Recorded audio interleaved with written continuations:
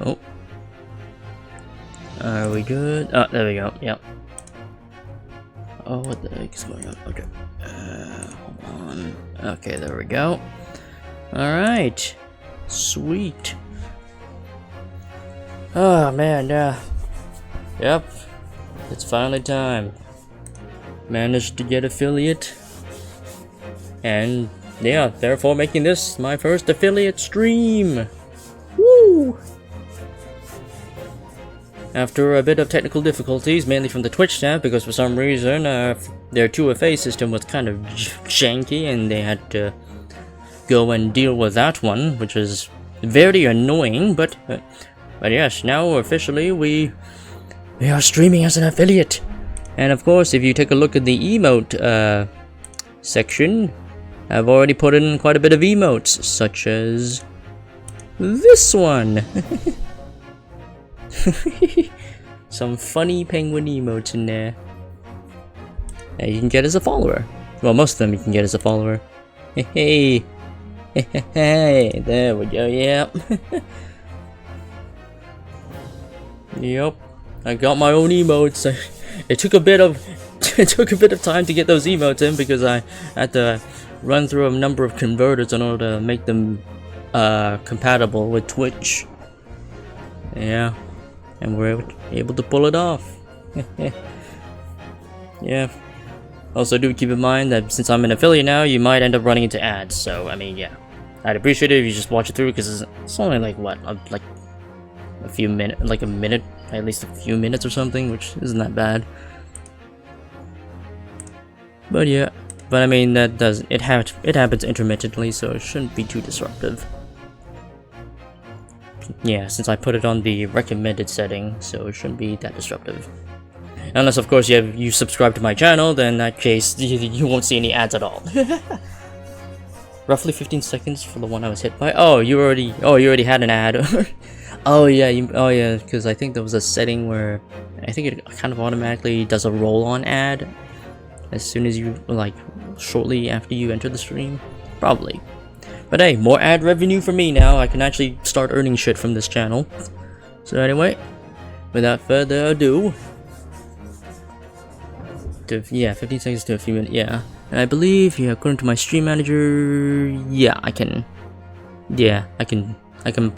also play ads at will, but obviously I will only play ads at will whenever I'm, like, going AFK, and then if I go to the be right back screen, I could just hit the ad break button and boom, ad revenue. I mean, I won't get it immediately, but yeah. So anyway, without further ado, let's get this game started. With the finale, apparently. Oh, this is the final chapter.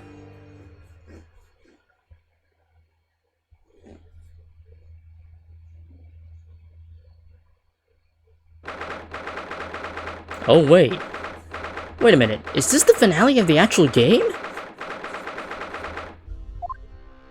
Oh wait, oops, I skipped it. Whoopsies. Hold on.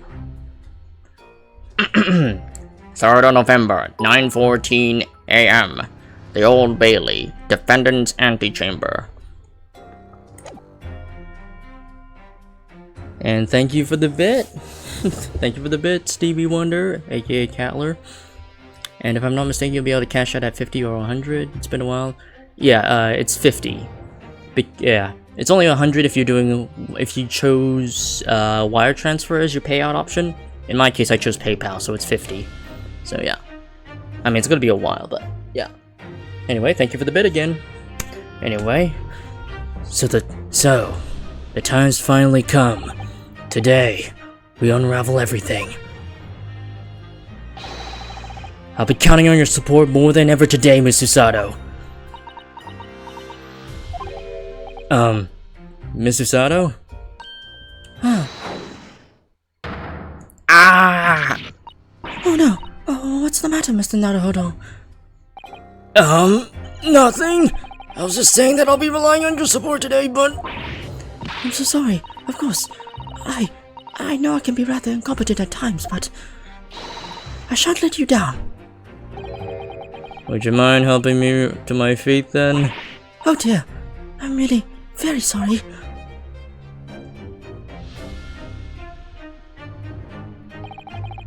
Susada-san isn't her usual self at all. But that's hardly surprising, I suppose. She just found out that her father is a partner of a world-famous detective. Not to mention... Ah, good morning, sir. Lord Von Zeeks. Thank you for all your efforts yesterday. What? Did I hear that correctly? What? Oh, no, nothing. Just, I hope we can clear things up today. I really can't make this man out. His face says I hate you, but his words are almost jovial today. Oops, I clicked on accident. Oops, I clicked on accident again. Okay. In fact, he hasn't been very Reaper-like at all since this all began yesterday. Lord Von Zeeks isn't the Reaper, Mr. Naruhodo. Good point. The Reaper. I suppose in hindsight, I shouldn't have allowed that misconception to go unchallenged. Huh? It was my tacit acceptance of that pseudonym. My failure to stop the Reaper becoming something more than a mere legend. That all led to all this. But you're not to blame for that, Lord Von Zeeks. It's only because serious crime in the capital dropped off so sharply when the public started calling you that. That's why you didn't say anything, isn't it? To be frank, I'm not sure that was the sole reason. What do you mean? There was a rumor at the time that the Reaper was really the ghost of my late brother. That having been slain by that evil killer, Clint's restless spirit returned as some sort of demigod, to wield a deadly blade of justice where I, by the dint of law, could not. Yes, we've heard that story too. When I lost him, I felt as though I'd lost my guiding light. I didn't know where to go or what to do. And so, in some small way, I wonder perhaps those rumors made me feel his absence a little less keenly.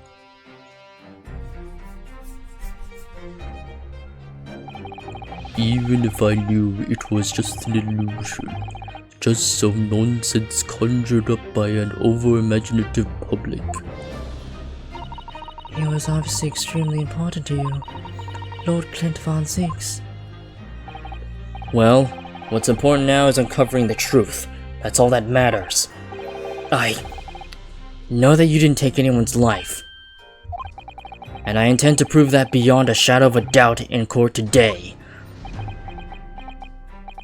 I never thought I'd say this, but I can see it in your eyes, that burning desire to cut through all the lies and deception. I can't deny it any longer. You are a lawyer of absolute integrity. Thank you. Now tell me, why do I detect the scent of expensive tea leaves in the air? Because Iris is here. Oh, Iris, when did you get here? Oh. I brought you one of my special blends. Hurley loves it. He says it helps him to clear his mind. Or head. I thank you. Oh, here. That's surely the first and last time I'll ever see a sight like this. You seem different today, Iris. Oh? Sort of subdued, I suppose. I am not. What happened yesterday is obviously still playing on her mind a lot. She's clearly very troubled about having stolen that autopsy report from Dr. Sith's laboratory. Alright then. Good luck to both of you. Good luck to you both. I have to make a move now. Oh, you're not staying? I thought you'd want to watch today's proceedings. Well, I'd like to cheer you on, obviously. But I got lots to get ready. Get ready? For what? Oh, yes. Would you take this? Isn't that one of the little felt dolls that's usually dangling from your knapsack? Yes, it's a lucky charm, a little Hurley that I made once. A Hurley? Looks more like a Harley to me. If for some reason you're completely out of options in the trial today, then just pull this little Hurley's ears as hard as you possibly can. What? Pull his ears? That's right, it's a way to bring good luck. I think you might need it.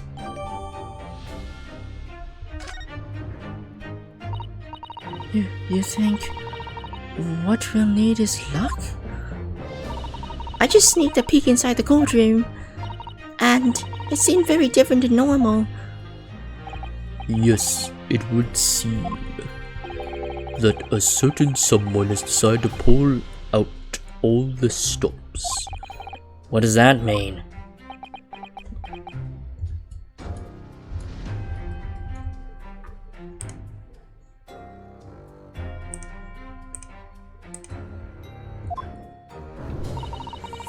What about Mr. Sholmes, Iris? I don't know. He was out all night and he hadn't come home by the time I left this morning. Oh, I see. Was Professor Mikotoba out all night too?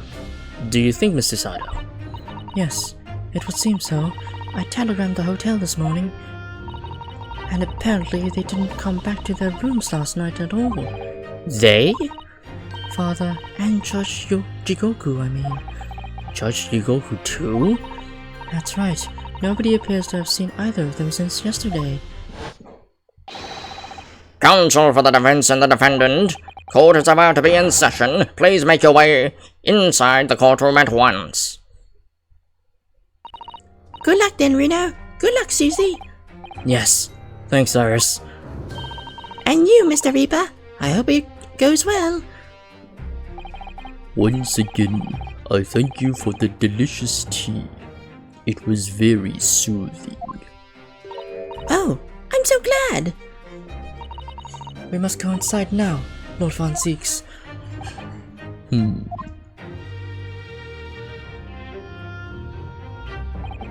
Lord Von Zieks has always been the formidable prosecutor I've had to lock horns with in court.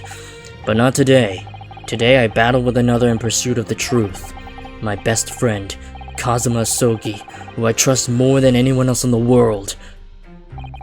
Now I understand what it was that drew me here to Britain all those months ago. Now I know exactly what destiny had in store for me. It's all been leading up to this one day, to this one trial, to this one final reckoning.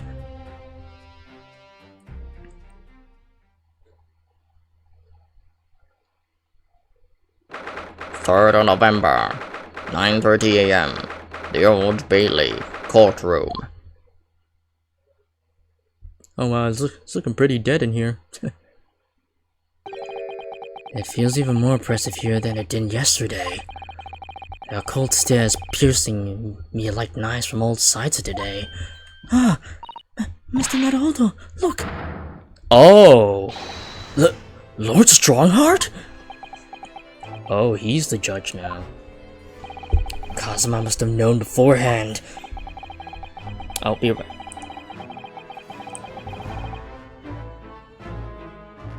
Be right back.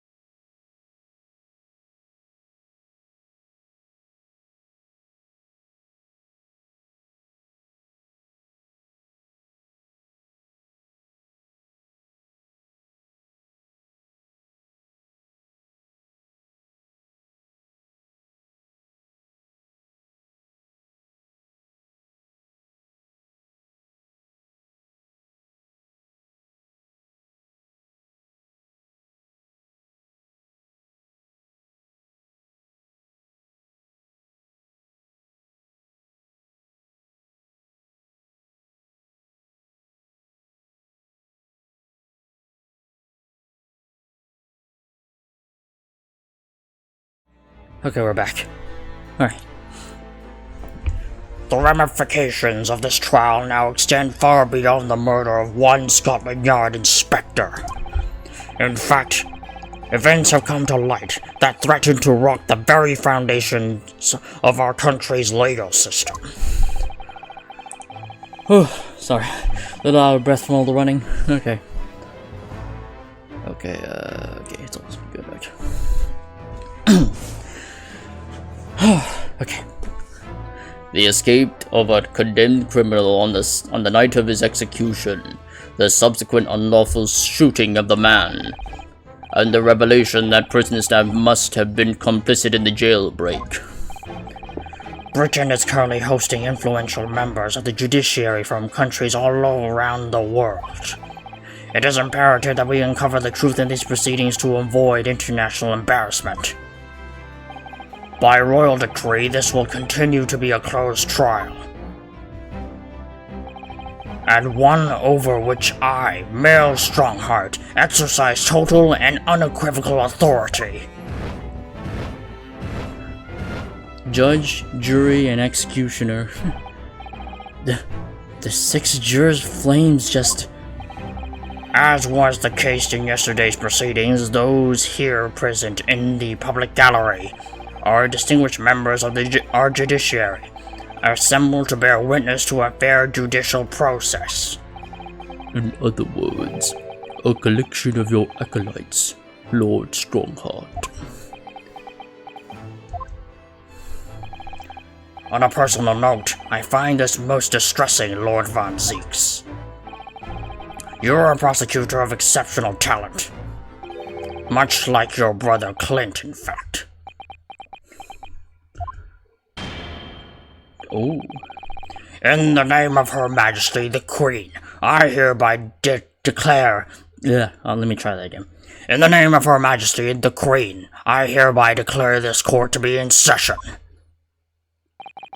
for the trial of Barak Von Zeeks, who officially stands accused of murder.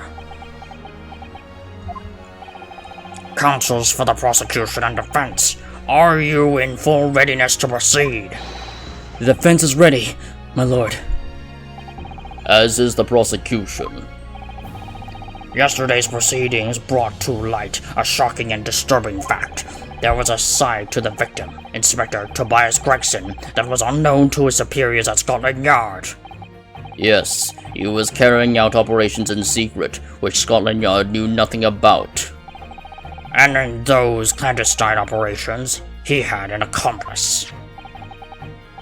Mr. Dally Vigil, who would be given the inspector's identification, and present himself around the capital in order to establish credible alibis for Gregson.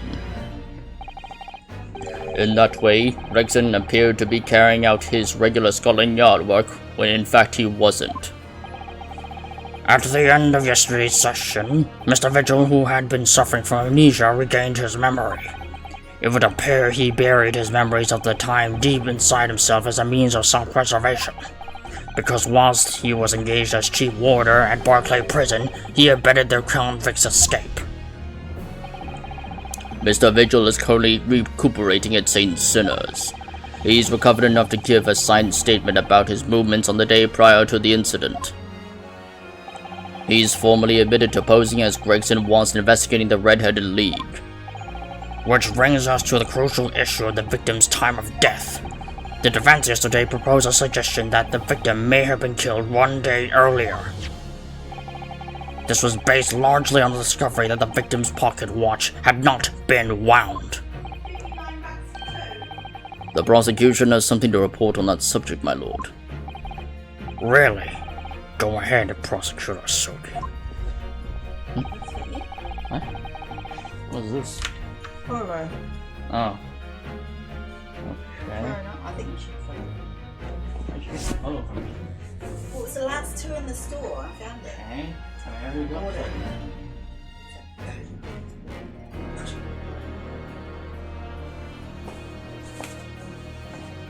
Yeah, perfect.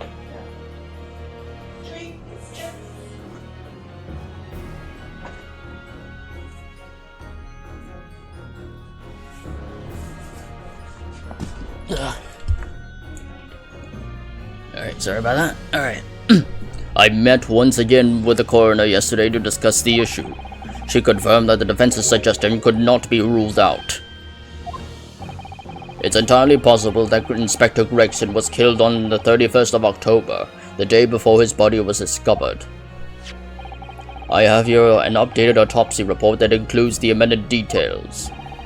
But the official opinion of the investigation team was made clear yesterday, that the time of death was 5 p.m. on the 1st of November. There are indications of an attempt to disguise the real time of death, however. It seems that the natural decaying process of the victim's body may have been slowed by keeping it chilled. That's out of the question. There are no refrigeration devices in that part of London large enough to accommodate a human corpse. My lord, this is more than just conjecture. There's evidence to support the idea. We must investigate it thoroughly. Very well. The court will accept the new report as evidence. However, if this outdated report is deemed to be accurate, it will give renewed significance to the movements of the victim on the day before the Fresno Street incident. It would, yes, especially since on that day, Inspector Gregson was using Mr. Vigil to cover up his real movements. It's conceivable that he was killed in the course of his secret activities. Do I sense that the prosecution has some information regarding those activities?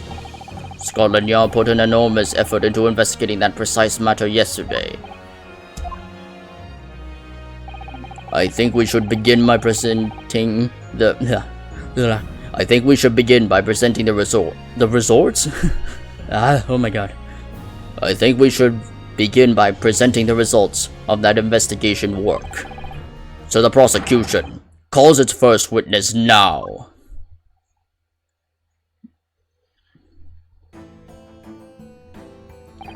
State your name and occupation for the court. Inspector Gina Lestrade, reporting representative of Scotland Yard. A self-conferred rank, but never mind. Gina? Again? What's your problem, Odo? What's with that? Gina? Again, look, eh? The boss meant the world to me. It's done more for me than anyone else did. Oh? Inspector Gregson, you mean? He got me out of the back slums on the east end and took me under his wing. Told me that life can have purpose. So that's why I'm the best person to be standing here speaking for him. Oh, Gina. Right. All out of the goodness of Gregson's heart. Not at all that he had his arm twisted by Mr. Sholmes, no. What's relevant to these proceedings is that the outcome of Scotland Yard's investigations yesterday has revealed that the victim was carrying out some assignment the police knew nothing about. Very troubling. That face. Lord Strongheart knew. So, Inspector Lestrade, let's hear exactly what it says in that report.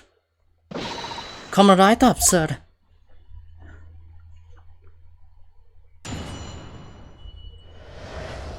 The victim's movements. All Yard detectives are supposed to follow orders and investigate what they're told. But a little search of the boss's office turned up a notebook and had a load of secret meetings in it. According to that, the boss was looking into some smuggled goods dealings that day. Looks like it was a big job and all, but the coppers weren't on into it yet. What matters most is there's witnesses what saw the Reaper at the place too. Smuggled goods? I don't know, do I? I'm just telling you what was written in the book. Tobacco, tea, spices, medicines, goods of all sorts flow into London by illegal channels from across the globe. It's well known that they are disposed of at regular black markets that take place in the capital. But the police are rarely able to locate them in time.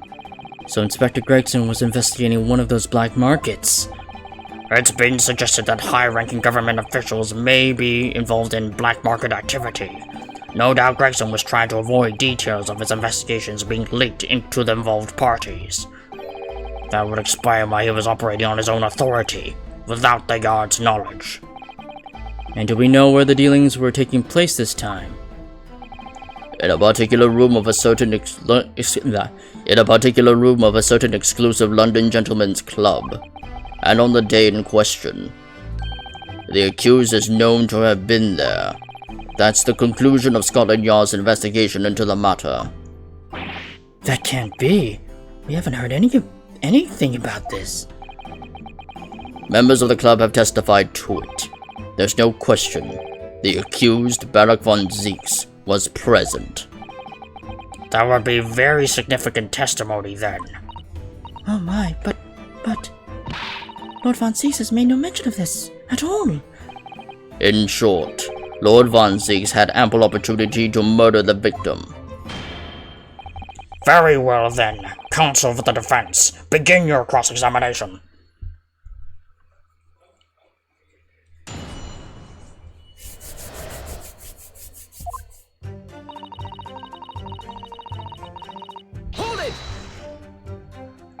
So, you follow orders, do you, Gina? Nah, not me. I'm above all that, see? Oh. The boss always had special orders for me. Grab us some fish and chips, or go give Toby his grub. That kind of thing. So, errands more than orders then? This detective is still an apprentice after all. Yeah, well, this apprentice ain't one to sit around and wait to be told what to do, even by the boss. That's why I've been doing my own investigations into what happened. I didn't find much at first.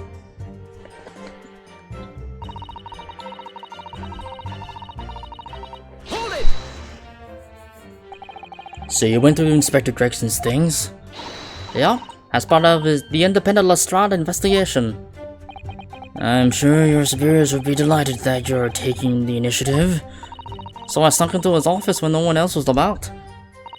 Because if anyone at the yards had seen me going in there, they'd have turfed me straight out on the street. Yes, it's sounding less and less like an investigation and more like something else. The prosecution understands that it wasn't this very detective who discovered the notebook. You got that right. Nothing gets past Inspector Lestrade and his trusty assistant, Chief Inspector Toby. We found it to be hidden in one of these desk drawers that had a false bottom. That's impressive. So then I went to hide myself where no one could find me so I could have a butchers out what was written in it. Because if anyone at the yard had found me out, they'd have turned me straight out on the street.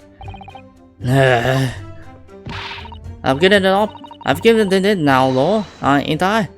And if it weren't for me, it wouldn't have been ever found.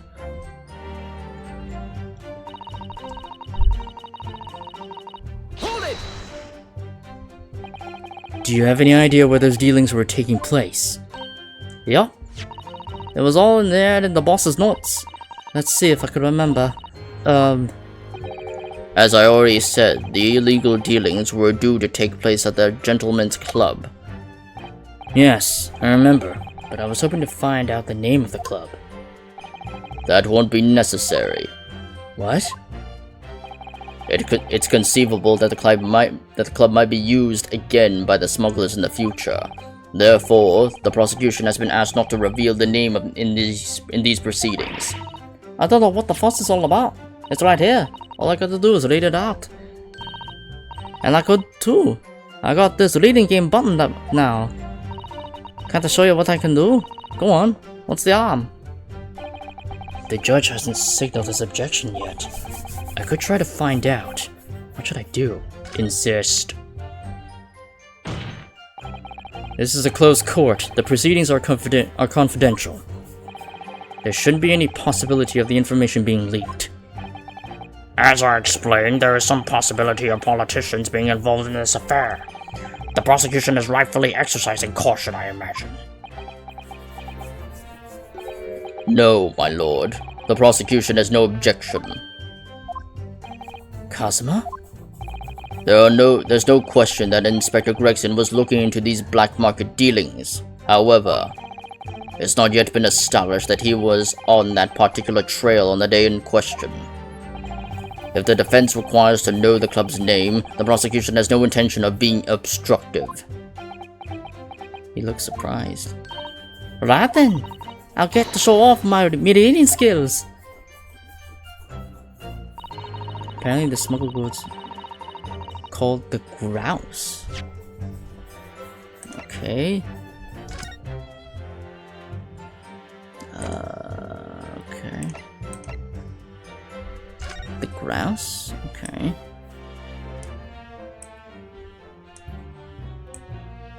That's a ferry ticket.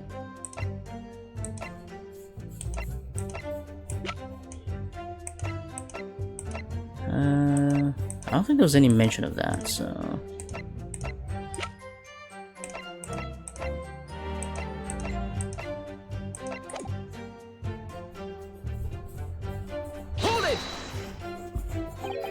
The Grouse. What sort of club is that?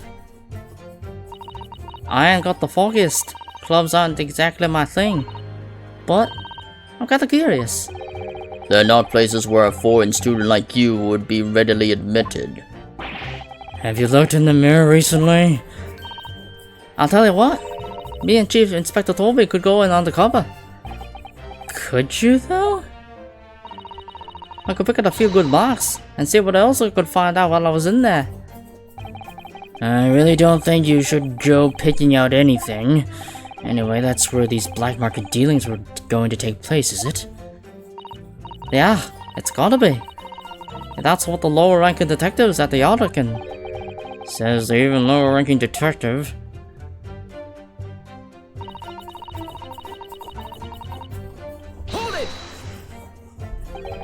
So, how had Inspector Gregson come to find out about it just in that case?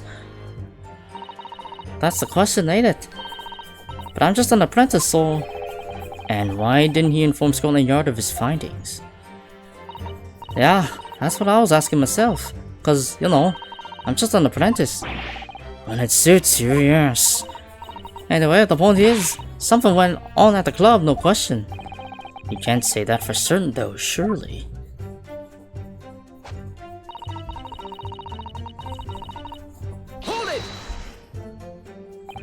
Lord Von Zieks was at the club. He was. Detectives who visited the club yesterday to make inquiries have confirmed it. Several members report having seen the accused being admitted to the room in question as a guest. It looks like there's no disputing that he was there then. Well, we know that Lord Von Zieks was investigating Inspector Gregson, don't we? Perhaps he'd already discovered the Inspector's secret notebook. Which led him to the club, you mean? Maybe. Presumably then, there are also eyewitnesses who can testify that Gregson was there? None have been identified at this time, no. So, the all-important victim wasn't seen at this mysterious club. Oi! Why ain't you asking Inspector Lestrade, eh? So that's all I've got to work with. Gina's not holding back with that ice-cold stare of hers, is she? I really don't know what to make of all this. Lord Von Zieks told us that he was investigating Inspector Gregson, but he never once mentioned that he met the inspector the day before the incident. You don't think Lord Von Zieks could have been lying to us, do you? That's not the only way to explain this. Oh. If everything Lord Von Zieks has told us is true, then there must be a mistake in this testimony somewhere. You mean, there are details we've yet to uncover? Exactly. A clue, perhaps, that even Gina hasn't noticed. That's what we should be looking for here. I'm guessing the club name has something to do with it. The Grouse.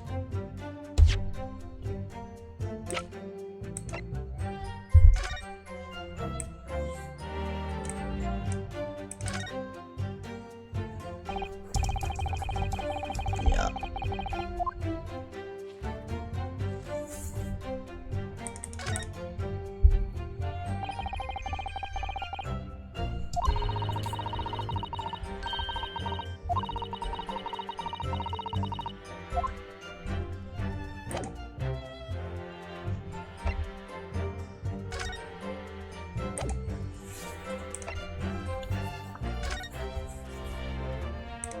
Yeah, these Sobe papers.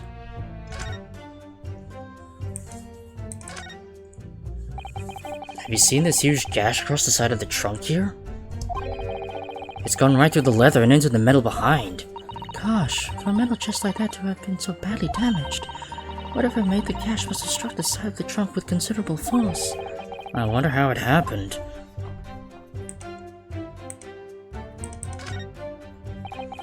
I can't. Oh, wait, no, I misclicked. Let's have a look inside.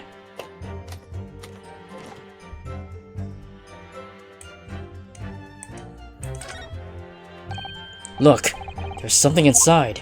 Oh, let's see. It appears to be a passport, authorizing him to travel overseas. Was Inspector Gregson about to go on a trip abroad then? Perhaps the date of departure might tell us something. That was... Oh. What is it? It was for travel on the 31st of October, just one day before the incident. What? Really? Oh.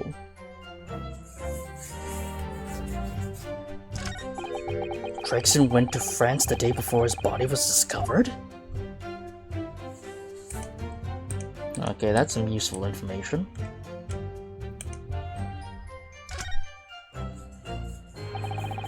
Do you see that? There's something stuck in the side of the trunk there.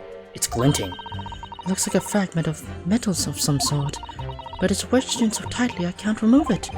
Well, don't cut yourself. You better leave it, I think. Oh, there's blood here too. Look at this dark stain here. Do you think? Yes, I'm afraid so. I think it's blood.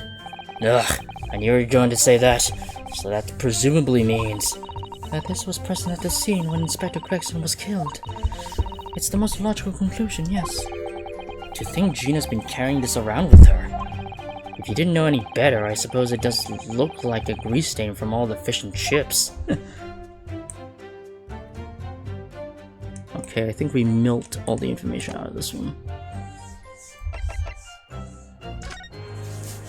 Tobias Gregson, date of departure within 1 week from the 31st of October. Dunkirk Affairs, police business. Permission for the applicant and one additional person to travel. Okay.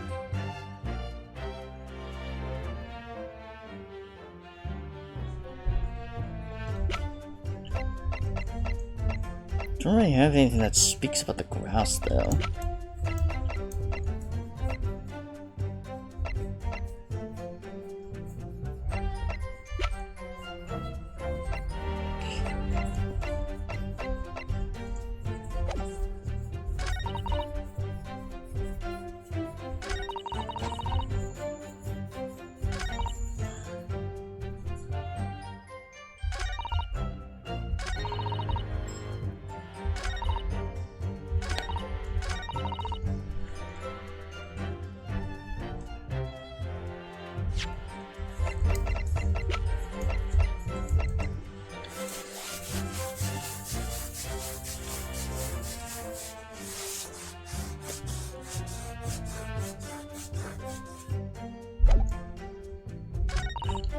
I already pressed all the statements.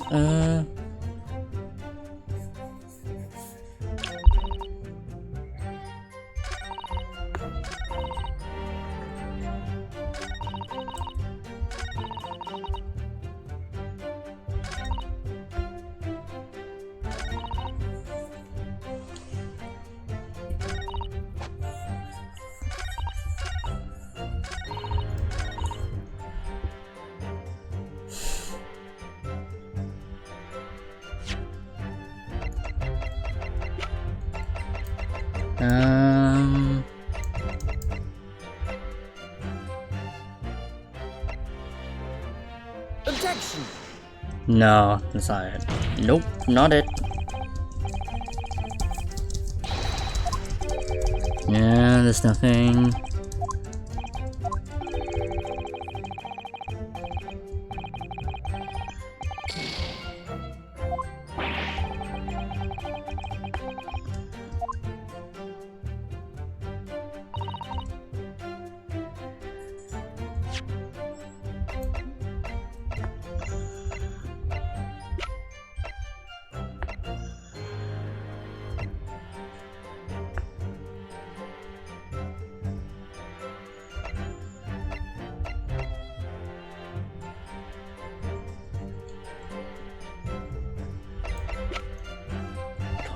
gosh.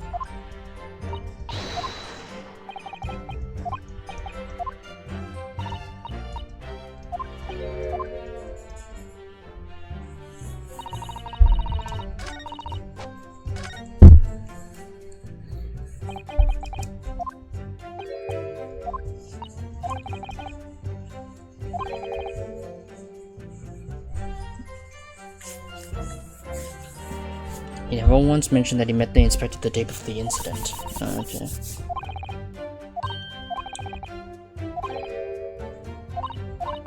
I'm guessing the last one, maybe?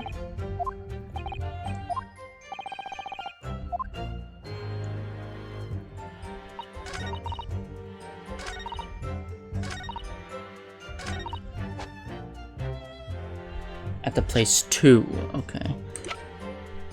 Objection! No? That's not it? Okay, I have no idea, so I'm triggering story mode. Yeah, I don't know. Okay.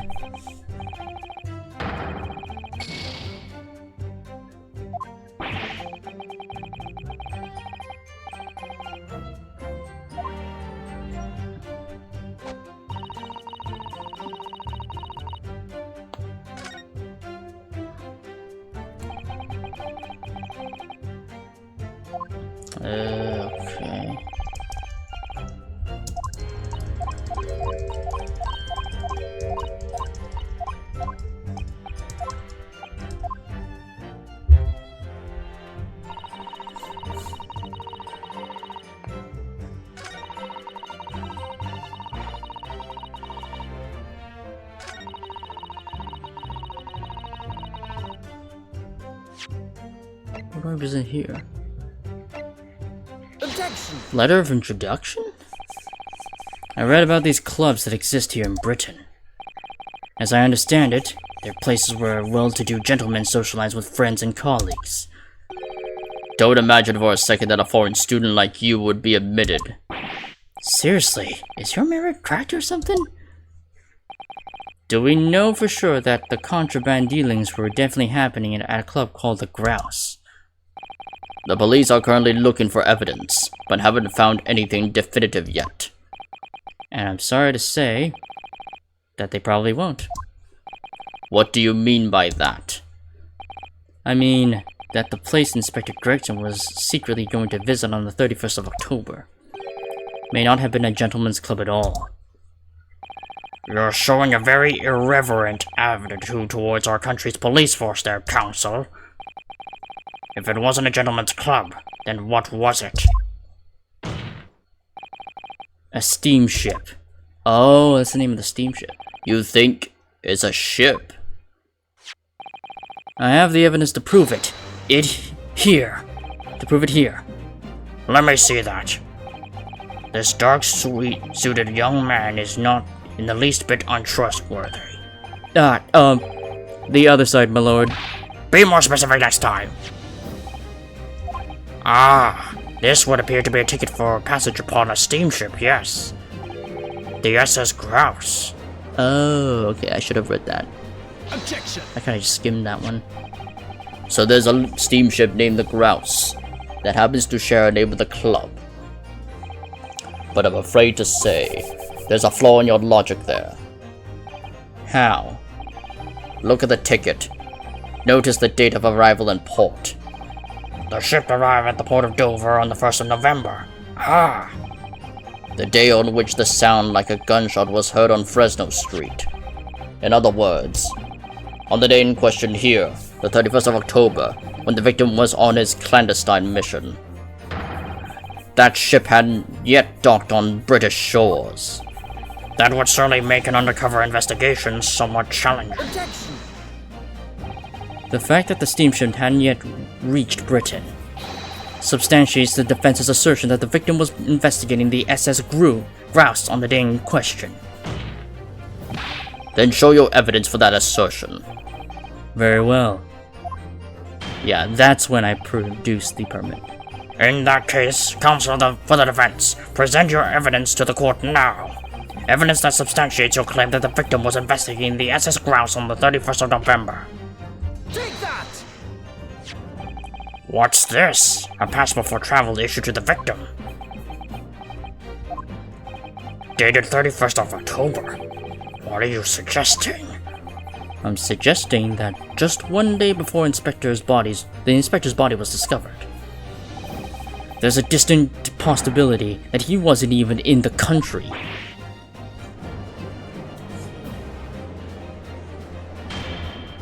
Order! Order! This document is for passage to France. It does not appear to have been officially authorized. The day before the SS Grouse arrived at Dover, it docked on the northern coast of France for a night. According to my father, who was on board, at the port of Dunkirk. Dunkirk, France. What could possibly have taken the victim there? I'm impressed, Ryunosuke Naruhodo. I certainly didn't expect you to get on your hands on that passport. What? You mean you knew about this? The prosecution's strategy for this trial has not been laid down by the Crown Prosecution Office. On the day before the incident, the victim was investigating contraband dealings at a London club. That's the outcome of Scotland Yard's investigations and the line the prosecution had been asked to follow. But personally, I don't agree. I think the prosecution's office is trying to hide something. What? And now that you've expertly disproven their assertion, I intend to reveal what I believe that something to be.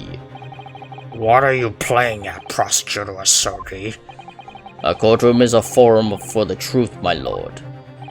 Which is why it's my duty to present all the facts, without exception. Let me guess. This was your intention from the outset, wasn't it? The reason Inspector Gregson secretly made his way to the steamship docked in France on the day in question was to carry out a mission for the Reaper. The Reaper? Order! Order! What on earth are you saying, counsel? The prosecution made an assertion in court yesterday. Inspector Gregson was investigating the identity of the Reaper. When he discovered the location of the man's secret hideout, he was killed. As I'm sure everyone can imagine, by the Reaper's hand. But in reality, the truth is the opposite of that. What? Inspector Gregson wasn't investigating the Reaper at all. He was, in fact, acting for the Reaper. So, you're saying the mission he was undertaking was... Obviously, an assassination. Barak von Zieks never carried out any of the actual killings. Whenever the Reaper's victims lost their lives, he always had a cast-iron alibi. Which tells us that he must have had an accomplice.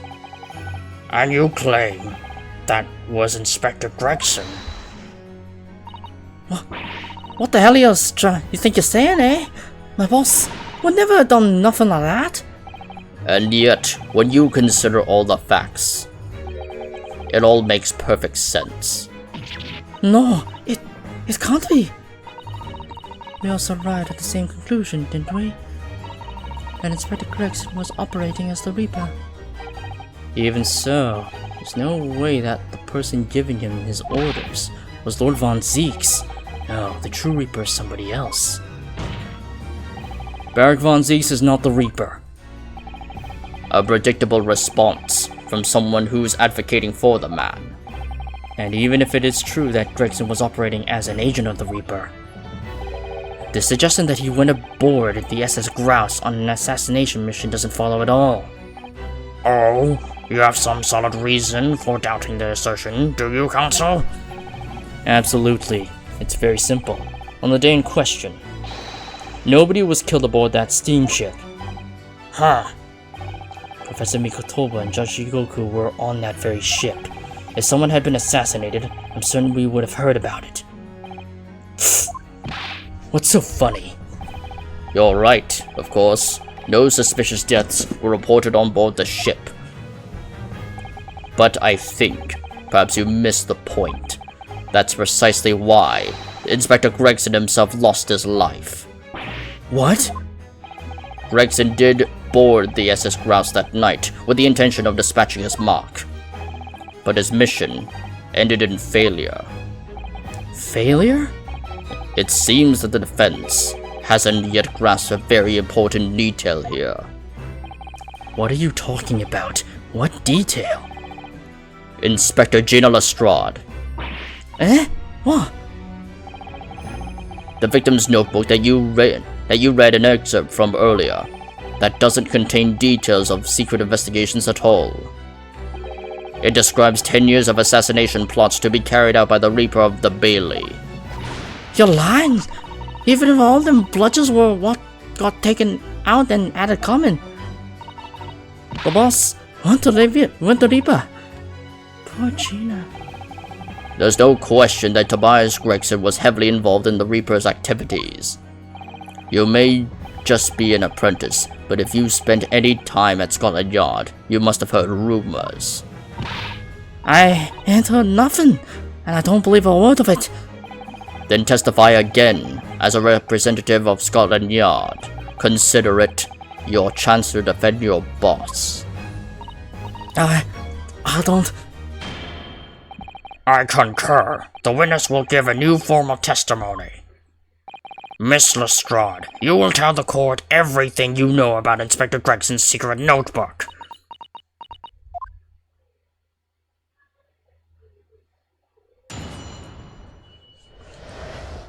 The Reaper's notebook. Yeah, this notebook does have a lot of stuff about what the Reaper got up to these past 10 years. Names of victims, dates and places and stuff. And the last entry in there was the 31st of October. It said Grouse was the place on that date, and then the name of the mark. There was a note about him being a criminal what got away from the Reaper in court 10 years ago or something. But honest, the boss didn't do none of it. It was just investigating the Reaper, that's all.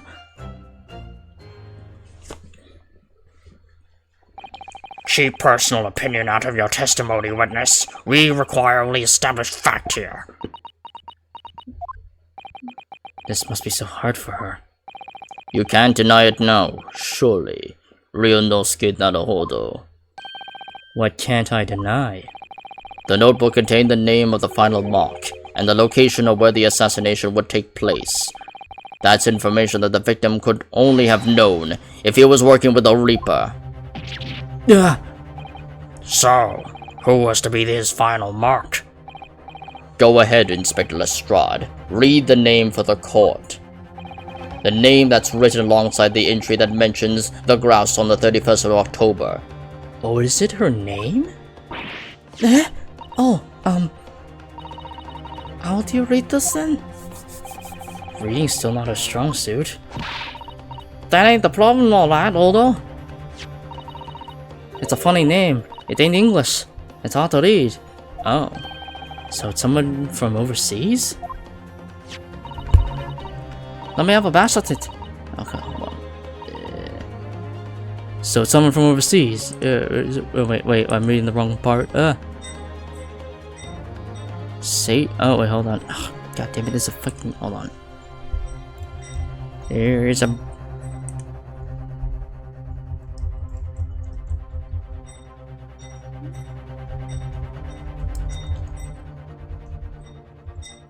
There we go.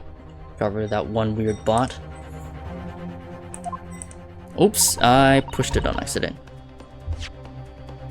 Let me have a bash at it. Say, is it? Yeah, Seishiro Jigoku. Maybe? What? It can't be. Seishiro Jigoku? But that's Jigoku. Seishiro Jigoku. Certainly not an English name. You're right. But that can't be right. I know Jigoku, and I saw him the day before yesterday, here in London. So I know for a fact that that man hasn't been assassinated. As I said, the Reaper failed. Oh. Gregson missed his chance to kill his mark and return to British shores. But the Reaper wouldn't tolerate the mistake, so he killed the Inspector. Personally. The Reaper, of course, being the accused. Balak von Zeeks. That's an undeniably logical argument. Kazuma, you planned for the trial to go this way all along, didn't you? Hold it! Yep, it's Von Zeeks.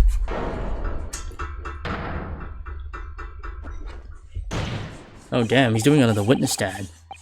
Pray forgive the discourtesy of filling my hollow chalice whilst I stand accused of murder. Lord Von Zeeks? The accused has no right to speak uninvited in court. You will return to the dock. I say nothing of whether or not I'm the Reaper. That's the task of this court to decide. But there is one thing I can say unequivocally. That girl is no detective. Eh? What? No, that's right. I ain't. I'm an inspector. Repeating rumors heard around the yard. Reading entries from a notebook of unconfirmed origin.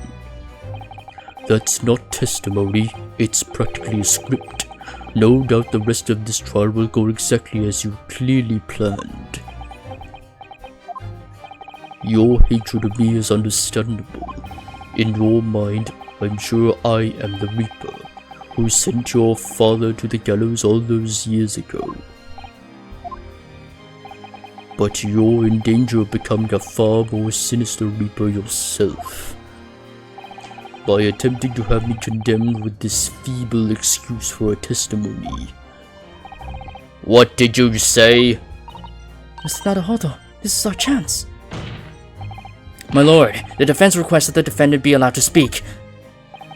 He may be privy to important information relating to the testimony just given by the witness. Very well. I'll make an exception and grant the request. The defendant may remain in the witness stand for the cross-examination. Then allow me to toast the court's impartiality.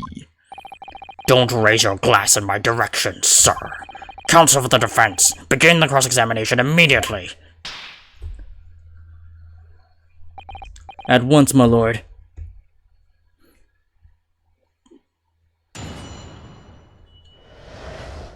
The Reaper's notebook. Yeah, this notebook does have a lot of stuff about what the Reaper got up to these past 10 years. The names of victims, the plans, names of victims, dates and plans and stuff. Oh wait, can I? Oh wait, I can't. Oh. Oh, we're just continuing. Name of the march. There's a notebook of a being criminal. Oh wait. Hold it! What do you mean a criminal? Jigoku's no criminal. But don't ask me. I don't know nothing about it. Oh, do you remember what Father told us? That Jigoku did once appear in the court here in Britain. It was related to the Professor case, I'm sure. Yes, of course. You're right. Seishiro was trying to mitigate Genshin's guilt, so he took to the stand to testify. But he got a little carried away and, actually managed to break the witness stand. He also said some contemptuous words about the British Empire, for which he was charged.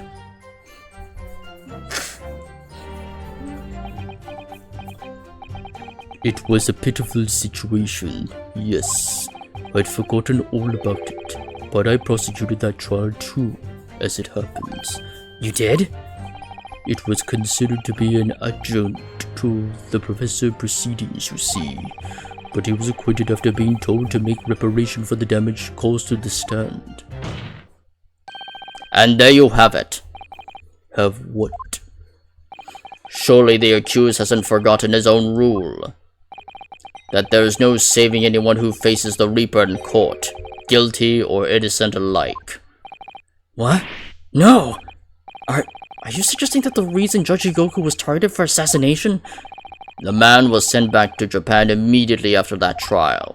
The Reaper had no time to do his work. But then, 10 years later, the mark returns to Britain once more. Perhaps now you start to see just how vindictive the Reaper is. Come on, that's absurd. To take someone's life for that? Isn't the whole premise of the Reaper absurd, killing those who have been found innocent? Clearly the rules by which the man operates are beyond the sane person's comprehension. But...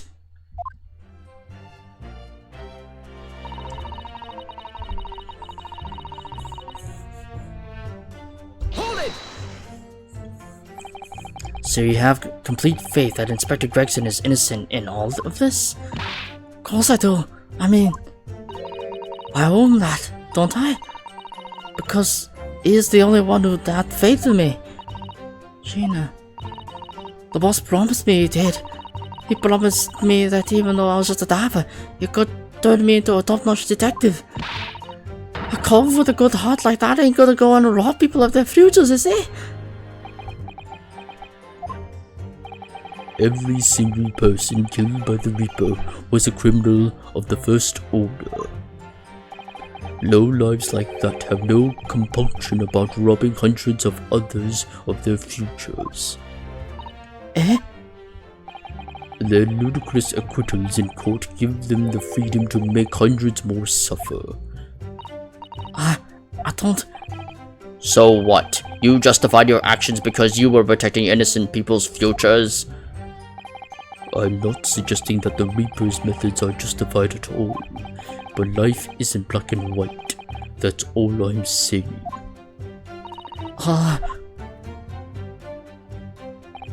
So that's what we have to work with.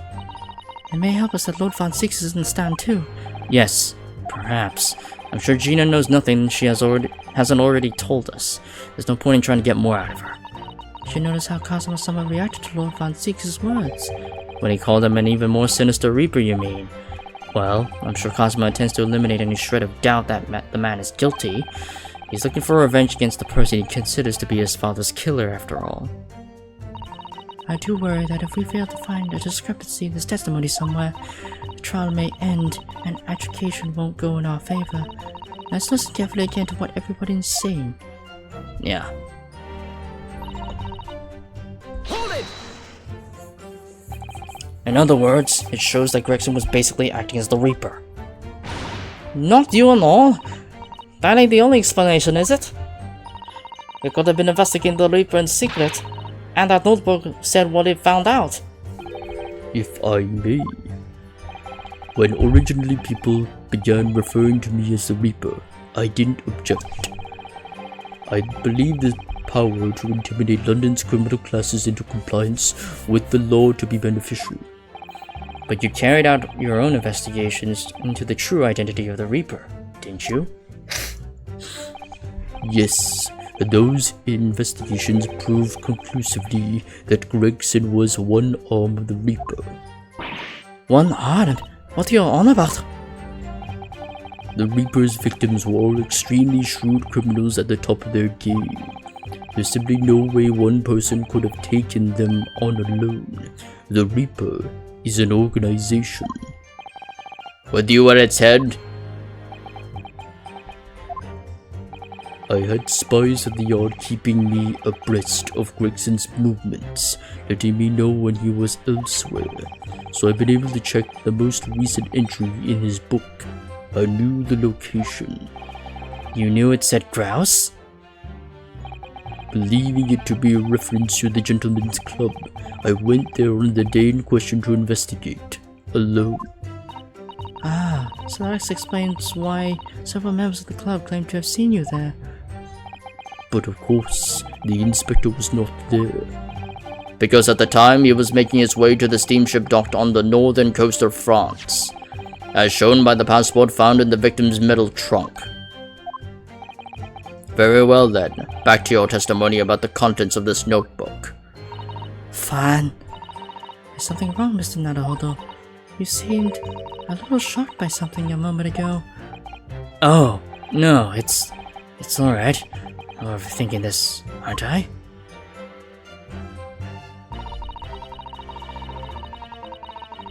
Hold on. You seem shocked about this?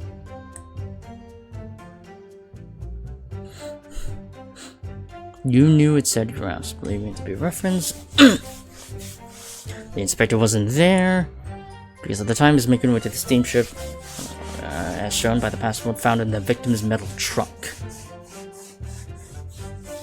How did he know that the passport was in the metal trunk? Probably. Hold it!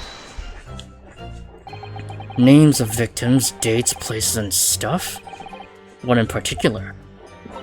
Well, beside the victims' names, this other name kept cropping up. What other name was that? It's the one I told you yesterday. The same name, written over and over again. You mean... Asashin? Yeah, that's the one. She's a friend of yours, or Samat, isn't she? Were you even listening yesterday? Asashin. The assassin. What? Like a killer, you mean? Gregson was the tactician, the one who came up with the plan of attack. He investigated the monks thoroughly, finding out when they would be vulnerable and who to use to get at them. But the person actually executing his plans was someone else, you're saying? If that's true, then the Reaper does indeed start to sound like an organized group of vigilantes. And perhaps what it said on the passport document. Permission for the applicant and one additional person to travel. Could that additional person have been... Clearly the assassin, who was meant to take Seishiro Jigoku's life. Gina, can you confirm that? Against the final entry that listed Grouse and Seishiro Jigoku, what name was written? Oh, well, that's the only entry that didn't have a name next to it, as it happens. What? It just had like a question mark or some up there, I think. In other words, Gregson himself didn't know the identity of the assassin in that case. But Gregson was the one making the plans, was he not? Oh, how infuriating. A nameless assassin? Hold it!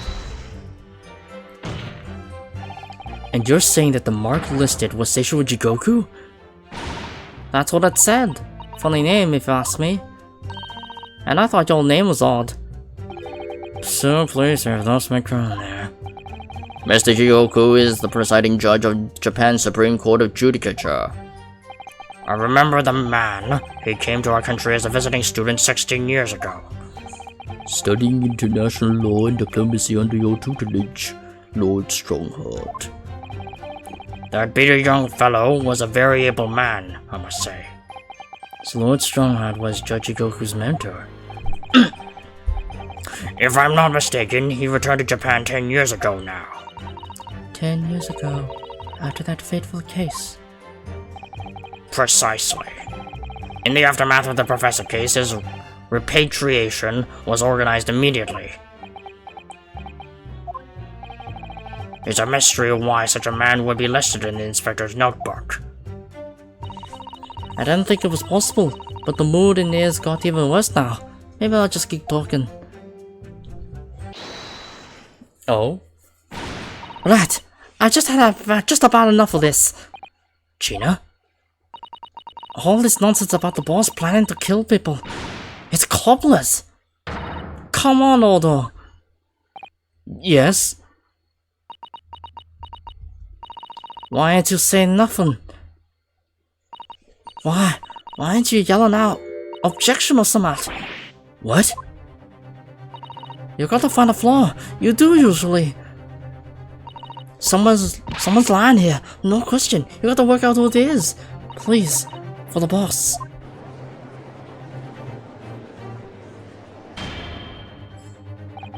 That outburst was an insult to the court and to your own testimony.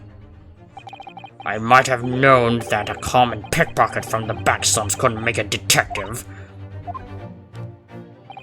When this trial is over, you will forfeit your warrant card, Miss Lestrade. Is that clear? And I've had it with you, lots of you. It's lies every bleeding place you look in this world, innit? Well, I've had enough. Gina. So have I. After that little speech of Gina's, I made up my mind. To do what, Mr. Naruhodo? There was one point in this cross-examination when something that was said just didn't sit right with me. One statement that seemed odd. Oh, do you mean? If I'm not going to let Gina's plea for help fall on... I'm not going to let Gina's plea for help fall on deaf ears. You gotta find a flaw somewhere. One statement was odd.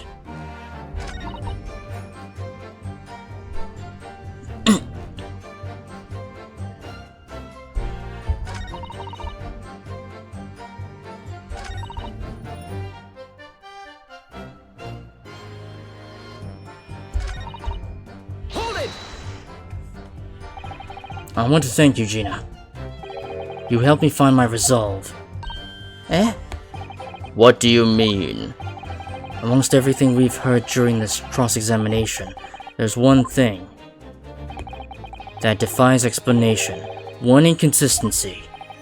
What? An inconsistency? Really, Aldo? I don't quite know what it means yet, but... yes, there's an inconsistency in something that was said by...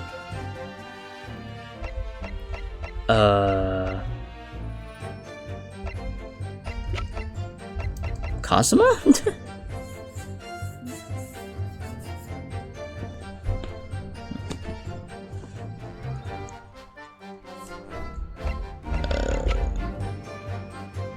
I'm not too sure. Is it Kazuma? It is Kazuma, okay, yeah, because you mentioned that after he said that. By you, Kazuma Soki. Me? Is this some attempt at filibustering, counsel? Prosecutor Sogi has given no testimony. What are you suggesting that I said was inconsistent? You let something slip that you shouldn't have. When I presented the relevant piece of evidence, I imagine you'll realize what you've done. Very well then, counsel. Go ahead. What evidence reveals this alleged inconsistency in something that Prosecutor Sogi has said? Is it this one? Take that! The passport, right? No? So, my initial impression... fuck. God damn it. It's the box, isn't it?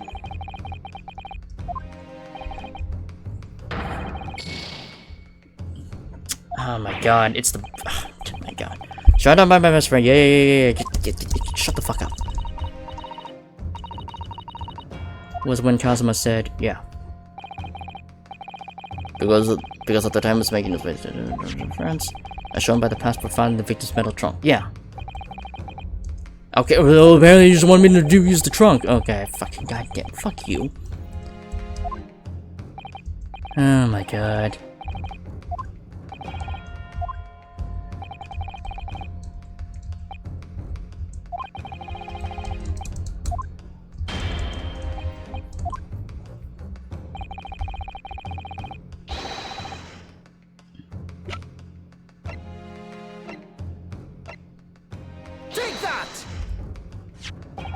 This is a trunk that belonged to Inspector Gregson.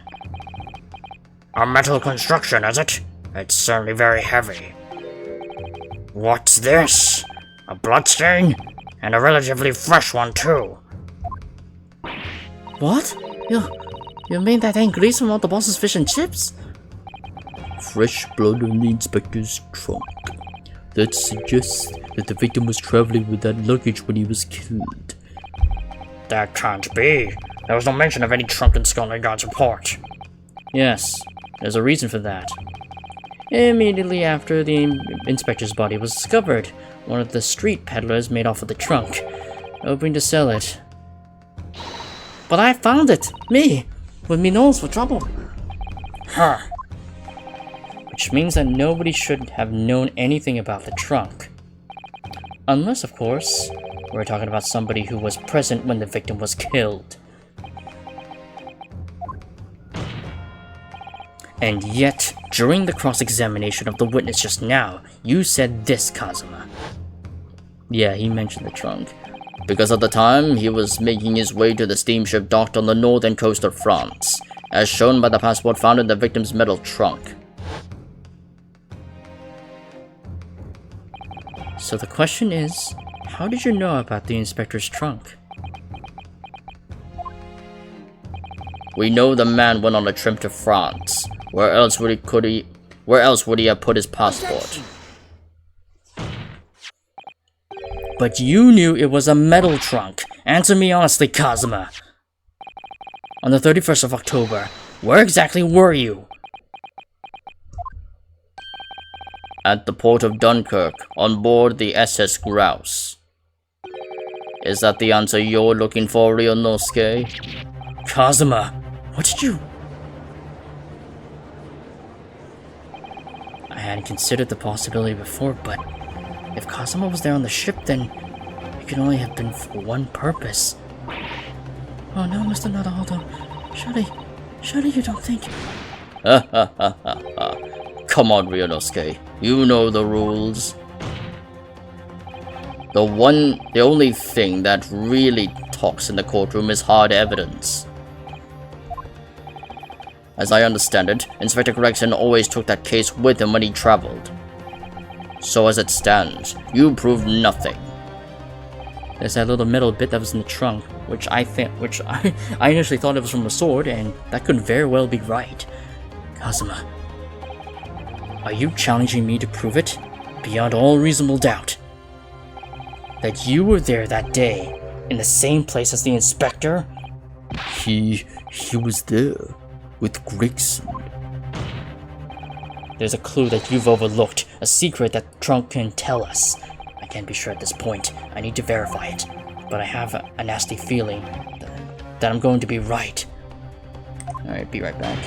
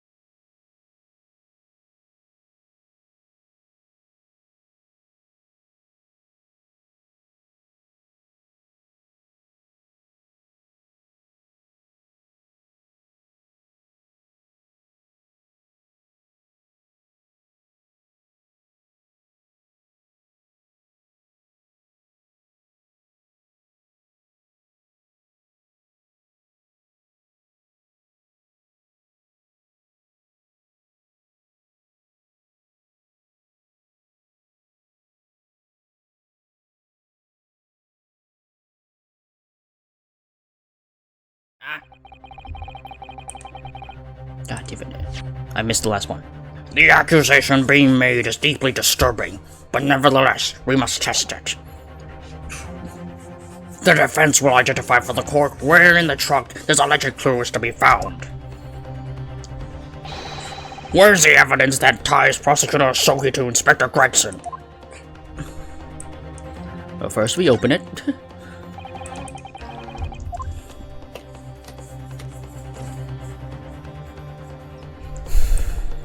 Then, that little metal bit.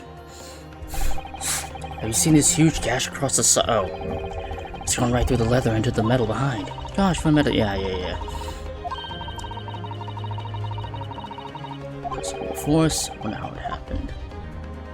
Hold on. There we go. There. Do you see that? There's something stuck in the side of the trunk there. It's glinting. It's like a fragment of metal of some sort. But it's wedged in so tightly I can't remove it. Well, don't cut yourself. You better leave it, I think. Got it! There's a small piece of metal lodged in the wall of the trunk here. Like the tip of a blade. Eh? A blade? Oops. Ah. Okay, there we go. Oops. Kazuma, slung around your waist ever today is the esteemed blade Karuma. Of course it is. Won't you draw it here in this courtroom for all to see? Exercise caution, my learned friend. That man is the son of London's most notorious killer. Bailiff! Watch Prosecutor Sogi like a hawk. That won't be necessary.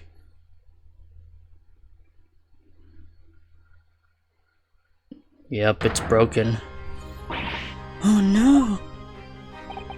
The tip is broken. If the fragment of metal from the trunk fits together with the end of the sword, the question of who was there with Inspector Gregson will be answered. It's a machete now? Agreed, Kazuma Sogi?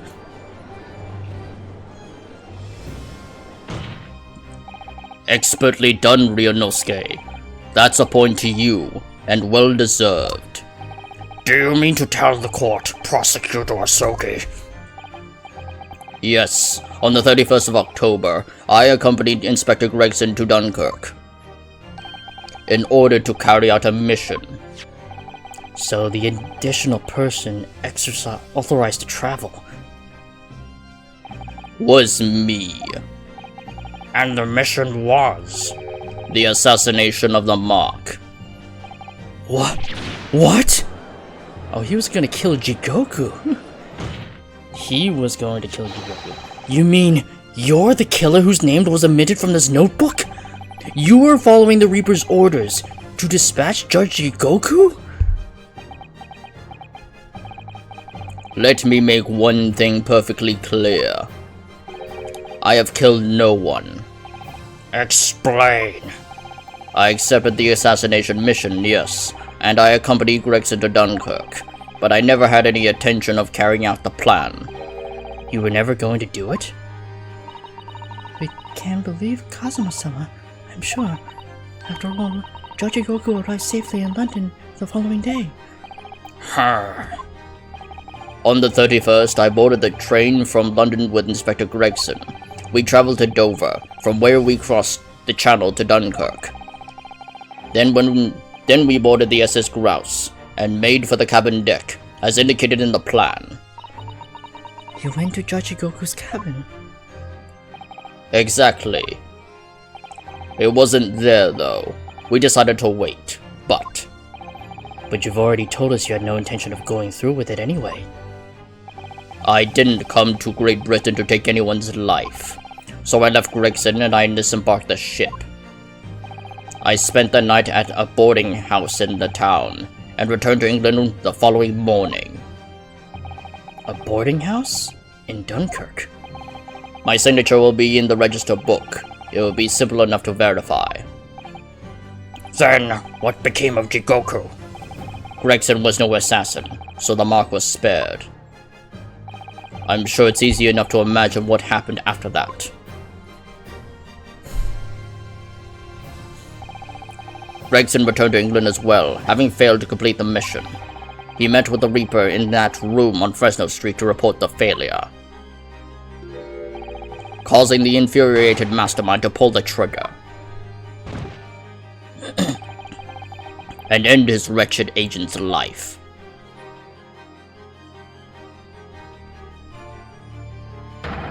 That's the real truth behind Inspector Gregson's murder. Objection! But if you did nothing as you claim, how did the tip of your sword come to be lodged in the inspector's trunk? I don't need to answer that. The victim was killed by a gunshot. A small fragment of a Japanese blade isn't relevant to the case, and accordingly, I chose to exercise my right to silence on that matter. Be that as it may, the court will sequester the sword as evidence. As you wish, my lord. Time to give it a look-see. We must take immediate action now. Wait, hold on. Let me look at the sword. Yeah. There we go. Katama, the great blade. It's such a thing of beauty. I want to gaze on it for hours.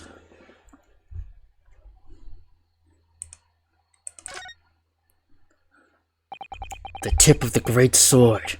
Broken. It's such a shame. It's been so meticulously carried over the years. I can almost hear Katama's sobs. Kazuma must have really taken a swing for that to happen. Is there anything else to look? Anything on the sheath? No.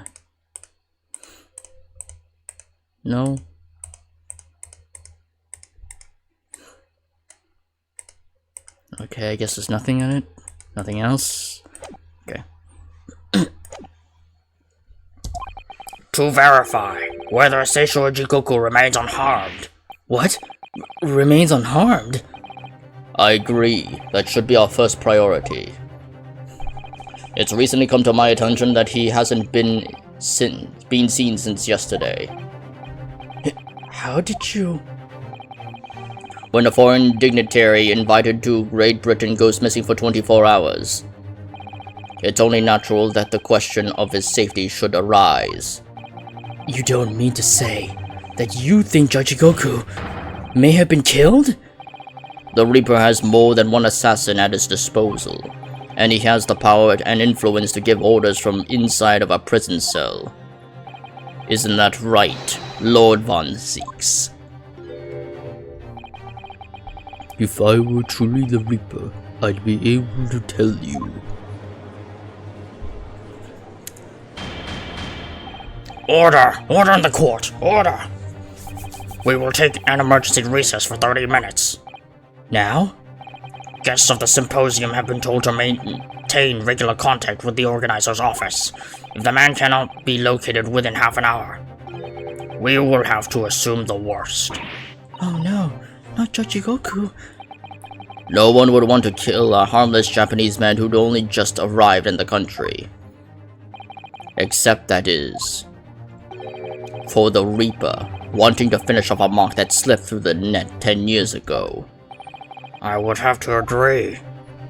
Mr. Naruhodo, for the defense's sake, My lord? I sincerely hope we are successful.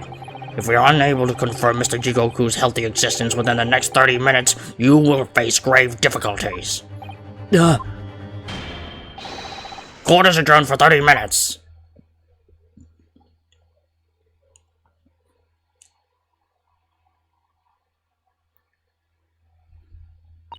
Kazuma-sama, the Reaper's assassin. I feel as though I'm in a nightmare. I can hardly believe it either. But on the other hand, Kazuma isn't in the habit of making up stories. I have such a terrible sense of foreboding. If something awful has happened to Judge-Goku. then I feel as though things will only spiral further and further out of control. I felt it from the moment I stepped into the courthouse this morning. That strange sensation that we were careering towards a foregone conclusion. Well, in the worst case, we might only have 30 minutes left. Unfortunately, though, I don't think there's anything we can do but wait now. We're out of options. Actually, there may be one last hand we can play. Or rather, one last ear. Of course! The little Mr. Sholmes doll that Iris gave us. Let's yoink on it. If for some reason you completely run out of options in the trials today, then just pull this little Hurley's ears. As hard as you possibly can. Perhaps now's the time. What should I do? Pull out Hurley's ears or not? Pull! Here it goes then. I'm going to do it. Good luck, Mr. Naruhodo. No looking back. Heave! Oh! Oh, ow! That scream. Suddenly, Mr. Sholmes. Mr. Sholmes? Where are you? Here, my dear fellow, here! It's the Fell doll talking? Pull the ears again, Mr. Naruhodo, as hard as you can. Alright then, I'll pull all my strength into it. Heave! Ow! Please, my dear fellows, no need to pull my ear off. Mr. Sholmes, where are you? Myself and my trusty partner are presently in the first class cabin area of the SS Grouse. The SS Grouse? She left from Dover last night after the final pieces of cargo were loaded. We are currently docked at Dunkirk, but due to be underway again in half an hour. You've taken a ship to France? Please, even with my athletic prowess, I would struggle to jump the Straits of Dover. After we left Baker Street last night, we hurried by cab to the station and by train to the port, in order to board this vessel in time. So, you mean you'd already worked it out? That the steamship was where everything really took place? Mr. Naruhodo, pray, what is my name?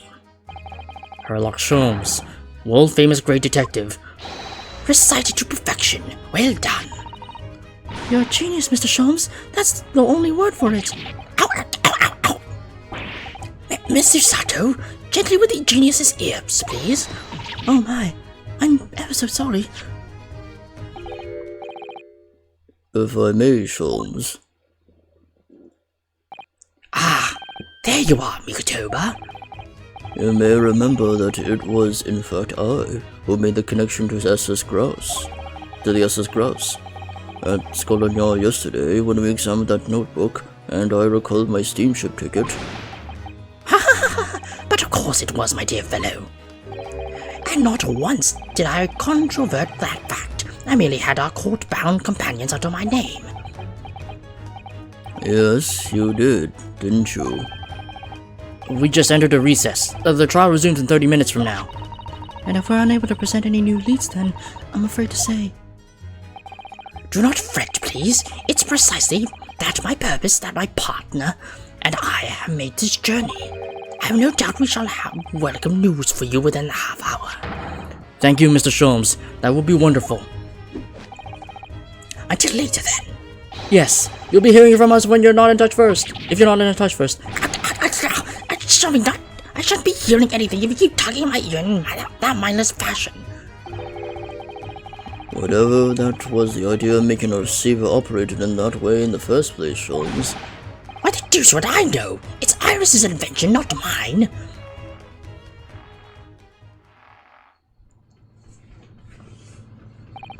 Whilst I know how much you enjoy being the hero of the hour, Sholmes, we are but half that now before the Grouse puts to sea again. If we don't conclude our investigations rapidly, we shall find ourselves in the Naples before long. There are times, Mikotoba, when you make a surprising amount of sense. So, let us begin. Oh, we're playing as Mikotoba? Oh shit. First class cabin number 2. Yes, this is the one. but I don't believe an investigation of the cabin is going to be plain sailing. The crewman standing in front of the door is an angry-looking fellow. Why are you loitering here? Who are you? My dear fellow, do you not recognize a world-famous detective when you see one? The question really ought to be, who are you? Do you not recognize world-traveling great sailor Chicken Stroganoff when you see it? Great detective? Huh, I don't think so. Wait, Do you see that, Mikitoba? yeah, why is his name written on his arm? It would appear that this man is a devoted follower of mine. Goodness me, is that a tattoo? That says Sholmes. I must say, whilst such adoration is flattering, naturally, it does leave me a little cold. What are you talking about? Leave, now!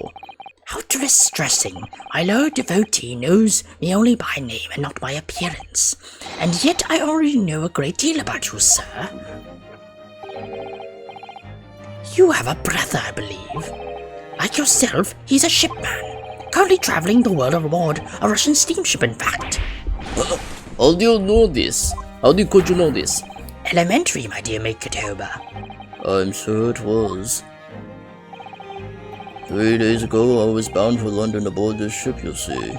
We're looking for one of my fellow passengers, a man by the name of Jikoku.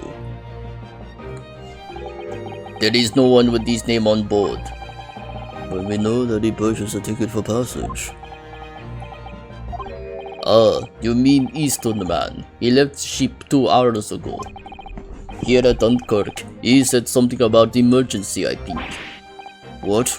Are you sure? So Seishiro's realized that we're after him, has he? His cabin is the one behind you. We should like to investigate, please. No, I have orders to not even let a mouse inside. Mikitoba, be a good man and draw the sailor's attention away, would you? Make up some excuse so he leaves the area. You said that right in front of him. Doesn't great detectives see that even sailors have ears, both left and right? Curses! The plan is ruined! And you have only yourself to blame, I'm afraid, Sholmes. Forget it. Cabin door is locked. Even if I am not here, you cannot get inside. Mikitoba, I'm sure you haven't forgotten my special talent, have you? Opening any lock. Within a mere 5 seconds, so if you be so kind as to afford me the requisite time, old friend, in your typically accommodating manner. How could I refuse such a typically unappealing request, old friend? So I need to distract that burly sailor for 5 seconds, do I? Good man! So, the game is afoot.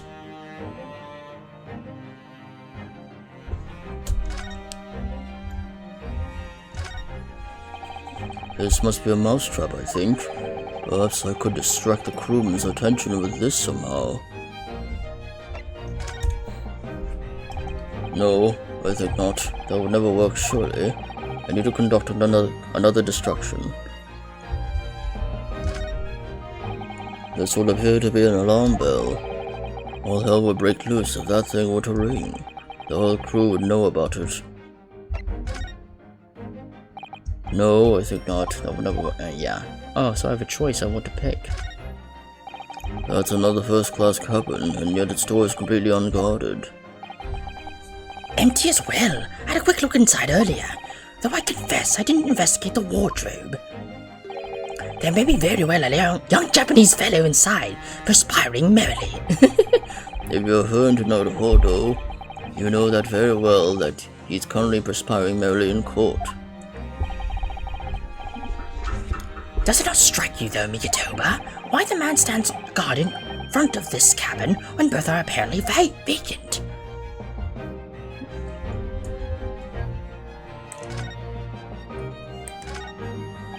Ah, the switch for the electrical lights. Perhaps if I were to turn off the lights, the crewmen wouldn't be able to see what we were doing. I would explore my choices first. That's a speaking tool for members of the crew to communicate with one another on the ship. If I could just persuade our stocky sailor friend that he needed to use it, Sholmes could unlock the door whilst he was distracted. The question is, how?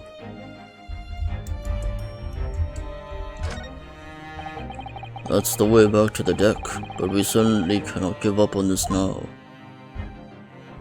Okay. The question is, who... I mean, the fact still remains that we're still right in front of him. He is like a Neo-Temple Guardian statue, this fellow, the way he's glaring at us so fiercely. Tell me, why are you standing guard here if the cabin is unoccupied?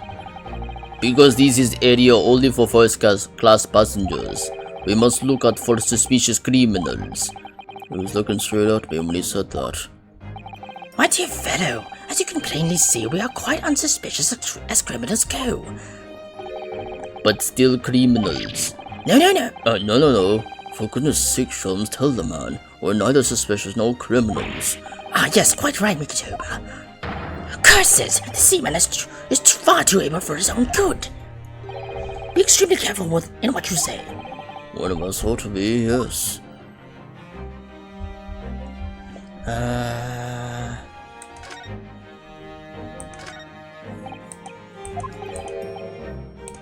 Flick the switch.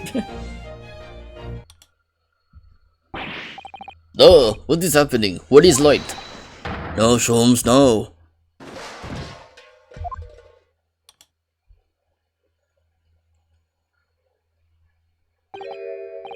Nobody there.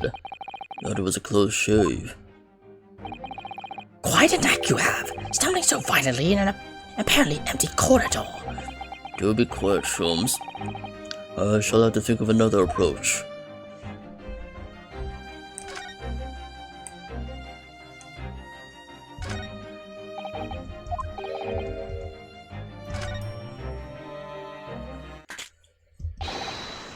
Oh. Choo-choo. That sounds like beast, mouse, and trap. Choo-choo. I'll bring bucket of water later, put it out of misery. I don't like the sound of that. In any case, my dear fellow, that was quite unconvincing. Only Japanese mice make a true sound. Oh really, Sholmes, and pray tell, what do Russian mice make? PP, naturally. Although also quite unconvincing, I readily admit. So go ahead, Mikitoba, do a PP this time. No, thank you. I'm sure I could come up with an alternative solution. Alright, we ring the bell. Here goes then. Pardon me in advance. You, what are you doing? If we're at sea, that would be a very bad problem. What's going on in there? What's going on down there? Seaman Strongdorf, report at once. Sorry, sir, nothing to report. It was just a stupid trick. No, not by me, by the world famous. No, as I told you. Now, Sholmes, no. Done. Not even 5 seconds, eh? But don't stand there gobbling at my brilliance. Mikitoba, in we go. Oh, yes. We're just breaking into this cat. Oh my god. 3rd of November. SS Grouse, first class cabin, number 2. Good gracious. It would appear that the occupant of this cabin did indeed disembark rather hurriedly. Those clothes on the floor there. They're Seishiro's without question. Well, it seems we are just a little too late. Yes, by about 2 hours. Still, once we're here, we should investigate thoroughly.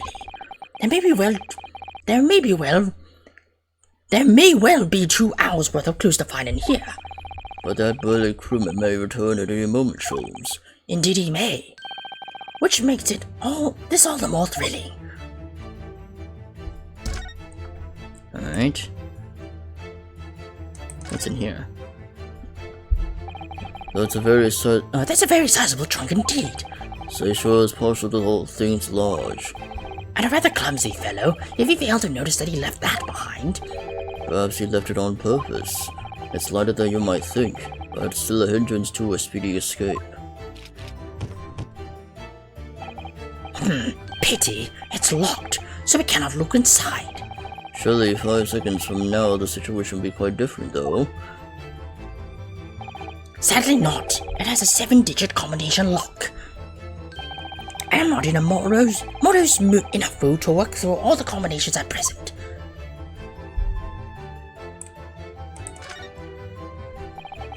Quite the exquisite glass, I must say. See here how it... Is there something wrong, Sholmes? You suddenly trailed off. Ice, Mikotoba, ice! What opulence the first passengers enjoy! Chilled drinks! Pardon? Could it be that the steamship is equipped with an electrically refrigerated cold room, do you think? Well, it is a luxury liner after all. They have enormous refrigerators for storing all sorts of lavish produce as well as ice. On our voyage from Japan, we enjoyed culinary delights from all over the world. Oh, that's where Gregson's body was hidden, probably. Suddenly, Mikotoba, the sight of you is making my mouth water. I haven't taken on the flavor of one of the food I ate, you know. There's a speaking tube here. Look, though it's been stopped with some cloth. So the voices of the crewmen on the bridge aren't an annoyance, I suppose. Or indeed, so that the voices in this cabin aren't heard elsewhere. But something have happened in here that was for no one's ears, do you think? Either that, or it could be to prevent snakes from entering. That's really become a favorite case of yours, hasn't it? According to the report I was given, Naruhodo was concealing himself in Asogi's wardrobe. Indeed it was, and it was of a similar size to this one. Ah, you must climb inside yourself, my dear fellow. What? Whatever for? It was the site of my first fateful meeting with Mr. Naruhodo. You can experience the moment for yourself now, complete with my dramatic rhetoric. Come on, come along now, in you go. This will take a moment. Really, Sholmes? Surely you can't just tell me what you said? Well, I uttered some brilliant remark and opened the wardrobe to reveal the stowaway murderer. I think you'll just read about it in the adventures of Sherlock Sholmes. This is the waste paper basket. Look, and there's still rubbish inside. Indeed. Then let us pry.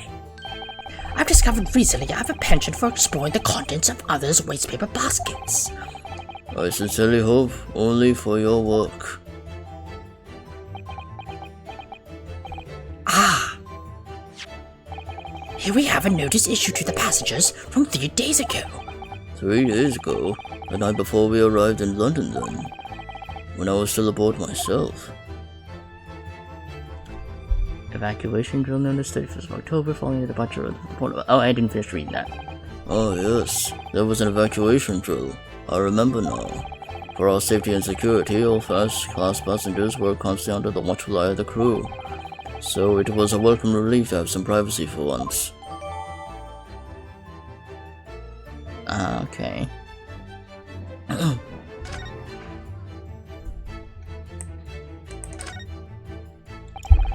There's a substantial heap of clothes on the floor. An overcoat, shirts, a dressing gown. Momoshiki wore trousers, a Tanzan robe, a Haramaki waistband, clearly the clothing of a Japanese man. And clearly Japanese men are unaccustomed to the culture of the wardrobe. It looks to me as if they've been thrown in a heap like that in something of a hurry. Indeed, you could help yourself to a Japanese man's shirt perhaps. I'm sure you make mention of packing too few. To very likely drown in one of Seishiro's shirts.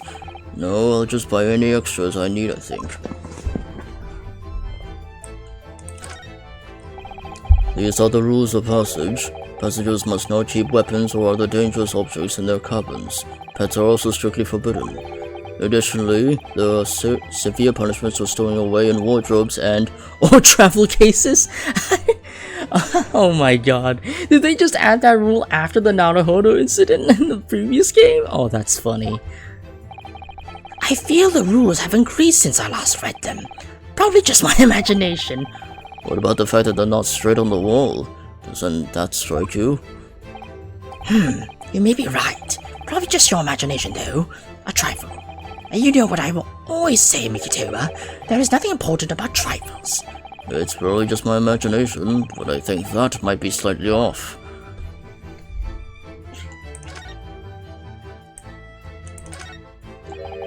The wall is a slightly different color just here. Do you see? Indeed! What you have observed arises when a frame that has been hanging on for some time is removed. Perhaps your friend is an art thief. Now there's a bold deduction worthy of a great detective, I'm sure. He may very well be the elusive thief who has been plaguing France's galleries of late. I think perhaps we should focus our attention somewhere else, or elsewhere, Sholmes, don't you? That outline on the wall, I feel as though I might have spotted something of a similar shape and size elsewhere. Oh, and here he is. You all still here? Evil Seaman Stronganov. Hello again. I was beginning to think you'd never materialize.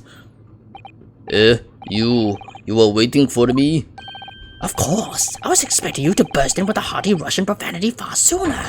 I was in trouble with Captain because of trick you played before.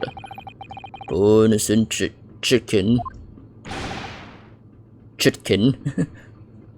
It is all your fault. Ship is leaving port soon. Get off, now. Of course, we shall disembark presently, my dear fellow. But first, there is something that must be done. What are you talking about? Why, naturally, the debunking of your deceit and the barring of the truth. I'm afraid I see through your lies.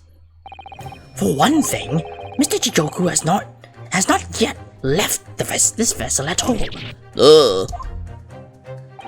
And for another, my dear seaman Stronganov. You know exactly where the man is, even as we speak, don't you? How can you? Good gracious, Holmes. You mean you worked it out? All of it? It's really been too long, hasn't it, old friend? 10 years, no less. So, would you care to join me for a dance of my inimitable logic and reasoning? Nothing would please me more. What is this? Here we go. We have but minutes until this vessel puts to sea. No games now. Hey. Time is of the essence. Mr. Stronganov, allow me to remind you of your earlier claim. You told us that Jigoku left the ship some 2 hours ago. Duh, that is what I said. Sadly, that was a rather clumsy lie. You see, there is something in this room that quite clearly contradicts it. What? Oh, yes, of course. I see you noted it too. Mikitoba, then please do take the lead. What in this cabin shows the impossibility of Jigoku having disembarked 2 hours ago? Let's see what the last 3 years have done to your observational skills then, Mikitoba. It's been 10 years since we last did this, Holmes, not 3. Why, of course it has. Quite. Now, all the clues are here in this cabin for your eyes to see. But as I always say, you must not merely look, but observe. Observe and the answers become clear. So, impress me. I think I could manage that.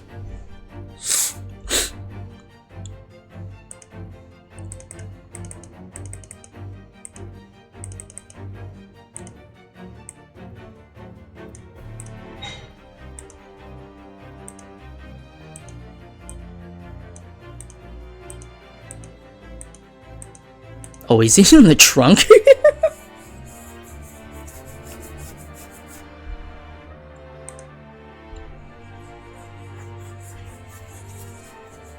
I guess the ice would have melted by now? Take that! Yeah.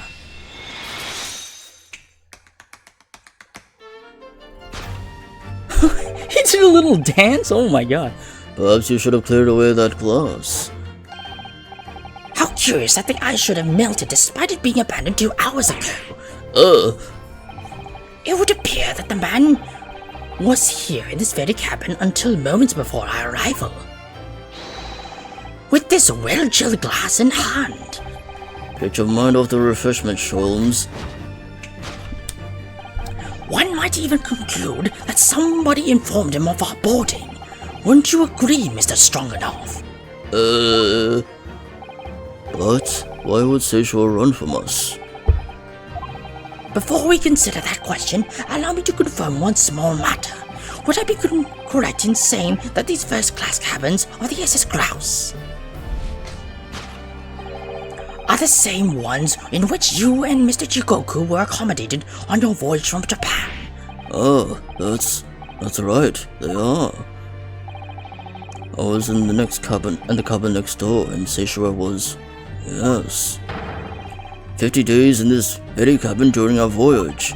As I suspected, for you see, there are traces in this cabin of a dark secret that Mr. Jigoku had to hide. What traces?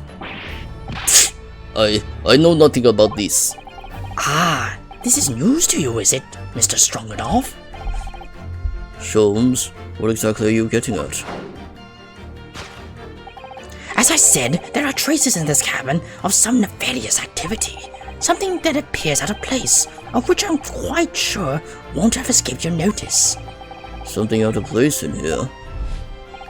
That's the key to this, Mikotoba. That's the key to this, Mikotoba. The remnants of the dark deed that took place in here are masked by something quite incongruous. I must say, I didn't foresee ever doing this dance of deduction with you again, Mikotoba. No, quite. But life is full of unexpected twists and turns, as we well know. Now then, let's see if I can uncover the truth here. Yes, you have the floor, my dear fellow.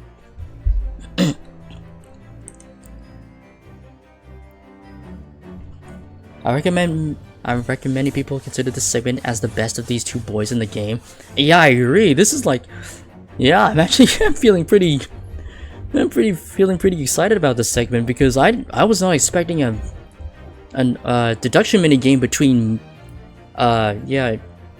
between what's his name again? Between Susato's father and Herlock Sholmes himself. It's like two old buddies working together again, which is cool. Yeah. Take that! Oh, never mind. Mikotoba, no games down were my words, were they not? Huh. Come, Sholmes, where's the fun in life without a little fooling around,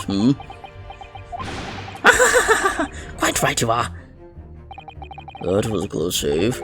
I'd better rethink that before I'm the fool here. Okay, the dark deeds were in.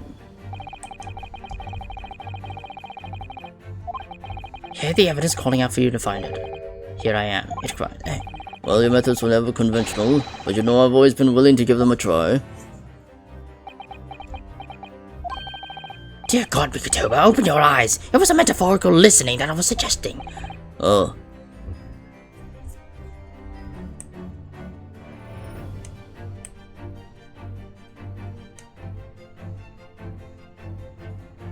Oh, okay, I see. It's speaking tube.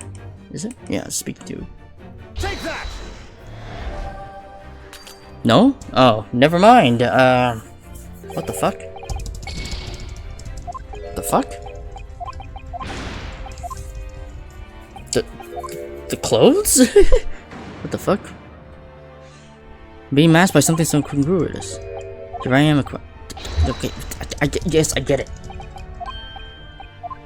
Oh my god. What is it then? Remnants of the dark deed that took place in here are masked by something quite incongruous. The rules of passage? Okay.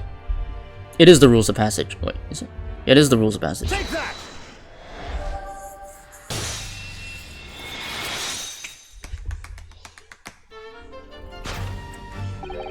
The rules of passage in this frame here, they're obviously out of place. The way they're hanging crooked on the wall as if they were put in there in a hurry. To further the point that Sholmes doesn't need to fool around as much as usual in this deduction, which sort of shows all the other times it was him teaching Ryu and Susato about observation/deduction. Also tap dancing. Oh yeah, that is true, yeah. I'm recalling that part as well. Yes, as I'm sure you already concluded. That frame was originally over there. The shape and size are a perfect match. Duh, you're right. When did frame move? Hardly the most observant of crewmen, are you, Mr. Stroganoff? I would think your captain is quite justified in having his reservations about your reliability. Ugh. Oh dear, that really seemed to touch a nerve. So, Mikotoba, why don't you lift that frame off the wall? oh. That looks like a bullet hole. What? Who has been shooting walls? I see. The projectile has been removed. Clearly, the careful occupant of this room has already disposed of it. Now then, Mr. Stroganoff, I have the distinct impression that you are attempting to shield said occupant. I don't know what you are talking about. Why would I try to protect Eastern Stranger? Ah, so we're talking about the same man, I see. Good. I'm sure we can get to the bottom of this in no time, aren't you? Because there's some very noteworthy evidence that explains the reason why you're lying for the man. Yes, you've been told to keep up this pretense, as clearly shown by... I really don't know how to approach this one, Sholmes. Ah, my dear Mikotoba, simply keep first principles in mind. Study your subject from every angle. And I'm quite sure you'll see it. In fact, I'd put a wager on it. So I'm to clear the fellow from all sides. Well, I can certainly do that.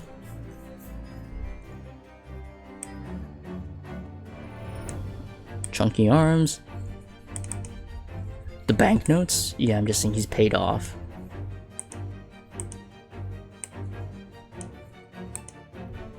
Take that!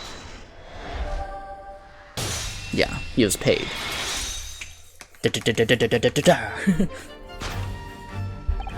It's almost too obvious for words. Quite! The universal language of the world. Money. And I'd wager that the Eastern fellow in question is Seishiro Jigoku, yes? So, Wait, that was a weird voice. So, I presume you realize what this means. There are clear signs that crime has been committed in this cabin, and the way you're going, sir, you'll find yourself accused of being an accomplice. But... I believe you know, Mr. Stroganoff. You know where Mr. Jigoku is hiding at this precise moment in time. As always, Mikotoba, in matters of deduction, the furtive glance is your unfaltering ally. yes, I think you're onto something there, Sholmes. You found the chink in this burly fellow's armor. We need only to follow this man's gaze to know where our prey is hiding. The slightest flicker of the pupils, a minutely delayed blink. Nothing escapes my attention, even that which is barely perceptible. You could hardly call this barely perceptible, Sholmes. The man has turned his entire head. It's not exactly what you would describe as a furtive glance, is it? It's almost too obvious. We shall let your tapping toes decide, my dear fellow. Nah. Take that!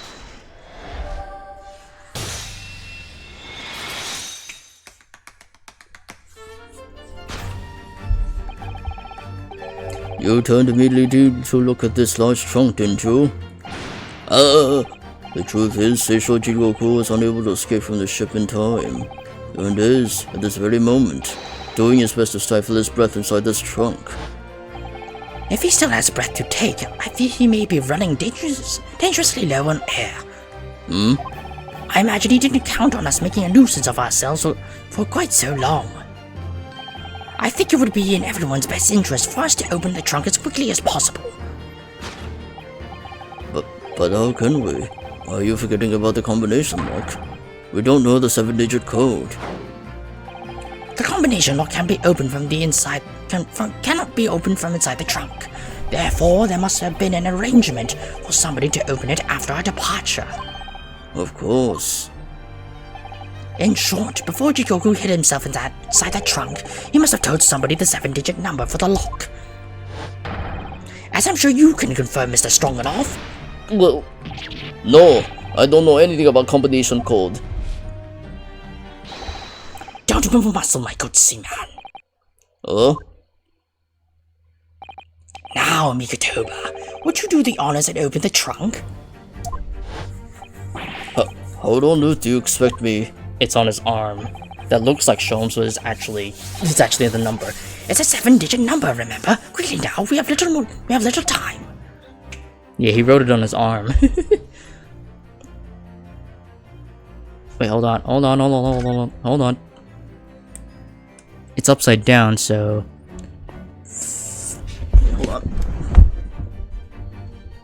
Wait, is that a... Okay, so 5, 4, 0, 3...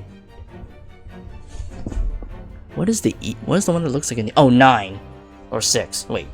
6. Yeah, 6. Oops. 5, 4... Wait. 5401. Okay. 5401. I think that's a 3? Yeah. 5401. 3, 6. Oh, there's no 6. Oh, what the hell? What's the number? There's no 6. Okay, hold on.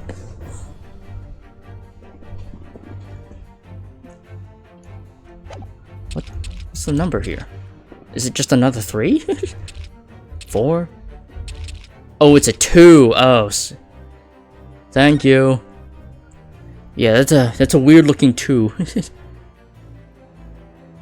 Oh, I see. It's 2 in cursive. Oh, okay, that's a bit off-putting. Okay. No? What? Is that not the right number?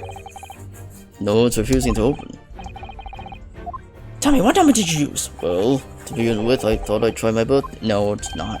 Your birthday? Interesting. Does this have... What the fuck? How did that not work? As measured as ever in response, Holmes. Oh wait, did I enter in the wrong order? Oh, hold on. Oh no. Oh wait, I entered in the wrong order. Whoops.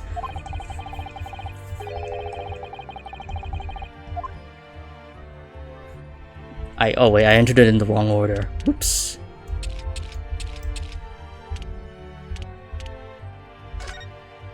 Five, 2. Yeah, I just entered it in the wrong order. Whoops. 5, 2, 3, 1, 0, 4, 5. There we go. There we go. I just entered it in the wrong order. Whoops.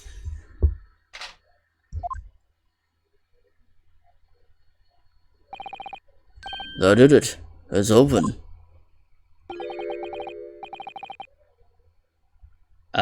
Also, that is indeed in the weirdest 2 I've ever seen, and in my handwriting, that's isn't that pretty either? Yeah. I assume this is Jigoku. You had to meddle, didn't you?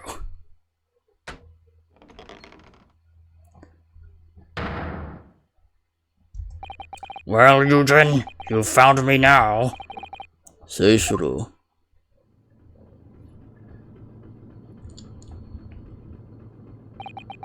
I was really hoping beyond hope not to find you here, you know. But you're not entirely unsurprised, I take it. No, quite. I just wish it was some other way. Well, are you ever going to introduce me? Ah, your reputation precedes you, Mr. Sholmes. I've read stories of many of your exploits.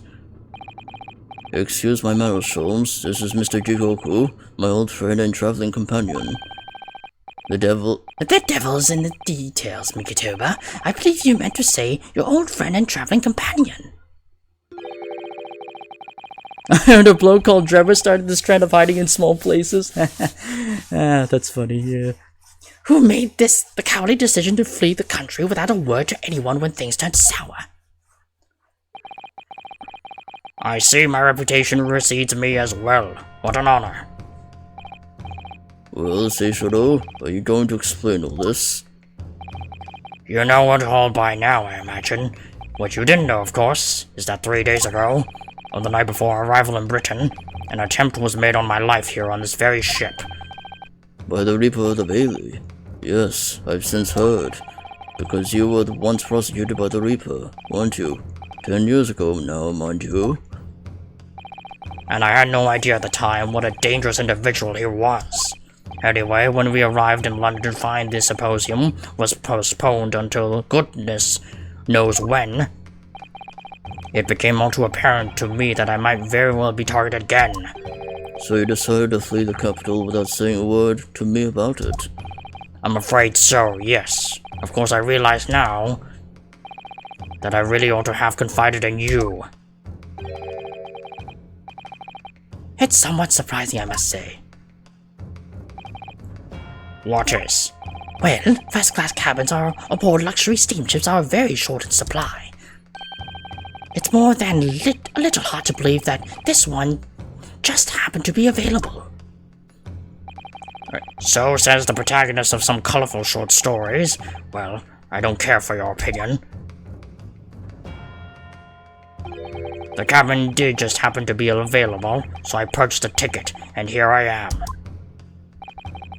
I just seen it for myself, the obvious remnants of that incident in this cabin.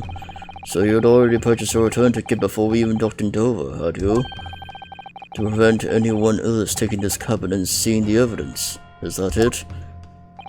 Eugen, I have nothing to say to you. Well, in a mere 5 minutes, the ship will be set off on its onward voyage and not to make port again until Italy.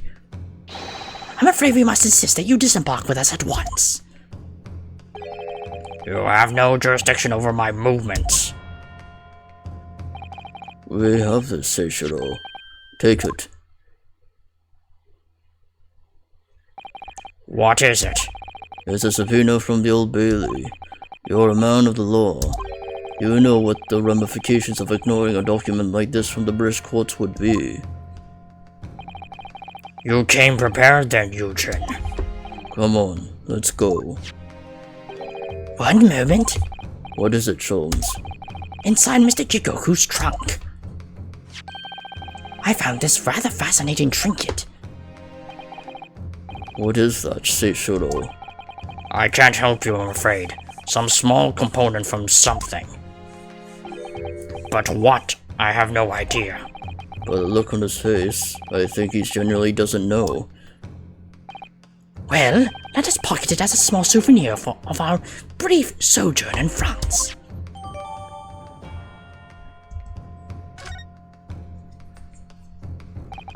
Well, young not older, I think we've done as much as we can, I'm afraid. The rest will be on the shoulders of you and your assistant.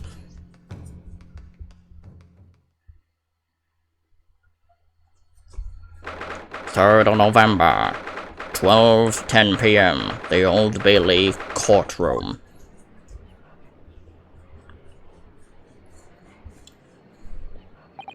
Kazuma Sogi, I know you, and I know you wouldn't lie, but still, there's no doubt that you're holding something back.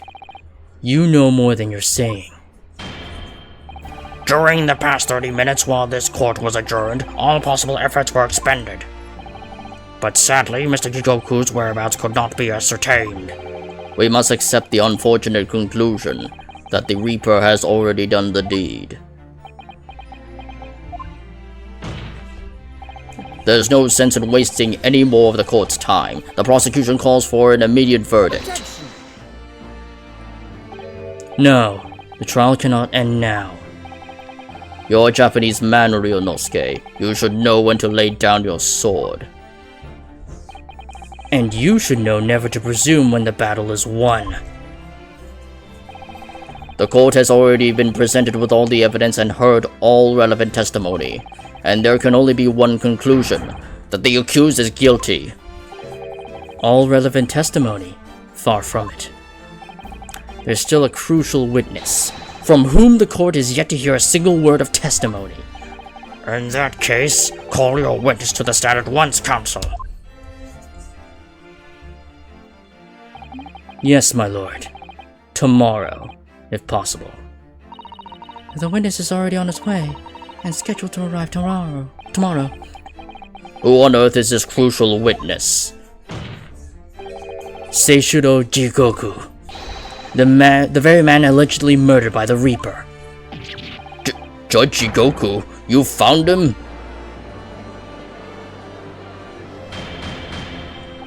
But the investigations of every policing resource in the capital suggest that Jigoku is already dead. How in the name of God did you find the man? He was located in France during the recess at the port of Dunkirk, thanks to one of Mr. Herlock Sholmes' famous deductions. Herlock Sholmes. Inspector Gregson almost certainly met with Mr. Jigoku on the night of his death, because along with Prosecutor Soki, Gregson was on a mission to assassinate the man. Which means that Seishiro Jigoku is the sole witness, who can clarify exactly what happened aboard the SS Grouse on the 31st of October.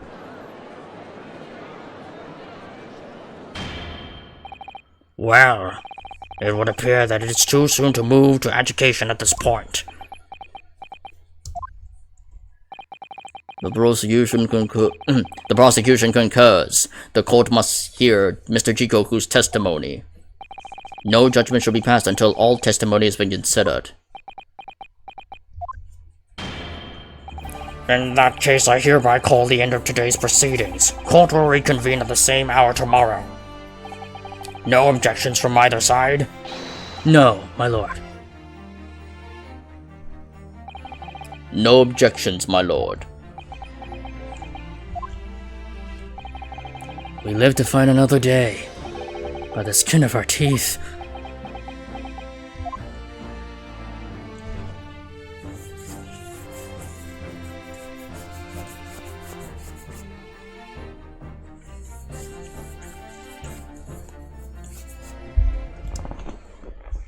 Oh man. Damn, I totally was not expecting us to already be on the final... Yeah, it says here final. We're on the final episode. Damn, I was not expecting that. Yeah, I wasn't expecting the transition into the final episode already. I thought it was just going to be a completely separate chase, but oh no, this is definitely a new step. The unexpected halt of proceedings sent a clamor around the courtroom, but outside the Bailey, where Londoners knew nothing of the secret trial within, it was a typical still night. Then, at a little past 8 o'clock that evening, Mr. Sholmes and his partner returned to Baker Street. 3rd of November, 8:07 p.m. Sholmes' suite. We have returned, my dear fellows. Welcome back to Britain, and thank you for your timely help. Think nothing of it. I believe you've had an even more wearing day than Migatoba and I, no? The very defensive, yeah, the Great Ace Attorney 2, it's really just 4 cases in disguise. It's just that the 4th one was too long. Yeah, that's, yeah, I certainly wasn't expecting the 4th case to actually be the final one. Yeah, the transition into the final part was definitely something that caught me off guard. You could say that. We were on the brink of defeat in court earlier. So this prosecutor, Asogi, had you on the ropes, did he? And he's your best friend, you say? Well, he's not really the man I knew in Japan anymore. Kazuma's changed. Oh, Mr. Naruhodo. I mean, it's incredible to think that he'd even entertain the idea of acting as the Reaper's assassin. Well, nevertheless, you must introduce me. After all, I've only ever met the young man as a corpse. When all this started, almost a year ago now, Mr. Sholmes still hasn't told us the truth about what really happened back then, about the motivation for what he himself described as a great detective's lie. Now then, I must say, it's really quite a journey all the way to France. Well, it is another country, Mr. Sholmes, so what news of Judge Goku? We took him to Scotland Yard. The investigating detectives there have a lot of questions for the man. Poor Professor Mikotoba. This must be quite a shock for him. Ah, yes. I picked this up at the telegraph office on our way home. What is it? Surely you haven't forgotten already. I put upon you for the matter of only yesterday. You put upon me, Sholmes. I had to fill out your telegram to Japan and foot the bill as well. Oh, you had a reply already? What was so urgent though, Mr. Sholmes? Such matters can wait until later. I'm far too hungry for an involved conversation at present. Well, that's good news, because supper is ready, everyone. Ah, and what a feast it is. If I were none the wiser, I think the trial were won already. Roast beef, kipper, stew, steak, and kidney pie, Yorkshire pudding. Tomorrow could be a very long day, so eat up. In that case, I think I'll seat myself just here. This place appears to be the only one set with a helping of a pheasant as well. Oh, sorry, Ernie, not there. Huh? Why ever not? Are we in set places this evening? Yes, and that place is for Susie's daddy. For me? That's right, I made it especially for you, Professor Mickey. I see. Well, that's terribly kind of you. It's a shame, really. What do you mean? Well, for a brief moment, I believed it. That Susie and I were half-sisters, I mean. Oh.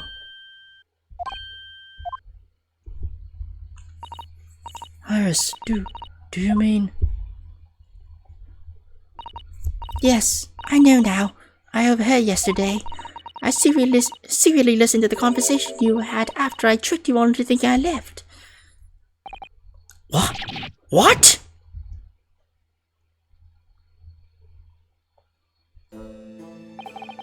The misunderstanding arose because of that autopsy report from 10 years ago. But actually, it turned out that neither Dr. Wilson nor Professor Mikotoba are Iris's father. Yes, about that, Iris. You know, I know, you can't tell me at the moment. Oh, Iris. The pheasant is by way of an apology. I'm sorry for eavesdropping. Oh, no, that's quite alright. Then why don't I get an apologetic pheasant?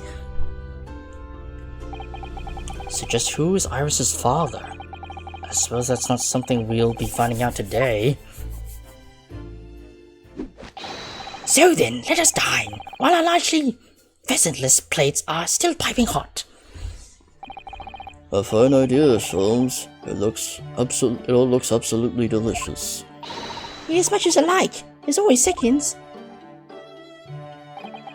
This could be our last chance to ask questions before tomorrow's trial. About that telegram from Japan, and about Kazuma. I can't let this opportunity slip away. Who do you think is Iris's father? Well, I initially thought it was Dr. Wilson, who was the one who was murdered by Asa Sheen / Giselle Brett, but apparently not. So, who could it be? Well, it's somebody that Sholmes knows and has worked with, but nothing really comes to my mind.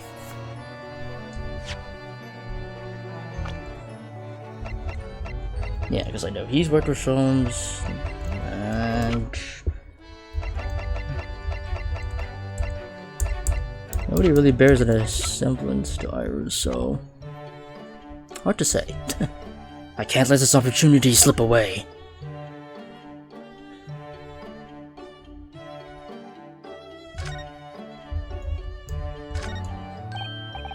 Mr. Sholmes, what are you doing? Surely it's abundantly clear that I wasn't brooding over Mikotoba's refusal to share his pheasant with me. Nevertheless, I felt the need to withdraw from the social circle for a while and look on with hungry eyes. Sorry, Hurley, but I cooked that pheasant especially for Susie's daddy. Even though I played the role of father to you for far longer. It doesn't have to be someone Sholmes knows, does it? Well, it seems like he knows. It seems like he knows, and he still refuses to tell Iris, so it's hard to say.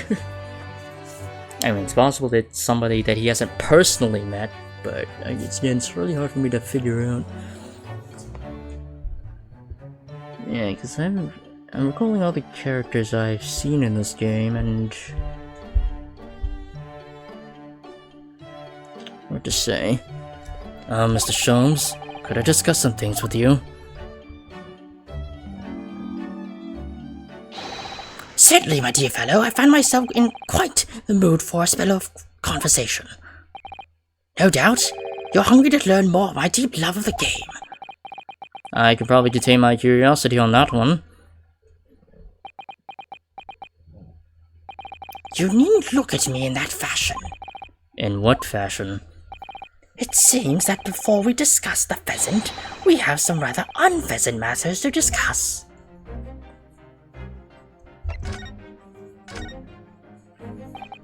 So, what was in that telegram you received back from Japan then? Ah, this! I think my lucky stars had arrived in time. Record found as indicated. Duplicate follows. K. Asodi, A. Shin, T. Gregson, J. Wilson. What? Those 4 names. We've come across that exact same list before. Back in the very first game, at the very last case of that first game, of the Great Ace Attorney. Yeah. They came up in that unforgettable case last spring. Those 4 names there are important? Yeah, well, I can tell. What appeared to be a simple case of aggravated murder turned out to be masking monumental intrigue, a plot that involved the sale of British governmental secrets to foreign states. In exposing the means by which those secrets were being leaked, we deciphered a fragment of a message. K. Asogi, A. Shin, T. Gregson, and J. Wilson. But we didn't find the names until the case was over, and we never did get to the bottom of what they meant. All we knew was that the information had been sent by somebody in the British government to somebody in Japan. So, why are the names coming up again now? Yes, where did the sender of your telegram discover them, Mr. Sholmes? I have here the message I had wired yesterday. Allow me to read it to you. Enter Judge Jigoku's office on detective and investigate telegram records. Expect to find communication from Britain dated 1 year ago. List of 4 names, need by tomorrow. Naruhodo. I sent it to a detective I know who specializes in clandestine missions of this nature. You asked Inspector Hosonaga to undertake such an onerous task for you? And in my name? I wonder what guise he opted for this time. My dear fellows, it was a matter of great urgency, you understand? Anyway, the list of names was found in Seishiro's office, as Sholmes predicted. Yeah, it's been a while since we ever mentioned Hosonaga. So you mean that mysterious collection of names that was sent from Britain to Japan was... It was sent to Junjigoku. He was the intended recipient. I don't believe it. But that doesn't answer the question of what the list of names actually signifies. I did formulate a hypothesis about that. But without a shred of evidence, I couldn't possibly have shared it. Mr. Sholmes looks deadly serious for once. So it seems that was sent to Jigoku, of all people.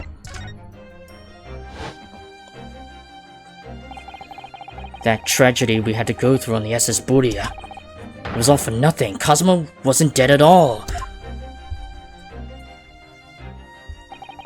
We were completely taken in by the lie you told us. Your great detective's lie. I took no pleasure in deceiving you. However, at the time, all that concerned me was preventing the young man's study tour from taking place, whatever the cost. What?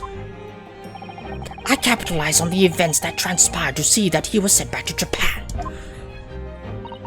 His remains, you mean?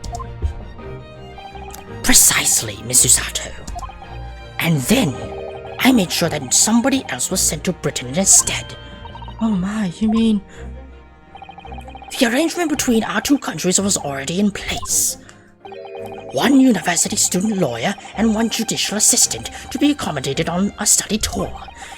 In other words, by arranging for someone else to fill the place originally intended for Mr. Asogi, I would successfully prevent the man from arriving on our shores for several years at least. Wait, do you mean to say that it was all in the aid of stopping Cosmo coming to Britain? That's why you... Think back, Mr. Naruhodo. Was there not somebody who quite casually urged you to continue on the voyage to England?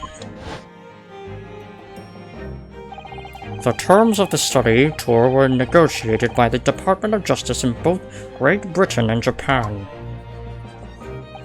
In the light of Mr. Asogi's unfortunate death, I'm afraid the study tour can no longer go ahead.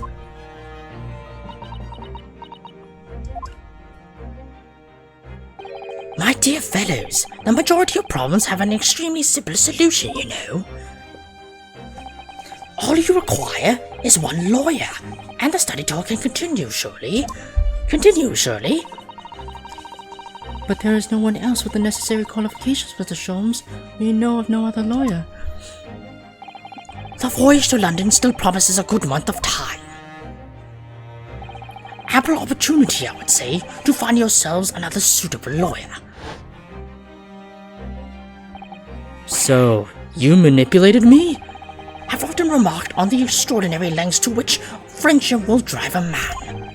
I was quite sure that you would rise to the challenge for your late friend. I don't believe it. But if it was all contrived... I mean, what happened was treated by the authorities as murder. A woman was mistakenly arrested as the perpetrator. What do you suppose became of her? Naturally, I didn't allow the misapprehension to have any serious repercussions. I subsequently explained everything and assisted the unfortunate soul in finding the fallen refuge she sought. I seem to remember Miss Usato and I had some rather strong words for her. Well, she was certainly not devoid of all guilt. She deserved every word, I'm sure. I wonder if she made it to America then.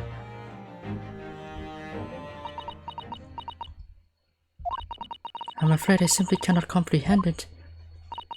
Why would you go to such lengths, Mr. Sholmes? Why were you so determined to stop Kazuma-sama from reaching Britain?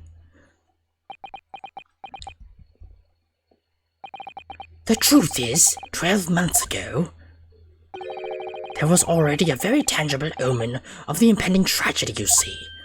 Oh. An omen that, at this very moment in time, is close at hand. An omen of all these tragic events that already existed a year ago is close at hand. We need to find out exactly what Mr. Sholmes knows.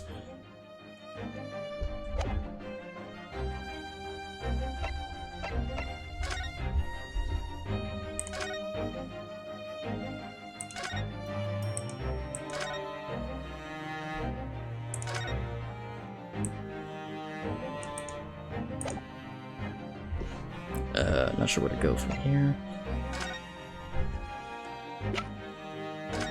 Oh, we just talked about the telegram. There was no room for doubt with your instructions in this telegram, Mr. Sholmes. You were very clear that it was Judge Shigoku's office that should be searched, so you obviously knew that that's where the list of names would be found. Keisogi, Eishin, T. Gregson, J. Wilson. But we only learned of those 4 names just over 6 months ago now, and only because they appeared as part of the top-secret government communications that were leaked. That's true, yes. But at the time, you were unaware of the background. You see, those 4 names were wired to Japan. Around 6 months before that, approximately this time, last year in fact, when you were both still in Japan. It really would be hypocrisy on my part to reprove others for intercepting state secrets, because after all, I am perpetually eavesdropping on communications between the British and Japanese governments. You're perpetually doing what? How? Never mind the details, but you should know. No secret is safe from Herlock Sholmes when he has designs on knowing it. Oh my, Mr. Sholmes, what a fabulous line. Now, 1 month after that list of 4 names were wired to the recipient Jigoku in Japan, Dr. John H. Wilson was murdered. As soon as I learned of the incident, a hypothesis rapidly took shape in my mind. As it turned out, I was partly correct and partly mistaken. Nevertheless, it was the beginning of all the tragic events that we were to follow. Mr. Sholmes, please, tell us all you know. Tell us about these 4 names, and the tragedy to which they're all somehow connected.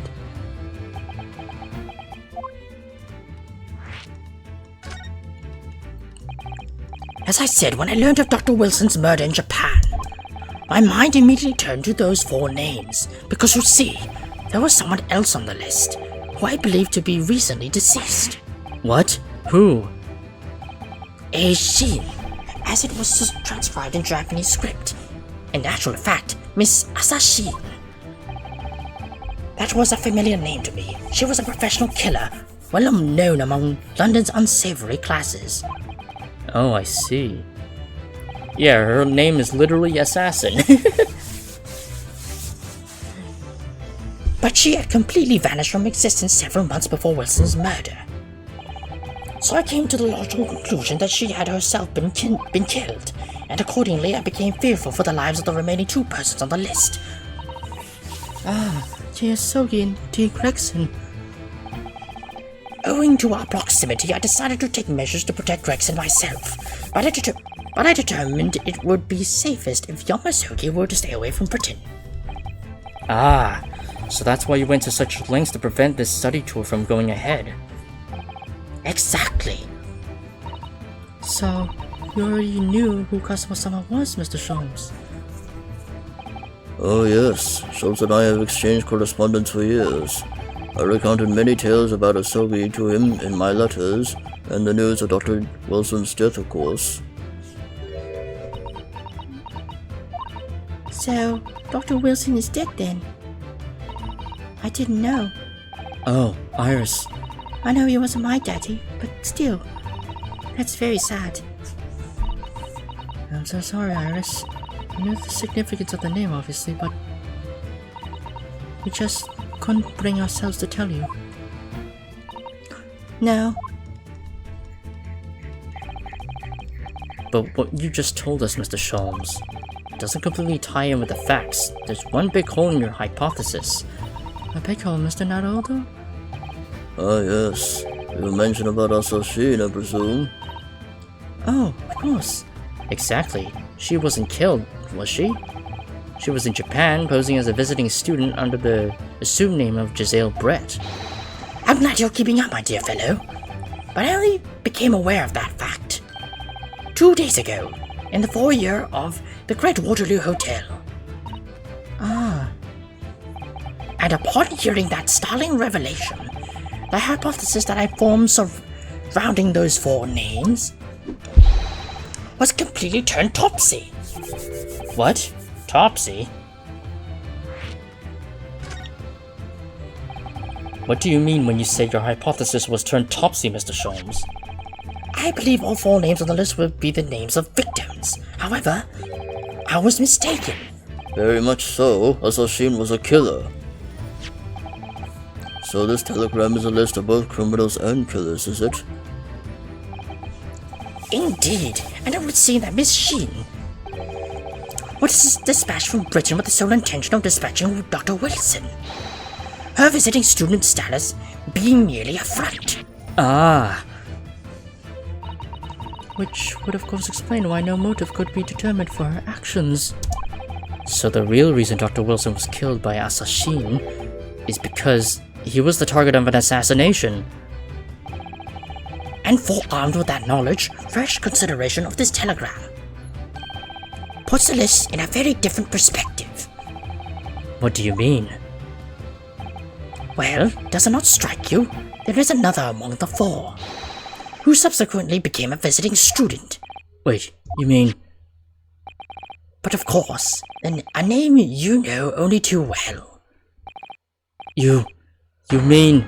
Kazuma? Oh, He did say in court earlier today. Yes, on the 31st of October, I accompanied Inspector Gregson to Dunkirk in order to carry out a mission. And the mission was... The assassination of the Mark. He was to assassinate Gregson. young Mr. Hisogi accepted that mission a year ago now. Surely not. In conclusion, this document is a contract of sorts. An international agreement, one might say, detailing an assassin exchange. An assassin exchange? How could Kazuma possibly have not gotten involved in something like that?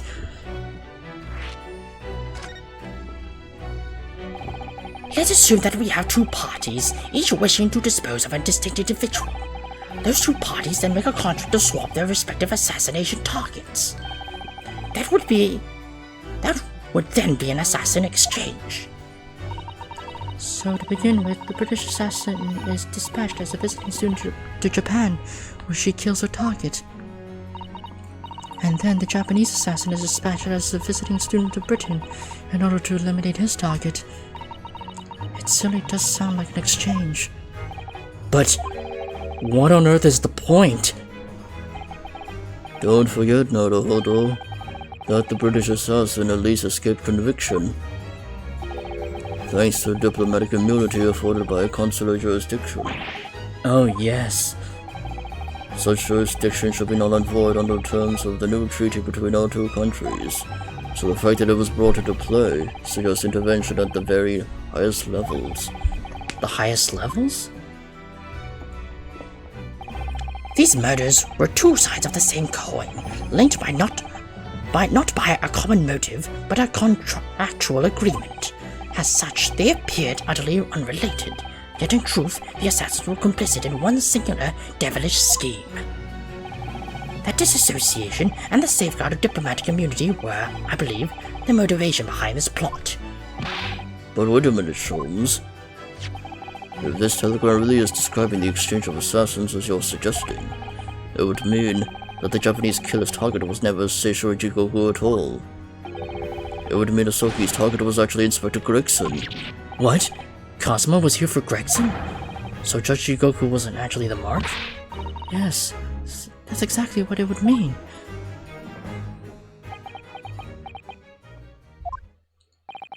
I hold myself personally responsible for failing to keep the inspector safe. Mr. Sholmes. I told him of my fears and implored him to seek a transfer to an overseas position. Obviously, with a young pickpocket in tow. Yes, Gina.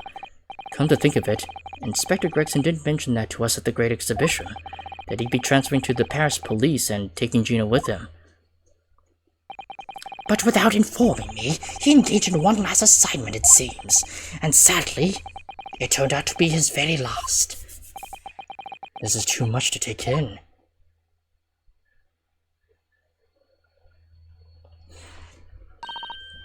Alright everyone, that's quite enough of all that serious talk for one day.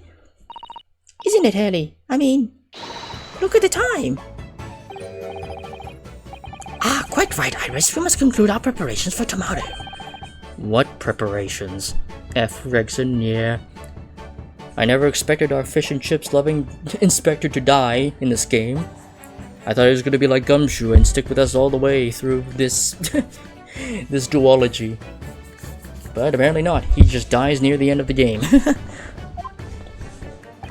What case are you on now? I've been gone a week or so. I'm apparently on the last case of this game. The very last case of the second Great Ace Attorney game. Yeah, the transition from episode 4 to 5, which I was not expecting at all. I was expecting episode 5 to be like a completely separate case, but no, we transitioned straight into episode 5. Which is something I did not expect. Well, I think I shall make my way back to my hotel room now. This has certainly been a night to remember. It is. A little bit sad, though. I mean, I like the idea of you being my daddy. Because then Susie would have been my big sister. I'm so sorry, Iris. I know, Iris.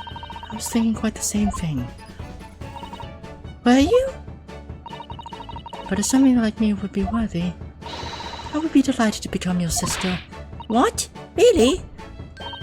Oh yes, without question. So, you'll teach me all the ways you know to throw Rune on the floor? Yes, of course. It would be my pleasure.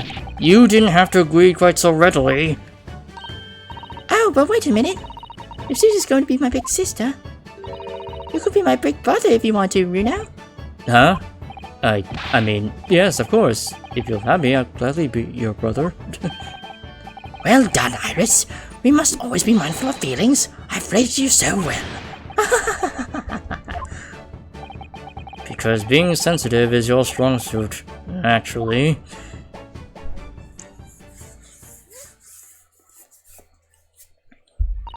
Right, I'm going to work extra hard for tomorrow now, because it's for my big brother and sister. What is all this talk about preparing for tomorrow? Preparing what? Hehe. You just have to wait and see. Oh. Good luck in court tomorrow. I'm expecting a sterling performance. I'll do my very best, of course. Have you discovered Iris' real father yet? No. I know that it's not Dr. Wilson, nor is it, well, nor is it Susato's father, who I forgot, Yujin Mikotova. It's not him either. I was initially shocked that I initially thought it was him, but it's not. But yeah. So the overnight break in the trial's proceedings became a crucial turning point, exposing new truths whilst posing new conundrums. That list of 4 names on the telegram in Judge Jigoku's office, and the extraordinary assassination plot in which my best friend had somehow become involved. I felt as though I had been plunged into an ever greater darkness all of a sudden, but at the same time, I felt sure that I would see the light again soon.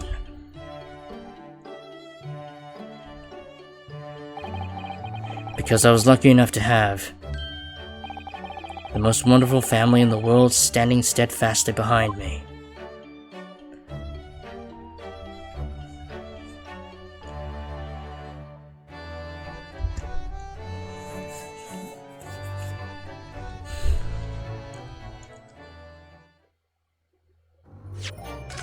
Alright.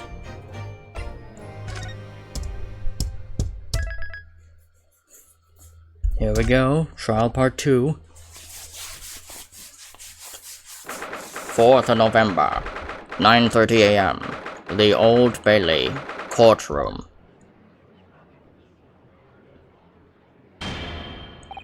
Before we begin today, I have a brief announcement. As with the closed trial 10 years ago, some astonishing facts have come to light in these proceedings. The revelation that the well-known Reaper is actually an organization illegally executing its own brand of justice, and the discovery that a respected guard inspector was at its heart until he himself perished in an assassination plot. Well, I say to all members of the judiciary here present on this occasion, that we will stop at nothing to uncover the whole truth behind these disturbing findings. Counsels, you will undertake this trial with resolve to pursue the truth to the bitter end. Resolve. Yes, that's my intention.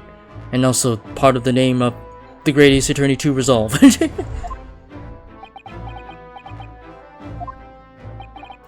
My lord, if I may inquire, The defendant may speak. on what grounds is Kazuma Sogi permitted to continue in his role as prosecutor? He has admitted to colluding with the victim in a plot to assassinate an innocent man. He shouldn't be enjoying the privilege of freedom, let alone be leading the prosecution. I submitted a written petition to Lord Strongheart, requesting that the judgment of my transgressions be delayed by 1 day. You did what? In today's proceedings, I intend to expose everything. My whole life for the last 10 years has all been leading up to this 1 day. Kazuma. Whatever the outcome of this trial, I give my word that I will accept whatever punishment is deemed appropriate, however severe. And I suggest you prepare yourself for the same, Reaper. Kazuma's bristling with hostility today. I get the distinct impression we're heading into a very dangerous territory. Is that really even Kazuma-sama standing before us? As an extreme exception to normal practices, I have granted this prosecutor's request. The defense finds this acceptable, I presume? Yes, my lord. In that case, in the names of Her Majesty the Queen, I hereby declare this court to be in session again. We resume the closed hearing of Barak von Zeeks. The defense is ready, my lord. The prosecution is more than ready. Very well then. This preamble has taken long enough. Prosecutor Asogi, begin! As you wish, my lord. The prosecution calls the first witness to the stand. Bring Seishiro Jigoku into the courtroom. At last, then, we've reached the final battle. Strongheart over farming? True. He keeps standing up on his chair and posing. Actually, yeah, he's just straight up T-posing. He's just waving his arms around with his cane in hand that he also uses as a gavel. He's putting literally everything on the line now in order to get to the truth. Come on, Ryunosuke. It's time for that steely resolve, because this is going to test it to the limit.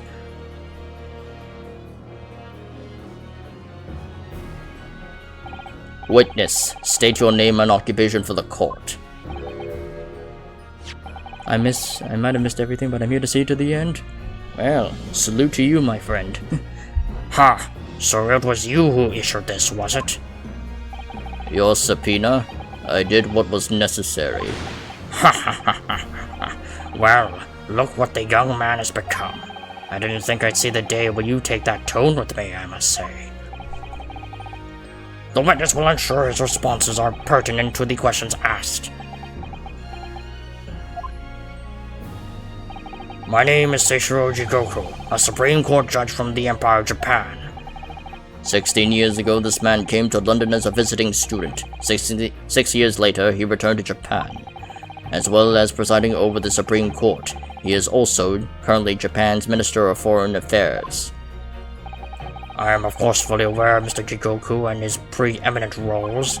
I invited him personally to the International Forensic Science Symposium as a representative of his country. I hear he also played a key role in the conclusion of the Anglo-Japanese Treaty of Friendship and Navigation.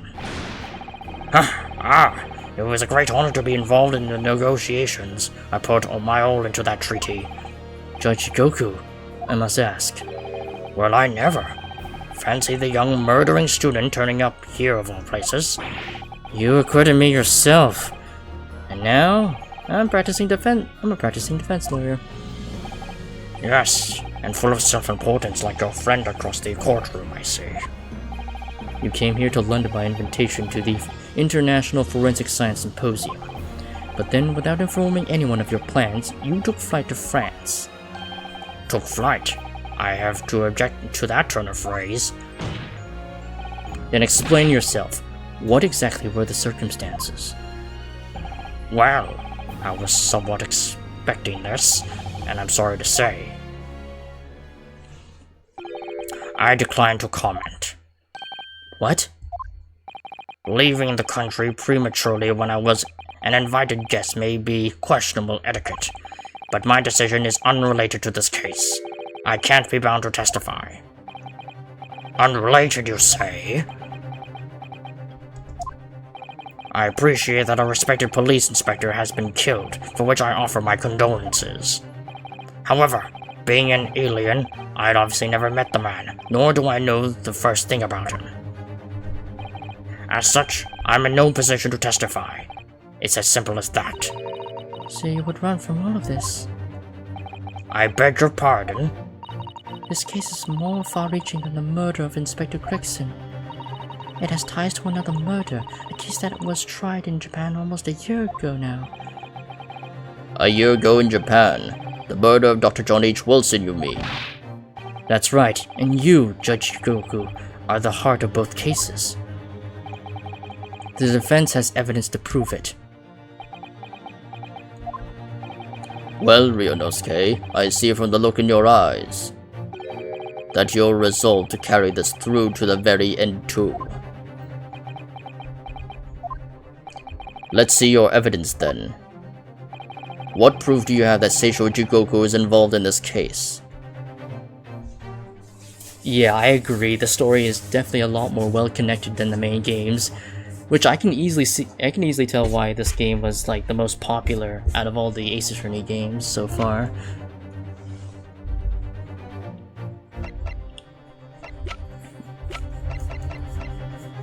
Yeah, I still wonder what this component is for exactly. But we'll look at that later.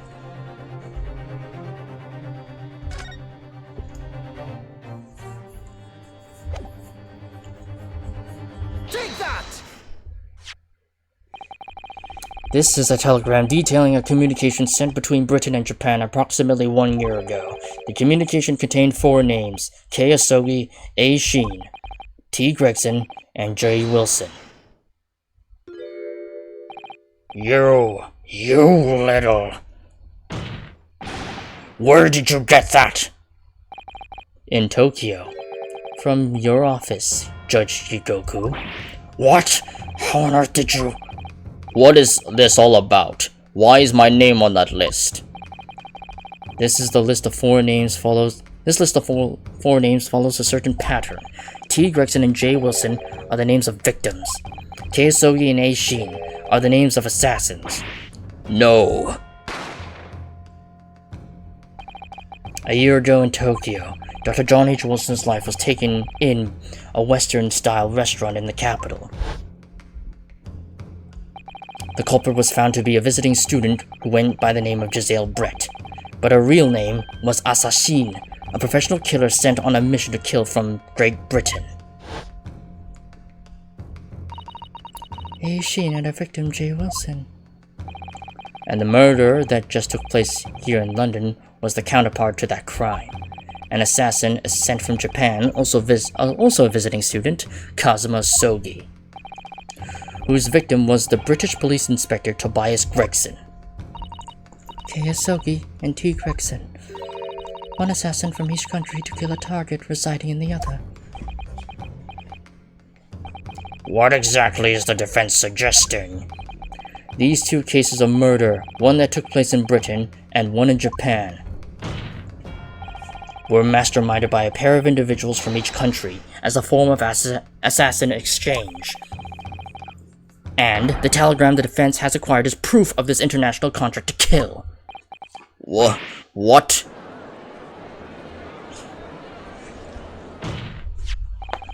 The telegram was found in your office, Judge Goku. In other words, the mastermind in Japan was you. Judge Jigoku, what is this all about? And you, Kazuma, you lied. During yesterday's proceedings, you acknowledged that you'd accepted the assassination mission, but the mark wasn't Judge Jigoku at all. It was T. Gregson, Detective Inspector of Scotland Yard, as shown by the name on the killing contract. Very impressive, Ryunosuke. But actually, I didn't lie. The name of the target I was ordered to kill never passed my lips yesterday. The idea that Seishiro Jigoku was the mark came entirely from you. Duh! You deliberately avoided saying a name? The defense claims these 4 names indicate some sort of international assassin exchange. I'm sure I speak for all present when I say that the very idea seems utterly absurd. Well, Mr. Jigoku, what do you have to say for yourself? His silence only goes to prove his guilt. There's another very important point that this new development brings to light. There's now a distinct possibility that the scene of the Inspector Gregson's actual murder, was in the witness's cabin aboard the SS Grouse. Judge Jigoku, you have to testify now. To refuse will put you in contempt of court.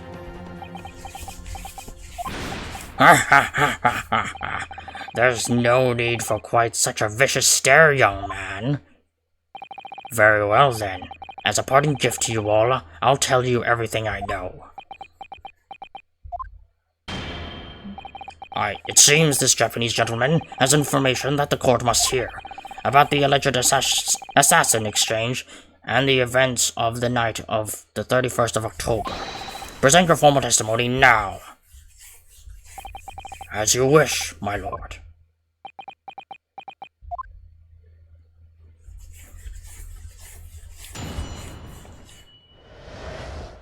The assassin exchange. It's true that Kazuma Sui was assigned the assassination mission 1 year ago now. The target was Inspector T. Gregson. That was a condition of the British study tour. However, in the end something happened that meant the young man was unable to carry out his mission. On the evening in question, a member of the crew was on duty outside of my cabin at all times. If there had been a shot fired, a crewman would have heard it, so clearly I can't be involved.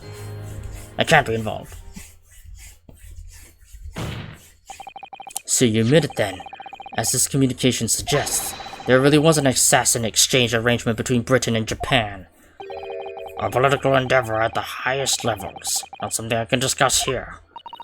To use such a worthy practice as a foreign study to coerce somebody to commit murder. It's the most appalling thing I've ever heard. Appalling?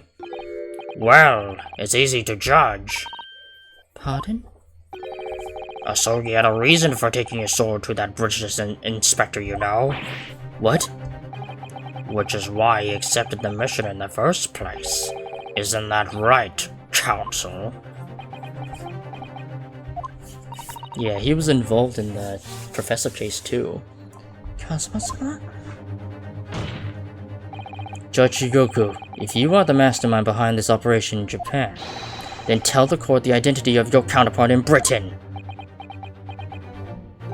I'm not obliged to divulge that information.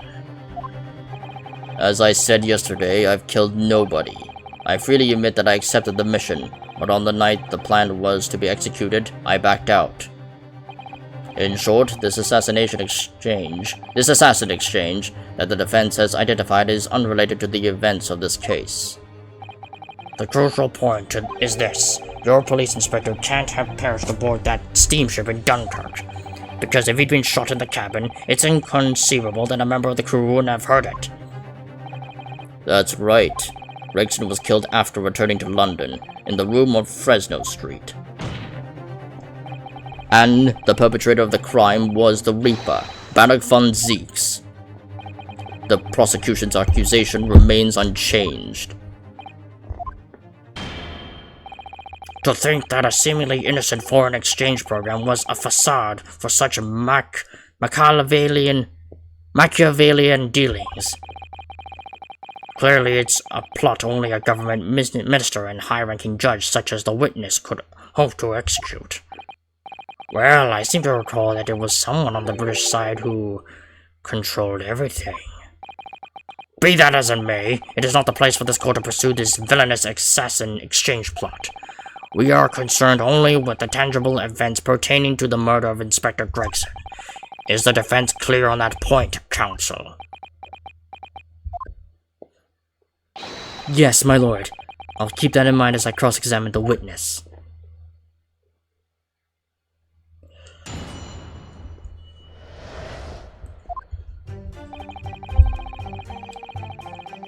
Hold it! A year ago, when Cosmo was still in Japan then. Actually, I should probably go look at this weird component while I'm still at it. You see these little things all over the place, don't you? It's the part of the top of a pocket watch that you would twist to set the time, isn't it? It's called the crown, I believe. A watch would be quite useless without one. The crown? Like what sits on top of a monarch's head? That's a very grand name for such a tiny part. Naturally. Yes, Mr. Naruto? If this is a crown, I have a feeling I might have seen a monarch around here somewhere with a very bare head. If by monarch you mean pocket watch, then I'm quite sure you have. Oh, this is part of Gregson's. Oh. Well, we found our evidence. Yeah, that's the wine. Wait, no, but hold on.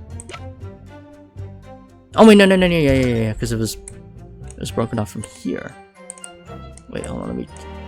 Yeah, because the winder goes there, and then the crown goes here.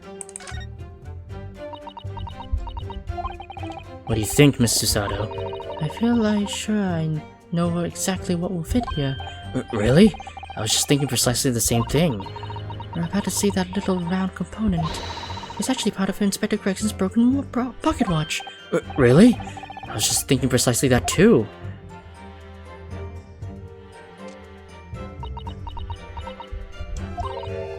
A perfect fit. I knew it. So that means he was on the ship, yeah. Alright, perhaps you knew it.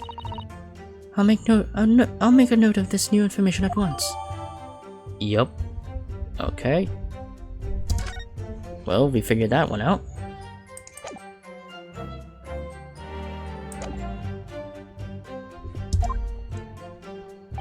Correct. It was at the examination center for applicants for the study tour that I approached him. I'll never forget it. I remember exactly what you said. You just came out and asked me fortnight if I'd consider traveling to Britain on an assassination mission. Surely not. I thought it was a joke at first, of course, but then it was made clear to me that if I didn't accept, I wouldn't be considered for the study tour. So you agreed to it? Just for that? I mean, I know how much you wanted to study in England, but an assassination? The Empire of Japan had accepted the proposal from the British government at the time, an agreement to send a student from each country to the others to deepen cultural understanding and friendship. But behind the scenes, the chosen students were to be given assassination missions. I had no choice but to accept the proposal that originated from my British counterpart. Why? Why didn't you expose the plot there and then? Britain acknowledges no part in these alleged misbegotten dealings. I advise you not to make spurious allegations, Foreign Minister Jigoku. As a witness, I am bound to tell the truth, my lord. Anyway, I picked Asogi and explained the details of the plan to him. No, Investigations is close in my opinion. Oh yeah. Yeah, I also played Investigations, and yeah, I'd agree that Investigations does come pretty close to this game too. Hold it!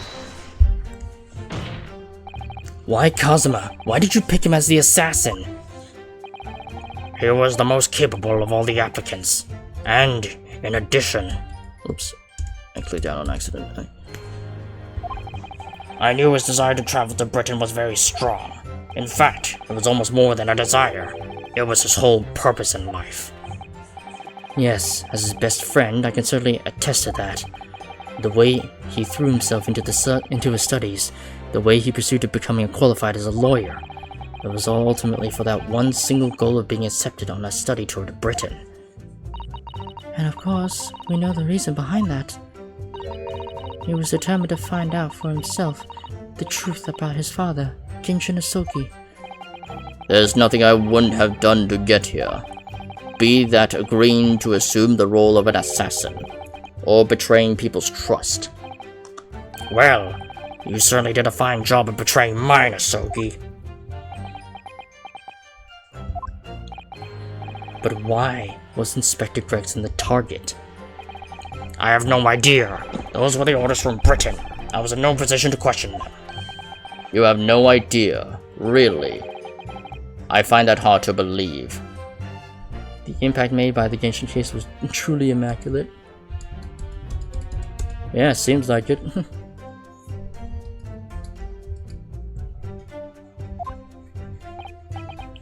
Oh, do you?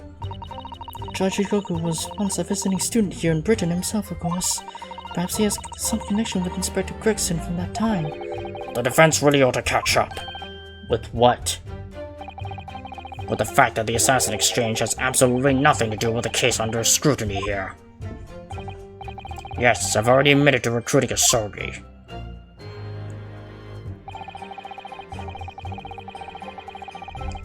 Hold it! I presume you're referring to the incident that occurred during Cosmo's passage to Britain in January. The awful tragedy that took place on the steamship. Word arrived at the Ministry some 2 weeks after the ship's departure from our shores. The visiting student had been killed, but his body had somehow gone missing in Hong Kong. The news was wired to me from a detective I placed on the ship to accompany the assassin. Obviously, Cosmo didn't actually die at all, but he did lose his memory, including all the details about his special mission. All his plans got botched because of a cat. Yeah, he did trip over. Yeah. Yeah, that is true, yeah. He tripped over a cat and hit his fucking head. Did you not consider dispatching another assassin at that point? That wasn't possible, simply because that black-clad young student over there had already put himself forward as Asogi's replacement, and there was no way for me to stop him from reaching Britain. Ah. My hands were completely tied. So Mr. Sholmes' strategy worked perfectly. He predicted everything that would happen. Months later, my memory returned, but I never intended to go through with the assassination mission anyway. So you were playing me right from the outset, were you? Is that it? I'd sooner be guilty of that crime than of taking someone else's life. I was prepared to do whatever I had to in order to get myself here to Britain. So this line of questioning has gone on long enough. All the court should be concerned about in the testimony given by this witness are the details relating to his relationship with Inspector Gregson and the victim's murder. In that case, as I've already made perfectly clear, I had no connection to the man or his death. And you have some means of substantiating this plea?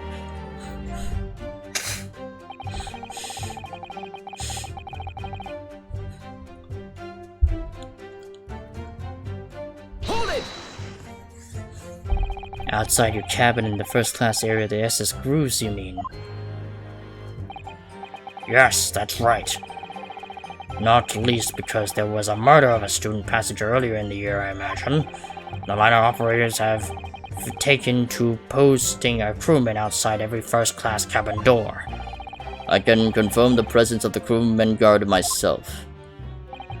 What do you mean? Because I accompanied Inspector Gregson to Dunkirk that night, I witnessed it with my own eyes. There was a well-lit crewman standing guard directly in front of the door to the witness's cabin. At that particular time, of course, I'd gone to the ship's dining room for dinner. The inspector and I asked the crewman to allow us into the cabin while we waited for Judge Joku's return.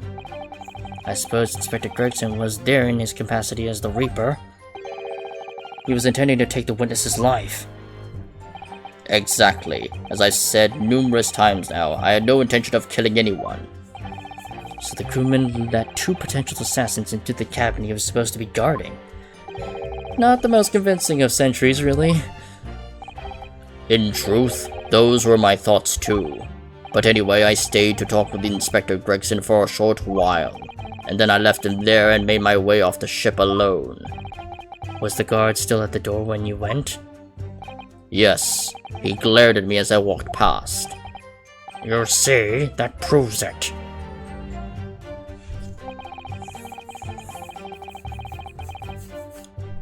Hold it! The crewman who was standing directly outside your cabin door, you mean? That's right. A muscular man with a permanent grim expression on his face. He didn't want to move from that spot. To be honest, I thought he was a miserable fellow. But as it happens, he's a vital witness now. There's no doubt that Gregson was killed by a gunshot, and it's inconceivable that a crewman standing just outside the cabin door wouldn't have heard that. But wait, what about the ship's enormous steam engines?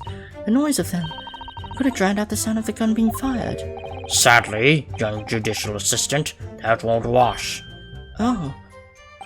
You will recall that in my cabin was the first-class area of the ship, which is also, of course, the quietest. Don't imagine for a moment that it's anything like steerage where judicial assistants go. I didn't mean... But a hole like that made by a bullet was found in your cabin, Judge Jigoku. That's compelling evidence that a gun was fired in there. What's that? A bullet hole? Oh yes, you're talking about what the detective uncovered in the wall yesterday, I presume.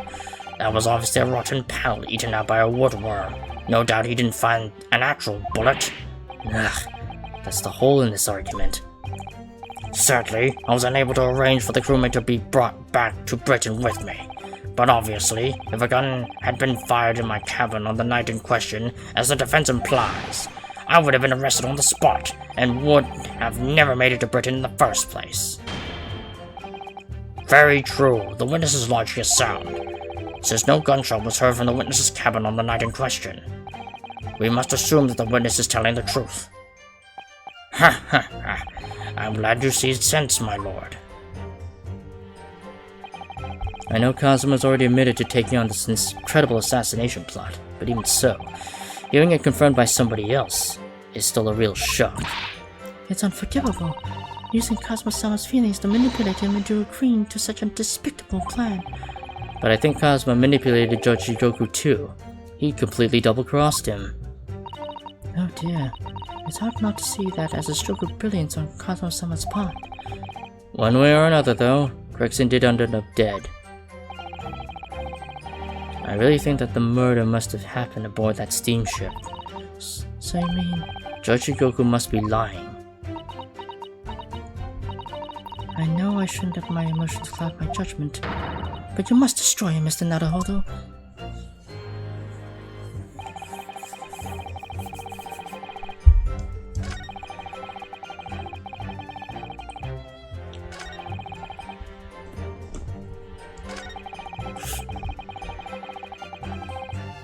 At all times, okay. I think that's what the... Yeah.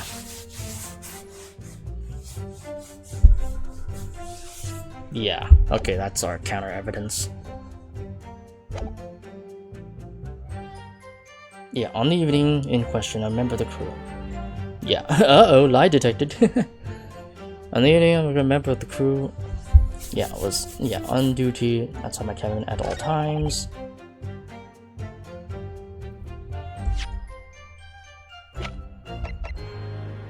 Objection! There we go. Yes, as the court has heard, there was a crewman posted outside Judge Jigoku's cabin. However, we can be sure that, contrary to the witness's claim, the guard wasn't there at all times. What? I have here a notice of a particular event that was scheduled to take place aboard the steamship on the 31st. Where did you get that? It's evidence gathered by Mr. Herlock Sholmes. You were acquainted yesterday, if you remember. Herlock Sholmes again. According to this itinerary, after leaving the port of Dunkirk at exactly 10 p.m. and for a period of 20 minutes, all crewmen of the SS Grouse were to gather on deck for an evacuation drill. All crewmen were away from their posts. And during that 20-minute interval, of course, any gunshots emanating from your cabin would have been heard by no one. In summary, Judge Jigoku, you had ample opportunity to commit the crime.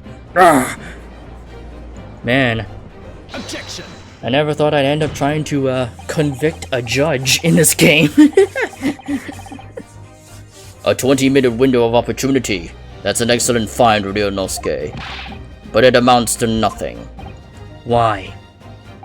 Because the witness clearly stated in his testimony that no incident occurred in his cabin, unless you have some decisive evidence that can show his testimony to be false.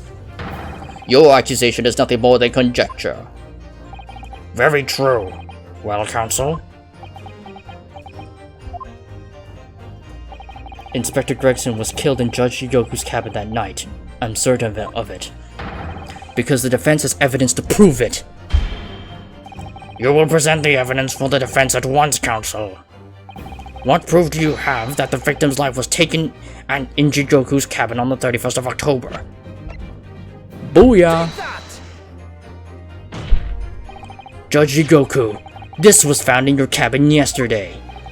What is that? The crown of a pocket watch? A pocket watch?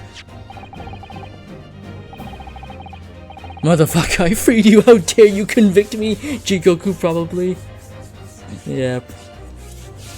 To be fair, Jigoku was also kind of quick to give a verdict on giving Naruhodo a guilty verdict in the very first case of Great Ace Attorney 1. Considering that Giselle Brett was involved in that one. And he knows Giselle Brett's an assassin. And if you will observe, the victim's pocket watch, which we now know he treasured, is missing precisely that part. It can't be. Moreover, this crown is a perfect fit on the spindle protruding from the victim's watch.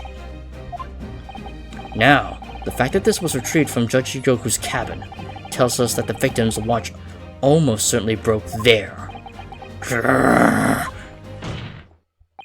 In other words, the victim was killed on the 31st during the 20-minute evacuation drill. In the cabin occupied by you, Judge Jigoku! Well, you're razor sharp, aren't you? You young murderer. He's still calling me the murderer. Expertly maneuvered, Ryunosuke. And your argument sounds entirely plausible. At first. But rather like this pocket watch, it's full of cracks. What? And I believe Judge Jigoku feels the same way. I was wrong to acquit you earlier in the year. Sorry? If I'd known that it would result in anyone having to listen to this drivel, I would have declared you guilty just to spare the world your ridiculous bombast. I think it's clear that the witness will have to give further testimony.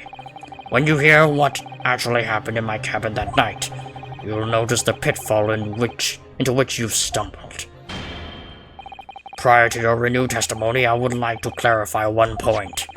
The fact that this part of the victim's watch was discovered in your cabin means that you acknowledge he was there, I presume. Yes, I do. Very well then.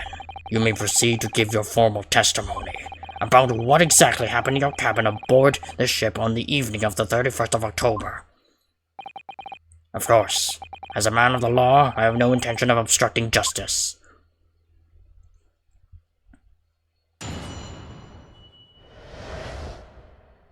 The events in that cabin. I had a guest waiting for me when I returned to my cabin after finishing my evening meal in the dining room. When I walked through the door, a mustachioed Englishman was there, foolishly waving a gun at me. I soon took care of him with an Ippon Seal throw, though he couldn't wait to run away after that. I imagine his watch was broken when I threw him over my shoulder. It has nothing to do with his murder. The inspector was clearly killed having returned to Britain because his body was found in London. Ippon Xiao. A common jujutsu martial arts technique in my country. I was careful not to use too much force, but the man obviously landed too heavily for his watch to take. So, Ryunosuke Naruhodo, I imagine you can see the flaw in your logic now, can't you? What? The fact that the pocket watch was broken in the witness's cabin. In no way proves that the victim's murder took place there. Ugh! I have no doubt the inspector intended to kill me, but he didn't manage to pull the trigger. Yes, because he was merely the tactician, not the reaper's hand of death. Well, the testimony appears to make perfect sense as far as I can tell. Let me express my deep gratitude for your understanding, my lord. But if this testimony holds, Judge Goku will be deemed to have no involvement in the case. Well, counsel, I really see no reason for wasting precious court time here on a cross-examination. Sorry, my lord. The defense has a right to cross-examine, and I don't intend to squander that. You're an embarrassment to your countrymen, not knowing when you're beaten. In that case, proceed, Mr. Naruhodo.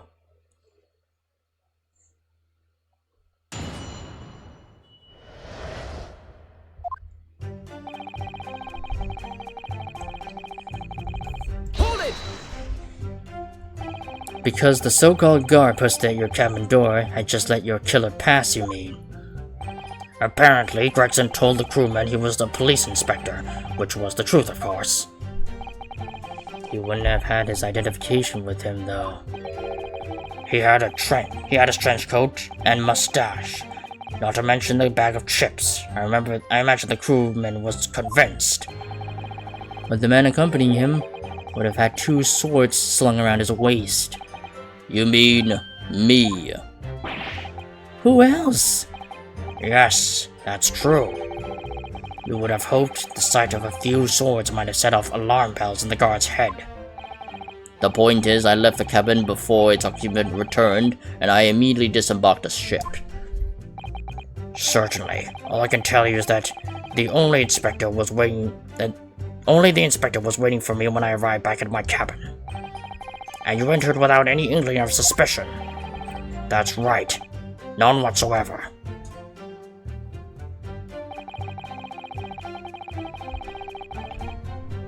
Hold it! Obviously, you're talking about Inspector Gregson. Yes. Though at the time I didn't know the man's name. And there was no time for introductions. I value my life over manners. By which you mean that the inspector was there to assassinate you, I suppose? That was certainly the impression given by the gun pointing in my direction. But I never seen the muzzle of a revolver shake about so much in all my life. Anyone would think the man had never shot somebody before. Believe it or not, most of us haven't. Anyway, there was no time to call for the help of the crewman at the door, so I dealt with the man myself.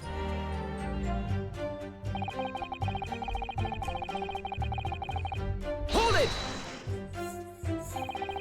Even though the man had a gun? That was a very brave move, wasn't it? My Ippon Xiao is faster than a bullet, I can assure you. But surely all that commotion caused the crewman to come in, didn't it? Huh? Yes, of course. He burst in immediately without knocking. The inspector hurled himself at the stocky fellow, and just managed to slip past him to make his escape. The outstanding guard does it again. Luckily, there aren't that many situations I can't get out of using a quick Ippon Xiao throw.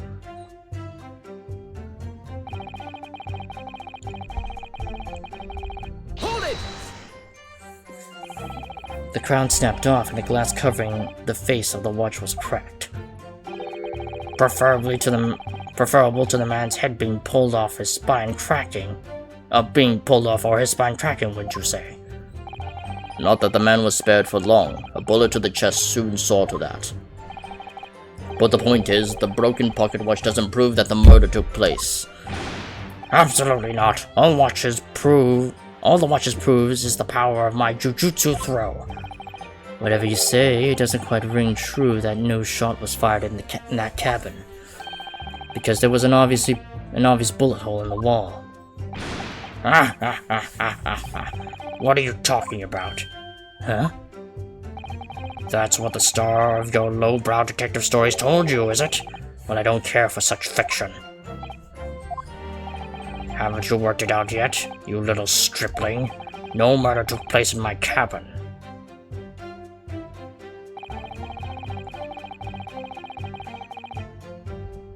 Hold it! But there's no evidence that proves the victim ever returned to London alive.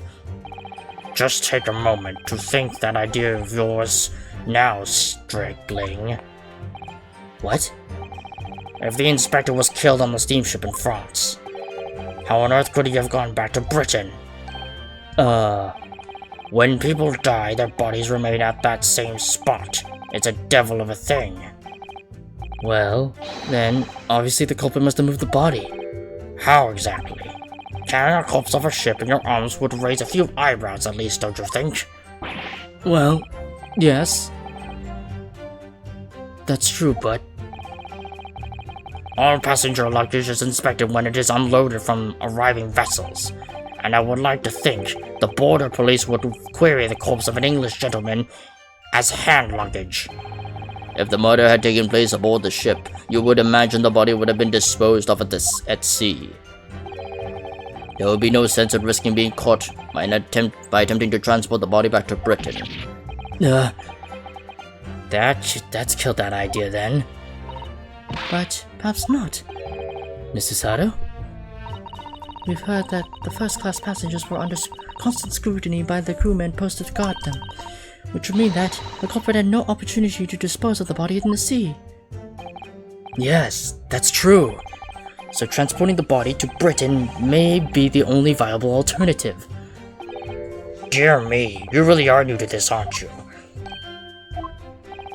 I thought I'd been perfectly clear, but it seems I'm going to have to explain it in words you can understand. I think I ought to alter my testimony with your consent, of course, my lord.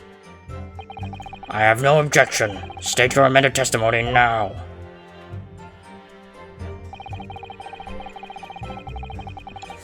There's no possible way I could have transported the victim's corpse back to Britain.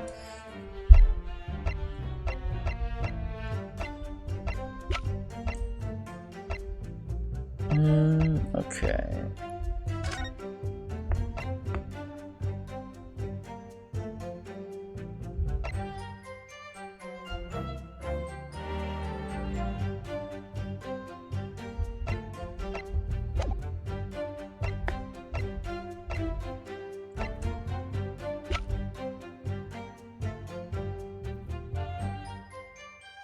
Can I make a joke that would reveal to you the knowledge of vital evidence? Yeah, you know what? Sure, why not? I'm probably not gonna be able to figure it out, given that there's so much to work with. But yeah, go ahead. I don't mind spoilers. Well, it can't be that shrunk. Obviously, that's too small. What evidence would point to that?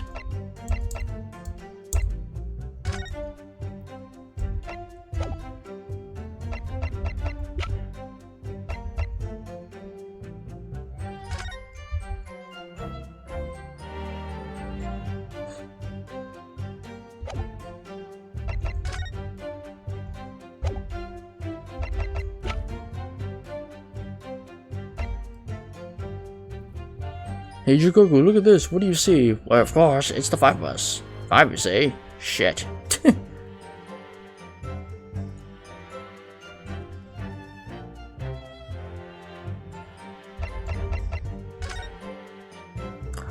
Oh.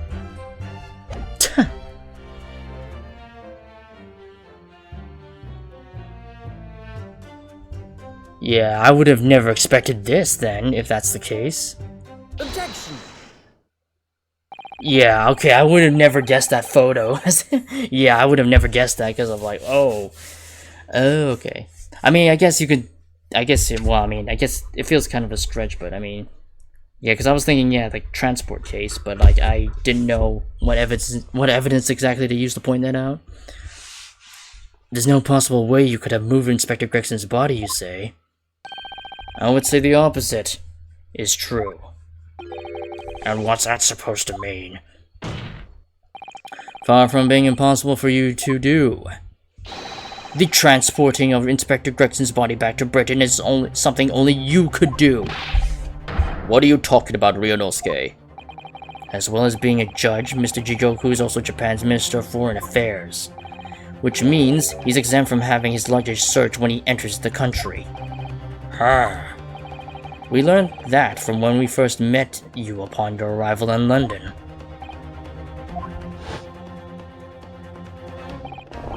Well, all those passport checks and luggage searches at the border took rather a lot of time. I must say I'm very envious of your ministerial status. You didn't have to go through any of that, did you? Ah, I knew you were jealous.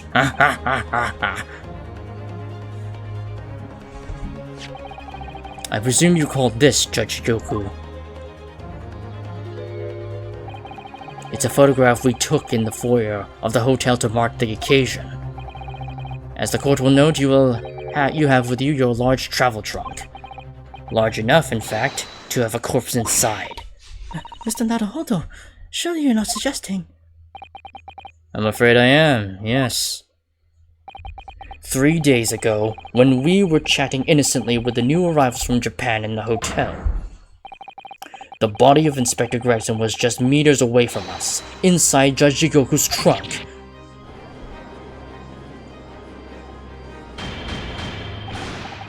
Order! Order! Order in the court! I'm skeptical, counsel, that a grown man's body could fit inside even the largest travel trunk. It could. Because I happen to know that the witness himself, a man of considerable size, fits inside his trunk. And verifying that it would be extremely simple, wouldn't it, Judge Jigoku? But inside his trunk? How horrifying. And after we'd spoken with you at the Great Waterloo Hotel, you had the opportunity to visit the apparent scene on Fresno Street, taking your trunk with you in a cab to deposit the inspector's body. I don't have to listen to this nonsense! Dr. Gori, the coroner who examined the body, has confirmed the possibility. She's acknowledged that there are signs that steps may have been taken to disguise the true time of death. The onset of the body's decomposition could have been delayed by storing it in a refrigerator. Counsel, as I remember explaining yesterday, refrigerators of the requisite size are few and far between. Yes, I'm sure they are. But one place they're certainly found is on large ocean liners.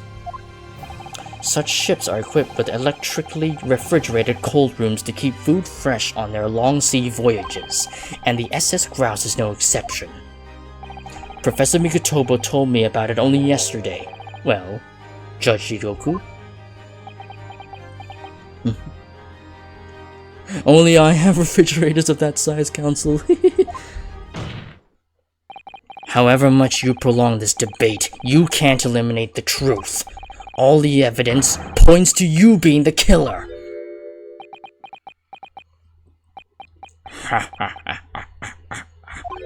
Well, this is all very heartening.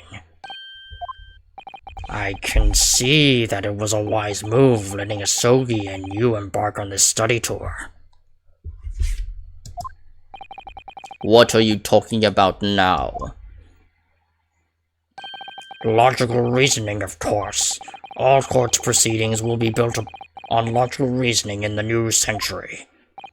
And I can see that you've both laid firm foundations for that already. Judge Jigoku, please, stop diverting attention from the issue at hand. The defense has made an accusation against you. How do you respond? Respond? There's no really need for me to respond, is there? Why have I not? Because before you can even begin to answer the question of when the victim was killed, you must first establish one key fact. Where was the victim killed? It's quite logical. The actual scene of the crime. The prosecution's stance is unaltered. The killing took place on Fresno Street when the gun was shot was heard. As the accused, Barrick Von Z shot the victim at point-blank range.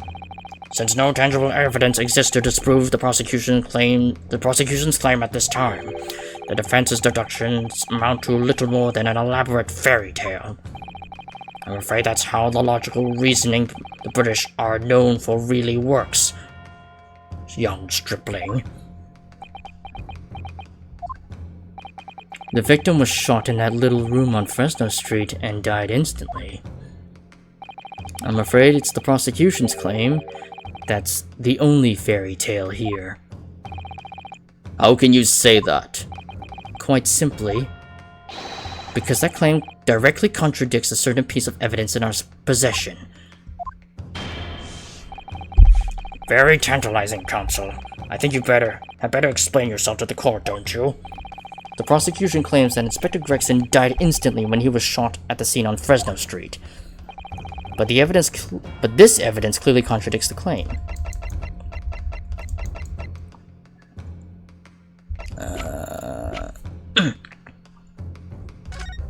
Can we look at the gun now, or?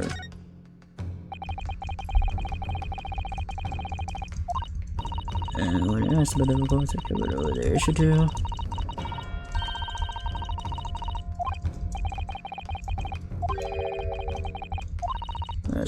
That must have been issued longer ago than that.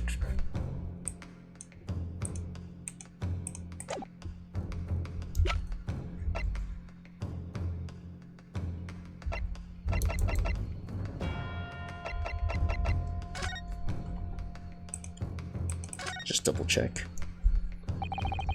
Yeah, it's a shot. Timer device to set off the firecrackers. It's really ingenious idea, though obviously it's a shame it was used for such a wicked purpose.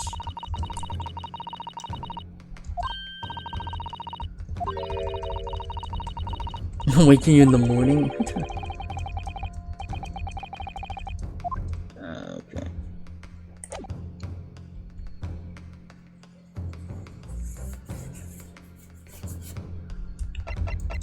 I guess, do I just present the candelabrum? Do we just represent? Yeah, just represent that. Hold on, let me just double check everything else.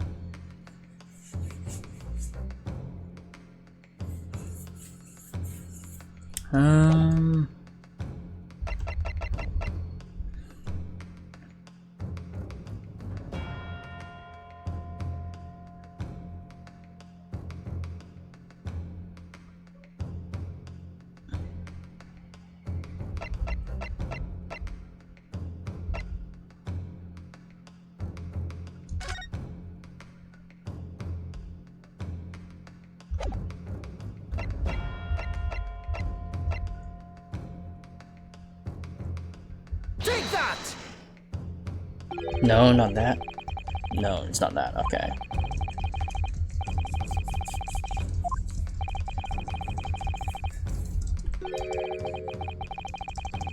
No, yeah.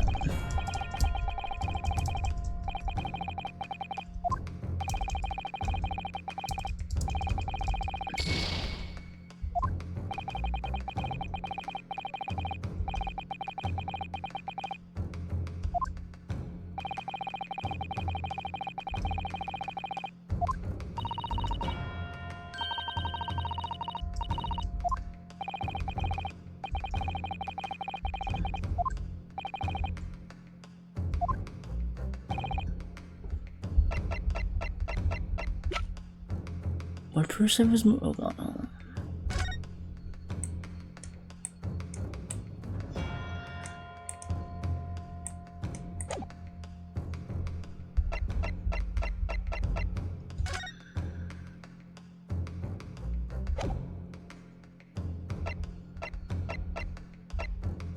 So we need to prove that he was moved.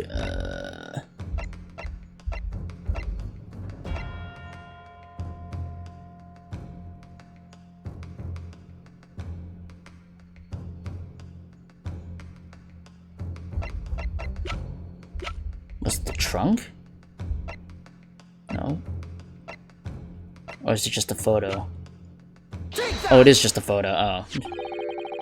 A photograph of the victim in the very location you claim he wasn't killed. Yes, but the point is the posture of the body itself. If Inspector Gregson had been shot there in that room, it's out of the question that his body would have been curled up in a ball like that. I'm sorry to disappoint you, but your logic is flawed. You could easily have adopted that fetal position due to the pain of the shot, which subsequently proved fatal. No, he was killed instantly, so... I'm sorry to disappoint you, Judge Shikoku, but it's your logic that is flawed. What? According to this autopsy report, the victim died instantly. He would have felt no pain, much less have been able to draw himself into that position. Which begs the question, of course, why the victim's body is curled up in that way. Though the answer should be abundantly clear by now. You're suggesting... The inspector's body that took on that posture ahead of its arrival on Fresno Street, before it was coldly turned out on the floor. From the inside of a large travel trunk. No! You're quite right. The shape of the body. It looks exactly as if it had been kept in a confined space. I never took into account the posture. Judge Shikoku, present your trunk for examination. I believe it's very possible that it will contain traces of the victim's blood.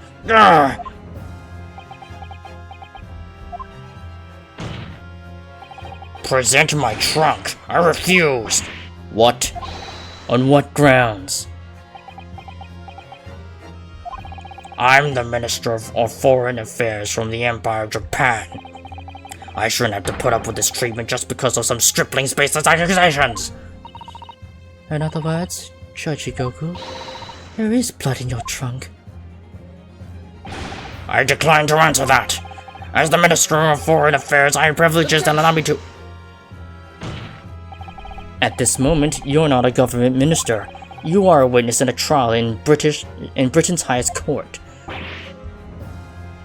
I don't care who you are or what your status outside this courtroom might be. You will not withhold information. Nothing is more important than the truth.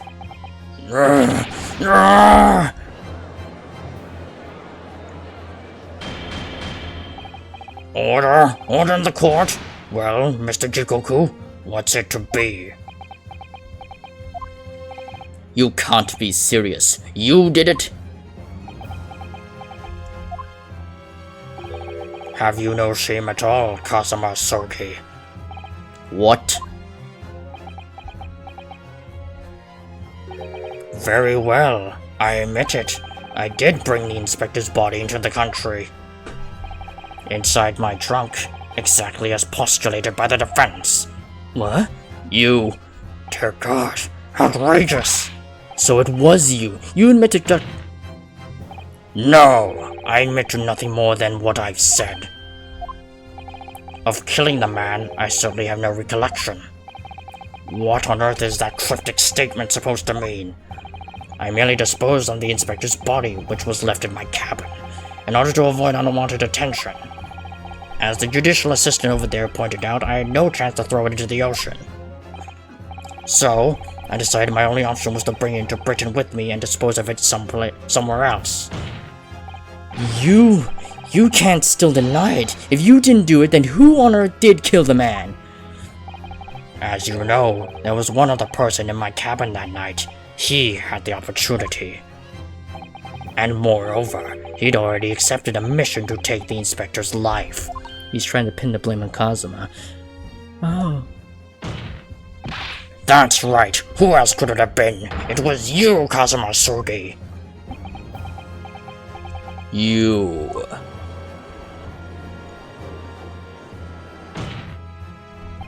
I never thought you'd stoop to this, Seishiro Jikoku. You've taken the words straight out of my mouth, Prosecutor Kazuma Sogi. You thought by leaving the body in my cabin you could pin the crime on me, did you? Well, the prosecution counsel has already admitted to visiting the witness's cabin on the night in question. Yes, on an assassination mission no less. You wouldn't. So, what do you make of that, young stripling? You heard my testimony now, and that's all I have to say on the matter. I'll admit to nothing more. I don't believe this. Counsel for the defense, what is your position now? The court awaits your response to the witness's assertion. The assertion that, on the night in question, the victim's assailant was in fact Mr. Kazuma Sugi. This isn't the dead end it seems to be. The answer's right in front of me. It comes down to Jigoku, or Kazuma. Both of them had the opportunity to kill Gregson, but only one of them did it. And I'm just a step away from proving who. Very well. The defense is ready to respond to the assertion put forward by Judge Jigoku. The idea that the victim's murder could have been committed by Prosecutor Sogi is... I mean, I guess it might be possible, but because of the trunk?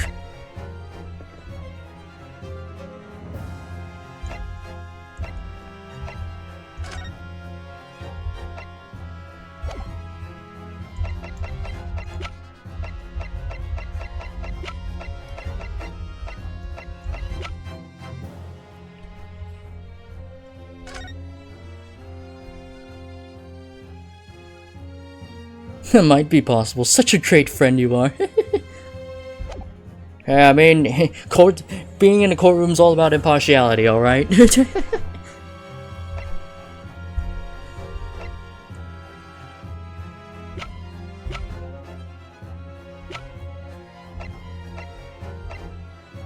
Yeah, the question is, how did his sword end up cutting into Gregson's trunk?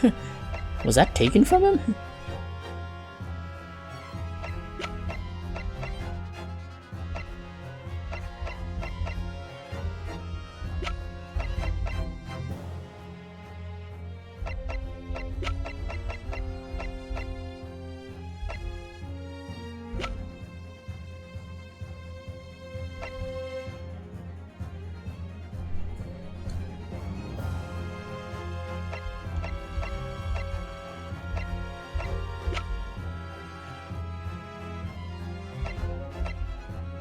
But I mean, he didn't kill him with a gun, so I'm pretty sure he didn't kill him with a gun anyway.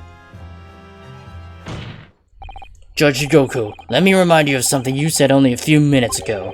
You claimed that logical reasoning is the future of the judicial process.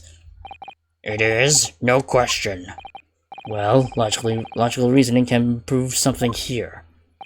Namely, that it would have been impossible for Prosecutor Sogi to commit the crime. What? The court will only accept an argument that is supported by compelling evidence. So present what you have, counsel. What proof is there that allegedly demonstrates the impossibility of Prosecutor Sogi's involvement?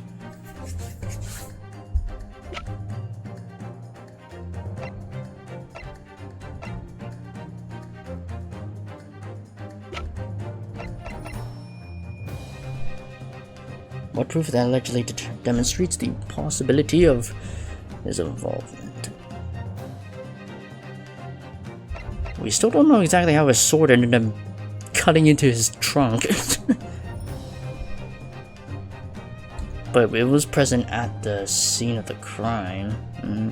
Well, at the Fresno Street room.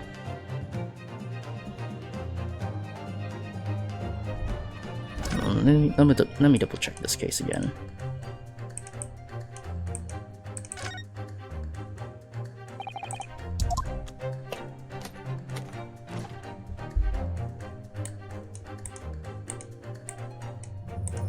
Oops, I didn't mean to do that.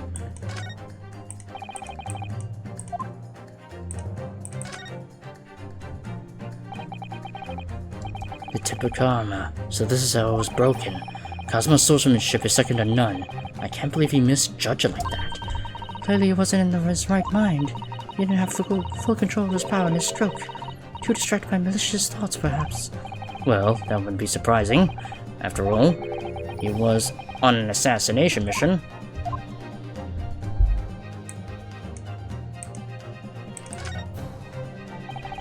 Have you seen this huge? Let's run right through the leather.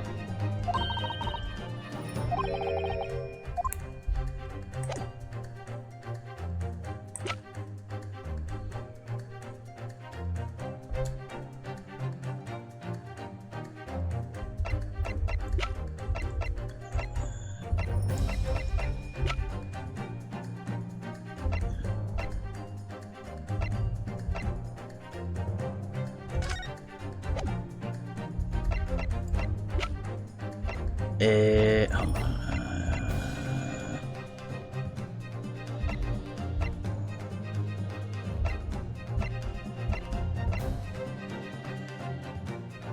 Because this is found on this. This is found in Fresno Street.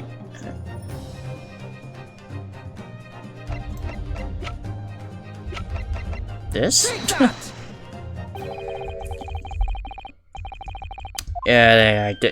I don't know what to pick. Well, that kind of killed the momentum.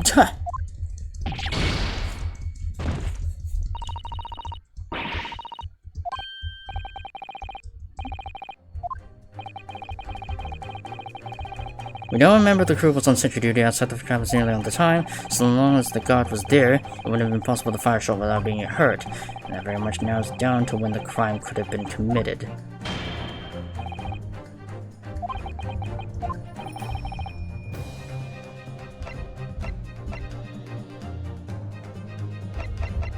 What, the dismissal notice? Yeah.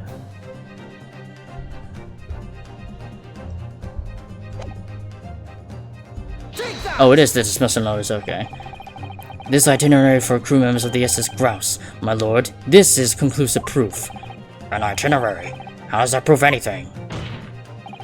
Judge Goku, the moment you acknowledge that you found the victim's body in your cabin,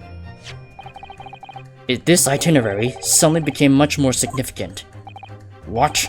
Why? On the night in question, as always, crewman sentry was on guard outside your cabin door. As long as he was there, nobody could have fired a shot inside the cabin. Absolutely, because it's inconceivable that the guard wouldn't have heard it and come in to investigate. So that tells us that the crime must have taken place when the guard was elsewhere. And that narrows it down to 20 minutes just after 10 o'clock, as indicated on the itinerary. Yes, I see no flaw in your reasoning so far. But the crucial point is this: when the evacuation drill took place, the steamship had already put to sea from the port of Dunkirk. Now, clearly the murder could only have been committed by somebody who was aboard the vessel at the time. But Prosecutor Sogi stated in yesterday's proceedings, I didn't come to Great Britain to take anyone's life, so I left Gregson and disembarked the ship. I spent that night at the boarding house in town, and returned to England the following morning. Which I'm sure the court will agree is conclusive proof that Kazuma Sogi couldn't possibly have carried out the killing.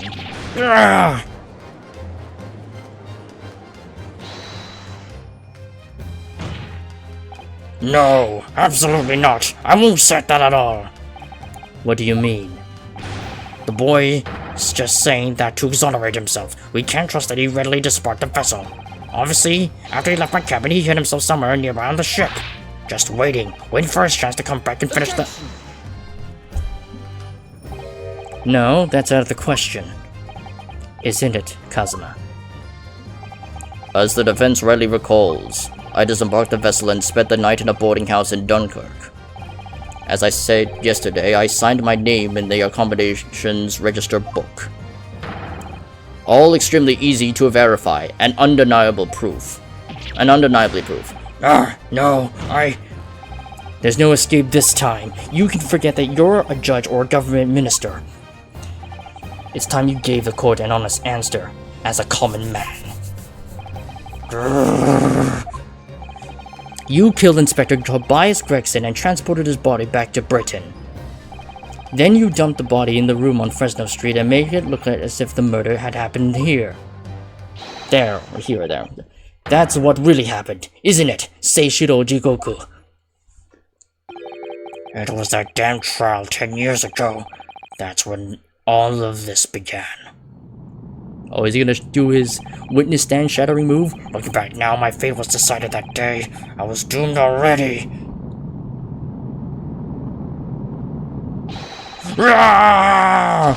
Boom! And that's probably how he broke that witness stand. Holy shit! It's over. My life is over. I'm guessing that's how he broke the witness stand in the Professor case 10 years ago. History truly repeating itself. A British assassin to eliminate a professor in Japan. A Japanese assassin to eliminate a detective in Britain. Both assassins will use diplomatic immunity to evade conviction and return safely to their homelands. The assassin exchange request arrived from Britain about 1 year ago. Though it was hardly a request, it was a demand. And for that, you decided to recruit Mr. Asogi.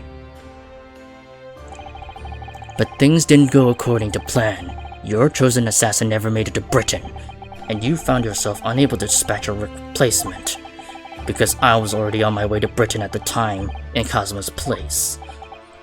And that left me with only one option for carrying out my obligation. To eliminate the mark myself, personally. Of course, there was but a single opportunity for me to do that. The International Forensic Science Symposium, I presume? That's right. I decided it would be safest to carry out the plan before my arrival in Britain, so I enlisted the help of my British counterpart, and made arrangements for a pretext that would take the inspector to Dunkirk. To lure the man in, he was given a sham mission by the Reaper. What? The Reaper? But there's only one person who could have done that. The mastermind of the entire operation. The Reaper himself. So, that means that the assassin exchange was... It was all planned by the Reaper! I'm not at liberty to say anything about my British counterpart. Anyway, the inspector accepted the Reaper's mission and dutifully infiltrated my cabin on the steamship. But it was all a trap designed to lead him to France and his own death. Oh, how awful. It was past 9 o'clock when I returned to my cabin from the dining hall that evening. I didn't give him the time to attack me. I choked him out until he lost consciousness. But there was a guard just outside the door, so I left it that for the time being. Even the slightest noise might have aroused suspicion, so I bided my time, waiting. For the 20 minutes after 10 o'clock. I'd intended to finish him by strangulation, but moments before I had the chance, he suddenly came round and went for me in a reckless move.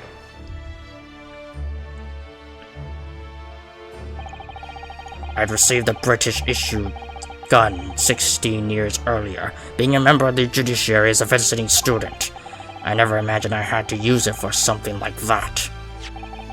So the revolver belongs to you, does it?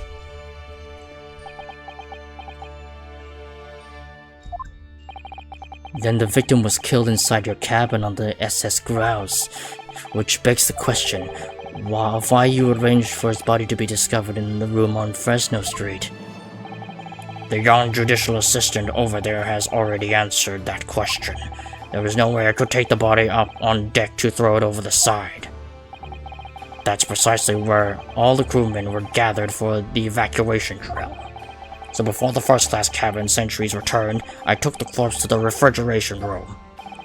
And then on arriving in Dover, you concealed the body in your trunk in order to smuggle it past the border police. I knew I needed to take steps if the police were to be convinced when the body was found. If the police were to be convinced when the body was found in London. In that case, you must have known. You must have had intimate details of Inspector Gregson's intended schedule. Yes, my British counterpart sent me everything I needed to know. The inspector was due at Fresno Street at 5 o'clock that afternoon, in order to meet a man by the name of Hugh Boone, from whom he would take back his police identification. I decided that man would be the perfect person to set up as the culprit, so I took a hackney carriage over there with the body still in my trunk. That must have been just after we took this photograph with you at the hotel then. Yes, I wasn't expecting a welcoming committee. I was more than a little nervous. On Fresno Street I spotted a young girl selling little firecrackers. Miss Venus, of course. I conceived of the candle trick there and then. So I donned a simple disguise and approached the girl to buy enough firecrackers to replicate a gunshot. What sort of disguise? For some reason, the inspector had a bright red hairpiece in his own traveling case, so I put that on. Although I suspect I drew more attention to myself in that than I would have otherwise. The hairpiece was found at the scene. The inspector had it ready for the Red-Headed League investigation. I only arrived at the room at around 5:15, so I quickly placed the body on the floor, moved the notice board, and set up my little candle trick. I arranged it so the firecrackers would go off with a bang around 15 minutes later, so that Mr. Boone, who was to arrive at 5, would walk straight into a trap. Except, at the last moment, I made a careless blunder. What was that? I imagine it was the bag of fish and chips. I didn't notice that it had fallen out of his overcoat pocket when I moved the body to the refrigeration room. I put it back in his pocket the following morning, but... well, it seemed the warmth of the heated cabin had accelerated the decay of the fish. Anyway, that's everything. All the sordid details of what I did.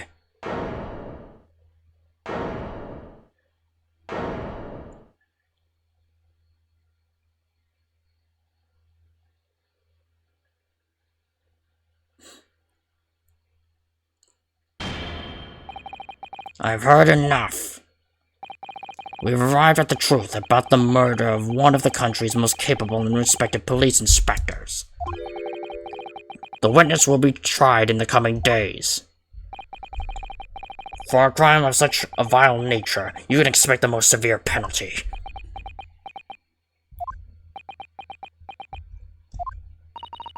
On an exchange of assassins. What a foolhardy idea. Mr. Jigoku, one last detail. Who was your counterpart in Britain? Who was the mastermind behind the assassin exchange? Nothing you say now can make matters any worse for you. Just tell us. Enough! I've already told you that I cannot say. Even though, as things stand, you may very well never set foot in your homeland again. What are you waiting for? Can't we get this over with now? It's finished. All of it. I'm finished. Then, in the name of Her Majesty the Queen, I now pronounce the findings of this court. This man before us has admitted to the willful murder of Tobias Gregson.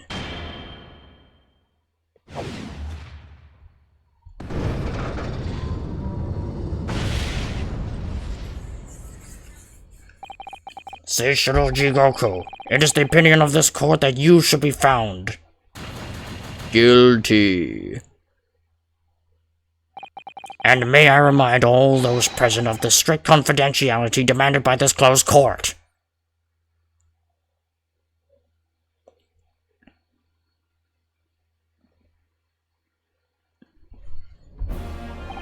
Moments ago, Mr. Jigoku signed a written confession, admitting to the murder of Inspector Gregson and subsequent conveyance of the body. In short, the defendant's innocence has therefore been established beyond doubt. Oh, wonderful. Well done, Mr. Naruhodo. Yes, thank you. Is something wrong? I'm just a little troubled by his silence.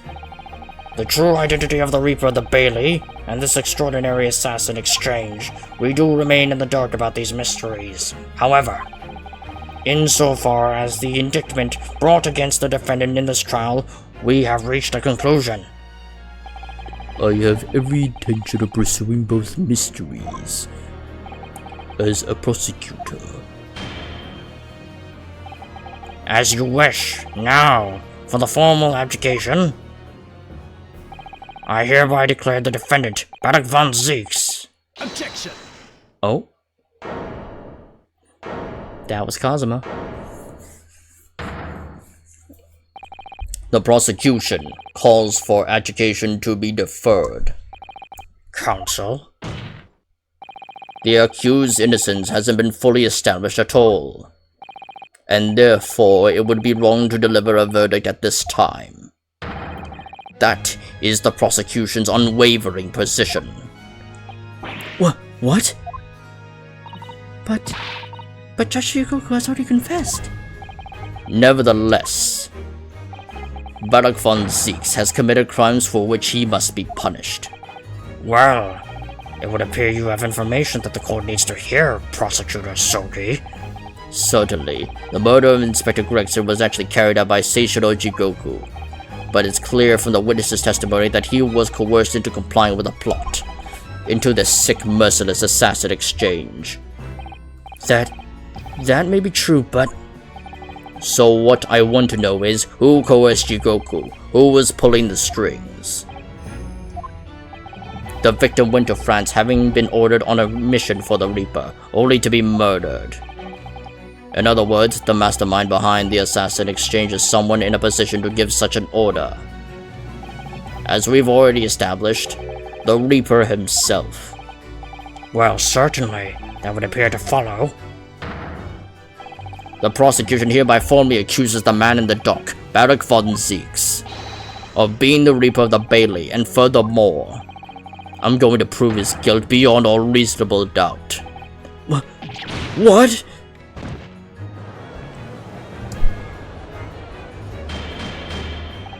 Order! Order! Order! The Reaper of the Bailey is a long-standing mystery, Counsel. Are you suggesting you have some new information with which to build a case? Scotland Yard has already investigated Lord Von Zeeks very thoroughly in that regard, and they found no evidence whatsoever to substantiate the claim that he is the Reaper. Perhaps, but circumstances have now changed. What do you mean?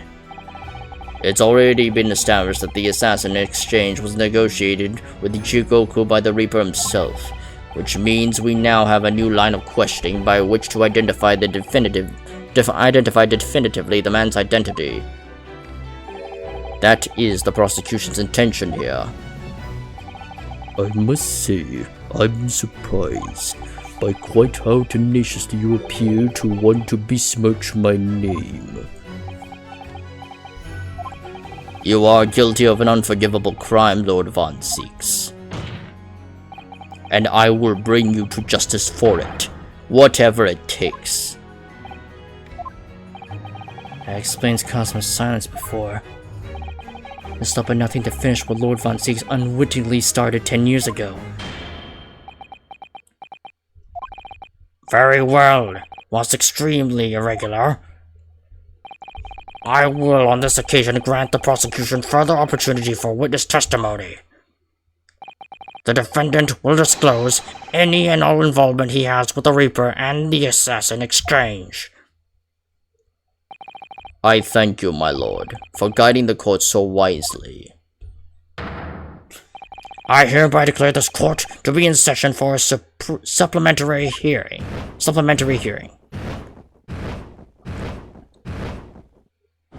Man, he has pyrokinesis at his control. Pray turn a blind eye to the discourtesy as I verify that this vile and unremitting accusation hasn't soured the contents of my hallowed chalice. Lord Von Zieks, I first had to suffer the pseudonym of the Reaper 10 years ago now, and ever since that time I've endured the weight of implied guilt that's gone with it. So I welcome the chance to testify now and crush those allegations once and for all. Good. Then let justice decide, Lord Von Zieks.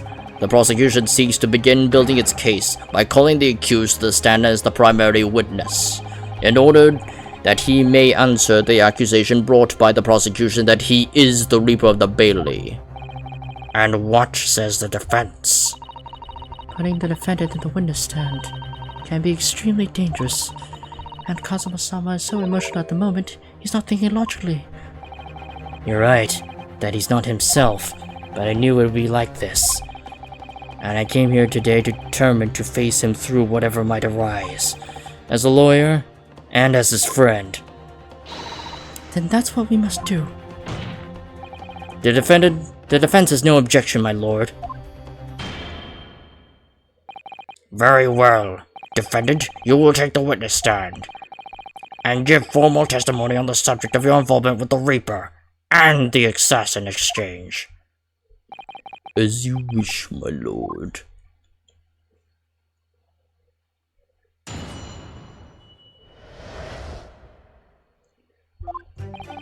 I've never taken the life of another, nor have I instructed another to kill. I've been investigating the truth behind the Reaper for years, and I was unaware of Gregson's involvement. That's the reason why I went to Fresno Street that day, and how I came to discover the body. The point is, no common thread exists between myself, Gregson, and Dr. Wilson. Clearly, therefore, there is no reason to suspect me of being behind the Assassin Exchange. So you deny all accusations by the prosecution, both you and the Reaper of the Bailey, and that you masterminded the Assassin Exchange. I acknowledge that the public at large believe me to be the Reaper.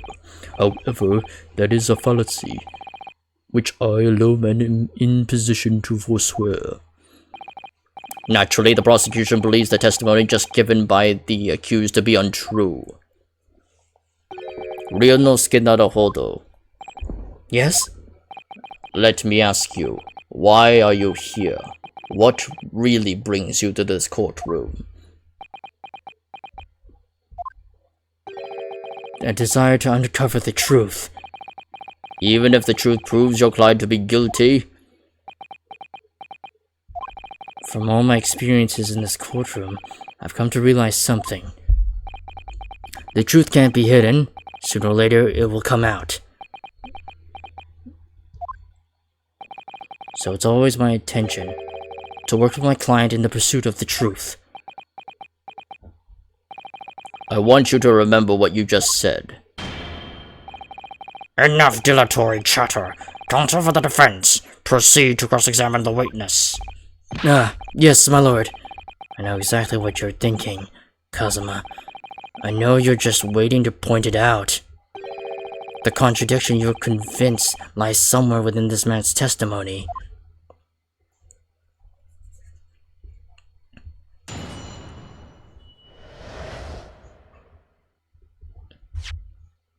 I think I might know what he's talking about.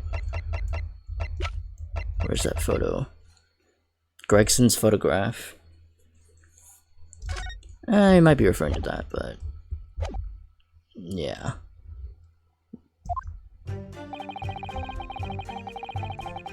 Hold it! So you're not So you know what the general public refer to as the infamous Reaper of the Bailey?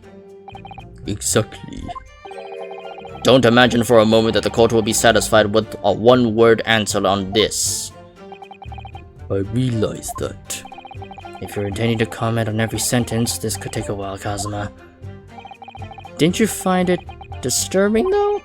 Just that by one, defendants who've been acquitted after your unsuccessful prosecution were killed. Let me answer that question by posing another. If one by one defendants have been acquitted after your successful defense were killed, would you find that disturbing? Disturbing? I couldn't possibly say how that would make me feel with a one-worded answer like that. Exactly. Well, that told me. But even though I'm not the Reaper, that doesn't mean I ignore all the hearsay.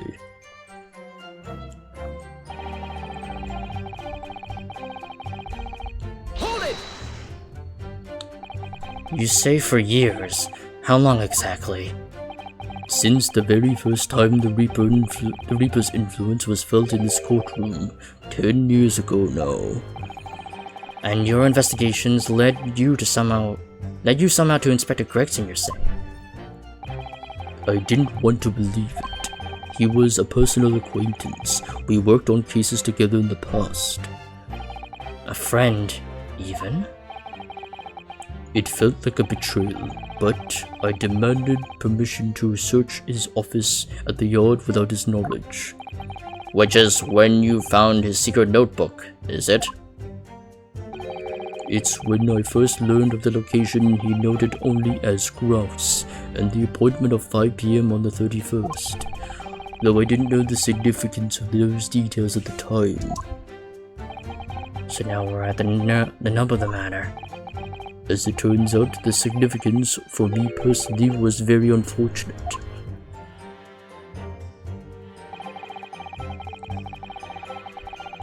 Hold it! But why did you go to that specific location? I thought that if it was the Reaper's headquarters, then by turning up there at 5 o'clock I would catch whoever was involved red-handed. Suddenly, all that was awaiting me was the inspector's corpse. Yes, even though it wasn't designed for you, you walked straight into the trap set by Jigoku. Exactly. Jigoku had intended to implicate Hugh Boone, but unhappily for me, I arrived at the scene first. Huh, a ridiculously careless blunder. Moved on to just throwing insults around, I see then, Kazuma. Think of what you will, it doesn't change the truth.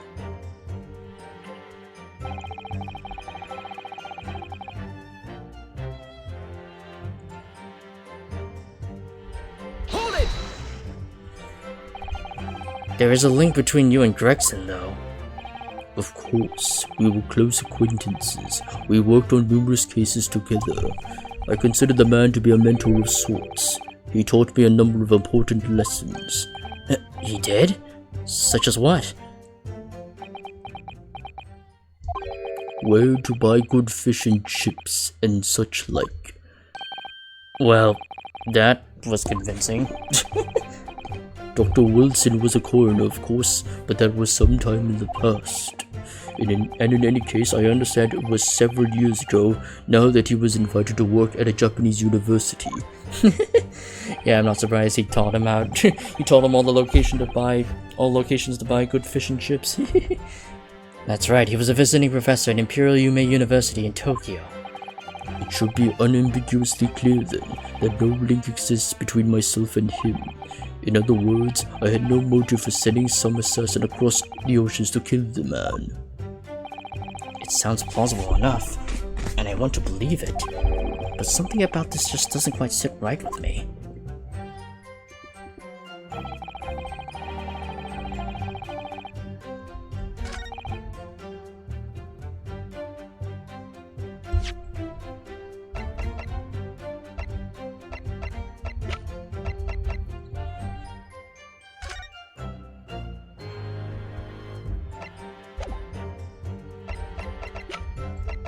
Where's the other one?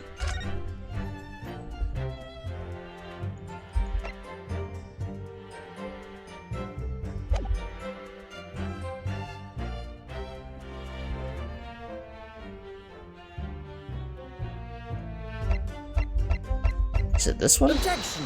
Yeah, it is this one. What is this? An autopsy report? Wait, this is 10 years old. From the autopsy of Lord Clint Von Zeeks. What? My brother's autopsy report? I'm pleased to see the defense doesn't intend to run from the undeniable truth.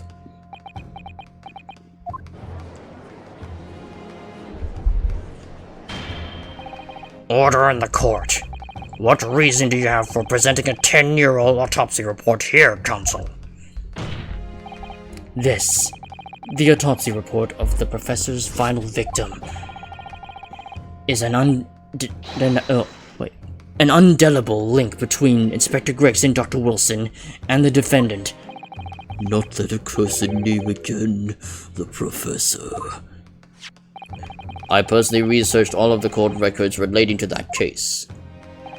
I know that at the time, autopsy was considered sacrilege to the victim's souls, and for the member of the aristocracy like Lord Clint Von Zeeks, it was unthinkable. But someone implored the powers that be to allow the autopsy to go ahead. Inspector Gregson. Oh. Well, oh shit. Could Bag Von Zeeks actually be the... Oh my god, could he actually be the Reaper? I was not expecting this turn to point him to being the actual Reaper. Okay. He declared that he was certain he would obtain conclusive proof from the procedure. And it was Dr. Wilson who conducted the autopsy. His signature is clearly visible on the document. As promised by Gregson, the autopsy did indeed produce evidence. Evidence that conclusively proved Genshin Isogi was guilty of the murders. In my brother's dying moments, he mustered all of his remaining strength to leave that vital clue behind. Indeed, that was the key to indicting the professor for his crimes and the conclusive evidence that convinced him. It enabled Lord Von Zeeks here to avenge his brother's senseless death with a marvelous victory in court. A marvelous victory, was it? I wonder if that's really true. What? Could the same be said if it turned out that the key piece of evidence in question was in fact fabricated? If the inspector, the coroner, and the prosecutor all colluded together to cast an innocent Japanese man as a mass murderer and send him to his death? That's outrageous. And now, 10 years later, for some reason the secret has been threatened and needs protecting, which is why the inspector and the coroner had to be silenced, isn't it? By someone in power in Japan and in Britain, using the two killers recruited for the assassin exchange. Order! Order at once! 10 years ago, my father was convicted in this very courtroom as a mass murderer, to be sentenced to death. But it was all a sham, and I swore myself that I'd prove it. Which is why I had to come to Britain, whatever the cost.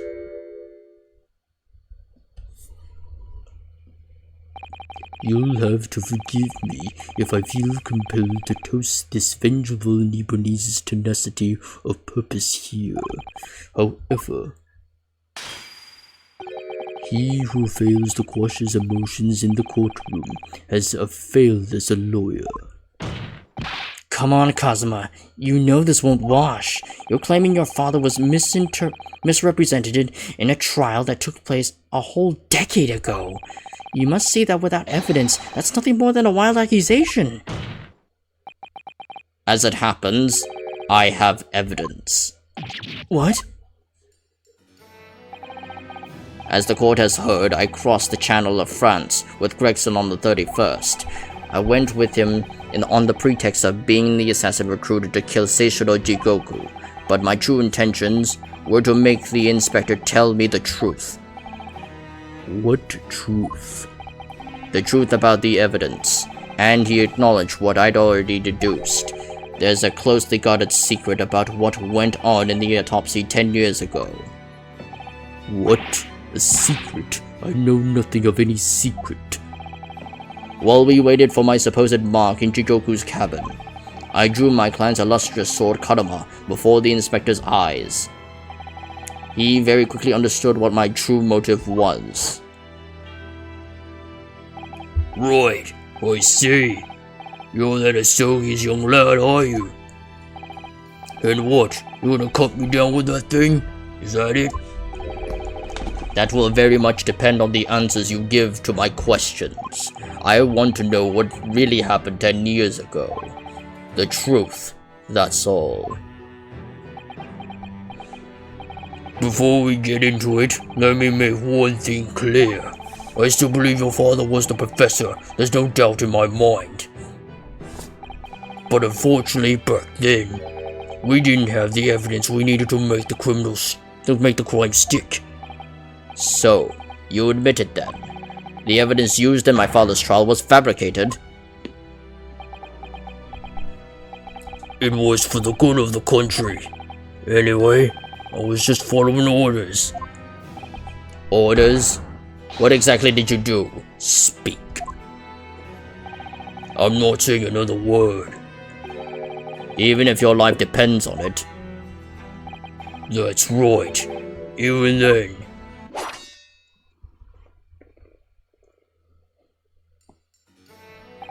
So that's when the tip of the sword broke. Oh, Kazuma-sama.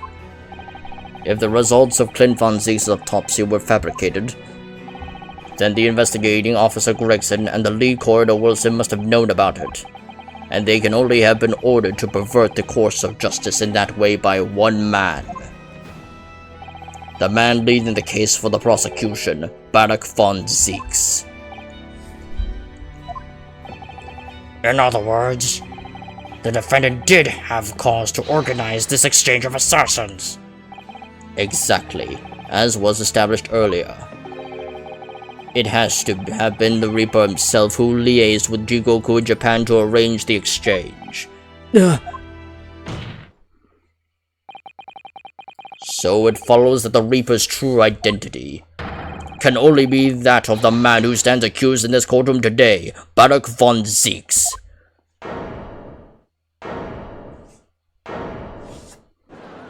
Yo, Penguin, sorry to take it so long, I just woke up. Objection! Well, you're already reaching the peak of this game. So, a better time than any. Kazuma Sogi. What? What you just told the court.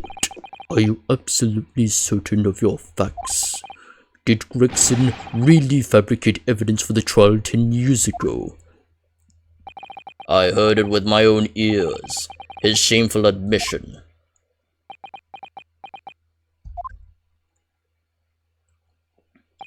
In that case, I know. The name of the Reaper. What? Lord Von Zieks? I gave no such orders. I know that for certain. Which narrows down to the remaining possibilities to one. If Lord Von Zieks isn't the one behind all this, then yes, there is only one other person who could have done something like that. I believe I know who it is too. You? I just have a feeling this name was going to come up. The true identity of the infamous Reaper of the Bailey is... Oh boy, let me just double check all my... Yeah, I think... Take that! Yeah. The only person who could have arranged the assassin exchange and manipulated the autopsy reports is the Lord Chief Justice himself, Lord Mael Strongheart. What? Lord Strongheart? Yes, it's true that 10 years ago the defendant handled the prosecution of the professor in court, but he only took over the case after his brother Lord Clint Von Zieks had been killed.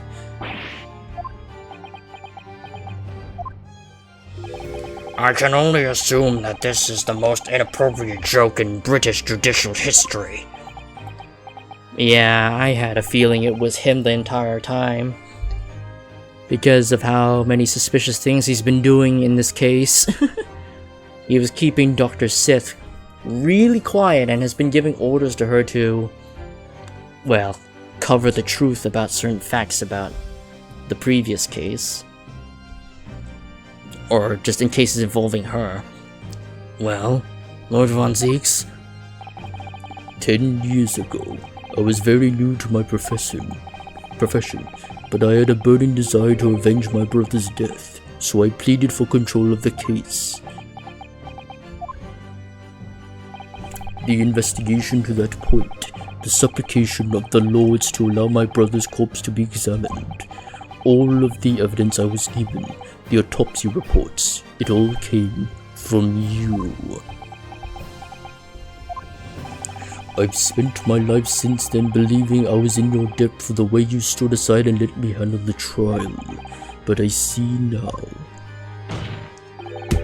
I was very much mistaken.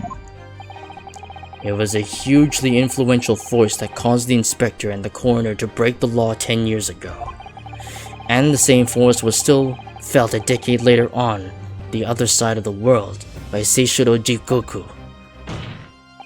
Lord Strongheart, everything falls into place when we recognize that you are the Reaper of the Bailey.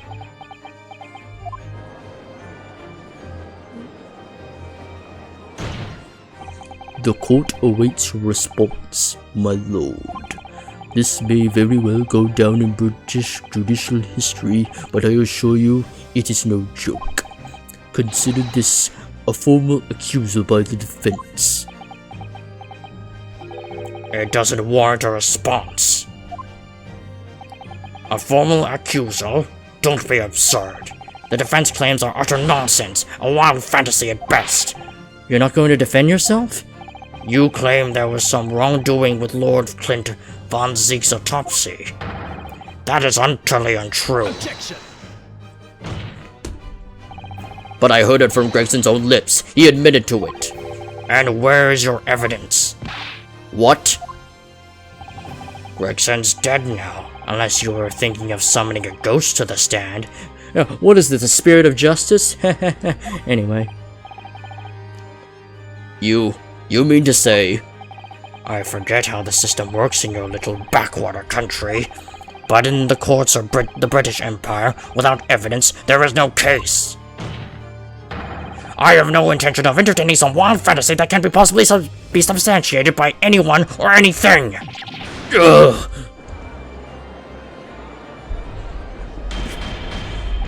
Order in the court! Following Inspector Gregson's murder, and in the light of Dr. Wilson's death as well, there's really no one left who could testify about the events of 10 years ago. Is there? So that was the real purpose of the assassin exchange. This court has no business raking over the coals of a case that was concluded a decade ago. The accusal brought by the prosecution and the defense is categorically denied. I take it there are no objections. Kazuma. He's more or less waited for his whole life for this moment. Is there really nothing else we can do now? Is there no other avenue we can go down in pursuit of the truth about what happened all those years ago? If only there was someone who could testify about Clint Von Zieks' autopsy.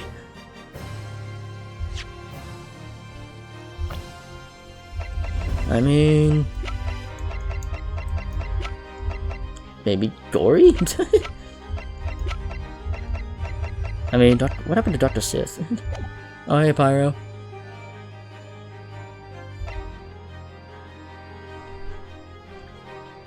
Actually, wait, assuming Courtney isn't dead. Actually, who wrote the autopsy? Oh, wait, no, it wasn't Gore. Oh, wait, no, it wasn't her.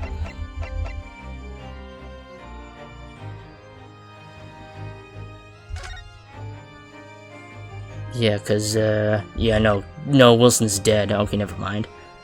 Wait, who was also present? Because I know there was a third person who was present during the autopsy. Oh, Mikotoba! Oh, yeah, there is somebody.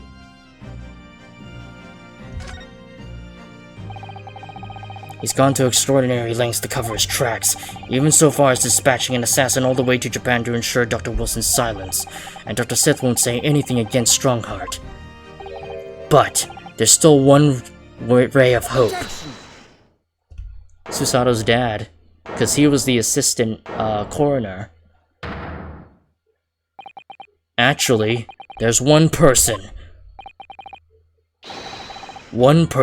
who could still testify about that autopsy. Don't be ridiculous! There's no one left! Who, Ryunosuke? Who? Tell me! Kazuma, Please, this trial can't end. Not yet!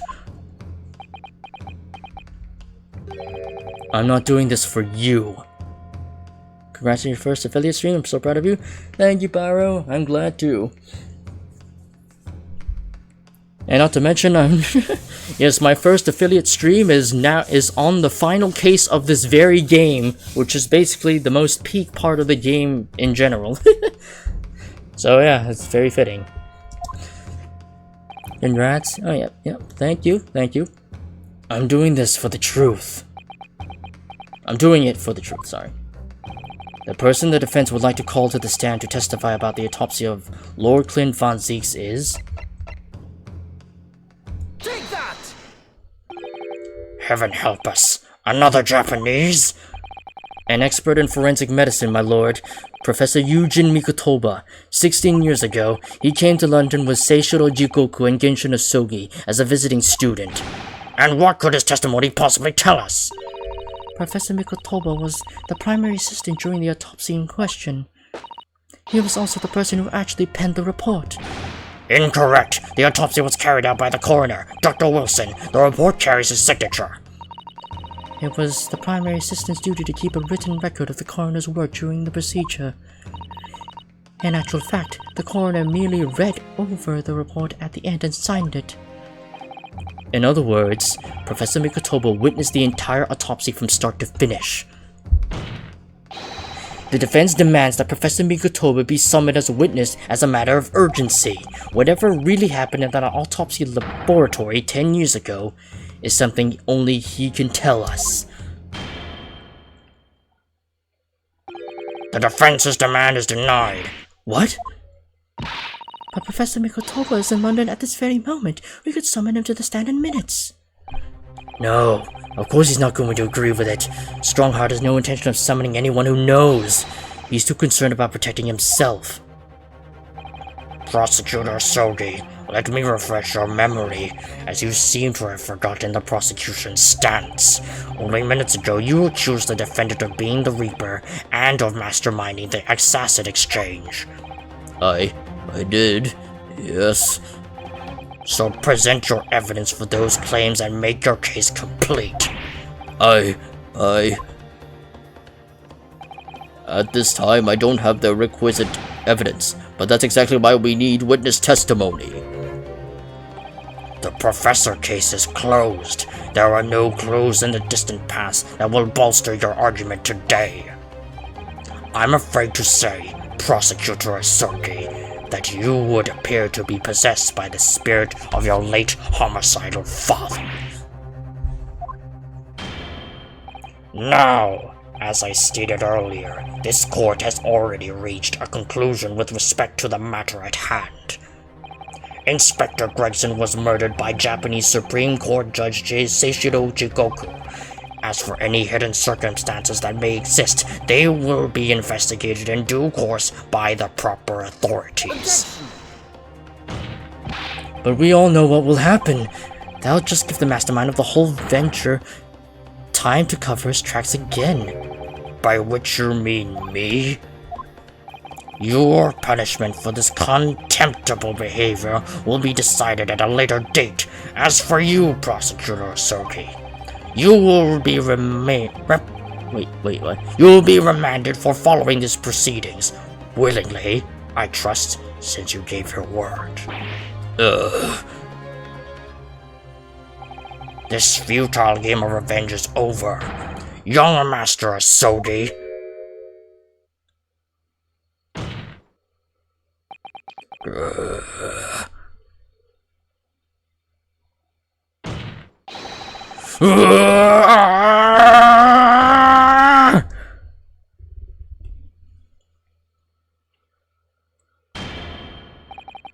That will be all. I hereby declare this trial to be over. Cortes!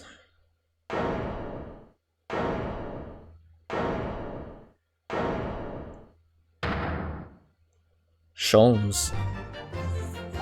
Mr. Sholmes? I think he's less screaming, more crying with that wow. Oh. Well, I mean, it's hard to do it in the voice, in this voice bus specifically, because I don't really cry in this voice. There is no place for amateur detection, Mr. Sholmes. May I remind you that these proceedings are closed to the general public. You will leave the courtroom at once. Mr. Sholmes was instrumental in the apprehension of Seishiro Jigoku before he fled from Europe. The court should hear what he has to say. Lord Mel Strongheart, it's imperative that you refrain from bringing this trial to an end at this stage. Is it really? And why would that be? You need only recall your own words from the opening of the trial to answer that question, if I may. We will stop at nothing to uncover the whole truth behind these disturbing findings. Surely it can't be that the shock of being accused of being the Reaper yourself has erased that from your memory, can it? The whole truth, sir, has already been uncovered. It would seem that we have a great many important members of the judiciary present here today. I put it to you, my dear fellows, should the trial end at this juncture? After all, why have you been invited to attend? Do not along to the prevarications of your superiors?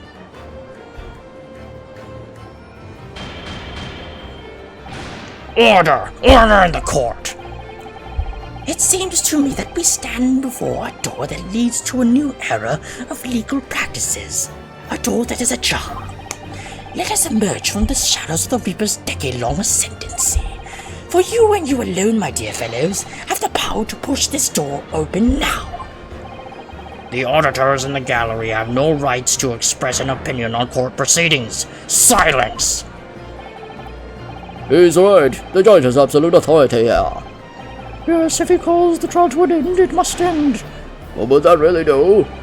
I sense dark things occurring behind the scenes. Dark things indeed. There's a single person here who can honestly say that. Oh, that cut off. What? What? The trial shall go on. Summon the witness. That's right. We need to clear up this. Clear the. That was too fast. My lord, you are sure that those present will uncover the whole truth here? Vindicate yourself of this outlandish accusation. The truth. The whole truth and nothing but the truth. That's the very foundation of British law. A toast to my dependable colleagues in the gallery.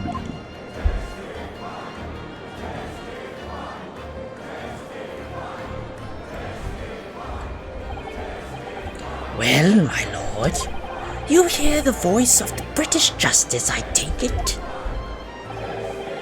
I think you'll find it will be rather awkward to silence.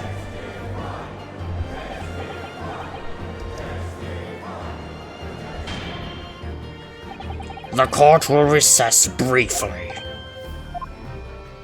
I have no intention of searching from these allegations. Bailiff, arrange for the subpoena of the witness at once. As soon as the gentleman arrives at the courthouse, we shall reconvene. A recess won't be necessary, my lord. Pardon? Mikotoba is a close friend of mine. He accompanied me today and is waiting in the antechamber as we speak. I do believe he's been enjoying a little trip down memory lane, in fact. What? Professor Mikotoba is here in the courthouse? Mr. Sholmes, you didn't know this would happen, did you? My dear fellow, no one is in a better position to answer that question than you, surely. I wasn't just asking for the fun of it, you know. Well, I must thank you for your assistance in this matter, Mr. Sholmes. However, you are of no further use here. Kindly leave the courtroom at once. But of course, in truth I find myself rather busy now as a result of these developments. Mr. Naruhodo, Yes? I trust you have Iris's little lucky charm with you. Absolutely. It's still in my pocket. She sends her regards, and a reminder. If you find yourself at a dead end, the ears are at your disposal. Just one tug if you please. Oh, of course. In that case, the trial will continue without delay.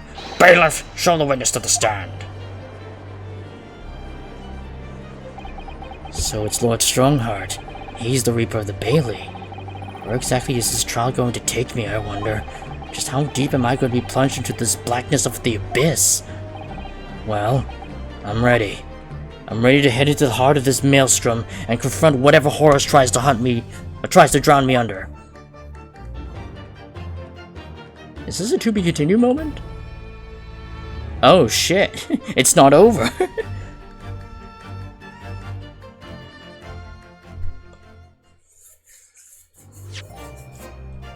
Oh shit, it's not over yet. Damn. Well, it's more fitting to use the very last save slot for this. Trial Part 3. Okay, well before that, I'm just gonna, oh my god, get a drink. And also go to the bathroom, because it's gonna be a long trial. I'm probably gonna start with an ad break, because I actually forgot to do that in the previous Be Right Back screens, but yeah, hold on.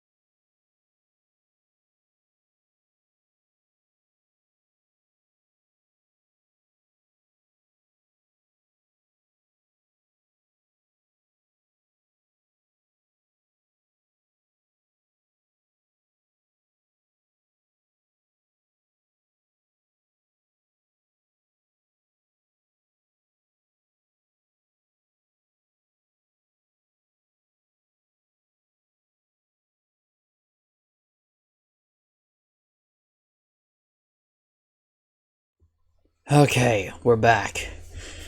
Ready for the final section of the game. Let's go with a bang, shall we?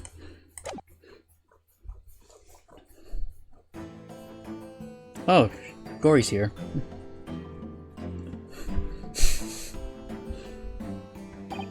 So, witness, please state your name and occupation for the court. Eugene Mikotoba, lecturer from the Forensic Medicine at the Imperial Yume University in Tokyo, Japan.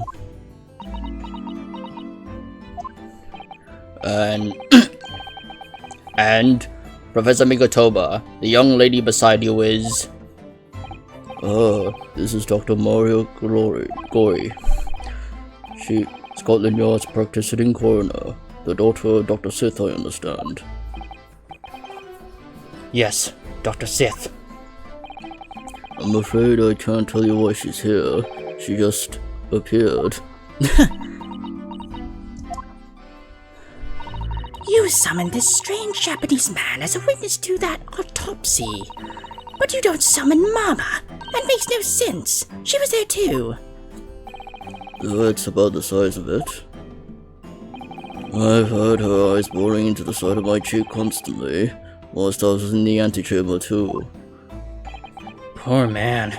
The idea is making me shudder. The revelations about Dr. Sith that came to light some days ago defy the reputation of the entire judiciary. She was therefore deemed unfit to appear as a witness in today's proceedings. The Ministry of Justice decision on that is final. Well, we wouldn't want any more perjury to be committed, would we?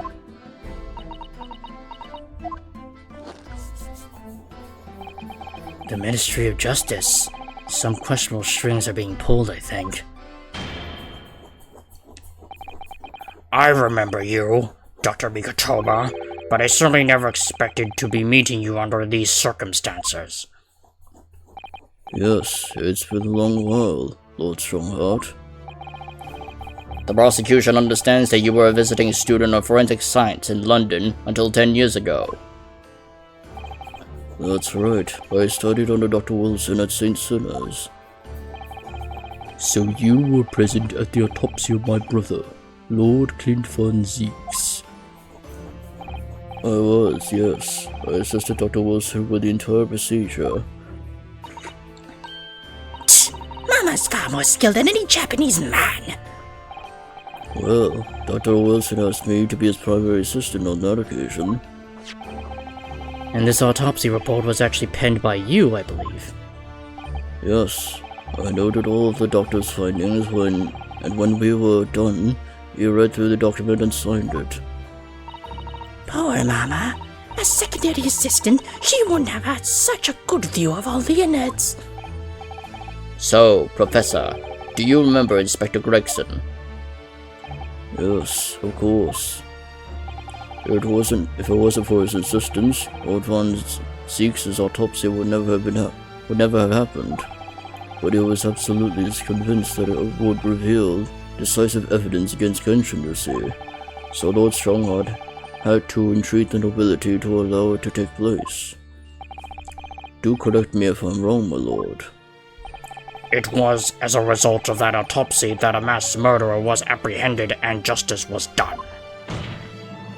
But Gregson admitted it before he was killed. He admitted that the results of the autopsy were fabricated. You were there at the time, so you must testify. You have an obligation to tell the truth about what really went on. Absolutely. That's precisely why I'm here. And that's why I'm here too. Very well then, you will give your formal testimony now, witness. Have you hydrated and stretched? Yup, I even had a shower.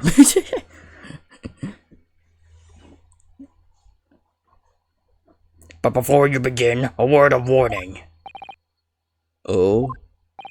You will state untruthfully and accurately what you saw and what you heard at the time. I wouldn't dream of doing otherwise, my lord. The moment your testimony verges on supposition, I will expel you from my courtroom. Remember that.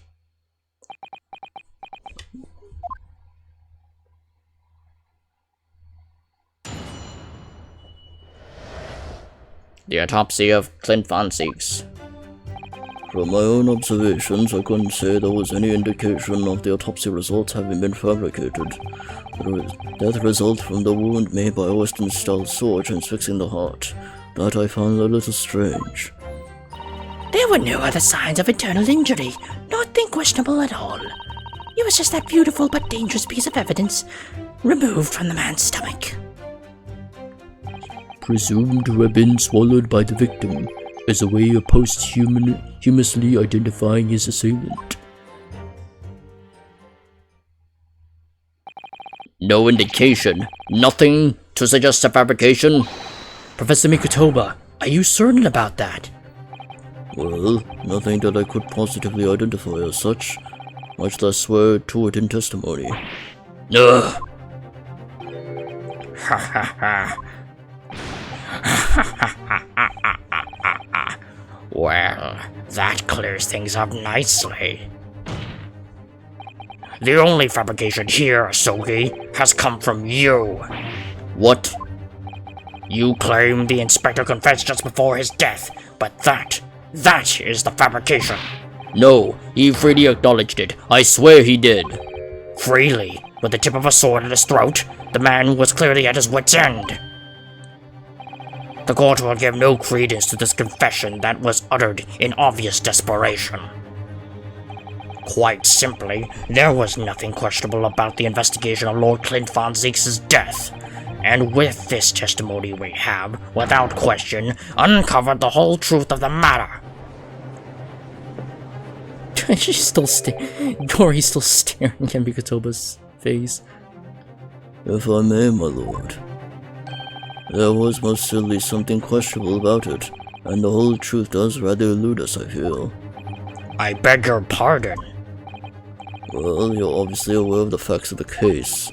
All four of the professor's previous victims died when an enormous beast was set upon them that ripped out their throats. Oh, such horrifying crimes. But curiously, the killer's last victim, Lord Clint Von Zieks, suffered a different fate. Yes, you're right. He was stabbed through the heart with a sword. That's enough. I believe I warned you about this, witness. I promised to curtail your testimony as soon as it entered the realms of supposition or speculation. Very well, my lord. In that case, the defense will pursue a conclusion to this during the cross-examination. What? I have the right to cross-examine every witness after testimony. And I fully intend to exercise that right.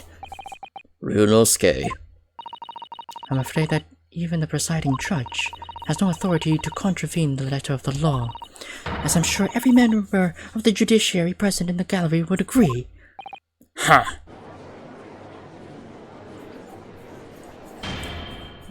Very well. You may begin, counsel. However, the moment your argument strays from the established facts, I will not hesitate to bring the cross-examination to an end. Proceed with caution. Yes, my lord.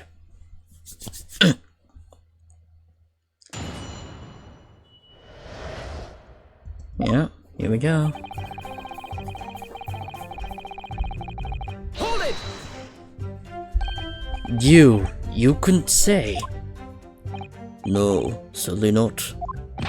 But then you couldn't say that there wasn't any indication either, could you? No, true, I couldn't. I was at Dr. Wilson's side as he performed the procedure, recording what he did. But at times, of course, he instructed me to fetch implements and such like. Whilst I was away from the operating table, obviously I could have missed something. And at those times, what was the secondary assistant doing? Following this Japanese man's order to adjust the lighting or pass him implements. But that doesn't mean Mama wasn't a vital part of the team. Quite, yes. So you would kindly refrain from staring at my cheek like that. Professor Mikotoba, think! Was there nothing at all that seemed out of place to you? Well, yes, there was, as a matter of fact.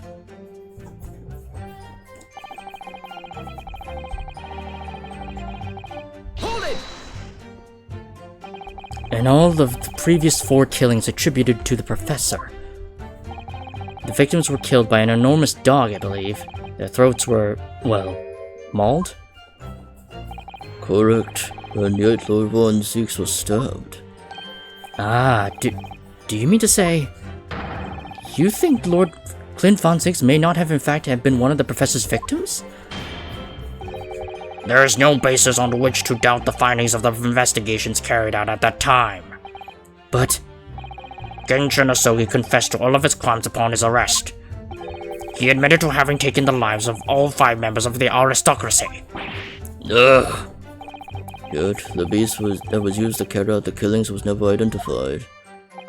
No evidence was found to suggest that Genshin had ever kept a dog. A true hound of hell.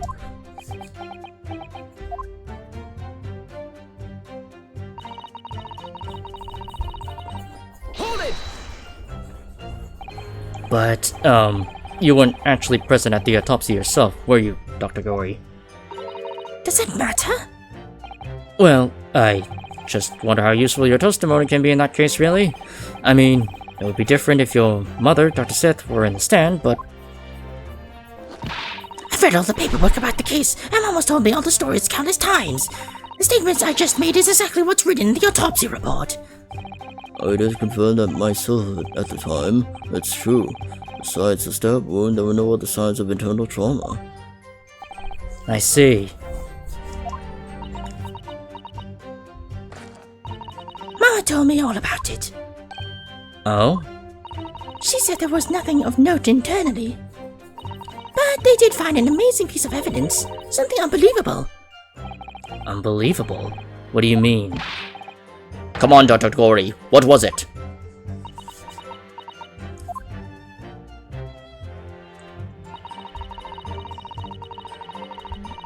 Hold it! What exactly was it, though? What does beautiful but dangerous mean? Well, it was sparkly and round, with a hole, as if it might slip over a finger perhaps. It was a ring belonging to Genshin Asogi. My father's ring was inside the victim's stomach? At the time, Genshin wore a large ring on the digitus quartus of his left hand, the 4th or ring finger. I had understood it was some sort of keepsake. When my father left for Japan for London 16 years ago, I was 8 years old, but I remember that ring. You do? My father's possessions were sent to our family home in Japan after his death, but the ring wasn't among them. Obviously not. It was a key piece of evidence. It remains under lock and key in the stores at Scotland Yard to this day. After the autopsy, Genshin was summoned by the police to check for the presence of his ring. It wasn't on his hand, of course. Moreover, there were deep abrasions on his finger where it had been pulled off. They arrested the man and there and then, right before my eyes. How could they? I brought the ring along with me today. What? Here it is, a bit dusty from the years in the stores. Good gracious, yes, that's it. I haven't seen that in 10 long years. And that was found inside the victim's stomach? Yes, I'm afraid so. You hesitated there, Professor Mikotoba. Should we read something into that? Well, it's just that thinking back now, I didn't actually witness the moment it was extracted from the victim's body. Oh my, really? At that precise moment, Dr. Wilson had asked me to fetch him a new scalpel, you see. Dr. Gory. The removal of historic evidence from the stores requires my consent, does it not?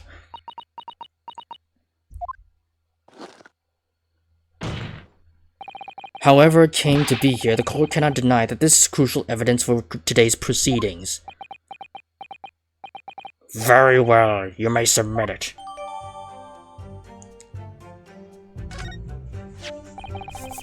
It's not the sort of ring normally seen in Japan.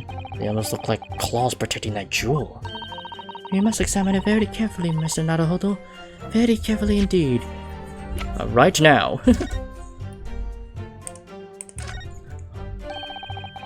These fat claws are doing a good job of protecting the equally fat gemstone in the middle of this ring. Yes, if you were clumsy, you could give yourself a rather nasty cut on them, I should think. Ow! Now my finger's bleeding. The claws are really sharp. Oh my, that was very quick clumsiness, Mr. Naruhodo. Even for you. What makes such a dangerous ring? You couldn't swallow it without doing yourself some fairly serious damage, surely. A sickly mochi bun of about that size would go down much better, with some red bean paste in the middle. Someone as clumsy as me would probably manage to choke on it somehow.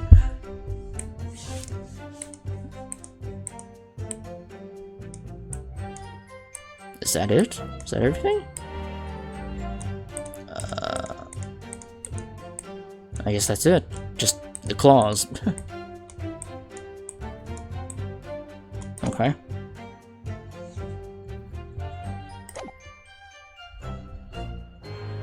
Yeah, no internal trauma was detected. Yup. I very much noted that one.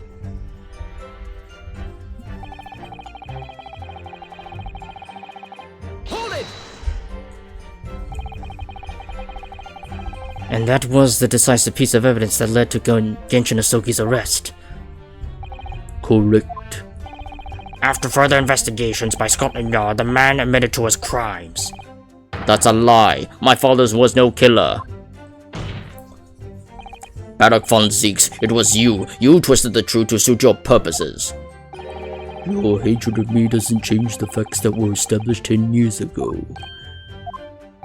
My brother Clint had closed in on the professor. In the end, he exposed the man and put a stop to his lethal rampage. In the way only a man of my brother's caliber could.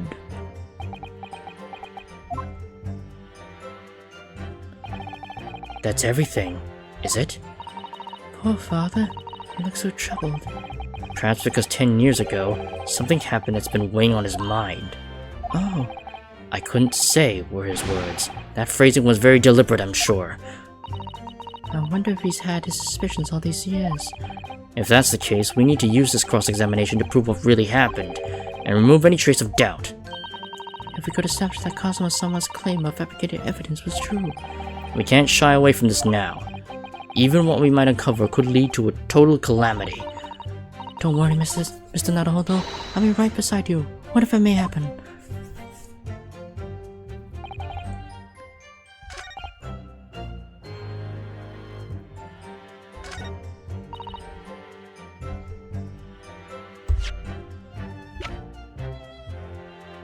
Objection! The court has heard that the ring was extracted from the victim's stomach, but you didn't actually see it being removed, did you, Professor Mikotoba? That's right.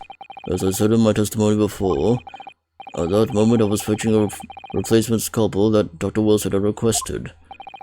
In other words, you can't neither confirm nor deny whether this ring, in fact, really came from the victim's stomach or not.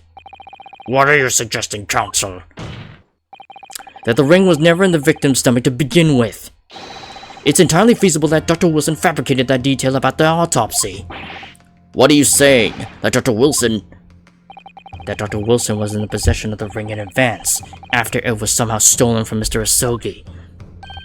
And he produced it during the procedure, pretending to have found it in there, and then in the victim's stomach. Objection!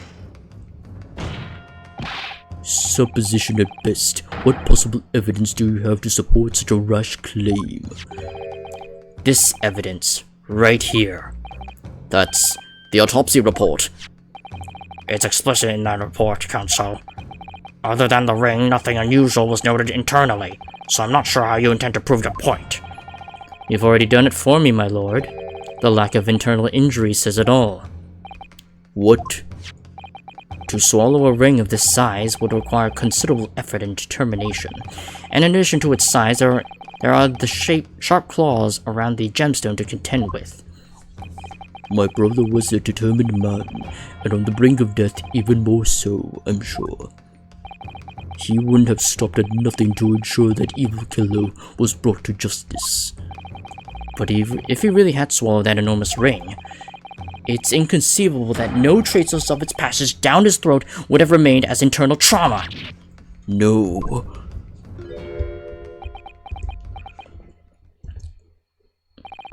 And there you arrived at the sticking point. That's precisely why I had my doubts about the findings myself 10 years ago. Then why didn't you say something at the time? I did. I still remember the conversation I had with Dr. Wilson in the laboratory that day.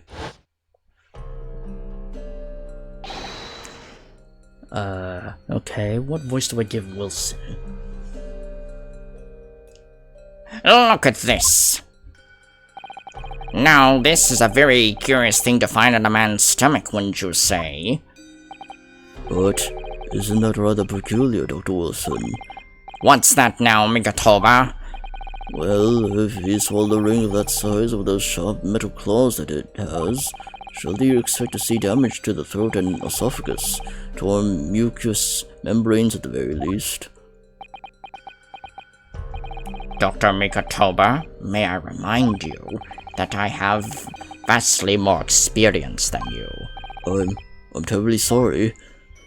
I can think of plenty of ways to explain why no injuries would be seen.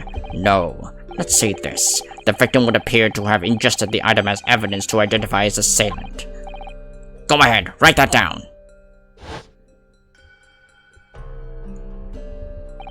So I was right. Dr. Wilson deliberately fabricated the results of the autopsy to implicate my father. I'm disappointed, Counsel. That argument is nothing more than speculation. What? Dr. Wilson was Britain's leading authority on forensic science and autopsy work. There's no scientific basis on which to doubt the man's expert opinion. Pardon the interruption, my lord, but damage to the mucous membrane of the throat is easily identified even in living subjects. Using a device called an endoscope, recently demonstrated in practical use in France.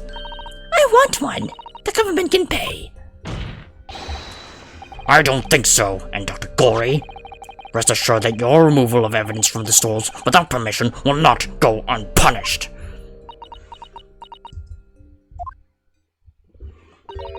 We open up the dead to find the truth. I beg your pardon? But Mama, she chose to stitch her corpse up with all her secrets inside. That's wrong. Dr. Gorey, it's looking as though she's chosen to walk a different path to her mama. It's based in need, my friend.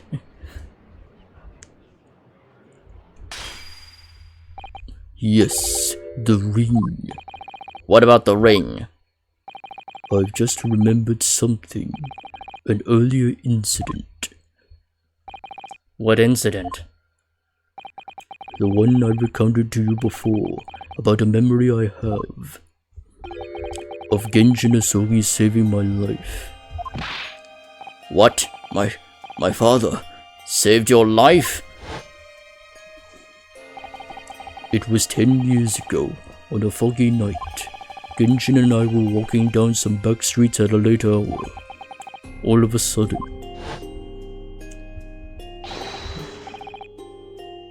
Oh, Mega Beep, you're coming with us. all of our assailants were armed with pistols, their faces obscured by scarves. Oh wait, no, wrong voice. The next thing I knew, there was silence all around. Genshin lay on the cobble street. Blood was seeping from his left hand. He shielded me. It was on the ring finger of his left hand that he used to wear that ring. Are you saying? I've always believed those thugs were after me, but now I'm starting to question if perhaps I wasn't the intended target after all. Wait, but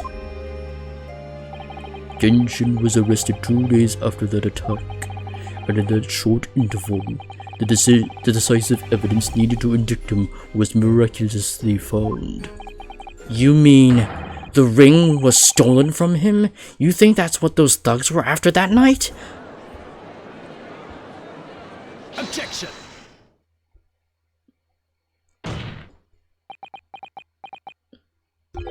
You pathetic coward.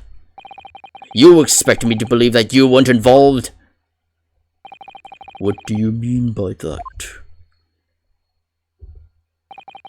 It was you, wasn't it? You're the one who took it. You stole my father's ring. You set the whole thing up so you could paint him as a mass murderer and have him arrested. Kazuma, open your eyes. Ryunosuke. You must know deep down. The truth can be completely obscured even when your judgment is only slightly clouded. But at the moment, you seem to be floundering through a dense fog. Is that why you were so insistent that I should be present in this trial? To see you like this?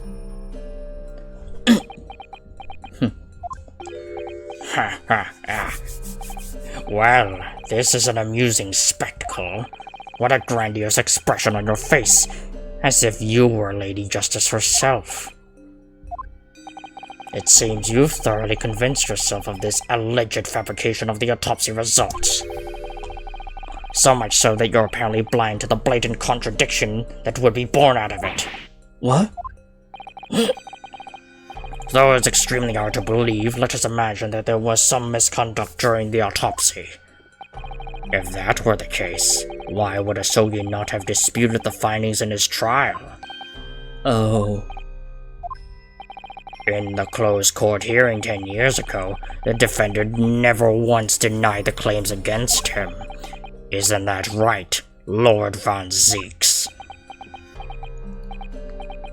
Yes, that is indeed correct.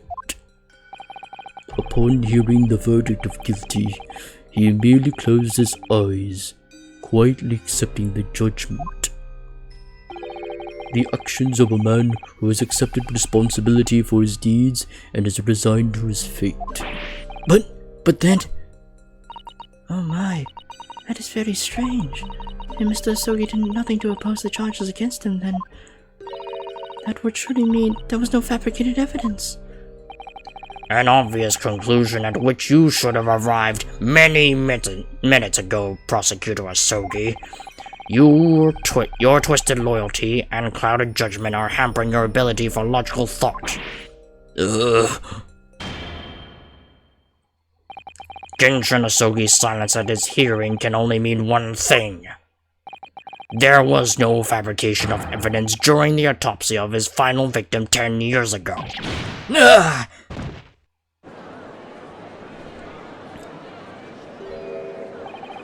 But if that autopsy was all above board, there'll be nothing to stop Lord Strongarm from bringing this trial to an immediate conclusion. Objection!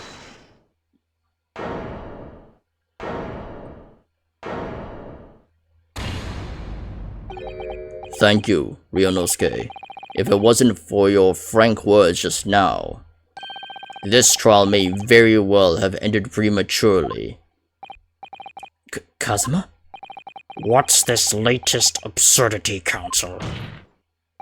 My lord, your reasoning is perfectly sound, but for one giant hole. I beg your pardon. You claim my father's silence was due to the fact that there was no fabricated evidence, but there's another possible explanation. You've overlooked the possibility that he had a reason for maintaining that silence. Objection! Silence that would lead him being convicted and sent to his death. If the autopsy results were an invention, there's no conceivable reason why the man wouldn't have protested. Objection! Oh, those results were an invention, alright. There's no question of that. Or are you forgetting that 2 people with a connection to the autopsy have been assassinated? If I force the grievances I feel from my mind, I start to see you in a very different light. I think perhaps it's you who's been living in delusion these 10 years. Me? Kazuma has created one last chance for us here, Mr. Naruhodo. If you can show there was a reason for his father's silence in this trial. A reason why the man would have said nothing even though he was innocent. Could it have been part of some negotiation, perhaps? Enough rhetoric. The court must be shown evidence. What proof do you have that could possibly explain Asogi's silences in court? The Asogi papers, right?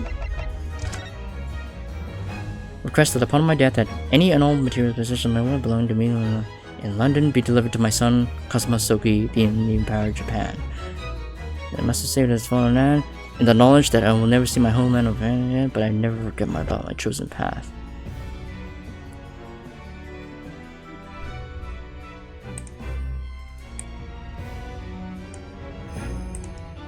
Yep. Take that! Is that a moth in my room?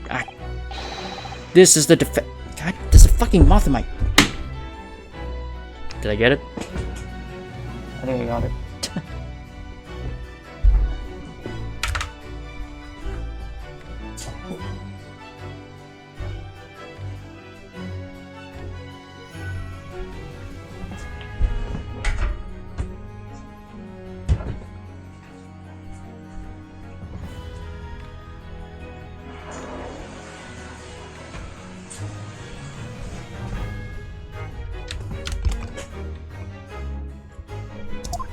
Ugh. Oh, it's the wrong answer. God damn it. The moth distracted me. Okay.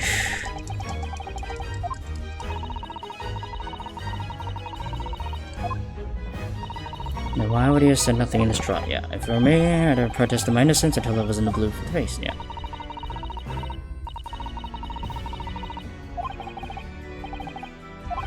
He was saying nothing in exchange for some sort of clemency? That could be it.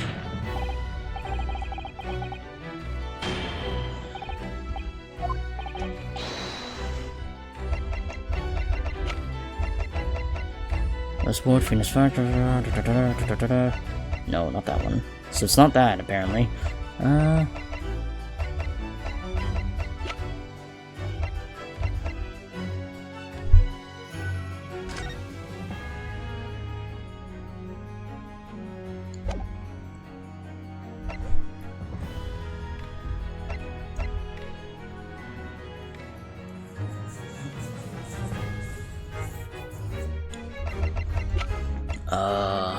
What would be...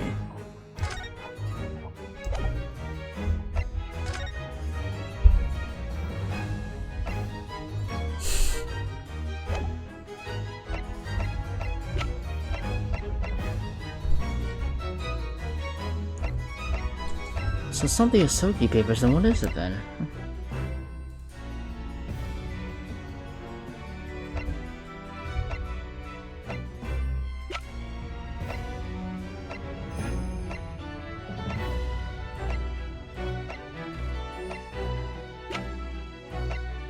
Okay, where's it taking me?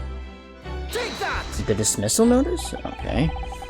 It's true that Genshin Asogi's silence during the trial resulted in his conviction. But that didn't actually lead to his execution. On the contrary, it led to his escape. An escape that was only possible because he'd been sentenced to death. Although I find it hard to believe my father would have negotiated in that way, the defense is correct. The fake execution, a falsification of a death certificate, and a jailbreak inside the coffin. Clearly an elaborate plan that couldn't have been carried out by my father alone. He must have had the help of a collaborator from the judiciary. I have here the dismissal notice of the chief warder who was working in the prison at the time. The notes read, there are indications that the jailbreak was in planning prior to the inmate's incarceration. In other words, there were suggestions of some sort of negotiation between Mr. Asogi and the British government. In exchange for his silence in court, he was given an assurance that he would be broken out of prison. Yes, well, that sort of clandestine agreement in place, I can imagine that he would have kept very quiet. I would go further than that, in fact. I would say that the elaborate jailbreak of Mr. Asogi can be explained in no other way.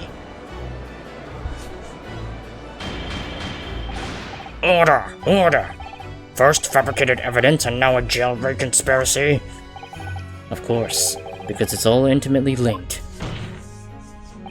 The prosecution wishes to summon new witnesses to the stand. Witnesses? People who can testify about the jailbreak that took place 10 years ago. Governor Caden, and the poor chief warder of the prison. I won't allow this trial to turn to a farce. To summon the governor of the prison after all these years. Oh, it won't be any trouble, my lord. What? Father? My dear friend may appear a little patted at times, but I assure you he is extremely thorough. He wired both Barclay and the local prison earlier, asking Governor Caden and Mr. Vigil to attend the Old Bailey as a matter of extreme urgency. Mr. Sholmes did that? Are you telling me that? Both men are, unless I'm mistaken, waiting just outside the courtroom at this very moment. Damn, Sholmes is not even giving Strongheart any time to prepare. He already has all the witnesses lined up. My lord, you must permit this trial to proceed as you declared at its outset. You promised that we would stop at nothing to uncover the whole truth behind these disturbing findings. Very well. Bring in the witnesses. Make no mistake, I too would like nothing more than to lay this business to rest once and for all.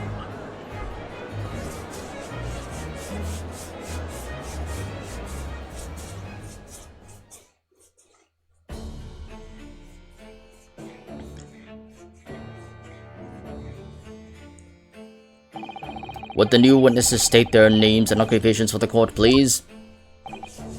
Oi, Barry Caden, Governor of Barclay Prison. Everyone calls me Gossip. I sell jaunty little tidbits of passerby. Your other persona, if you don't mind. Oh, I do beg your pardon. Of course.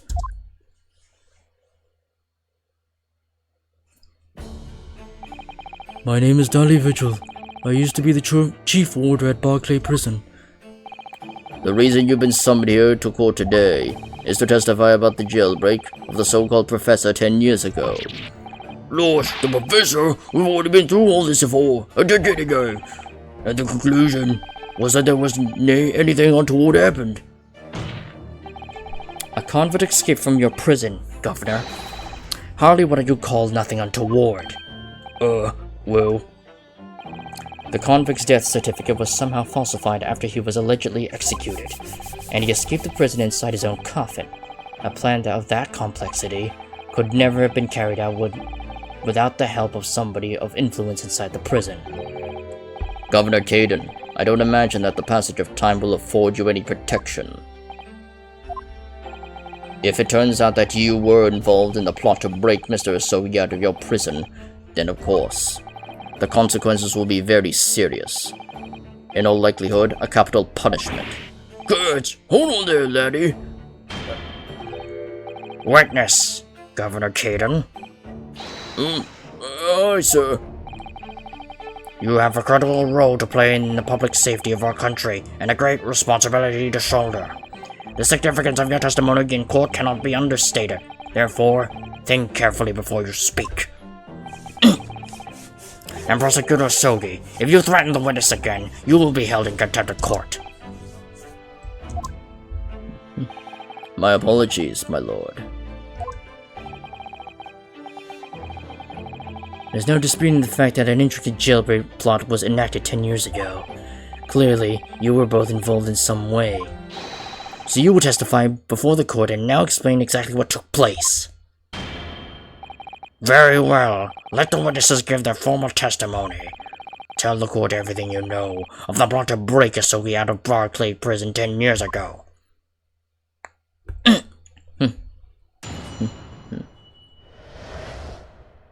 jailbreak plot. It was the day that Japanese jock was found guilty. The directive came from the prosecutor's office. I assigned the convicts to the chief warder vigil here and put a plan into action behind the scenes. I was responsible for Asogi right up until the night of his execution, but I knew nothing of any plot. I did not attend if there was some negotiation between the convict and the prosecutor's office. All I did was carry out my duty for Her Majesty's Great British Empire.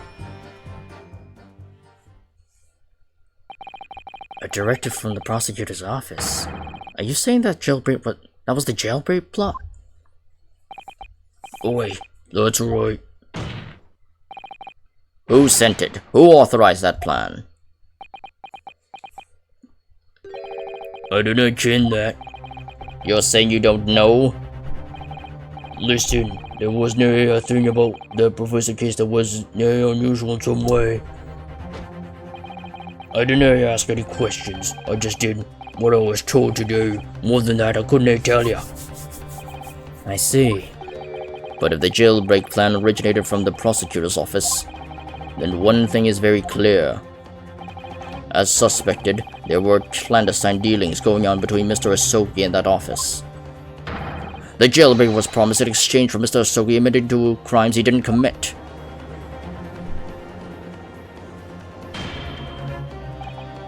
That, Counsel, is nothing more than a speculation on your part. So, let me ask the defense. Oh, yes, my lord. I fail to see how these witnesses have any more pertinent information here. Do you intend to assert your right to cross-examination? Absolutely. I have no intention of squandering a single opportunity, my lord. It seems all you Japanese are fiercely tenacious. Very well. Proceed, Counsel.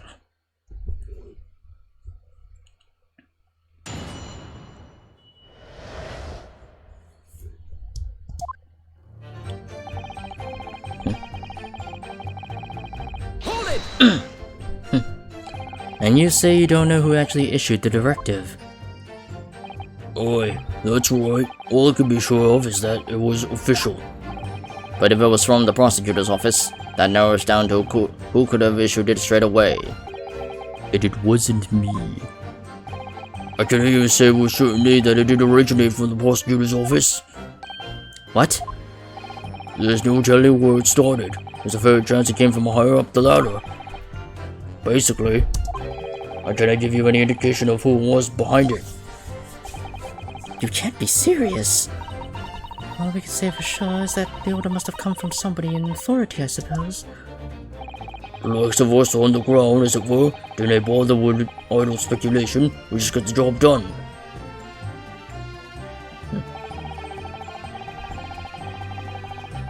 Hold it!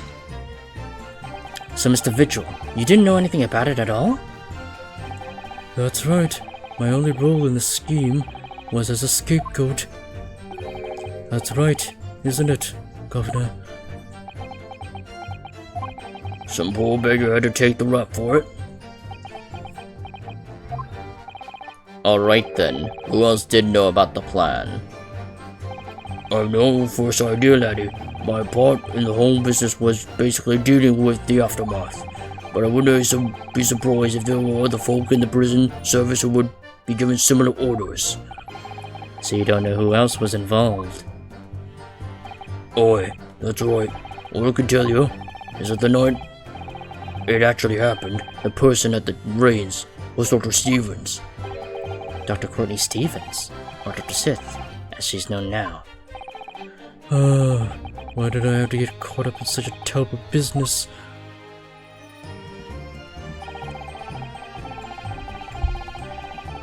Hold it! Did you notice anything unusual happening in the lead up to that night? Oh, everything was unusual, exception after exception. After all, it was the professor, the man who had terrorized the country as never before with his crimes. In order to hide his identity, he was forced to wear an iron mask over his head. Hideous treatment. The fellow was surprisingly docile for someone who had taken the lives of 5 of the country's nobles. Being the chief warder, I was the only person permitted to approach his cell. I could still hardly believe that I was duped by my own country. I believe you jumped from the window of the governor's office when the jailbreak was blamed on you, didn't you? Gosh, Vigil, I can't apologize enough. No, Governor, I don't believe you can. It won't change what's happened. And what else can you tell us about the situation, Governor Caden? Hold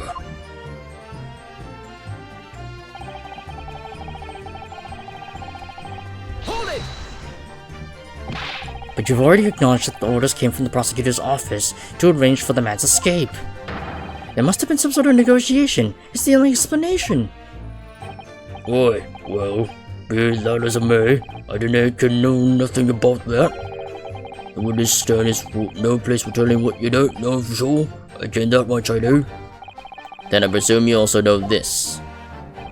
Not telling what you do know is a criminal offense. You were just following orders, is that it? I'm afraid that won't absolve you of guilt here.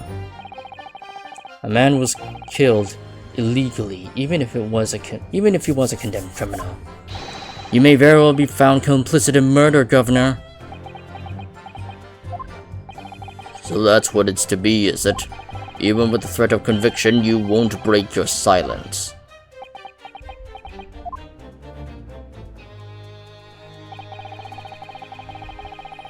Hold it!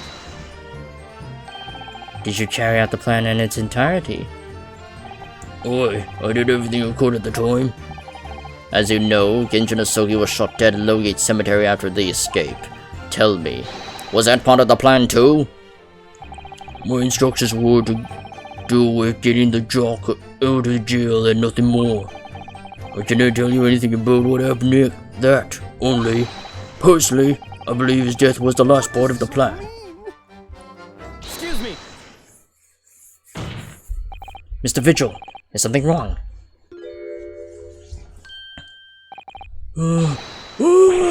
Yes, sir. What can I do for you, sir? He's saluting now? What is it? Some sort of Barclay convention? What Governor Caden was just saying seemed to upset you. Did it bring something to mind, perhaps?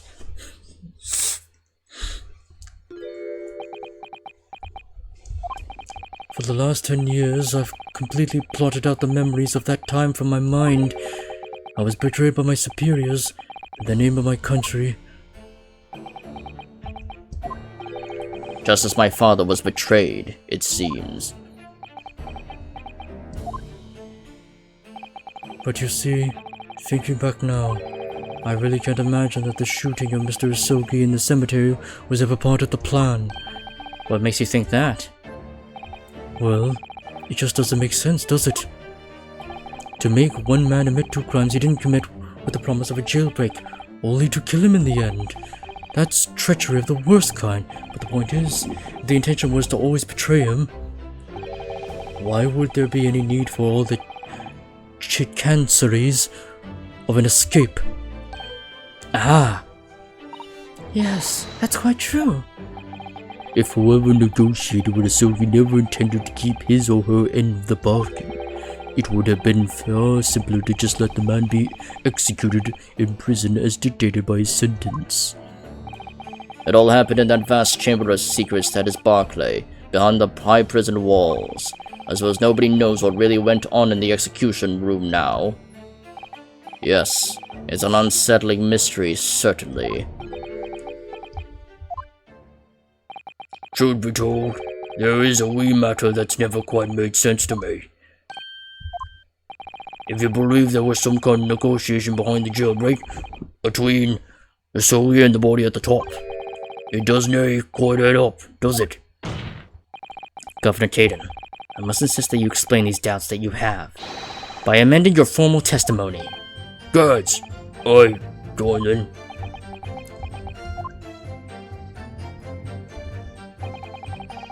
That the Japanese didn't have nothing to bargain with.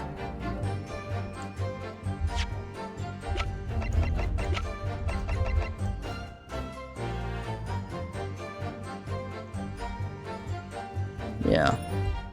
Objection! Confessing under oath to murders he didn't commit on a verbal assurance of later being broken out of prison. Genshin Asugi was taking an incredibly risky gamble. Very true. There was nothing to stop the British breaking their word and executing him behind closed doors anyway. Under normal circumstances, no man would stake his life on a gentleman's agreement like that. Which means that Mr. Asugi must have had a trump card.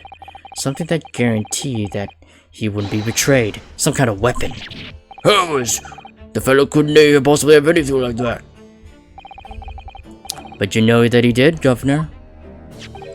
The Asugi Papers. The name given to the last will and testament of Genshin Asugi.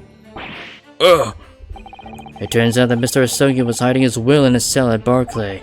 Chief Warder Vigil caught him with it one day. You squealed, did you wee rat? Did I not tell you to give that secret? You can't touch me now. When Mr. Vigil caught sight of that will through the bars of that convict cell, Mr. Asugi pleaded with the warder. Alright then, but what's on that paper? A last will and testament. This will is the only weapon I have left now. A weapon? And after the convict had been killed following the elaborate pretense of the jailbreak, that document mysteriously disappeared, didn't it? Well, yes. All the prison warders searched through the belongings in his cell, but that will was just nowhere to be found. As I understand it, an exhaustive search was made for the document, which became known as the Asugi Papers. Governor Caden, I believe you ordered your prison staff to find it at all costs, didn't you? Would I be right in saying that you knew that the so-called Asugi Papers had the potential to make great waves somehow? Jeez, what place are you blathering about? The will was found, when proper. The fellow said where I said it would be. But how could it be? Where in the cell? We all searched the place from top to bottom. Well, you didn't do my proper job, you peely-wally galoot. You can't criticize me now. I showed you before, did I know? You're a lawyer. Yes, you did. I have the documents here. It's written in Japanese and reads, The Last Will and Testament of Genshin Asugi. Which means everything is as it should be. Not quite, my lord. You see, there's an undeniable inconsistency here. What? What inconsistency? Mr. Asugi described this document as the only weapon he has left. And yet this will contains nothing of a significance at all. Nothing that would have given the convict any leverage. Are you suggesting, my learned friend, that the last will and testament stored at Barclay Prison all these years is actually a fake? As has clearly been demonstrated already, what went on at Barclay Prison was far from above board.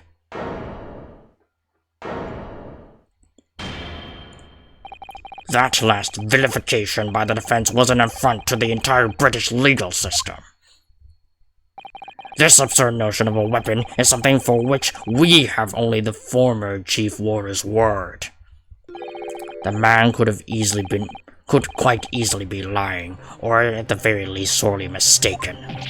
What? No, I definitely heard him say that, I swear. Clearly, we need to get to the bottom of this. We need to know exactly what happened with these so-called Asugi Papers. A waste of time! If the will was fake, where's the real document? Mr. Vigil was stabbed in the back by the judiciary 10 years ago. He lost everything, very nearly his own life. And now you're going to do it again. You're ready to brand him a liar and turn your back on him without even letting him defend himself. It's clear that Barclay Prison is hiding something. It's clear that the jailbreak was masterminded by somebody in the prison and somebody in the prosecutor's office. And it's clear that some illicit negotiations took place. Is your lordship going to gloss over these obvious? Oh. What did you say? We should hear more from the chief warder. Testify again. The trial must go on. The man's voice must be heard. It would seem that the vocal few here are utterly blind to the truth. Very well then, let the witness testify again. Tell the court precisely what you think you saw in the convict's last will and testament.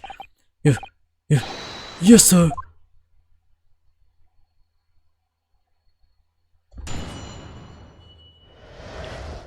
The Asogi Papers. As the warder responsible for condemned convicts, I attended to Mr. Asogi and kept watch over his cell. The night after he was found guilty in court, he was doing something with that will in his cell. We turned the cell inside out looking for it after the execution, but to no avail. I only found out about the Asogi Papers when a director came telling me to impound them. The document was in the folds of the fellow's robe that was left in the cell. A kimono, I think it's called. In his kimono? That's a lie. We searched every inch of the man's cell. We looked through all his clothes. It can't be true. Well, you know, satisfied with calling me a lawyer once, eh? You wee waffle. There's nothing you can do about it now. You don't have any hold over me anymore. Other than the hold you like to take on my cravat, of course. Is that what you're going to do, is it? Are you going to give me a good shake again? Or are you too scared?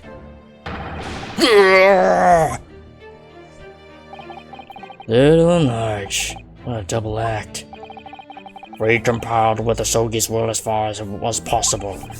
All of his personal effects were delivered to his family home in Japan.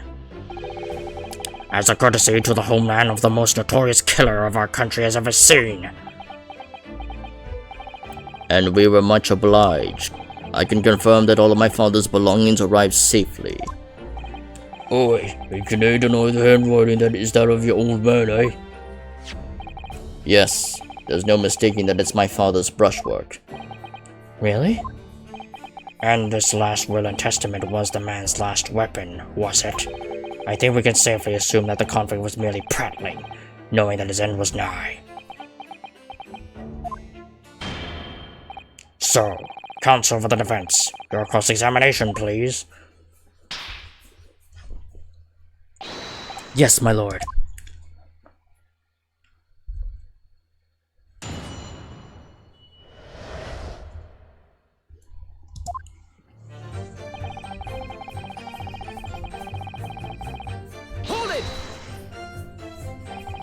So would that mean that you converse with Mr. Asogi? Yes, certainly. Though there was precious little time before his execution was due. He was remarkably calm, considering that his days were very much numbered. In all honesty, he didn't strike one as a man capable of mass murder. Yet he confessed in full to the crimes. I know. That's why I felt compelled to ask him one day. I can still recall his reply. I'm guilty of the unforgivable crime of ending another human's life. Yes. But he was so tranquil and intelligent, it put me in the mind of an Eastern holy man. And what about the will you saw him with? What can you tell us about that?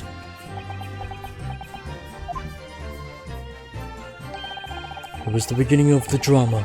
I remember it very well. Yes.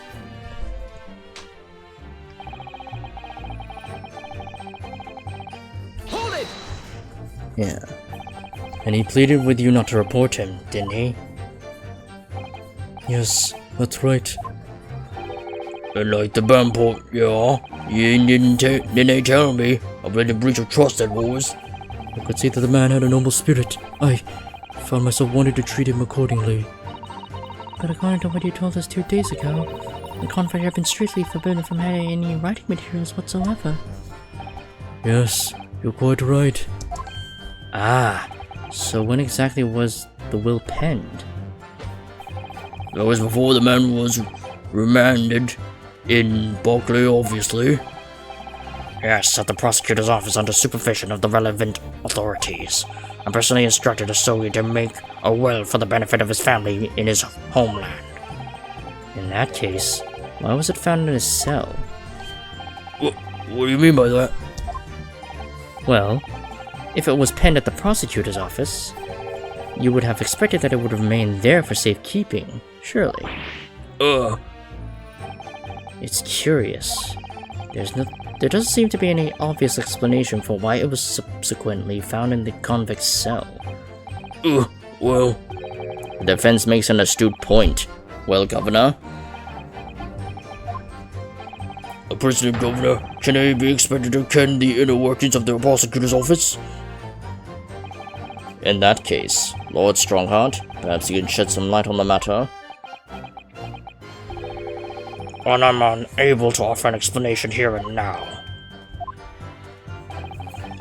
I would have to consult with the notary responsible for the will at the time.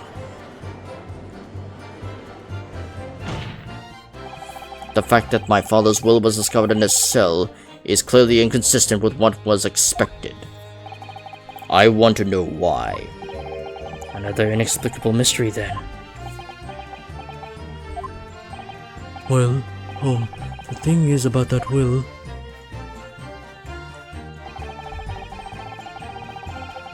Hold it! It was the governor who ordered the search for the will, as I understand it. Is that right? Yes. And when I reported back that we couldn't find it, he grabbed me by the cravat and yelled, "It can I have disappeared completely in my face?" Aye, well, it's due to the governor to keep everybody working as hard as they should. I think the governor needs a wee taste of his own medicine, Mr. Naruhodo. The point is, it was clearly considered a very important document, wasn't it? But it proved impossible to find. That's right.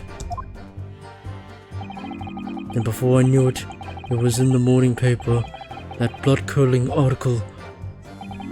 The executed mass murderer who'd risen from the grave. Oh, you mean... The article based on Mr. Draper's experience in the Loki Cemetery. Penguin, you're still streaming? I made it. Yeah. Yep. Well, I'm in the final segment of the game, and considering it's my first affiliate stream, I might as well make this as long as possible and try to finish this very last episode of the Great Ace Attorney game. Because this is the final case of the game. This is the final phase. So I might as well finish it off. Yes, that was it. The day after I read that news, I was summoned to the governor's office. And that's when the awful accusation was made. That you aided Gen Shinosugi to escape from the prison, resulting in your immediate dismissal. I'm afraid I really don't remember anything after that. As the governor of the prison, I had no choice. I couldn't have done anything else.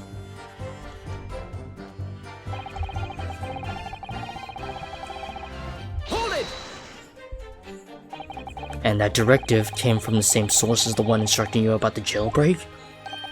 Aye, from the top levels of the prosecutor's office. What name was on it? I didn't ken afore, and I didn't ken now.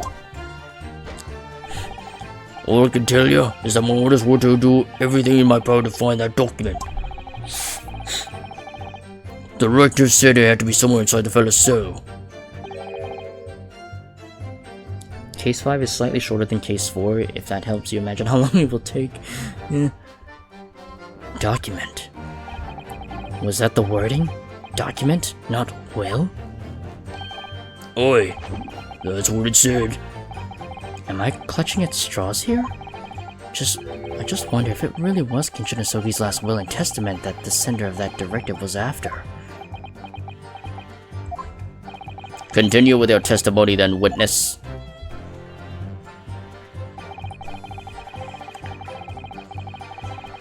Hold it! In Mr. Asogi's kimono. Oi, the one he brought with him when he was locked up. Yes, he was permitted to have his personal effects with him during his incarceration, I understand. That's right. He was granted as much freedom as possible during the few days before his execution. Indeed, he had a number of items of personal significance, I remember. He was very reluctant to part with them. Some books, that kimono, his sword. His sword? Karuma, the famous sword of the Asogi clan. It bears the soul of my family. I don't doubt it, but I wasn't really getting at that. Forget it being the soul of the clan. Could the man have had a more obvious weapon? Have some respect, Ryunosuke. Respectfully silent? The warders carry firearms at all times and the inmates have shackles around their ankles. You wouldn't have hurt anybody with that thing. Still, he was allowed a sword, but no writing materials? Oi, he wrote that will before he came to stay with us at Berkeley, you see. Dr. Mikotoba was asked to bring the necessary Japanese writing implements to the prosecutor's office. A Suzuri inkstone, black sumi ink, and some Hanshi rice paper, no doubt.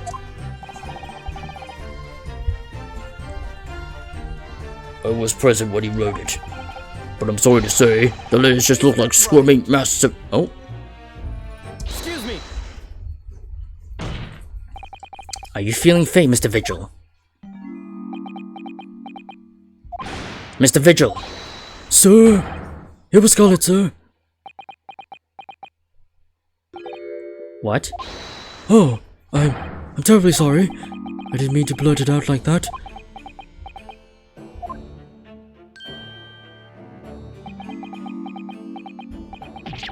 Less swearing and more explaining would be helpful. There's something about the testimony we just heard. Have you recalled something of importance? Something of importance? Possibly. Possibly not. I'm unable to tell which way he's leaning, I'm afraid. My lord, the defense asked that Mr. Vigil be permitted to supplement his testimony with this possibly not important detail. Permission granted. Go ahead, Mr. Vigil. Yes, it was Scarlet.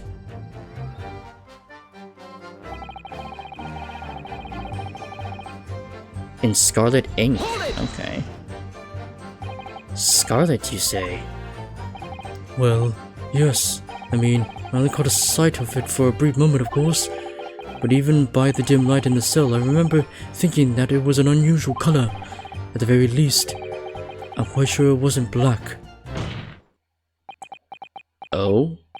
Witness! Is that really what you saw? What?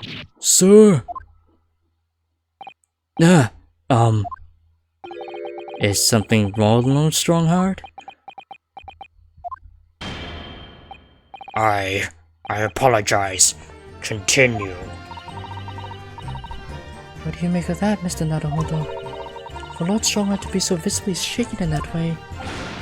Oosh, did ever? You can clearly see the word here, and it's black as the Earl of Hell's waistcoat. Well, yes, you're right. Mr. Vigil, I'd like to confirm one point with you. Imagine getting so worked up that you stop the OST. I guess he just has that much power. Did you actually see the content of the document that Mr. Hisogi was holding that night? Oh, well, no. I mean, there was no time. As soon as he noticed me there, he hid behind his back. But it was definitely a will, was it? Yes, it was. That's what Mr. Hisogi told me. The court need waste no further time on this matter. We have the will in question in our possession. There is nothing more to add. A will written in scarlet ink. What did Mr. Vigil really see Cosmo's father holding, I wonder? You have an inkling, Mr. Naruhodo. You must present it to the court at once. That testimony doesn't give much away. So this will really was penned by Cosmo-sama's father. But I wonder what he could possibly have meant when he described it as a weapon. It's starting to sound very much like Mr. Hisogi actually had nothing. But the plan to break him out of jail went ahead, which means he must have had some bargaining power. He must have been hiding something. It's the only explanation that makes sense. It's starting to sound like Mr. Hisogi actually might have had something. Which is it, Mr. Naruhodo? I'm not sure, but I feel as though I'm on the brink of understanding all this. Let's listen to the information again and see what more we can learn. We can't look over even the smallest details. Absolutely.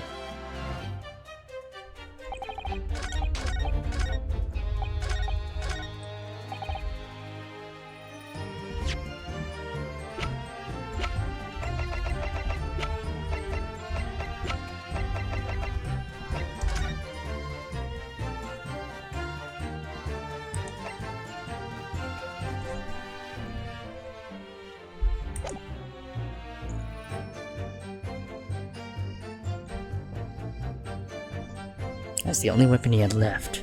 The document was written in scarlet. Okay.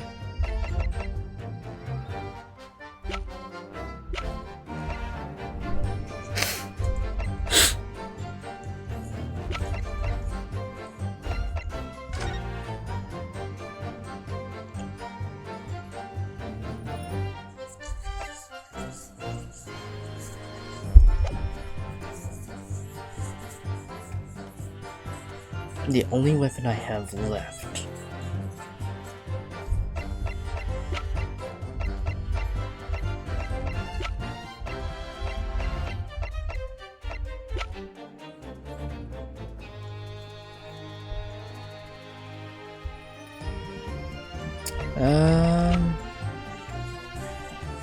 But they seem to have already pointed out the contradiction that it's not written in red. It's not written in scarlet, so...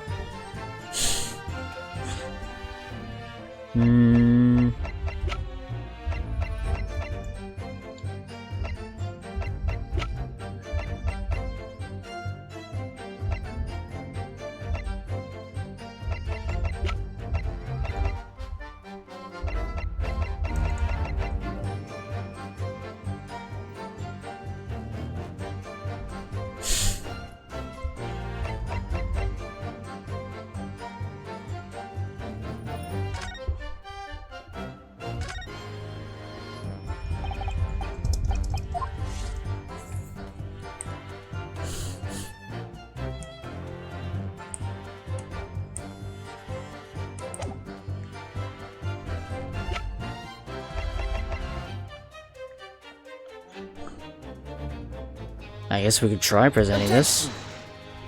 Nah, not working.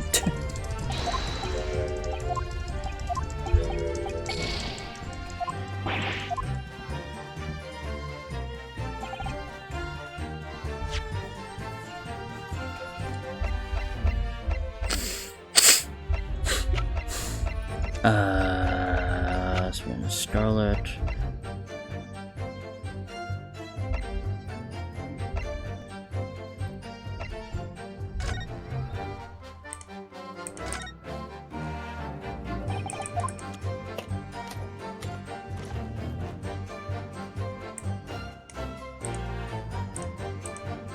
Nothing.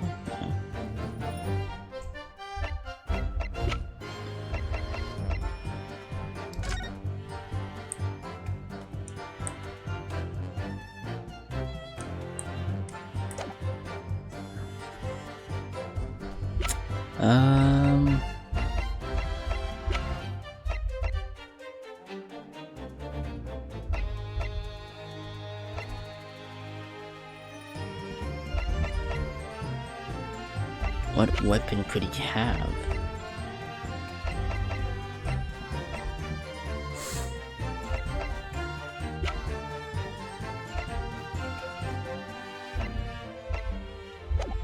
Well, when in doubt, story mode.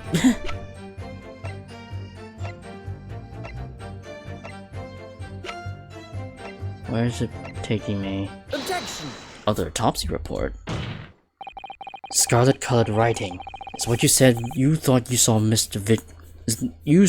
Wait, Scarlet colored writing is what you said you thought you saw, Mr. Vigil.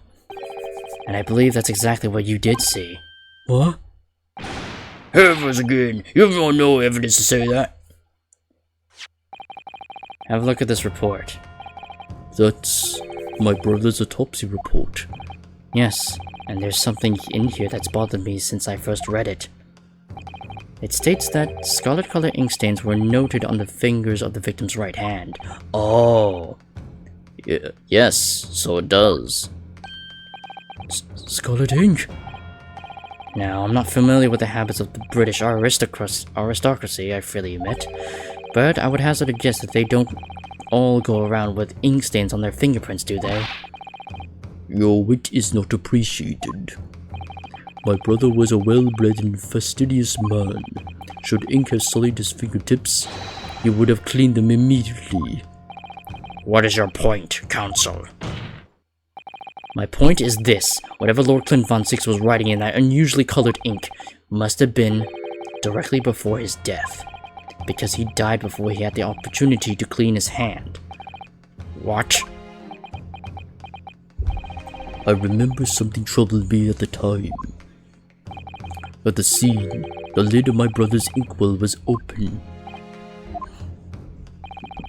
But Clint was punctilious about such things.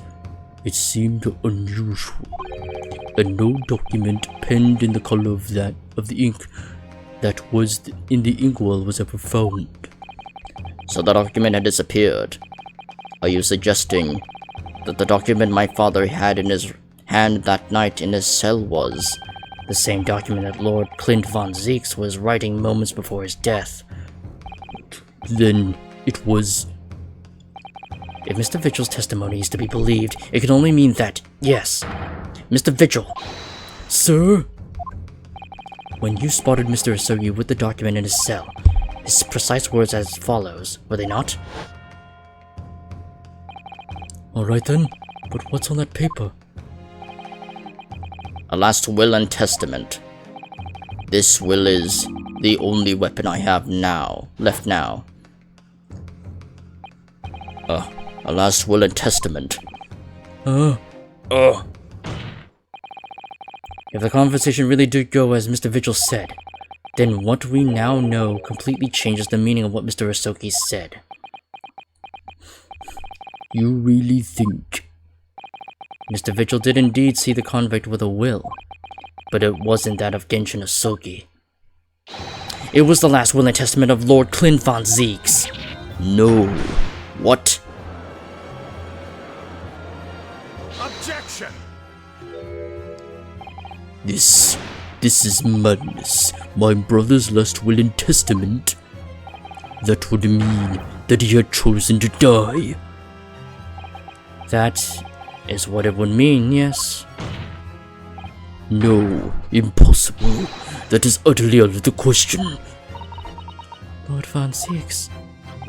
Clint was pursuing the professor. It consumed him day and night. Whatever happened, he would never have abandoned his investigation before its conclusion. Never!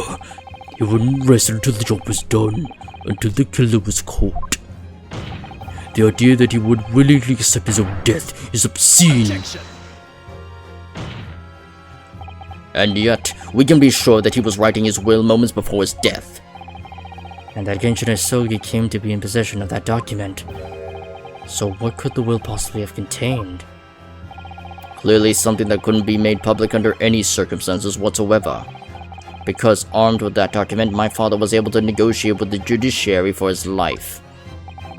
It was something so damning that it prompted the powers that be to enact that daring jailbreak plot. Yes, there can be no question that the will contained information of the utmost secrecy. Information of the utmost secrecy? No, it couldn't be.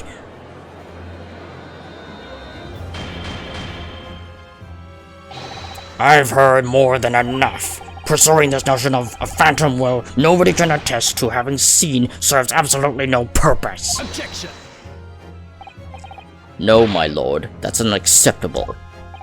What did you just say, Counsel? The last will and testament that Genshin Asogi had in his possession was that of Lord Clint Von Zeeks. All the testimony and evidence presented to the court has logically led us to that as a possibility. We have a duty to pursue the line of reasoning to its conclusion. But with no possible means of knowing the contents of the document, there is no reasoning to pursue.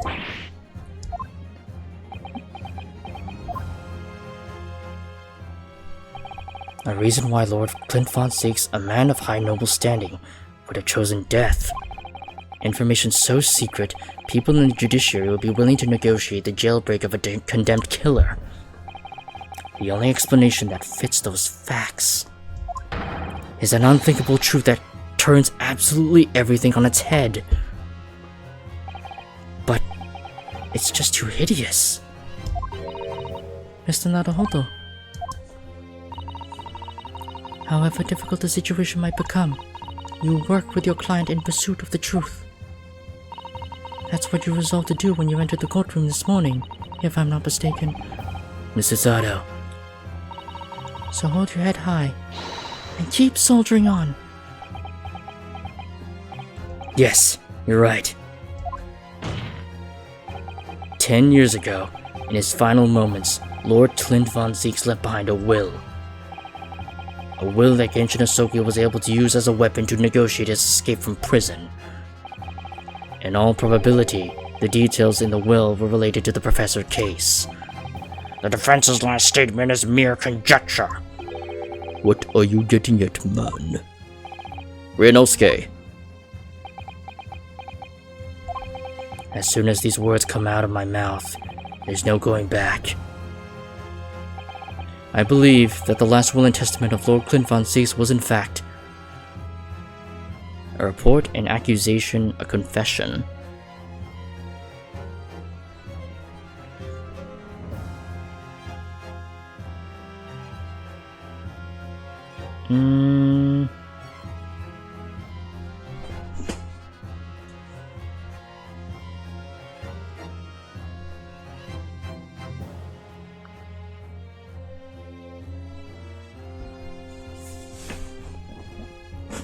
I'm going to Clint myself, is what is written on it.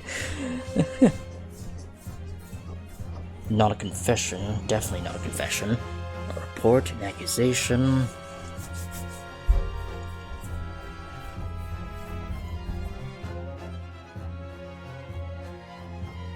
Bet it all on black. I'm sitting in between report and accusation. I think probably report, because if it's... yeah, I think probably report, because a report would have... a report would definitely serve as evidence better than just a written accusation. It seems to me that it was probably some kind of report. Some kind of... Well, remember that Lord Clint von Zieks was a well-bred and fastidious man. Knowing the end was near, he probably wanted to tie the loose ends of all of his outstanding business. Oh, no, that's not it. No. My brother had no outstanding business. Huh? Clint would have full account written the instant there was even a hint of something to report. Oh, well, shit. Must have worn out a lot of pens. Okay, nope, it's an accusation. Oh, yeah, he wouldn't have written it in fucking scarlet ink. Okay. No, come on, Ryunosuke, I know you. You've seen to the heart of all this, haven't you?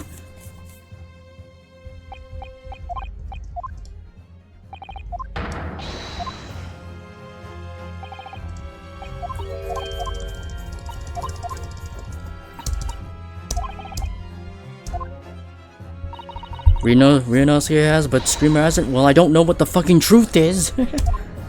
Oh, man.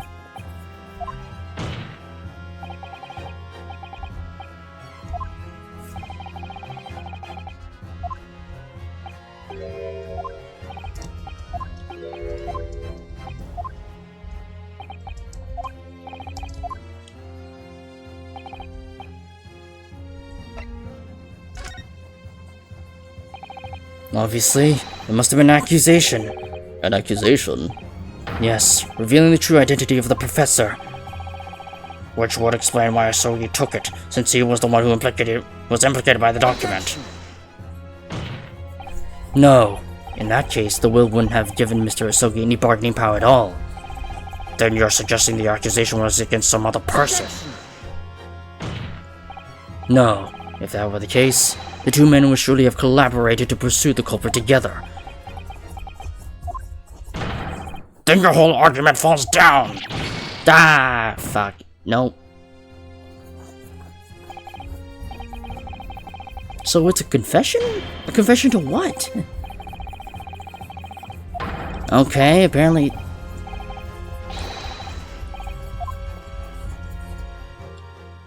Okay, I guess it's... I'm just gonna hit story mode.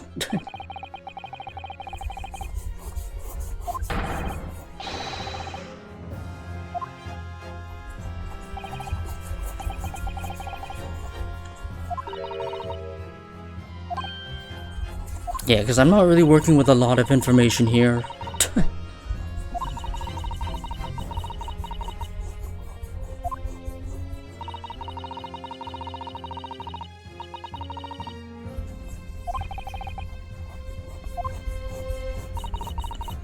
Well, it doesn't feel like I'm working with a lot of information. It's kind of just... It kind of feels like it's all over the place, and I'm having a hard time trying to piece it all together.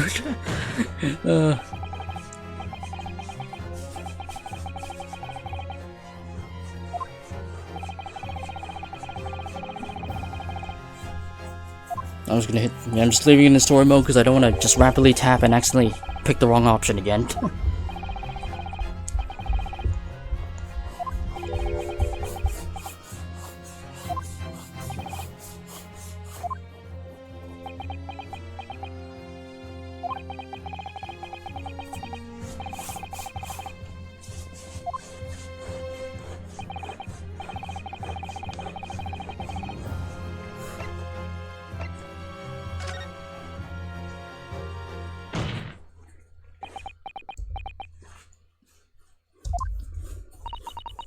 You can do this, Mr. Naruhodo.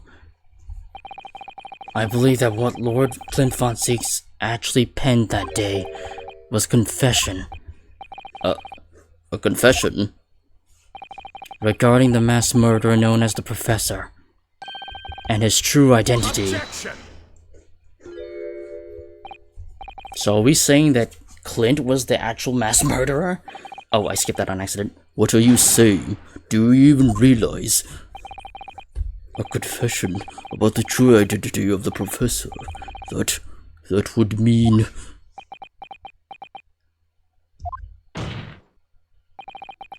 Lord Von Zieks, I appreciate this must be hard to take in. But it's the only explanation that fits. The killer that terrorized London a decade ago and became known as the Professor. The man believed to have murdered 5 members of the aristocracy. Wasn't Genshin Asogi at all. No, you can't be suggesting. Oh man, the joke was actually real. It was in fact the man believed to have been the 5th victim. Lord Clint Von Zieks himself.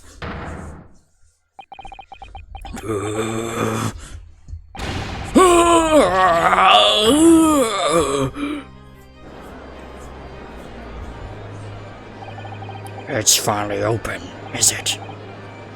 Pandora's box.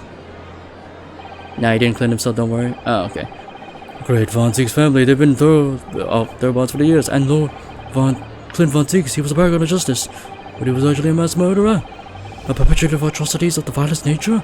If the general public ever find out, the laws and order of the country will be vanished. My brother. Oh, this is too awful. Poor Lord Von Zieks. I wonder though, did he never suspect? Mr. Naruhodo? Lord Barrick Von Zieks is a brilliant prosecutor. Is it conceivable that he didn't realize what his older brother really was? Order! Order! Order in the court! Lord Von Zieks. The Professor made use of an enormous hound as his murder weapon. Tell me, did your brother own a dog? Yes, he did. Balmond. He was a very well-known hunting dog. People called him a giant. You see, if that detail was mentioned like way earlier, then I would have made note of that, and then I would have said, oh yeah, that definitely was a confession, because there was no mention of anyone else having a dog until this point. I don't believe this. When my brother would go hunting in the forest or the grounds behind the house, he always took Balmung. After Clint's death, the creature passed away too, almost as if he were following his master. He was a magnificent hunting dog, worthy of the jewel-studded collar around his neck. Oh, that's what that collar was all the way back in that one case. Because I was wondering why Sholmes was so fucking pale when he saw that collar. Oh, I see. Jewel-studded collar? That's right. Though sadly, some years ago now, it was stolen by a thief who broke into the house one night. A jewel-studded collar, stolen by a thief. It so happens that myself and my colleagues have come across such a collar during our time in London. How could you? There was an old emblem attached to the collar too, made of pure gold. Yeah. It was topped with a small crown and born an ornate capital B. What? An emblem bearing the initial B? Oh my, you know it? It's the insignia of the Baskerville family. What? The Baskerville? Why is that name coming up now? Baskerville is the family name of my late brother's widow. That pure gold emblem was a heirloom, which Clint acquired upon their marriage. There can be no doubt then, the collar you described was Balmung's. The family insignia of Lord Clint von Zieg's widow. There was a considerable amount of blood on the collar when we saw it. So we know the dog was used for hunting. It could have been from its quarry, of course. But it could equally have been from human prey.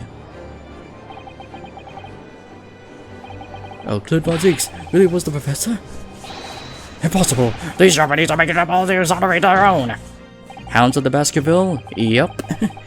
Pretty sure that's what the reference is towards. So in fact, the person responsible for these murders of nobles and royals was a noble himself, and that threatened to be an enormous scandal that would irrevocably destabilize British society. My father knew that and was using it to negotiate his way out of the unjust charges brought against him. But at the very last hour, those he'd bargained with betrayed him, slaying him mercilessly on foreign soil. Is this a Sherlock Holmes reference? Yeah, it was referring to a... I don't know if it's an actual book. I mean, it's probably an event, based on an actual story from Sherlock Holmes, but yeah.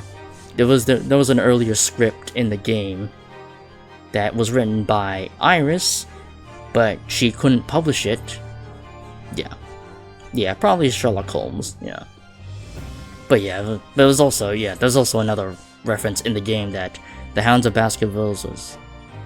Yeah, the Hound of Baskervilles is a home story. Yeah, I'd imagine, because they tend to base quite a few characters in this game off, well, real figures.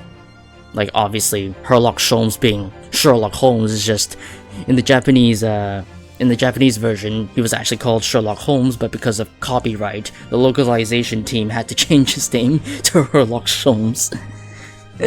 Which is funny. Yeah, Natsume too, yeah. I was just about to bring up Suseki Natsume as well, the real-life Japanese novelist who also studied in Japan. Not Japan, who studied in Britain. Yeah, went on a study tour to Britain, then came to Japan, yeah. Yep.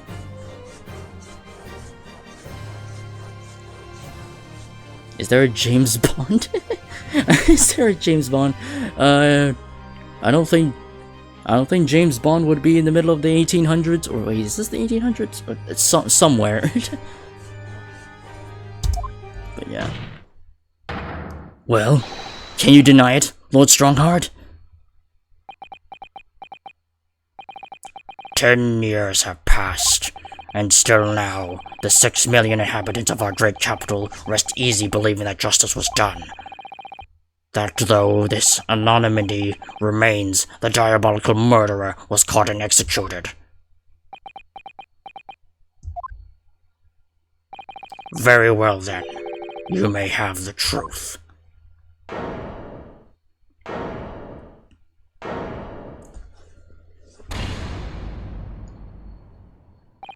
Tell me then.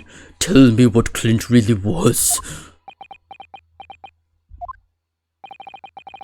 Lord Clint Von Zieks was too pure of heart. When he became a prosecutor and went in pursuit of the black roots of crime, he drove himself into a corner.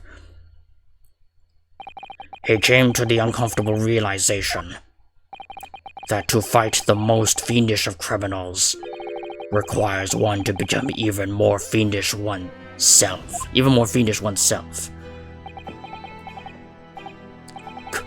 Clint.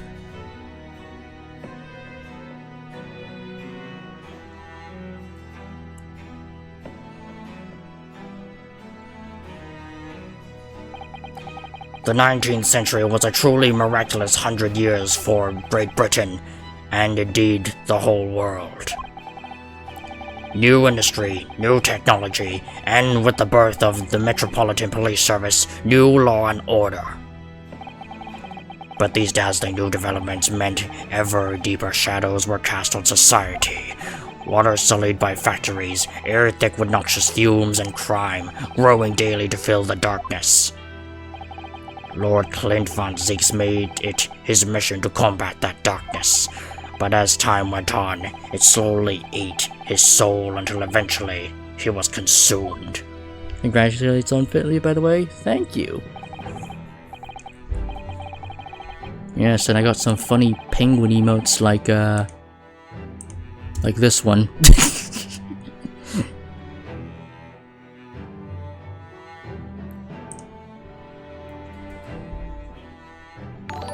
Hey, thanks for the subscription, Fire Sale. It's ironic, really, and somewhat surprising, that the truth has once again been unearthed by a Japanese. Once again? What do you mean? 10 years ago, your father, Genshin Asugi, turned up at my office one night. The professor! Yes, beyond all the shadow of a doubt. You must issue a warrant to search his home at once. Don't be absurd. The man comes from one of our country's most illustrious families. He's a paragon of justice here in the capital. Yes, that's the point. That's why none of you British can see it. He's using his noble status as a diversion whilst he commits these atrocious crimes behind these scenes. Do you have evidence? Nothing definitive as yet. But he keeps an enormous savage hound on the estate. We need the full support of the judiciary for this. We're up against a member of the aristocracy. So a large family estate has a fierce guard dog. You should know that's commonplace here in Britain. I'm sorry, but I can't possibly put Scotland Yard onto this based on the tenuous accusation of a visiting student.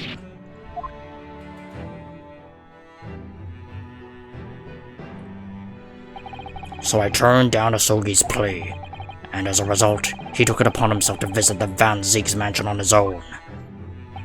We can only imagine now what happened between the two men. Though we know of the outcome, of course, Lord Clint Von Zieks perished. I don't believe this. So, in actual fact, Cosmo-sama's father did. He made the late Lord Von Zieks meet the same fate. He put a permanent end to the professor's killings by taking the drastic measure of ending the perpetrator's life. As soon as I hurried to the mansion. When I arrived, it was easy to grasp what had happened. And what about the will? Asugi must have already taken it. Nothing of that nature was found at the scene. We had no idea of the existence of such a document at that time.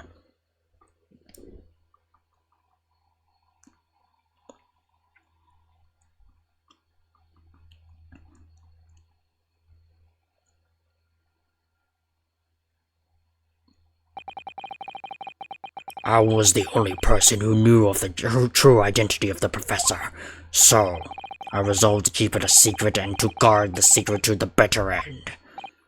So you're admitting to it? That you were behind it all? It was you, then, who pinned the crimes on my father. I did what needed to be done in order to protect the law and order of the British Empire, even if that meant employing an unforgivable ruse. Then it was you who arranged this fabricated evidence. I ordered that detective to take care of it, whilst keeping the truth from him, naturally. Gregson? Obviously, he opposed me at first. Are you off the rocker? We can't do something like that. There's no question that it was Asogi who murdered Lord Von Zeeks. The house staff had made statements that they saw the man running from the mansion that night. Yes, well, I've no doubt it was that Japanese fella. But we haven't got a shred of conclusive evidence against that man. And the worse than that, he doesn't even keep a dog, so we're short of a murder weapon to boot. And we're short on time, Gregson. We must put a stop to this man's rampage for the good of the country. So we'll use whatever means necessary. Do I make myself clear, detective? Blimey. So that night 10 years ago, when I was attacked by those thugs in the back streets, and Jensen's ring was taken, that was him, was it? That was Gregson and some hired help? Then the detective handed the stolen ring to Dr. Wilson, who feigned its discovery from the victim's stomach during that autopsy. And in the light of that decisive evidence, Mr. Asogi was found guilty of the charges brought against him. However, behind the scenes, he had actually struck a deal with his accusers, in which he agreed to silently accept the charges. But I just don't believe that part. As far as I knew the man, my father despised such underhanded dealings. It was extremely easy to make him comply. You see, he had one crippling weakness. What weakness? Isn't it obvious? You, Kazuma Asogi. Me?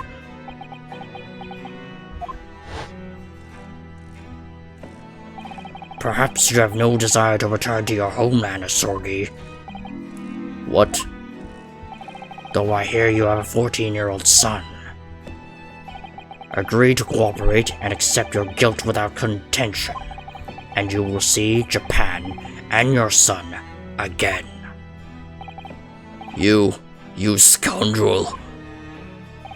Whether you choose wisely or not, it will be a closed trial by order of Her Majesty, so whatever rash claims you might make in court will have no trouble in stifling them.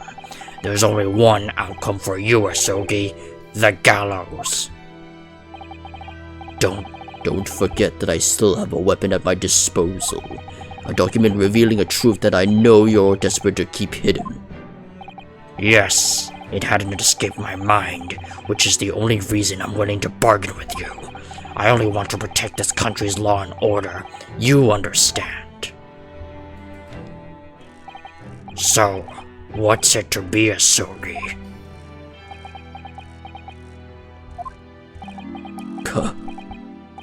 Kazuma.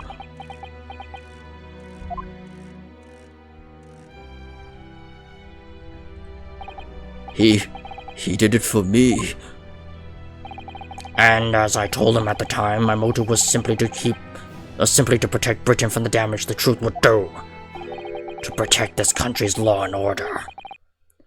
At any cost. Objection! I've never dared to let myself even consider this possibility until now. But in the light of all this treachery, I have to ask. The mastermind behind the Reaper of the Bailey. Was it you, Lord Mail Strongheart?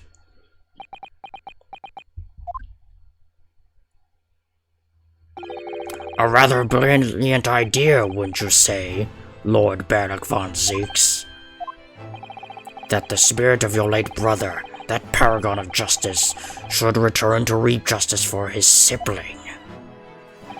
Could there be more appetizing tale for London's masses, I ask you? What? What brazen? I knew you played the part to perfection, but your role really wasn't that of some embodiment of death. No, you were London's guardian angel.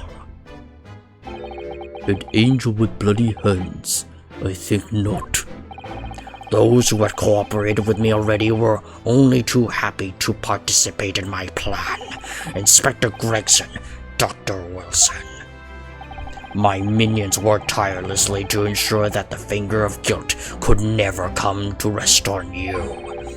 It's all thanks to them that you were exalted as the demigod the Reaper became. But Dr. Wilson left Britain 4 years ago when he was invited to work in Japan. That's right. So I had to employ the services of his young protege after that. Dr. Courtney Sith. Dr. Sith. So what with the execution of the Professor and the subsequent reign of the Reaper of the Bailey, I've successfully safeguarded law and order in our mighty capital for the past decade. That is everything.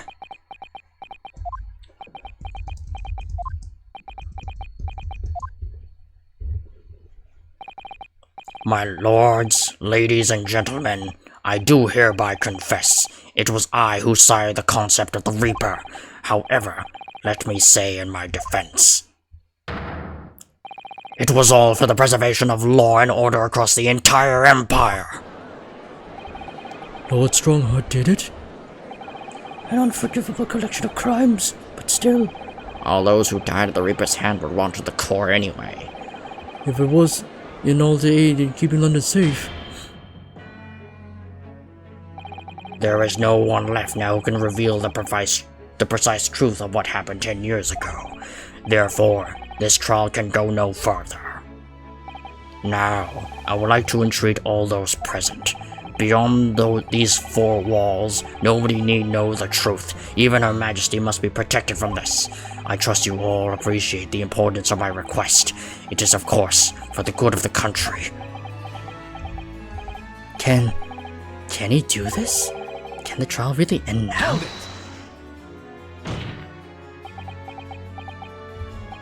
I have one last question for the accused, Lord von Zeeks. What? Of course, I know that you're a highly accomplished prosecutor, so I find it hard to believe that you didn't have any doubts at all. That you never suspected your older brother. Yes, the same thought occurred to me. It was only once, but yes, I couldn't say that I never had my doubts. My brother's sense of justice was extremely strong, perhaps too strong, I observed. At that time, there were members of the aristocracy who were bleeding the country dry for their own gain, and since they were nobles, they were untouchable. For my brother, it was a source of great turmoil. And coincidentally at the same time, the Professor began his terrifying reign. During the time of the Professor killings, my brother did not appear to be himself. And that made you suspect? Yes. But it was only once, not more. Only once? Really? Clint wasn't the culprit. That was my conclusion at the time, and I still believe that now. Do you have any evidence to support that idea? The third victim was the Lord Chief Justice at the time. It was he who had recognized my brother's potential and trained him as a prosecutor. No matter what the circumstances, it's unthinkable that my brother could have killed his friend and mentor.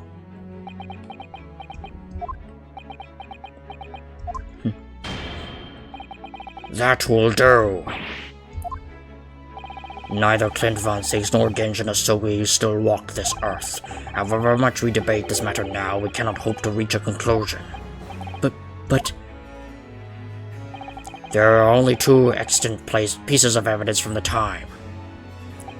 The woe-begone ring that acted as the incriminating evidence to condemn Genshin Asogi, and the 3-page last will and testament penned in black ink and left behind by the man. The wretched truth of what happened is exactly as I explained. Later today, I will present myself at the Ministry of Justice for whatever sanction is deemed appropriate. That is all. Court is adjourned. Objection!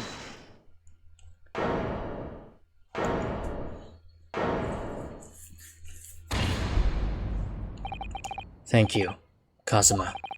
Me? If it wasn't for you, I wouldn't have made it to this 11th hour discovery. What discovery?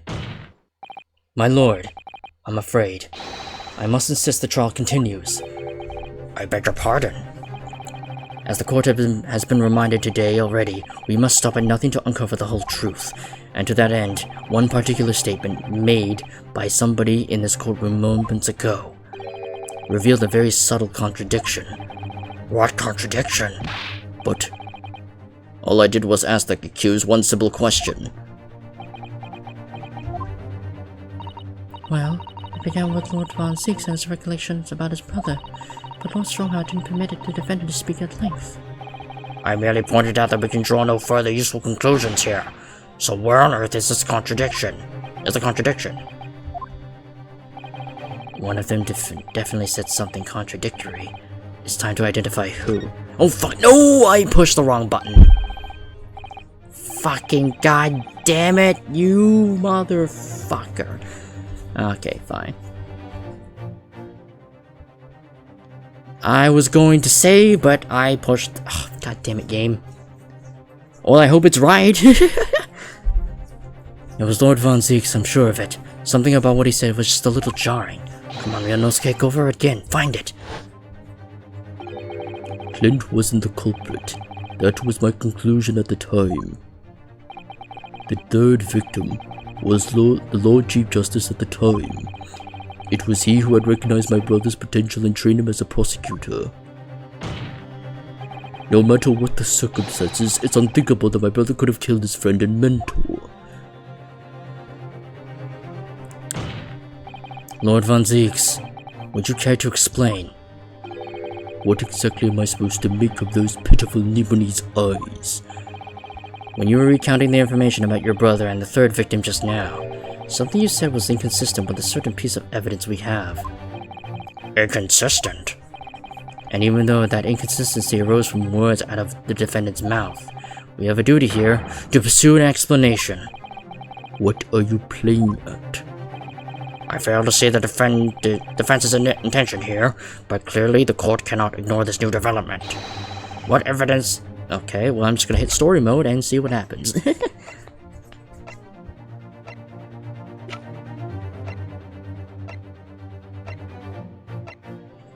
Take that! Dear me, all this evidence makes it very clear indeed. Oh yeah, it's the wrong one. Well, fuck. No, the contradiction here is a little I swear with you, counsel. Ah, fuck. And I'm dead. God damn it. Ah, that stupid misclick. I was waiting to save. Oh, fucker. It's clear to me that any further discussion of this case would be foolish.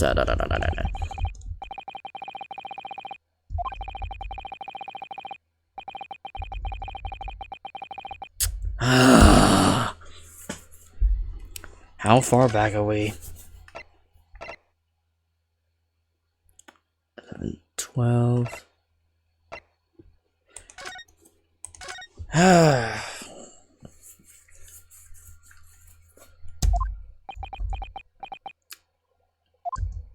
I just have to make sure I don't accidentally hit the fucking choice, which is so annoying.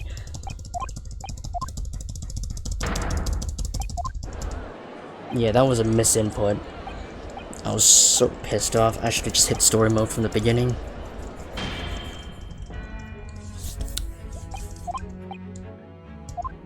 Pretty sure you clicked the right button.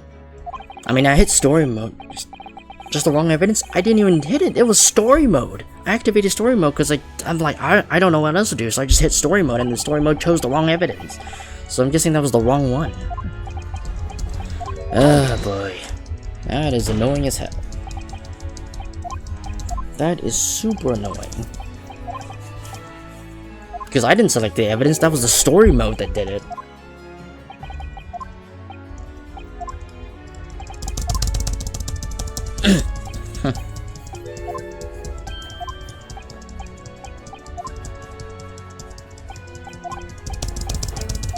Oh my god, that's so annoying. I have to go over this over and over again.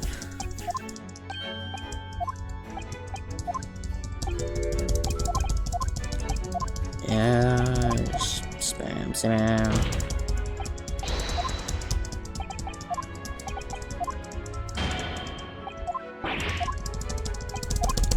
Okay, da.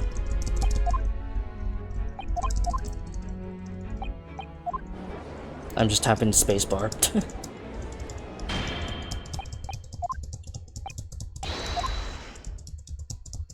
I am thoroughly annoyed. Objection!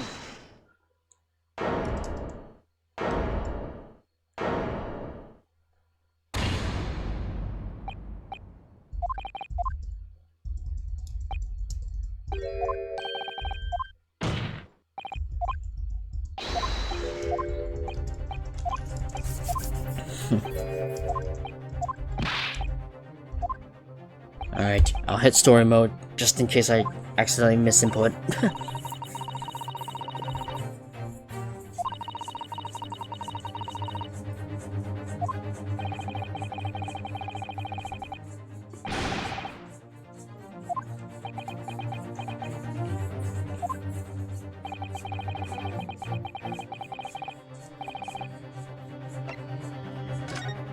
Okay.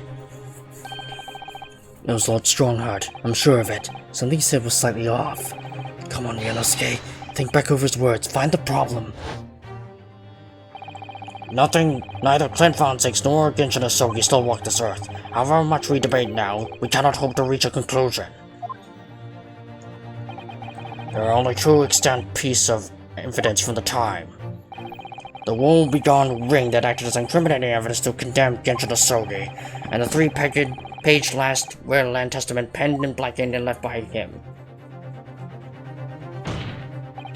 Lord Strongheart, would you care to explain?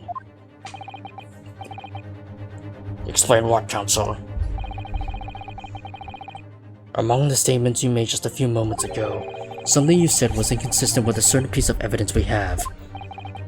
Inconsistent? And whilst an inconsistency remains, the defense has the right to pursue an explanation. Ryunosuke, what? Let me warn you about the statements you're making, Counsel. They may very well prove fatal. You can claim my words contained a contradiction with which piece of evidence, I ask you. I'm just letting story mode play out because this has gone long enough. Take that! This here is the will left behind by Mr. Asogi. The two-paged will. What? Yet moments ago, your precise words were the three-paged last will and testament. Could it be that originally there was a third page? For a moment, I thought perhaps you had identified something worthwhile, but it's a mere trifle, I see. A trifle? Governor Kaden! What can I do for you, sir? You were present when the Japanese man penned his last will and testament. I was there for sure. I remember the black, weird-like scrolls to this day, and I'm quite certain, my lord, there was a third page at the time. What? Only the first two pages were the actual will, though. If I mind correctly, the third was a message to his lad back in Japan. For legal purposes, we only required his will.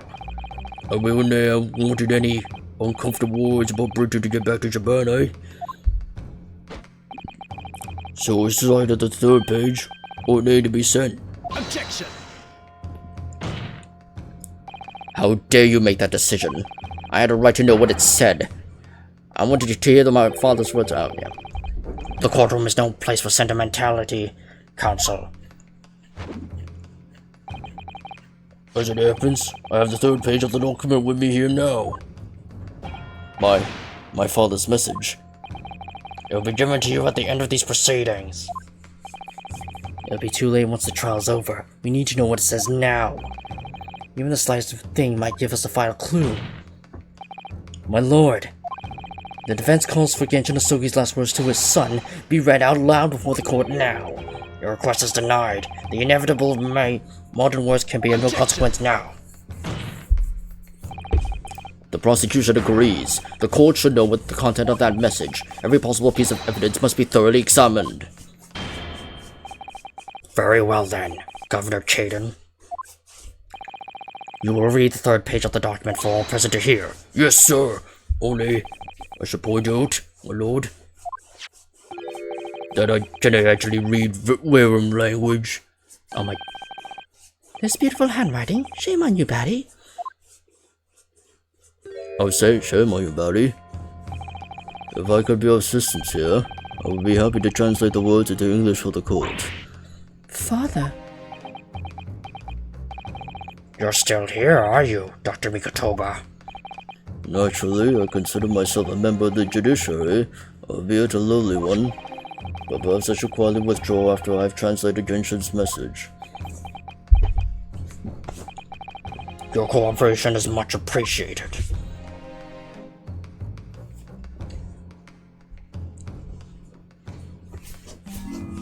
Kazuma, the truth is shrouded in darkness. A darkness only our clan's great sword can pierce. Mighty Karuma, twist thy head and watch them fall, all thy mortal foes. That's the end of the message, it would seem. A haiku poem? Twist thy head. Father, What is Karama? The name of the Asogi clan's famous sword.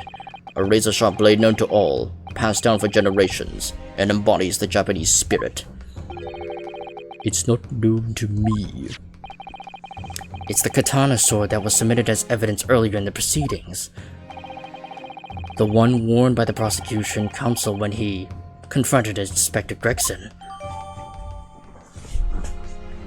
So there's a secret mechanism in the sword, maybe. All these procrastinations are beginning to try my patience. Adjournment of this court is long overdue. As the presiding judge, I have been accommodating as possible the will of the courtroom. However, despite all that, no new information has come to light.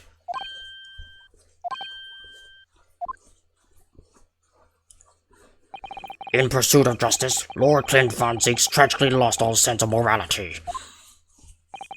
When he murdered his former mentor, clearly he was devoid of his normal faculties. Objection! How dare you? I refuse to believe that of my brother. Too much time has passed. We cannot not ever hope to know more than we do now. Especially since that alleged will that he penned in his final moments appears to have been lost forever. Lord Strongheart, you appear to be in something of a hurry to wrap things up. I wonder why. We've heard you state time and time again during these proceedings that everything you did was in the interest of protecting British law and order. And I stand by that. Without the Reaper, we could never have achieved the reduction in the crime in the capital as seen. What about Inspector Gregson then? And Dr. Wilson. They were no criminals. You used them to achieve your ends, and then you had them killed. However you dress it up, there was nothing fair or just about that. Lord Strongheart, What exactly is it that you're hiding? Dr. Mikatoba, were you not to quietly withdraw after the translation of your former associate's will? In this courtroom, no argument carries weight unless it is supported by evidence, and it would seem that the defense has no more evidence to present. In which case, I hereby order all discourse from these proceedings to be struck from the record. This is my last chance. Mr. Naruhodo. I have to present some decisive evidence now, or it's all over. But can I? Yeah, I'm just gonna let story mode do it for me, because I don't want to risk misclicking and fucking up my last life. As it happens, the defense does have evidence to present. Oh, don't be absurd. There is nothing of relevance remaining in here. It's high time that you realize something, my lord. This gentleman has an uncanny habit of producing evidence at the final hour that had escaped everyone else's attention. Nonsense. What is it, Ryunosuke? What do you have? I mean, I know it's something of the sort. I dare say. The final, decisive piece of evidence. That will reveal the whole truth about this rotten tale. Oh, how can you? Decisive? Well, it would appear that there's no skipping it now, my lord. Let it be so then. Present whatever you think you have. Consider this decade-old enigma, if you're capable. Game over, you gonna try for the scene with full health? Oh, okay. What exactly is the evidence that the defense claims to be so decisive? Okay. I actually had no idea, but then again, that's more dialogue to scroll through, which, I mean... If I might as well just blast through it with story mode at that point. Take that! What did I say, Counsel?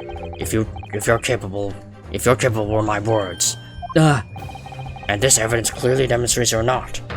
You're incapable of destroying your own art. Oh, come on. Really? Oh my god, that's so annoying. Okay. I should have just story moded it. Oh my fucking god. You didn't examine the soul. Oh, I'm supposed to examine the soul. Oh, god damn it. I told you to examine the soul. Ah, yep. Sorry, man. It's like 1:51 a.m. I just want to get this shit over done with. This has gone so long. I was too hasty. God damn it.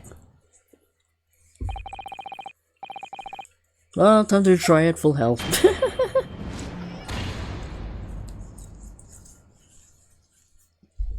Retry from the scene. Yes.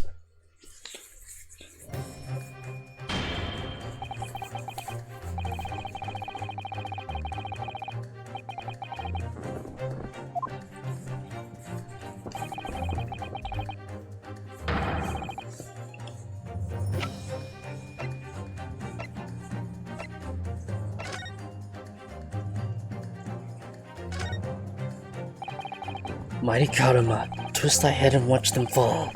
All thy mortals foes. That's the proper way to use the sword, is it? Maybe I should try it. It hurts my neck, that's the trouble. Mr. Naruhodo, if I might make a suggestion, I think perhaps it doesn't mean your head. Oh. I once studied the history and development of the katana some time ago, and I'm sure you're probably aware the sword's head is the part at the very end of the hilt.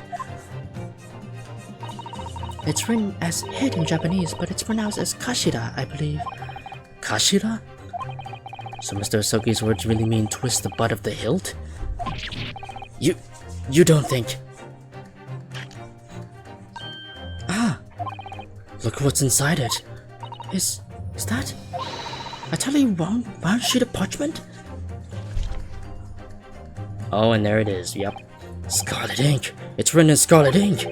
I penned this, my last will and testament, in the final moments before my inevitable and willing death. This This is it, isn't it? Isn't that all though? Look at the signature at the end. Clint von Zieks.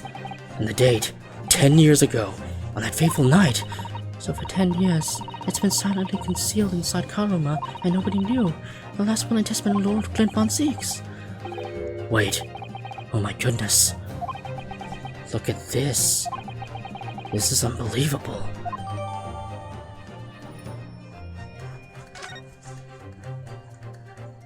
Yeah, oh, I guess you could technically consider that to be somewhat of an assisted suicide. Take that! There is a single piece of evidence that can clarify what really happened 10 years ago. The last will and testament of Lord Clint von Zieks. Ha! A wonderfully astute observation, I'm sure. But in case it had escaped your notice, that document was lost long ago. That's right, it was. Only... I have it right here. Discovered just moments ago.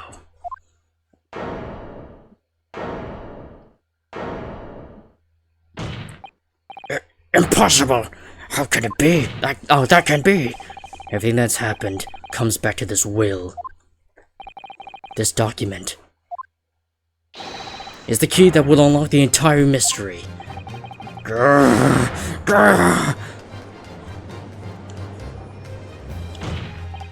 My brother's last will and testament. Where did you find that? It was rolled up inside this. Inside Karuma. That ultimate weapon Genshin Asogi obtained has lain undisturbed in the hilt of this sword all these years, just waiting for the right time to emerge and reveal the truth. The signature and seal certainly look official. My god, it's true. It's my brother's handwriting. There could be no mistake. I forbid the contents of that document to be read out. Do you hear me? I strictly forbid it! You can't do that, my lord. This document could explain everything. That document could literally destroy the meaning of justice in this country. I demand that you hand it to me, at once! Why? What are you trying to hide? Could it be that you already know what's written on this page? What are you implying? Court is adjourned with immediate effect. Clear the courtroom. Objection! Do that, my lord, and you'll suffer a fatal blow as Lord Chief Justice. I beg your pardon? Forcibly ending a trial without good reason. And not any trial, a closed trial by order of Her Majesty, the Queen. To defy the monarch's will is treason.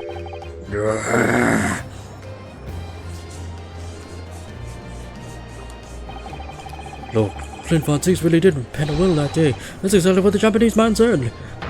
Read it out, now. We have the right to hear what's in the will. A right and a duty. Well, my lord. It would rather appear as though proceedings aren't going as quite as you had hoped. You fools. Go ahead, Ryunosuke, read it. The prosecution gives it full support. Very well then. No, for God's sake. No!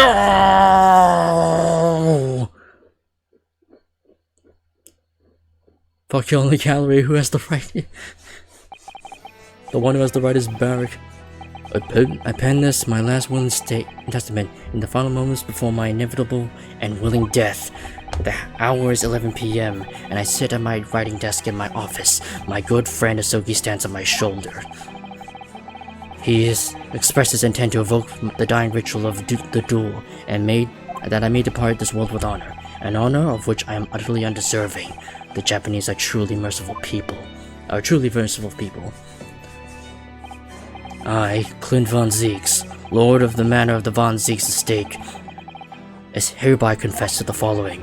I am the killer who has come to be known in society as the Professor, the guilty of 4 counts of murder.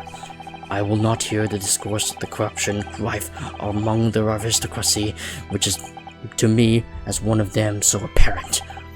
However, 6 months ago, I took the life of a member of the House of Lords at the heart of the depravity, a demon who habitually sacrificed the common man to further his own interest, abusing his position of power. The law is impotent against such vile avarice. Only a fellow demon can get rid of society of this menace. That demon was my quarry, upon whom I willingly set my great hound. But though I am a hunter of some experience, I am a poor felon, it seems. My guilt was at once recognized by another, and I became subject to his extortion. He held over me the threat of exposing my wicked crime to my beloved wife and brother. Under that threat, I have done this man's bidding for months now, killing those he demanded I kill. As I watched my former mentor perish before my eyes at the jaws of the hound I commanded, I realized that I had lost the last shred of decency within me, and sunk to the level of a wild beast. There is no path back to the light. Be it I or my dear friend Asogi who dies this night, I am eternally damned. To my extortioner, male Strongheart, may you feel the jaws of the beast at your throat every time you swallow.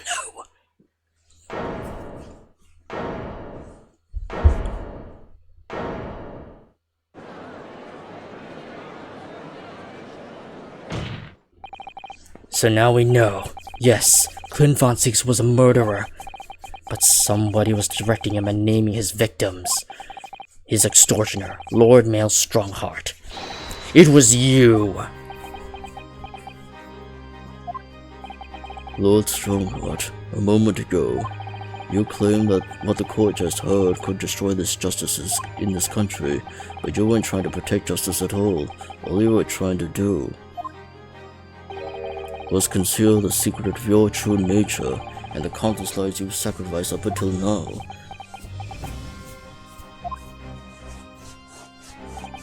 It just didn't make sense to me that the third victim, the former Lord Chief Justice, was my brother's benefactor and a man of lofty principles. As I said, Clint had no possible reason to kill the man. But you did, didn't you, Lord Strongheart? To eliminate the man who stood between you and the office you set your sights upon. You used your own hunting dog, Lord Clint Von Zieks, to take him down. It had to be done. London's unsavory shadows are deep, and the arm of the law fails to reach their depths. Crime must be cut out at the roots, but the Lord Chief Justice at the time couldn't see that. He was weak. Lofty principles, you say, tantamount to cowardice if you ask me. Which is why I took his place, in order to fight the crime he was allowing to spread like wildfire. By murdering the man. The Reaper, the Professor, the name makes no difference. As I've explained countless times already, it was all done for the furtherance of law and order in London. Are you going to legitimize the murder of my father now? Ah, Genshin Asogi. Well, that was unfortunate. I had fully intended to send him back to Japan as we'd agreed. I don't believe you. It was you, wasn't it? You killed him. No, it wasn't me who took your father's life. Then who? On the night following his mock execution, I went to Logate Cemetery at 3 in the morning with Jigoku. Judge Jigoku? There had to be a collaborator on the Japanese side to manage Asogi's treatment after his repatriation. Jigoku had a fierce ambition. It made him easy to manipulate. 10 years ago, after he stood trial for the destruction of the witness stand, I had words with him. When I told him the position of Minister of Foreign Affairs could be his, he couldn't agree fast enough. Seishiro, you fool. As you know, Asogi escaped the prison in a closed casket and was subsequently interred. We intended to dig him out of his grave before he ran out of air. But sadly, all did not go to plan.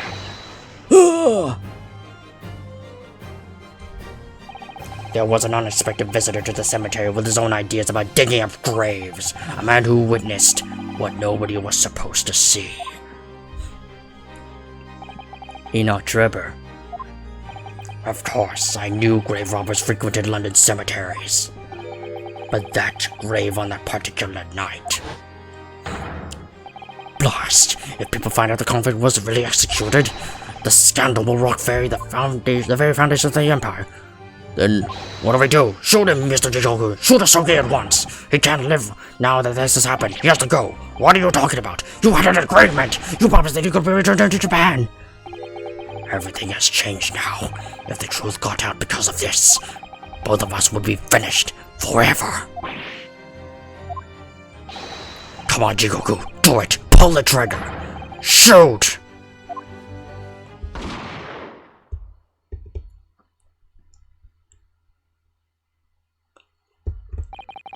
Jigoku shot Asogi from the shadows. The grave robber was so close, the blood sprayed over his coat. He fled as fast as his legs would carry him. Then Jigoku and I put Asogi's body back in the grave from which he just emerged.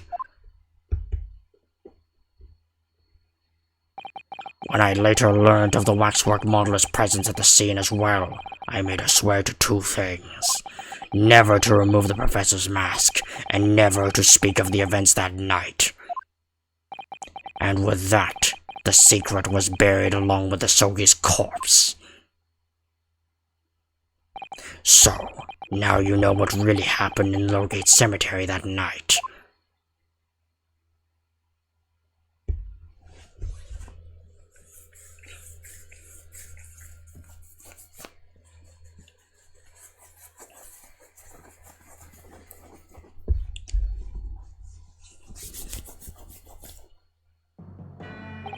It was Jigoku, your Japanese acquaintance, who killed Asogi in the end, you see. He claimed to be the man's friend, but when push came to shove, he pulled the trigger.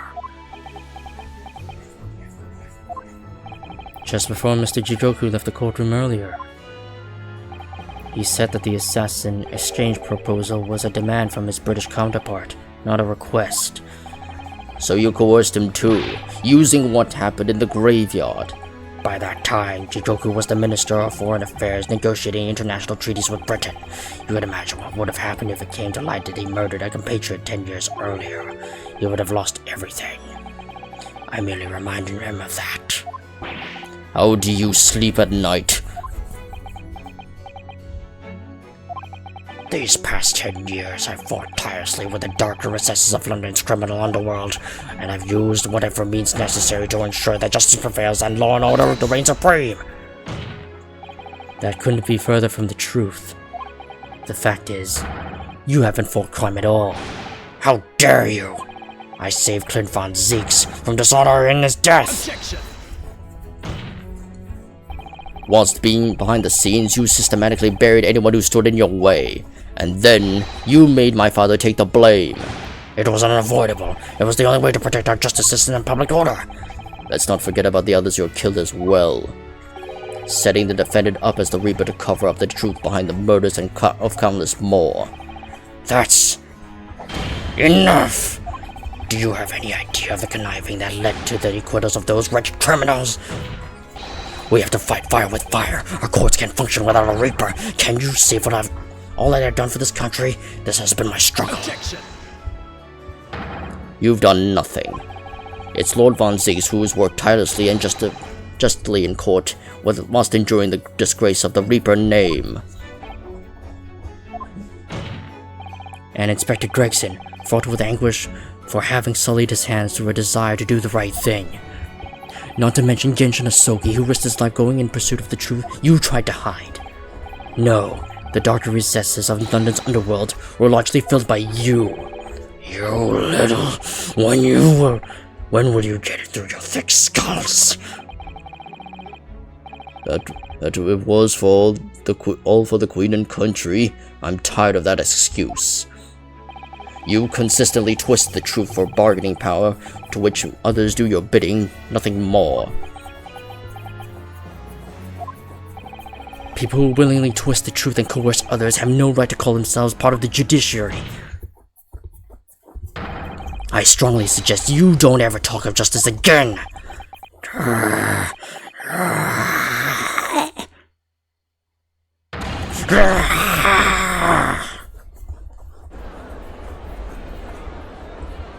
Yup, he finally respected Von Zeeks.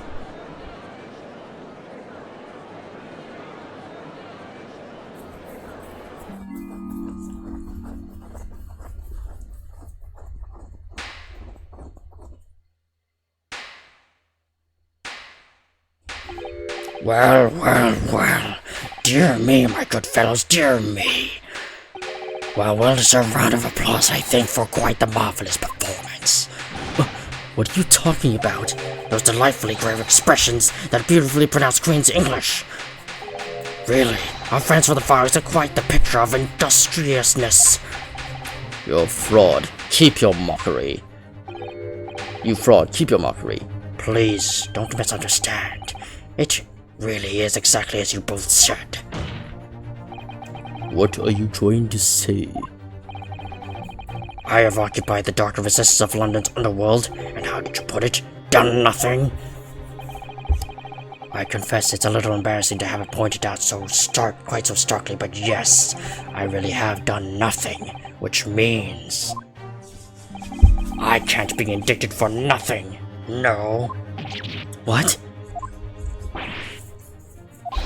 It's true. Personally, I have committed no crime. I've merely been surrounded by fools who've acted very rashly indeed. Yeah, actually, yeah, his clap actually does remind me of Damon Gant, because he was rapidly clapping his breakdown. You can't get away with that. You've consistently preyed on people's weaknesses. And what? Threatened them? Are you sure it wasn't just bargaining?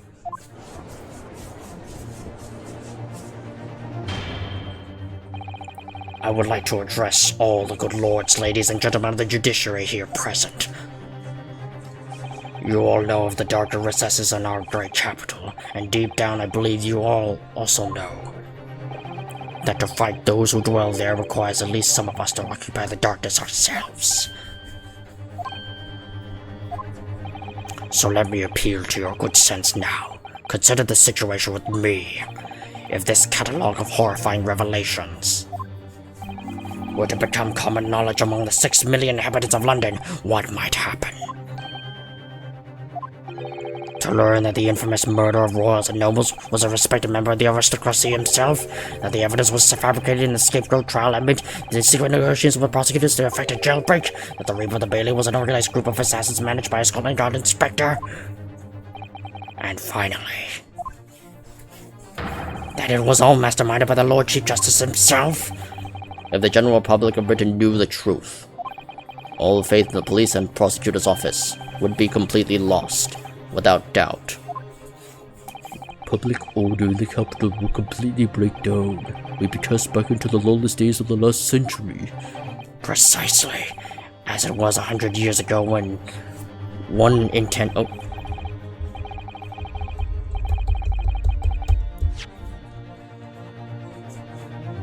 One in 10 of the population were criminals. Think of what we have accomplished since then. Our public policing force, our comprehensive set of laws. And if we want to continue to protect this new era of law and order, I say again, we must at all times occupy the darkness ourselves. We have successfully identified and apprehended the man responsible for taking Inspector Gregson's life. That is all what was expected of this trial. All these other matters have been discussed. Will be eliminated from the minutes of these proceedings in the interest of preserving the law and order, and to protect Her Majesty the Queen, of course. Well, my lords and ladies and gentlemen, what say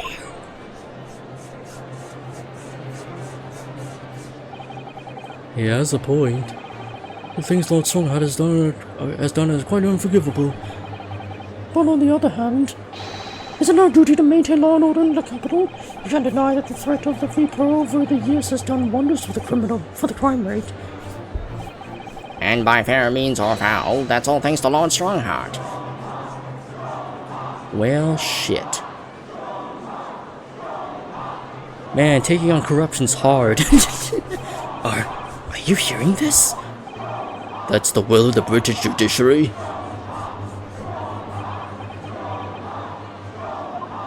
Son of a bitch.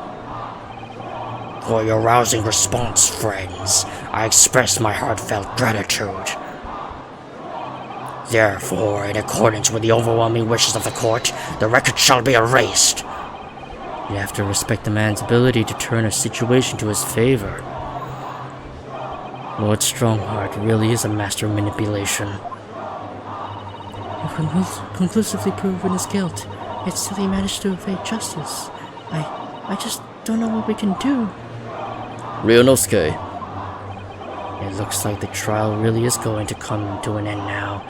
I'm almost out of options, I think. There's really only one path left open to me. I'm gonna pull on the bunny's ears, I'm guessing.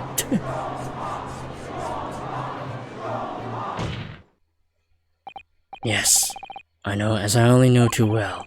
The only thing that carries any weight in court is hard evidence.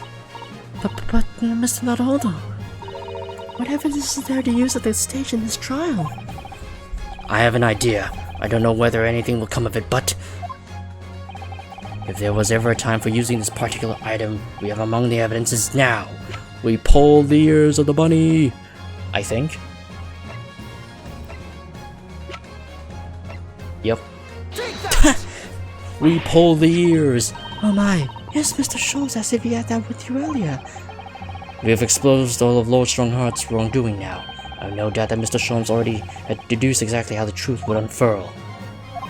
So I think it must be time for the great detective to take the center stage, don't you? Yes, absolutely. Let's take it the hair by the ears then, and heave!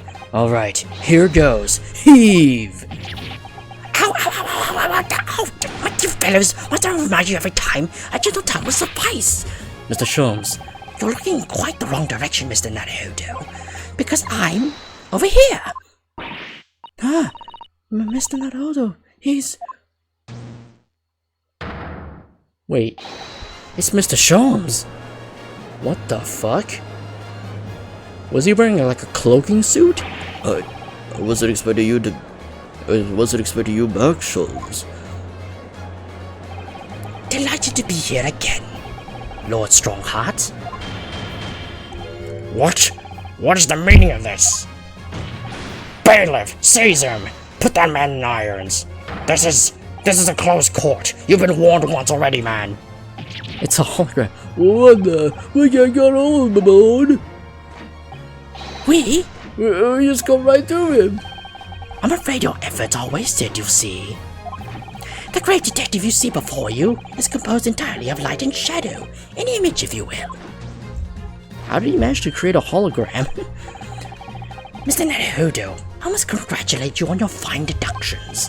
Mr. Sholmes, what on earth is... Are you familiar, I wonder, with the invention known as the telephone? Well, yes. I hear some public phones have been installed recently in Tokyo.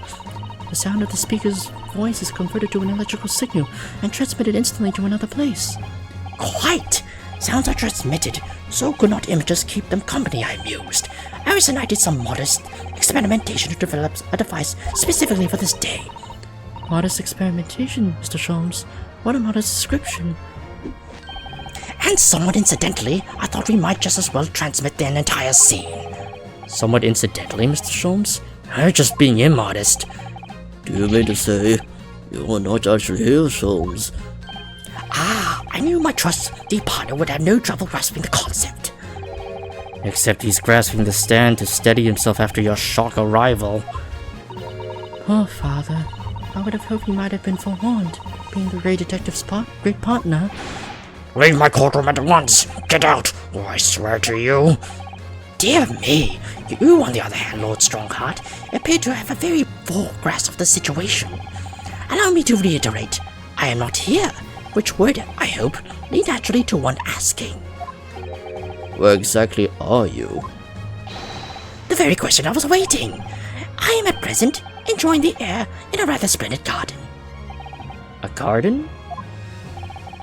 Not just any garden, you understand. A garden at Buckingham Palace. What? You can't be Buckingham Palace? What's Buckingham Palace, Mr. Sato? I've never heard of it. Do you ever read the news, Mr. Naruhodo? Mr. Sholmes, is Iris with you there?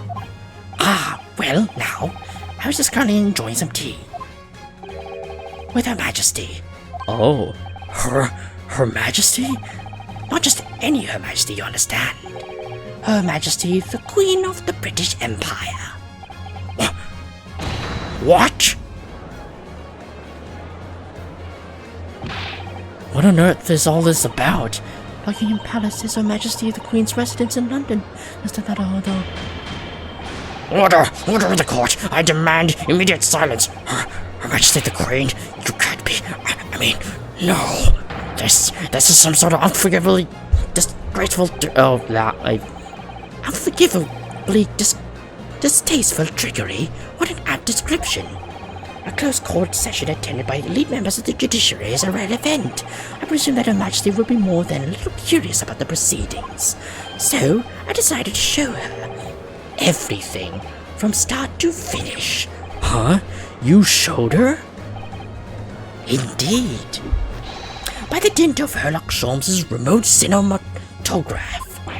You meddling. This is some kind of nightmare.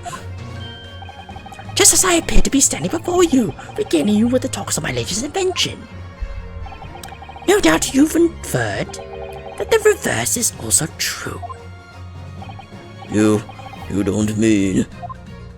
Her Majesty has seen and heard every moment of the proceedings. I assume there will be no objection. After all, every trial in this country is conducted under the auspices of Her Majesty, as you know. You... I confess I am quite impatient to hear Her Majesty's opinion about the unforgivably distasteful trickery in which you've been engaged over the past 10 years. No, I was merely... Oh, sorry to keep you all waiting. Vicky and I had so much to talk about. Iris, there you are. In fact, I have a little message here from Her Majesty. A message? Well then, if everyone is sitting comfortably, forthwith and with immediate effect, all authority previously afforded to Male Strongheart is hereby revoked forevermore. Furthermore, he will be prosecuted for crimes against his country in a public trial by jury in the coming days. So, it seems that Her Majesty doesn't believe we need to fight fire with fire. Justice in this country needn't be administered from the shadows at all. Male Strongheart. The darkness you fostered to conceal your despicable actions these last 10 years is a thing of the past now. After today, your brand of law and order has no future, because no longer you are the Lord Chief Justice. In the eyes of the law and of Her Majesty the Queen, you are nothing but a criminal.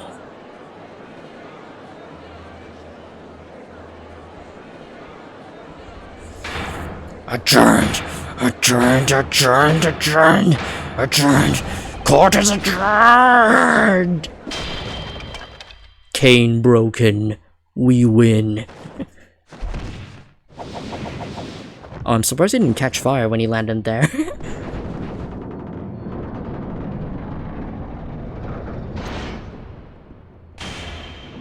Oh. Oh, damn. Holy shit. Is nobody going to put out that fire? Oh, and it's going to land right on top of him.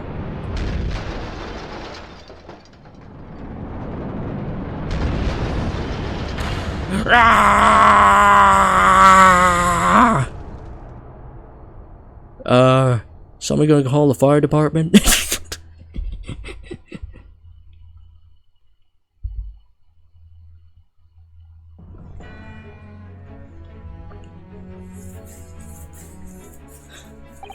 Lord Clint Von Zieks left a will in which he confessed to everything.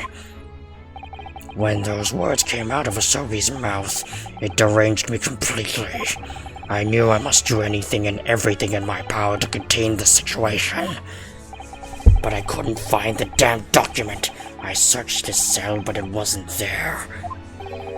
Which precipitated the jailbreak plot, I presume. What do you mean? The need to obtain that will was all-consuming. I was sure that if I facilitated Asogi's escape, it would emerge with the will somewhere in his person. But despite searching his limp body in the cemetery that night, it still eluded me. It never even crossed my mind that it was concealed in the sword's hilt.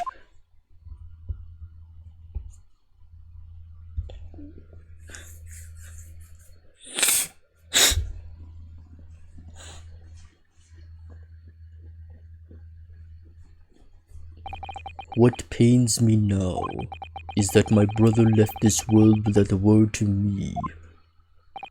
I'm sorry, Lord Von Zieks. In point of fact, I think perhaps that isn't the case. Sorry? How can that be? There is more to his last will and testament. What?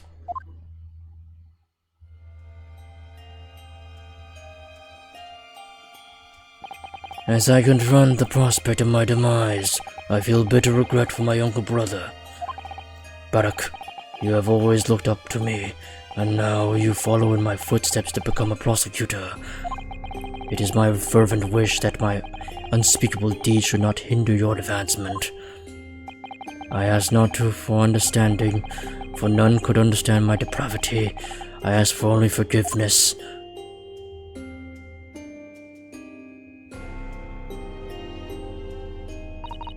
Asogi is a fine detective and a hunter worthy of respect. He has agreed to honor my final two wishes. The first is that this document survives. The second, I cannot commit to paper. I have confessed my sins to my wife. May she find resolution in my death. With my eternal gratitude to my Japanese friend, I rest my quill. Clint Von Zieks.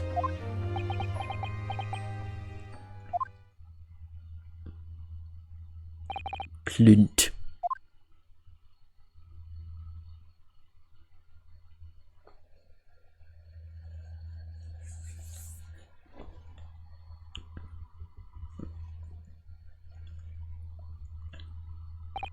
Maelstrom Heart.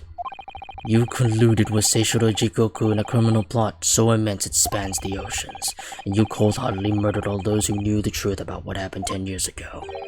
But why did you set about that now, a whole decade later? To ascend to the very peak. These last 10 years made me realize being the Lord Chief Justice wasn't enough. Short of becoming Your Majesty's Attorney General, I could have no real power to effect the changes needed in this country. And for that promotion, I needed to ensure no remnants of the past remained. How could you? I liked everything to run smoothly, in the exact manner that I prescribe, like a well-oiled machine. And I was just a step away. And for your ambition to succeed, did you even bother to count the number of I should have paused there. Number of brilliant people you have killed? Ah, Mr. Reaper, are you not forgetting something? Such as? You very much adopted your usual prosecutor-like demeanor in the proceedings now. But in reality of the situation is that you are the defendant in this trial. Ugh. However, the presiding judge would appear to have fallen from the bench, as it were. May I suggest, therefore, that we entrust the final adjudication to an old friend? My lord. As a member of the judiciary, I have been following the proceedings from the gallery, and I must say, I shan't even forget the extraordinary battle between good and evil that I witnessed here today.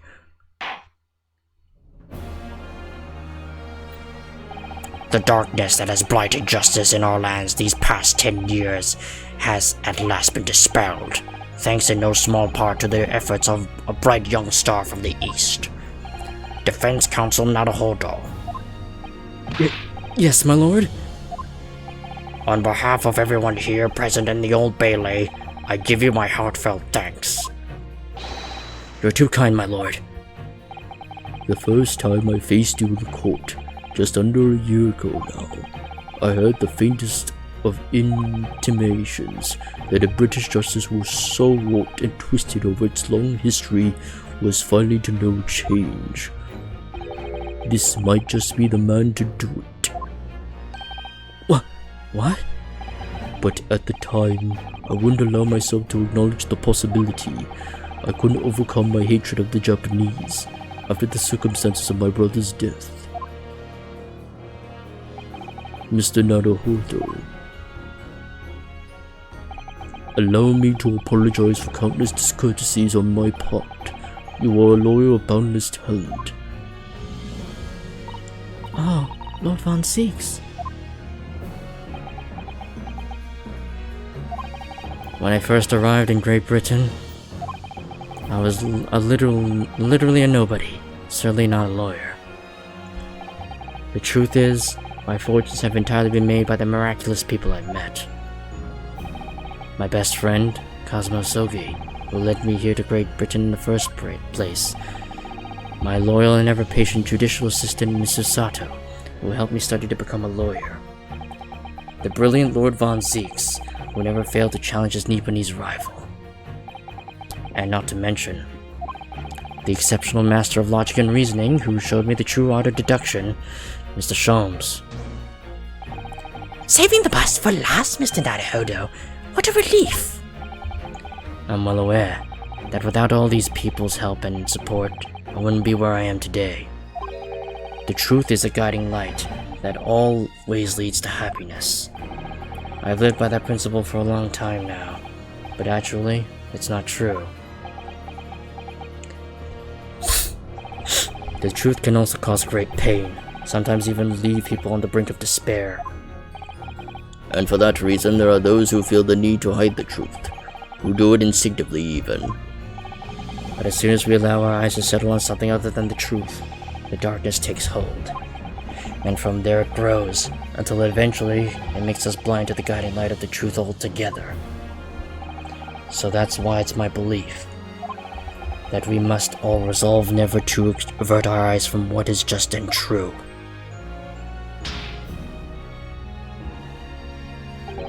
So that we can continue to walk the straight and narrow path ahead.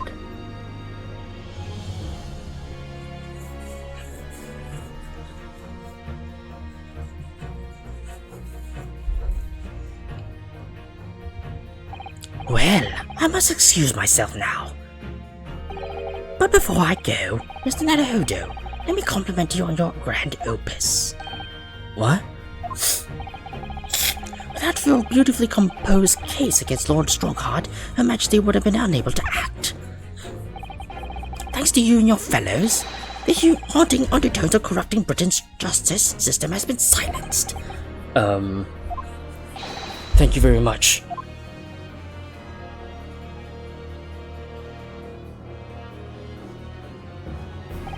So, until our paths cross again somewhere. Well then, it would appear that this long trial has finally come to an end, after 8.5 hours of streaming content. My apologies for any anxiety caused, my lord. I'm quite sure we shall meet again here in the courtroom before long, Prosecutor Barak Von Zieks.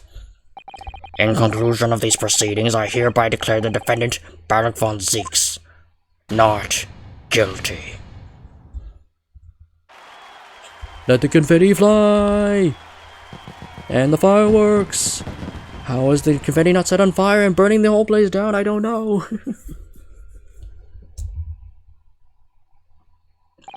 That is all. Court is adjourned. Boop.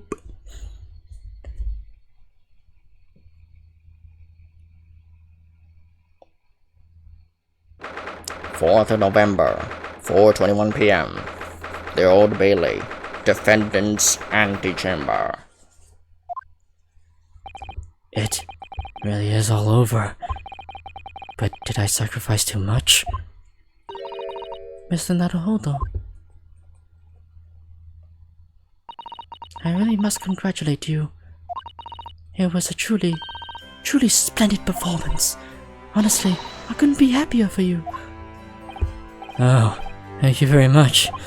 But I really couldn't have done it without you at my side through it all, Mrs. Sato. Oh.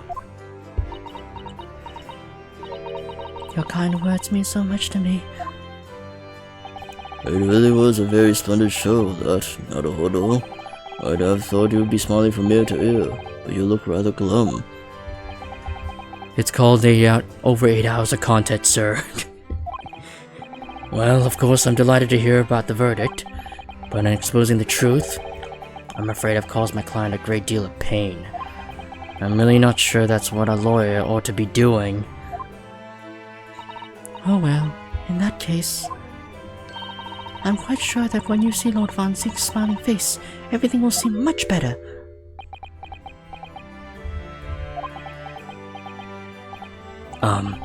Mr. Sato, everything seems worse. He has a face like thunder. Oh dear, I really shouldn't have presumed. Mr. Naruhodo, Yes? almost a year it's been now since I first encountered you here in this very courthouse.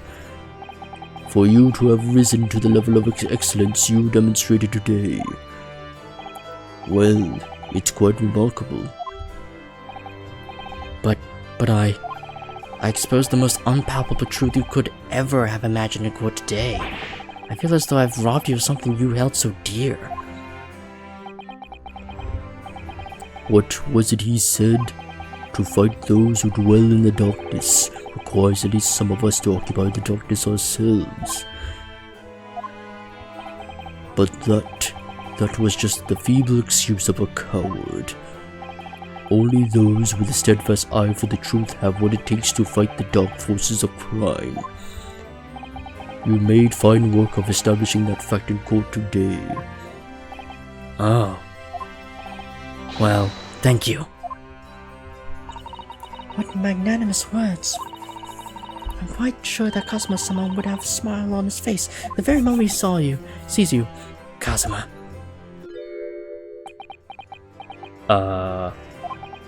That doesn't look like a smile, Susato. Mr. Sato. There's another face like thunder here. Oh my, and he really was here. Lord Von Zieks. Allow me to congratulate you on your acquittal. Congratulate me, or curse me. You failed to bring down the Reaper. I owe you an apology. No, it is I who should apologize. Your father, Genshin. If I had been stronger, then perhaps I made an unforgivable error of judgment. I can offer no excuse. And I can offer no forgiveness. That said, I suppose you fought for justice and the truth. For that at least, I can't withhold respect.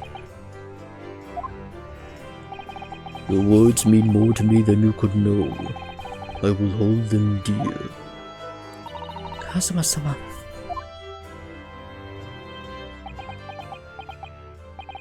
I must say, there's one thing that's still bothering me. What's that? The will that Lord Clint Von Zieks wrote before his duel with my father.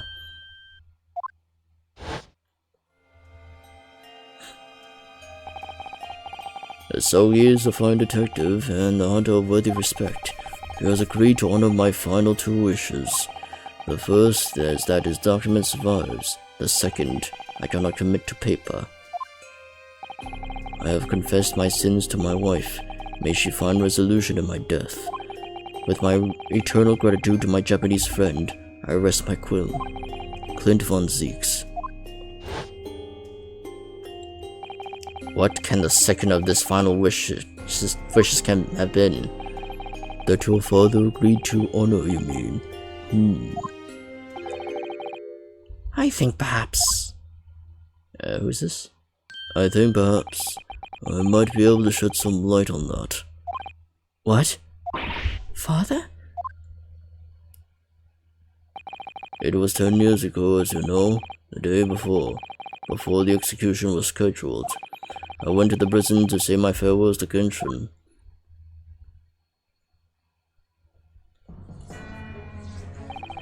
Why aren't you putting up more of a fight, Genshin? If you would only agree to it, Seishiro and I will gladly petition the government. We've been through this already. You don't need to worry about me. Anyway, Yujin, I have a favor to ask of you.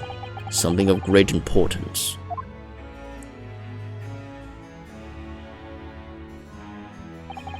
You're the one of my greatest friends, Genshin. Whatever it is, consider it done. I'm going to tell you an address. I need you to go there at once and in secret and telling no one. You should find the Lady of the Gentry in hiding there. The Lady of the Gentry? She's not in a good way, and she's with a child. The birth is imminent. As a medical man, I'd like you to attend to her. Please, you're our only hope. By any chance, is the child yours, Genshin? Don't be daft. It's a favor that was asked of me by a man I knew, and his dying wish. My goodness. I swore to the man that I would help, that I would do whatever I could for his wife and his unborn child, but if something should happen to me, I need to ask you that same favor. You're the only person I know that I can truly rely on. What did you just say? If something should happen to you, tomorrow night you're going to be...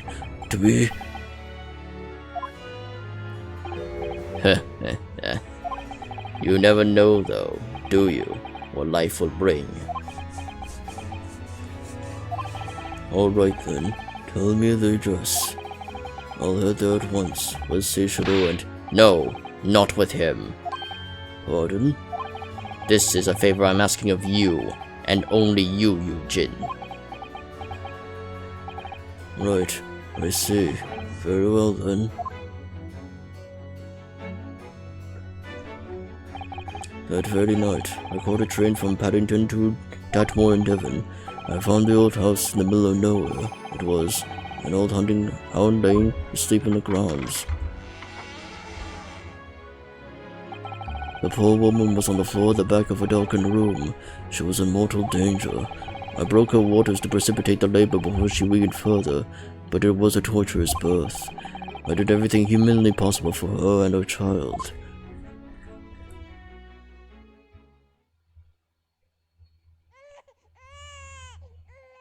Is that Iris? And in the end, I was lucky enough to welcome a new life into the world. But tragically, my efforts to save the mother's life were in vain. I held the healthy newborn girl in my arms and wept for longer than I care to remember.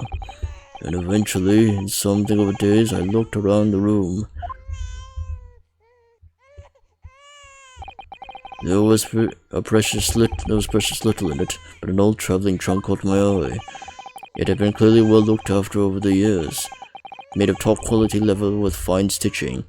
And that's the trunk that Iris has in the suite. But it was then when I saw the emblem on the side of it that everything dropped into place.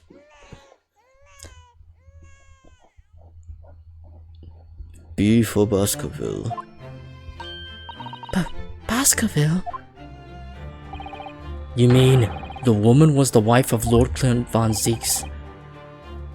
That's right. The newborn was his daughter. But that makes no sense. Why on earth wouldn't Clint have entrusted the child in my care in that case? I was completely unaware that he even had a daughter. I suppose he didn't really have any choice. What? Well, your brother said that he confessed everything to his wife, so he must have been beside himself with worry for her child. If the true identity of the professor were ever to be made public, the girl would be forever branded as the daughter of the infamous mass murderer. No, the chest in the suite is metal? With that U-shaped handle in the front. Oh. Oh.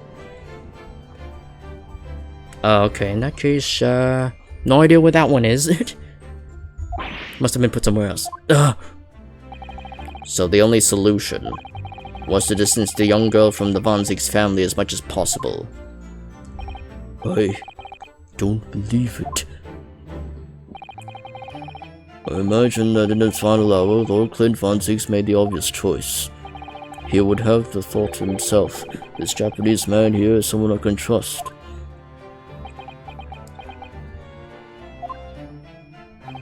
I honored my promise to Genshin, of course. However, only a month later, I was summoned back to Japan. And without disclosing the parentage of the child, I couldn't obtain permission to take her with me. So he gave her to Sholmes. Oh, how awful. I was completely at a loss. In the end, I had to ask my great friend. Yup. I asked him if he would be a father to her. That being Mr. Sholmes, I presume. Yes. He took one look in my eyes and agreed to it on the spot. Mr. Sholmes, he has a heart of gold. Really, all it can be said that I did for the child. All it can be said that I did for the child was to give her a name. Oh? When I come to Britain, I was trying to escape from the grief of losing my darling wife. So it was her name that I gave the little girl. Your wife's name, Professor Mikotoba. In other words, The name of my mother. Ayame Mikotoba. oh. That's right, Ayame. Or in English, Iris. Iris. I had no idea. Iris being delivered by Eugen. Ouch! Miss Naruto! Ouch! Mr. Naruto, what's wrong?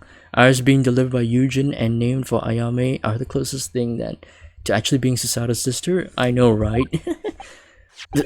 This little thing just pushed me on the behind through my trouser pocket hard.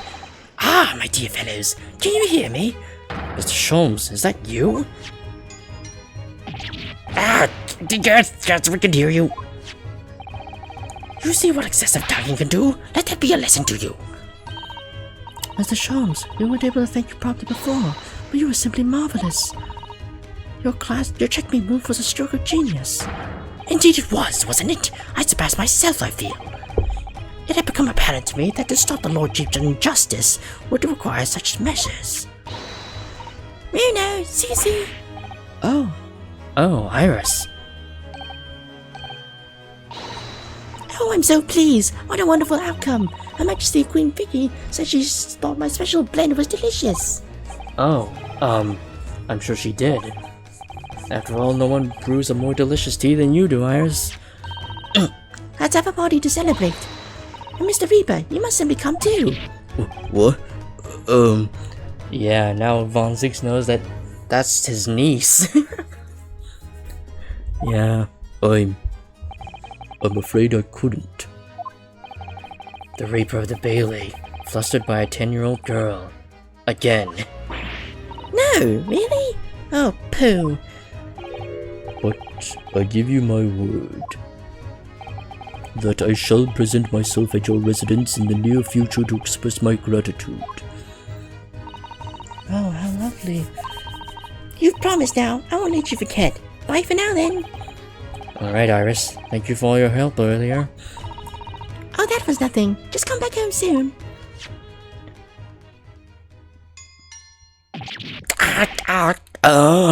One final pinch, goodbye, was it?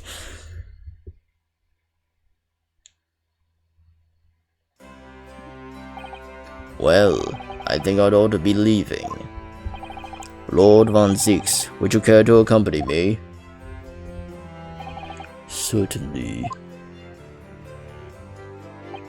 Mr. Naruhodo, allow me to once again express my deep gratitude to you. I believe you saved my life.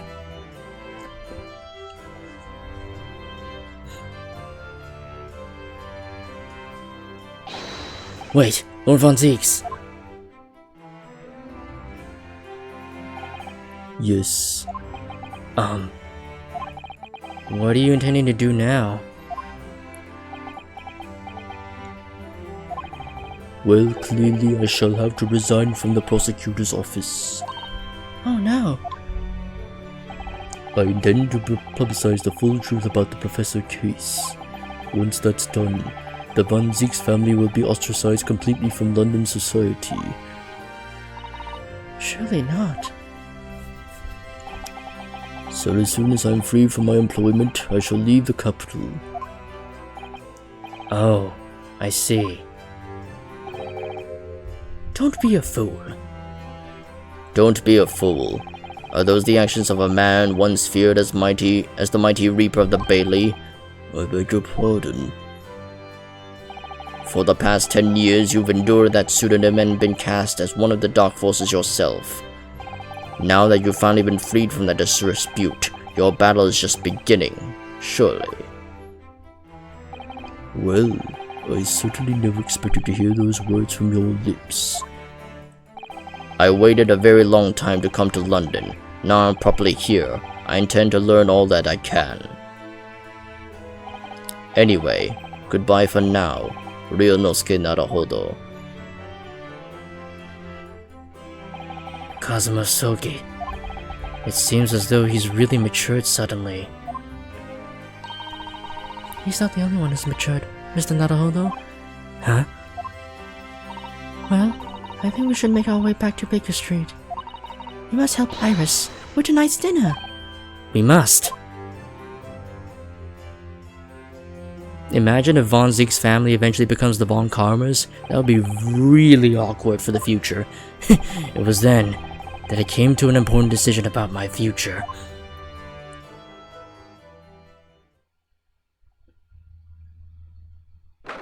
Fourth of November, 6:25 p.m. Sholmes Street.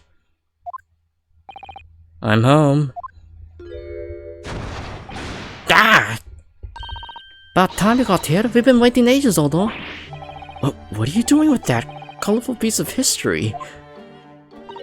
It's a party, innit? It's gotta go off with a bang. I mean fireworks, ideally. But when you ain't caught fire, smoke's the next best thing, ain't it? There's a girl on Fresno Street who could help you with that, I think. Alright. I'll remember that. You don't have to reload that thing every time I speak. Wait, there's actually 2 DLCs cases of the Greatest Attorney? Oh shit. And they couldn't be legally localized? Oh damn. Well, guess I won't be playing them. You really must hear this. It's quite the most extraordinary thing. Oh, that's very short, like 1 hour, 2 hours each. Oh, okay. I assure you, it won't defy your expectations. Take down every detail now, Mikotoba. Ah, the world-famous great detective regaling his part over the tale of his adventure. A sight to behold. Would you care to hazard a guess? Where do you suppose the fiendish runaway concealed himself? Would you believe? Inside the trunk I found abandoned in his cabin. I would believe it, yes. I say, Mikotoba, I detect not a hint of surprise. I wonder why that is, Maybe because I was there at the scene as well, Sholmes. What? You were? Then why the deuce didn't you say before? Not quite the sight I was expecting to behold, but still. It's hard not to feel privileged to see it. Hello, Mr. Sholmes, Professor Mikotoba. I'm finally back from the Bailey. And not a moment too soon. A feast prepared by Iris and Mr. Sato awaits. I must say, I haven't seen Susato looking happy in a very long time. Ah, Bruno, there you are. Dinner's on the table, everyone. Please do come and take a seat. Time to fill my boots.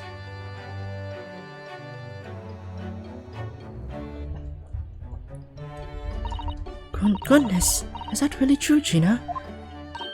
Yup, I'm losing my coppers and cobbling back to what I know best. It's a devil's laugh for me. Oh, oops, I clicked out on accident.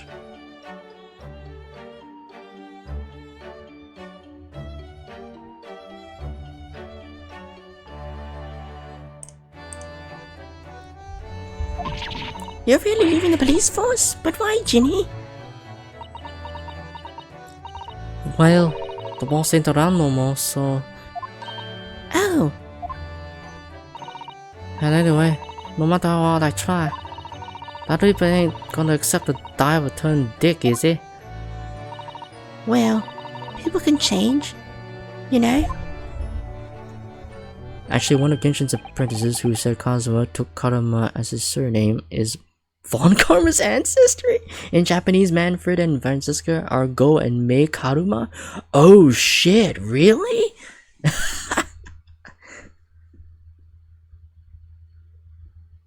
Oh my god. Damn, that was a bit of trivia I was not expecting. Well, we know where the Von Karmas came from. Ah, yes, that reminds me. I'd rather thoughtfully offer to relieve the bailiff of this now defunct piece of evidence. Eh? It's the inspector's pocket watch, and the crown's been reattached.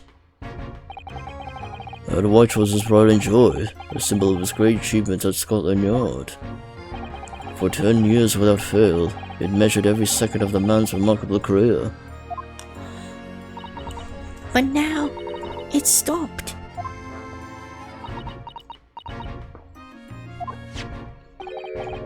Someone needs to keep the memory of Inspector Gregson's career alive by taking on the great responsibility of winding that watch every single day again. Yes, someone with equally fierce detective spirit.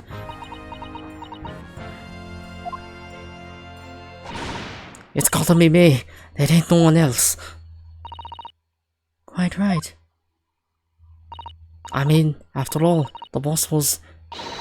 Well, he was my boss. Yes, Ginny. Yes, he was.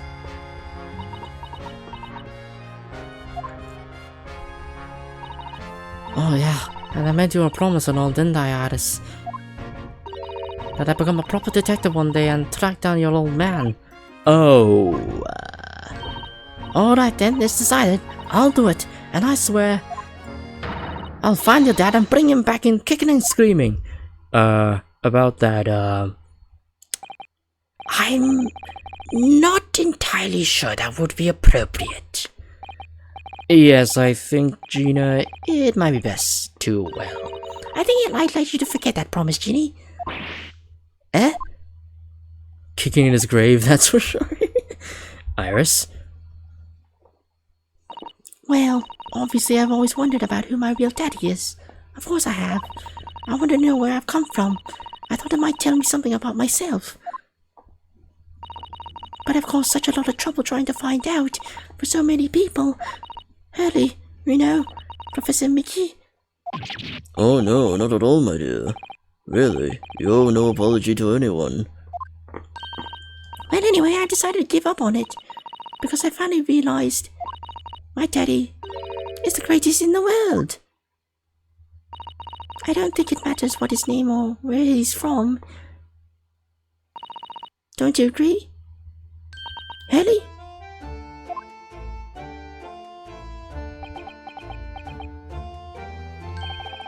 With every word, Iris. Thank you, Hurley. Thank you, Daddy.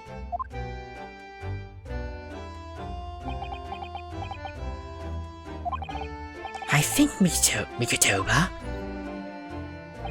Yes, Sholmes? I think that I ought to express my gratitude to you. Oh, For 6 years, you and I solved many mysteries together. And during that time, I remember countless expressions of gratitude for our good services. But a moment ago, I heard the most pleasing expression of gratitude of them all. And I should never have experienced it, were it not for you. you old softy, Sholmes. But I must confess, it's a weight off my mind to hear you say it. Well then, I think this calls for a lengthy violin recital, wouldn't you say? Oh well, the food will go cold, and that's the only problem. Maybe next week, Early? Are you sure his weekends are long enough, Iris?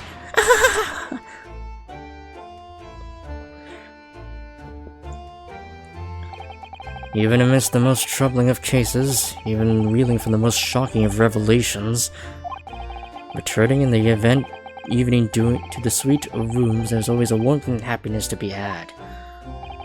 The home of the world's greatest detective, and my home too, my greatest family.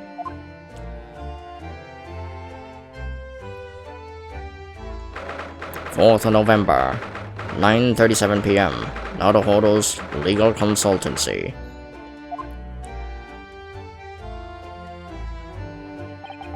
This attic room has been my home and office for almost a year now. I've certainly had some unforgettable experiences whilst I lived here. But now, the time has come. Time to bid this place farewell. Naruhodo. Oh, Naruhodo. Oh, Professor. Are you alone? I didn't hear any sound from Susato's room. Yes, Susato-san went out after dinner. She took a carriage. Something about an important matter she needed to take care of. Ah, I see. I wanted to thank you for what you did earlier. Oh? With Iris, I mean. When the subject of her father came up. Lord Clint von Zeeks. I made up my mind many years ago never to tell her who her real father was. It's what was agreed with Genshin after all. Lord Clint von Zeeks' final wishes before he died, you mean? Yes, I had to take some rather drastic steps at times to protect that secret, you know. Calling Susato back to Japan 6 months ago, for example. That's why? When I read Sasaki-san's report about his final days in London, my heart nearly stopped. You stumbled across the crux of that terrible case, the dog's collar. The description of the Baskerville insignia left me in no doubt. Baskerville? If you decided to investigate that insignia, sooner or later you'd have made the connection to Von Zeeks. And to make matters worse, Susato knew of the unpublished story as well. The story that Iris had written based on my notes from the time. Ah yes, the Hound of the Baskervilles. Exactly. Penguin affiliate, Pog, yep. I am indeed affiliate. And this is the stream to celebrate it. On the final case of this fucking game. Oh my god, I've been streaming for 9 hours. This is a really long case. A dog with the Baskerville family emblem around its neck. Armed with those two clues, I fear you and Susato might arrive at the truth. So I invented that story about having to collapse to justify her leaving London and return to Japan at once. All in the aid of halting any investigations you and she might have been contemplating. I see. Something I never understood is why Susato-san came across that manuscript in Japan, though. You know, Iris's Hound of the Baskerville story, I mean. Sean sent it to me. That was before Susato left Japan. He was very troubled about what should be done about it, you see. I read it and carelessly left it on my desk, which is where Susato came across it, of course. Ah. It was the only case Holmes and I ever pursued that didn't record in meticulous detail. I was stunned when I discovered that young Iris had pieced together so much of it from my paltry notes. Holmes and I discussed the matter, and decided that we couldn't allow the story's publication. At that point, I returned to the manuscript by post to Holmes for safekeeping. So you did all that to stop Iris from finding out the truth about her father? That's right. Because Holmes had told me how astute she'd become. However, having witnessed events in court today, I must say my opinion has somewhat shifted. Oh?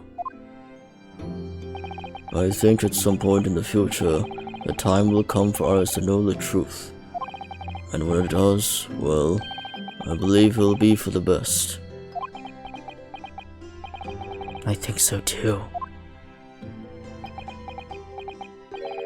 Actually, Professor, I wanted to talk to you about something too.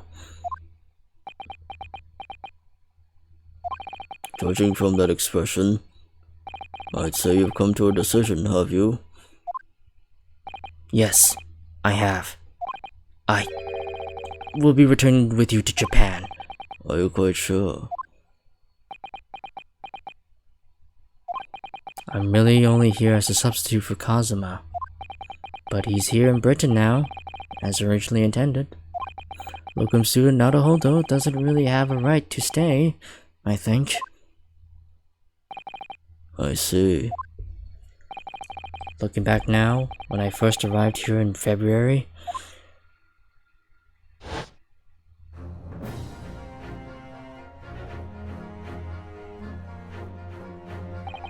my becoming a lawyer just seemed to be the way things turned out. With Kazuma, Susato-san, and Mr. Sholmes all gently pushing me in that direction.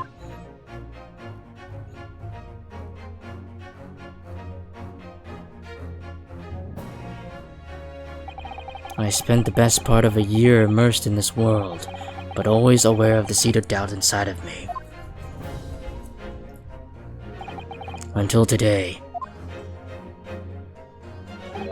Standing in that courtroom earlier, all doubts vanished from my mind.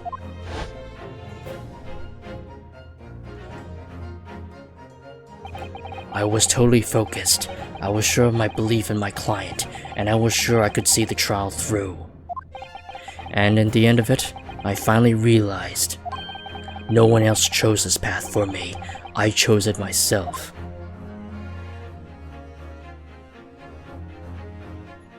The path of a defense lawyer, eh? Yes, that's what I am now. That's what I'll be going back with you to Japan as. And that's the path I'll be following for the rest of my life. Well, it sounds like you've made quite a resolution there. I have. Very well then. I must say, it's extremely welcome news. I shall make arrangements for your return first thing tomorrow. I don't imagine we'll depart for a few days. Now with the symposium having been cancelled now, such a shame. Never mind. I'm sure there'll be other opportunities in the future. Well then, I'll bid you good night.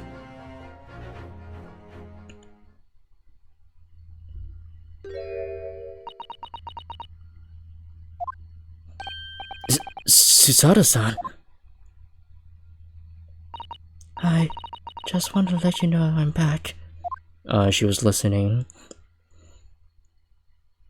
Probably. Did you, hear what your father and I were discussing? I'm sorry. I did, yes. I couldn't help but... Oh, how much did you hear? Well... from the part about Iris's real father, I think. In other words, from the beginning. From the beginning. So you've made up your mind. You'll return to Japan and continue working as a defense lawyer. Yes. I'm sorry. I really should have consulted with you about it. I did want to earlier this evening, actually, but you'd already gone out. Oh no, that's quite alright. I already knew that it's what you decide, Naruhodo-san. You did?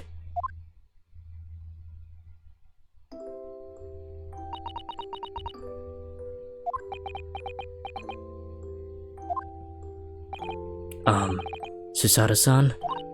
Huh? Yes? I suppose this means it has to be farewell soon. I suppose. You'll be a great help to Kazuma going forward. I mean, I know he's a brilliant lawyer, but he's new to the British courtroom. He'll certainly benefit greatly from having a brilliant judicial assistant at his side. I'll do my very best. I wish I could say it, but I just can't. I can't ask her to come with me. After all, she was always supposed to be coming to Britain as Kazuma's assistant. It's growing late. We should both try to get some sleep. I'm sure you must be exhausted after today. Oh, yes, you're right. Before I retire, let me just say one more time. You really were quite splendid in court today. So if you ask me, anyone who thinks of you as a substitute or a locum student should be ashamed of themselves. Susato-san. Thank you.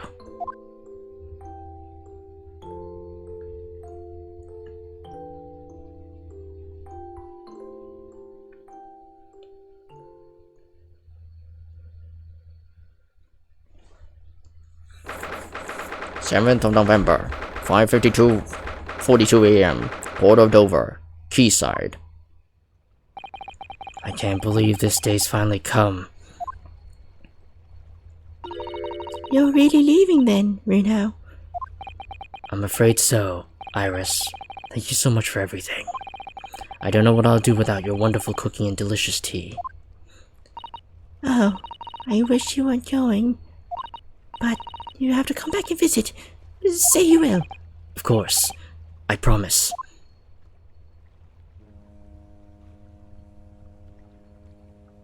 Well, it was a very brief reunion, but it was a pleasure to pursue a case with you again after so long. For a while at least, it felt like old times.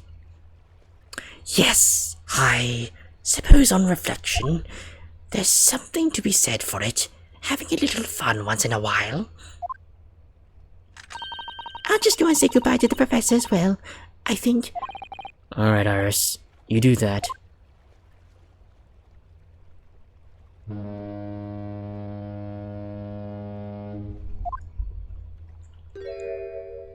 Susato-san. Oh, it's voice now. Okay. I've just checked, Naruhodo-san. Your luggage is already on board. Such a beautiful morning. Perfect for embarking on a journey, isn't it? Before I set off, I'd just like to say how thankful I am for everything you've done for me. And give my warmest regards to Kazuma, please.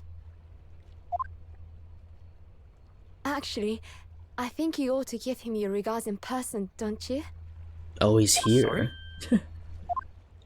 Ryunosuke.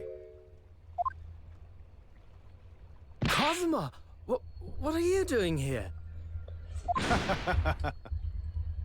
Do you really think I'd miss my best friend's departure? Thanks. To be honest, I'd been looking forward to our wild time tearing up the streets of Her Majesty's capital, but, Well, we'll have to save that for another time.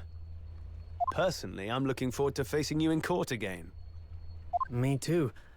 But, we're both defense lawyers, so,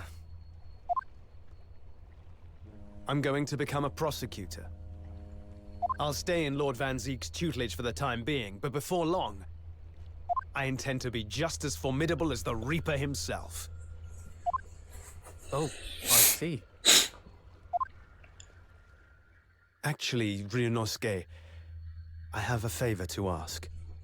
Name it.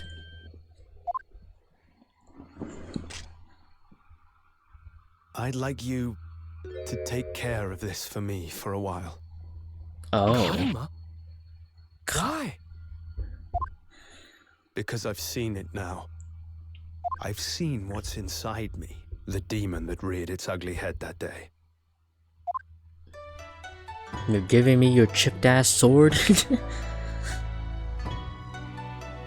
It was only for the briefest of moments. The last time I came face to face with that inspector. But it was unmistakable. I wanted to kill him. I've always known there are demons that live inside people. And now I know there is one in me. The fact that it very nearly consumed me is something I'll carry with me until the end of my days. While I devote my life to fighting those whose demons have got the better of them. Reminder, it's the soul. As a prosecutor. That is true. So, that's what you've resolved to do, is it? Until I'm ready. to face the demon within me, to slay it once and for all. I leave this in your care, if you'll take it. The symbolism. Of course I will. I'll keep it by my side. Always.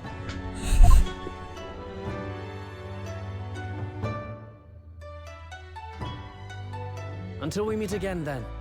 You have your path to follow, and I have mine. Naruhodo-san?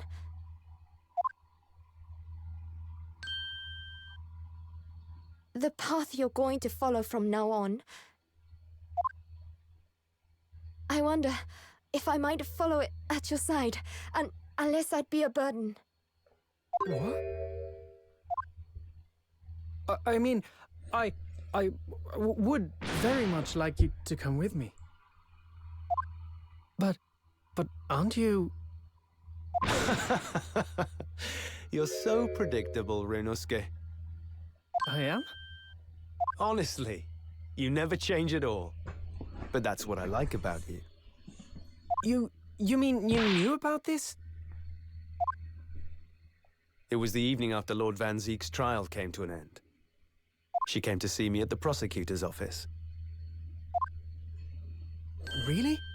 Oh, when I had that conversation with Professor Mikotoba. So, you'd go with Ryunosuke back to Japan? Yes. I know it's unfair of me to follow my own interests like this.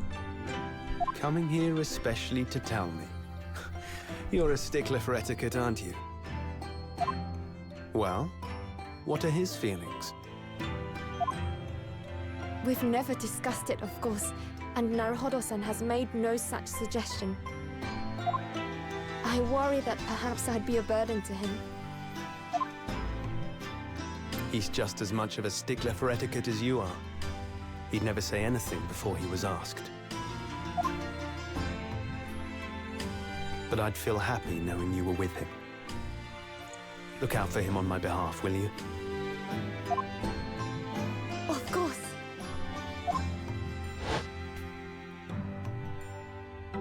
Susato-san.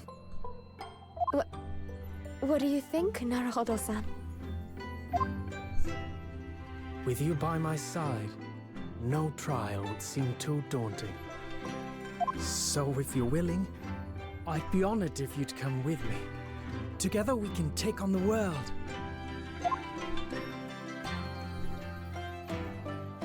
I'm terribly incompetent, but if you'll have me, I'd be delighted. Oh, no, not at all. If anyone's terribly incompetent, it's me. Ah! What's wrong? Your luggage, Susato-san. There's no time. The ship's going to set sail any minute now. It's alright. There's no need to worry. Bro, you say As it Ryunosuke happens, case 1? My True. luggage is already on board too. It is? Yeah, she planned ahead. Your I fine figured. judicial assistant has everything in hand as always, I see.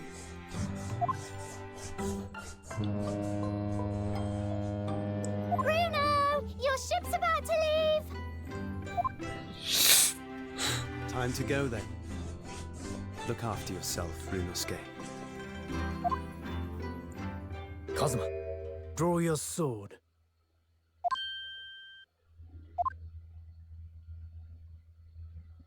Are we gonna touch blades?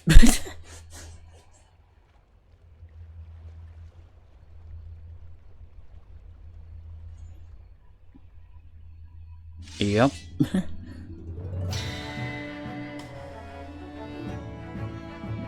One day, when our paths cross, once more, we'll fight a duel of words across the courtroom. A day I eagerly await as a lawyer.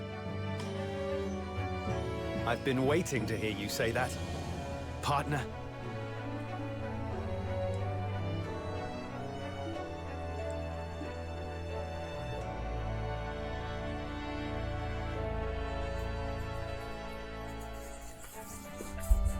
Don't forget me then, Kazuma. As if I could. Ryunosuke. And Mr. Sholmes, thank you so much. I'm very much indebted to you. Indeed, Mr. Naruhodo. I believe you are. I'll never forget all you've done for me during my time in London. Quite. I should like to think you will remember your debt of gratitude. Especially when I visit you in your country. What? The truth is, although many are ignorant of the fact, the world is far smaller than most folk realize. Well, I'd be delighted if you came to Japan one day. Oh yes, would welcome you with open arms, Mr. Sholmes. Oh, that sounds wonderful! I can't wait! In that case, let us conclude that this is to be merely a brief parting, my dear fellows.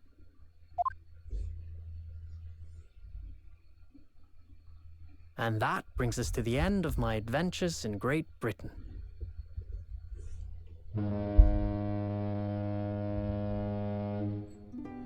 A peculiar twist of fate brought me halfway around the world those many months ago. But that was just the start of my journey. Who knows where fate will lead me next? Still, I'm confident this won't be my last meeting with the friends I've made in London. And when we're together again, no doubt the first words I'll hear will be, Come, the game is afoot. Hey. The ship, with our friends from the east, sailed steadily towards the distant horizon. But Sholmes' face was alight with joy. The times may change, but a steadfast friendship will remain true, Wilson. We have but to gently close our eyes, and we are with our companions once more.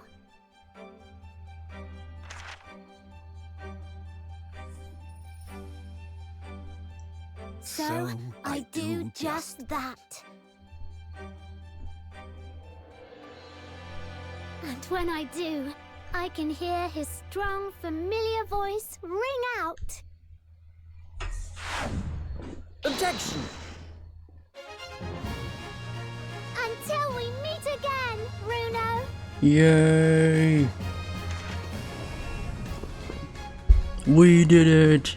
It's the end of the game! Technically, according to localization, because apparently because there's 2 DLCs, they just cannot be localized whatsoever because of copyright, but whatever, it's fine. We technically beat the game.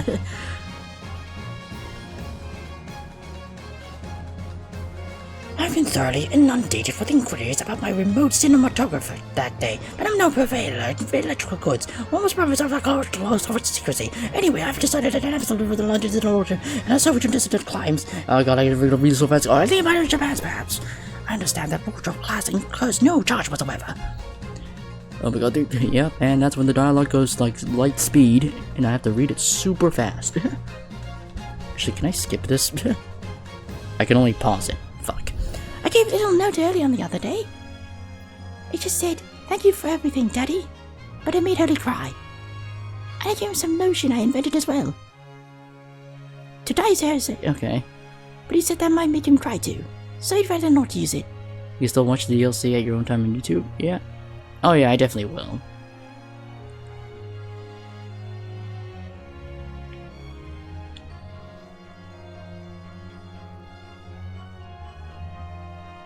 In those days when I was known as the Reaper, I felt your presence at my side.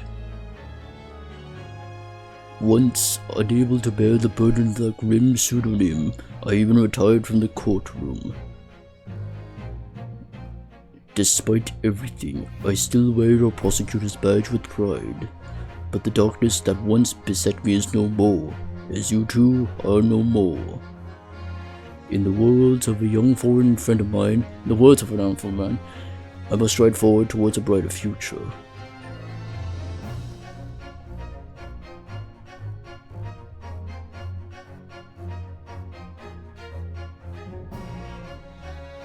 The boss let me a note, you know. A note for me, you know. All I can read is now. I can read every letter now to any seat. It's cleared up a lot of stuff. The boss is trying to protect me, see? And that's exactly what me and Chief expected over here to go do for the Londoners.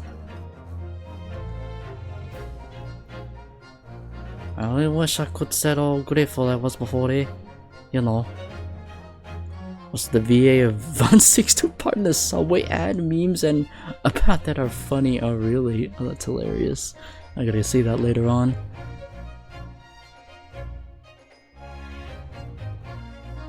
Gina, the truth is, I'm not the upsetty fella you think I am.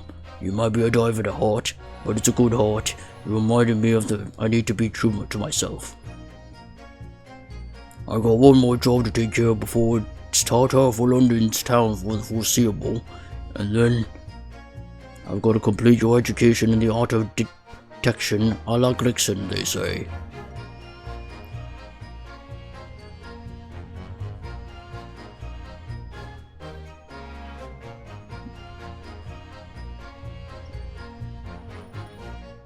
Oh my god, ouchie. Your Excellency, this man is accused of oh, and I couldn't finish that. Objection! Oblique! Overstatement! Overruled! The messenger has been detained to measure anyway! Who is this caddish counsel for the defense and the woman forbidden to enter the courtroom? Oh really? My friends decided in the British courtrooms all the time and doing a wonderful job. Perhaps I should have engaged the services of a regular legal team.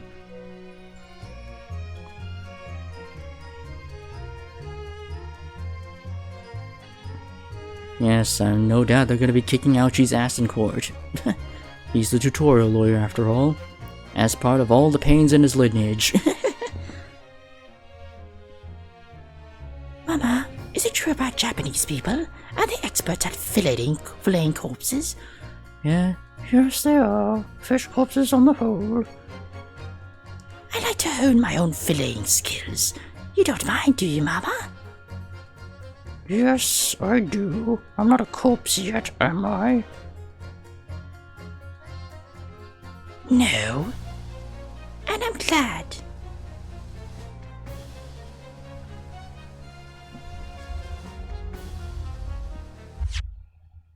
Oh, yeah, there's a skip button. Sorry I cut that short, but I had to skip because it's getting really late and I wanted to finish this stream as soon as possible. It's alright. I'll watch the credits later on. And finish.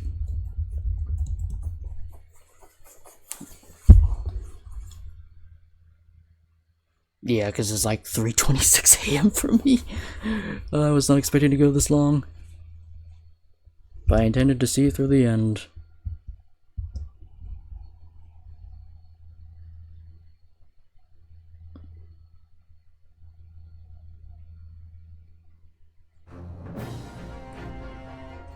And there we have it.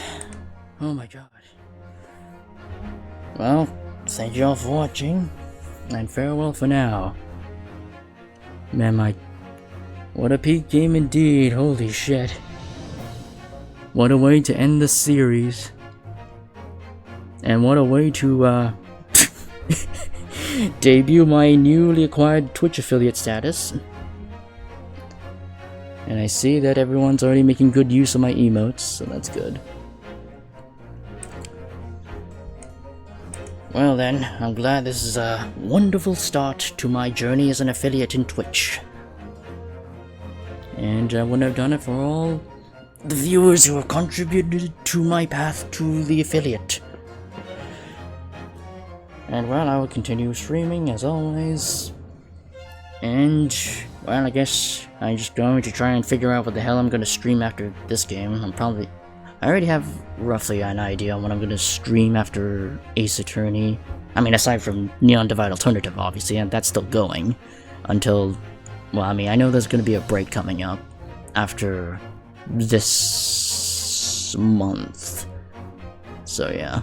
But yeah, I mean, after Ace Attorney, I think I might just take a break from investigation games for the moment and play some new releases that I'm looking forward to play, such as Fantasy Life I, the girl who steals from time. I think that's what it's called. Because yeah,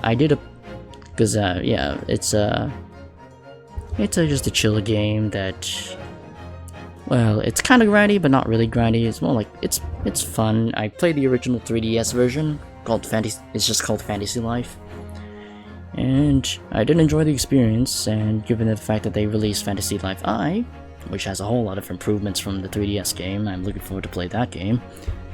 And I think maybe after that, I'm maybe planning on playing the remastered version of Oblivion, because I did buy the game, so I know I'm definitely going to be playing that. I think I'll be playing that afterwards, since I didn't look up the time it takes to like complete a normal run of the two games, and it turns out, yeah, Fantasy Life I can be completed within a sooner time compared to Oblivion Remastered, obviously, because there's a lot more content in Oblivion Remastered, so I think I might as well just go and go and start Fantasy Life I, and then continue with Neon Divide from there, and then, yeah, we shall see after that. Anyway, farewell for now, and I'm gonna get some sleep, and probably gonna wake up with dark rings around my eyes, because god fucking damn it, this is the latest I've been streaming, holy shit. Yep, take care.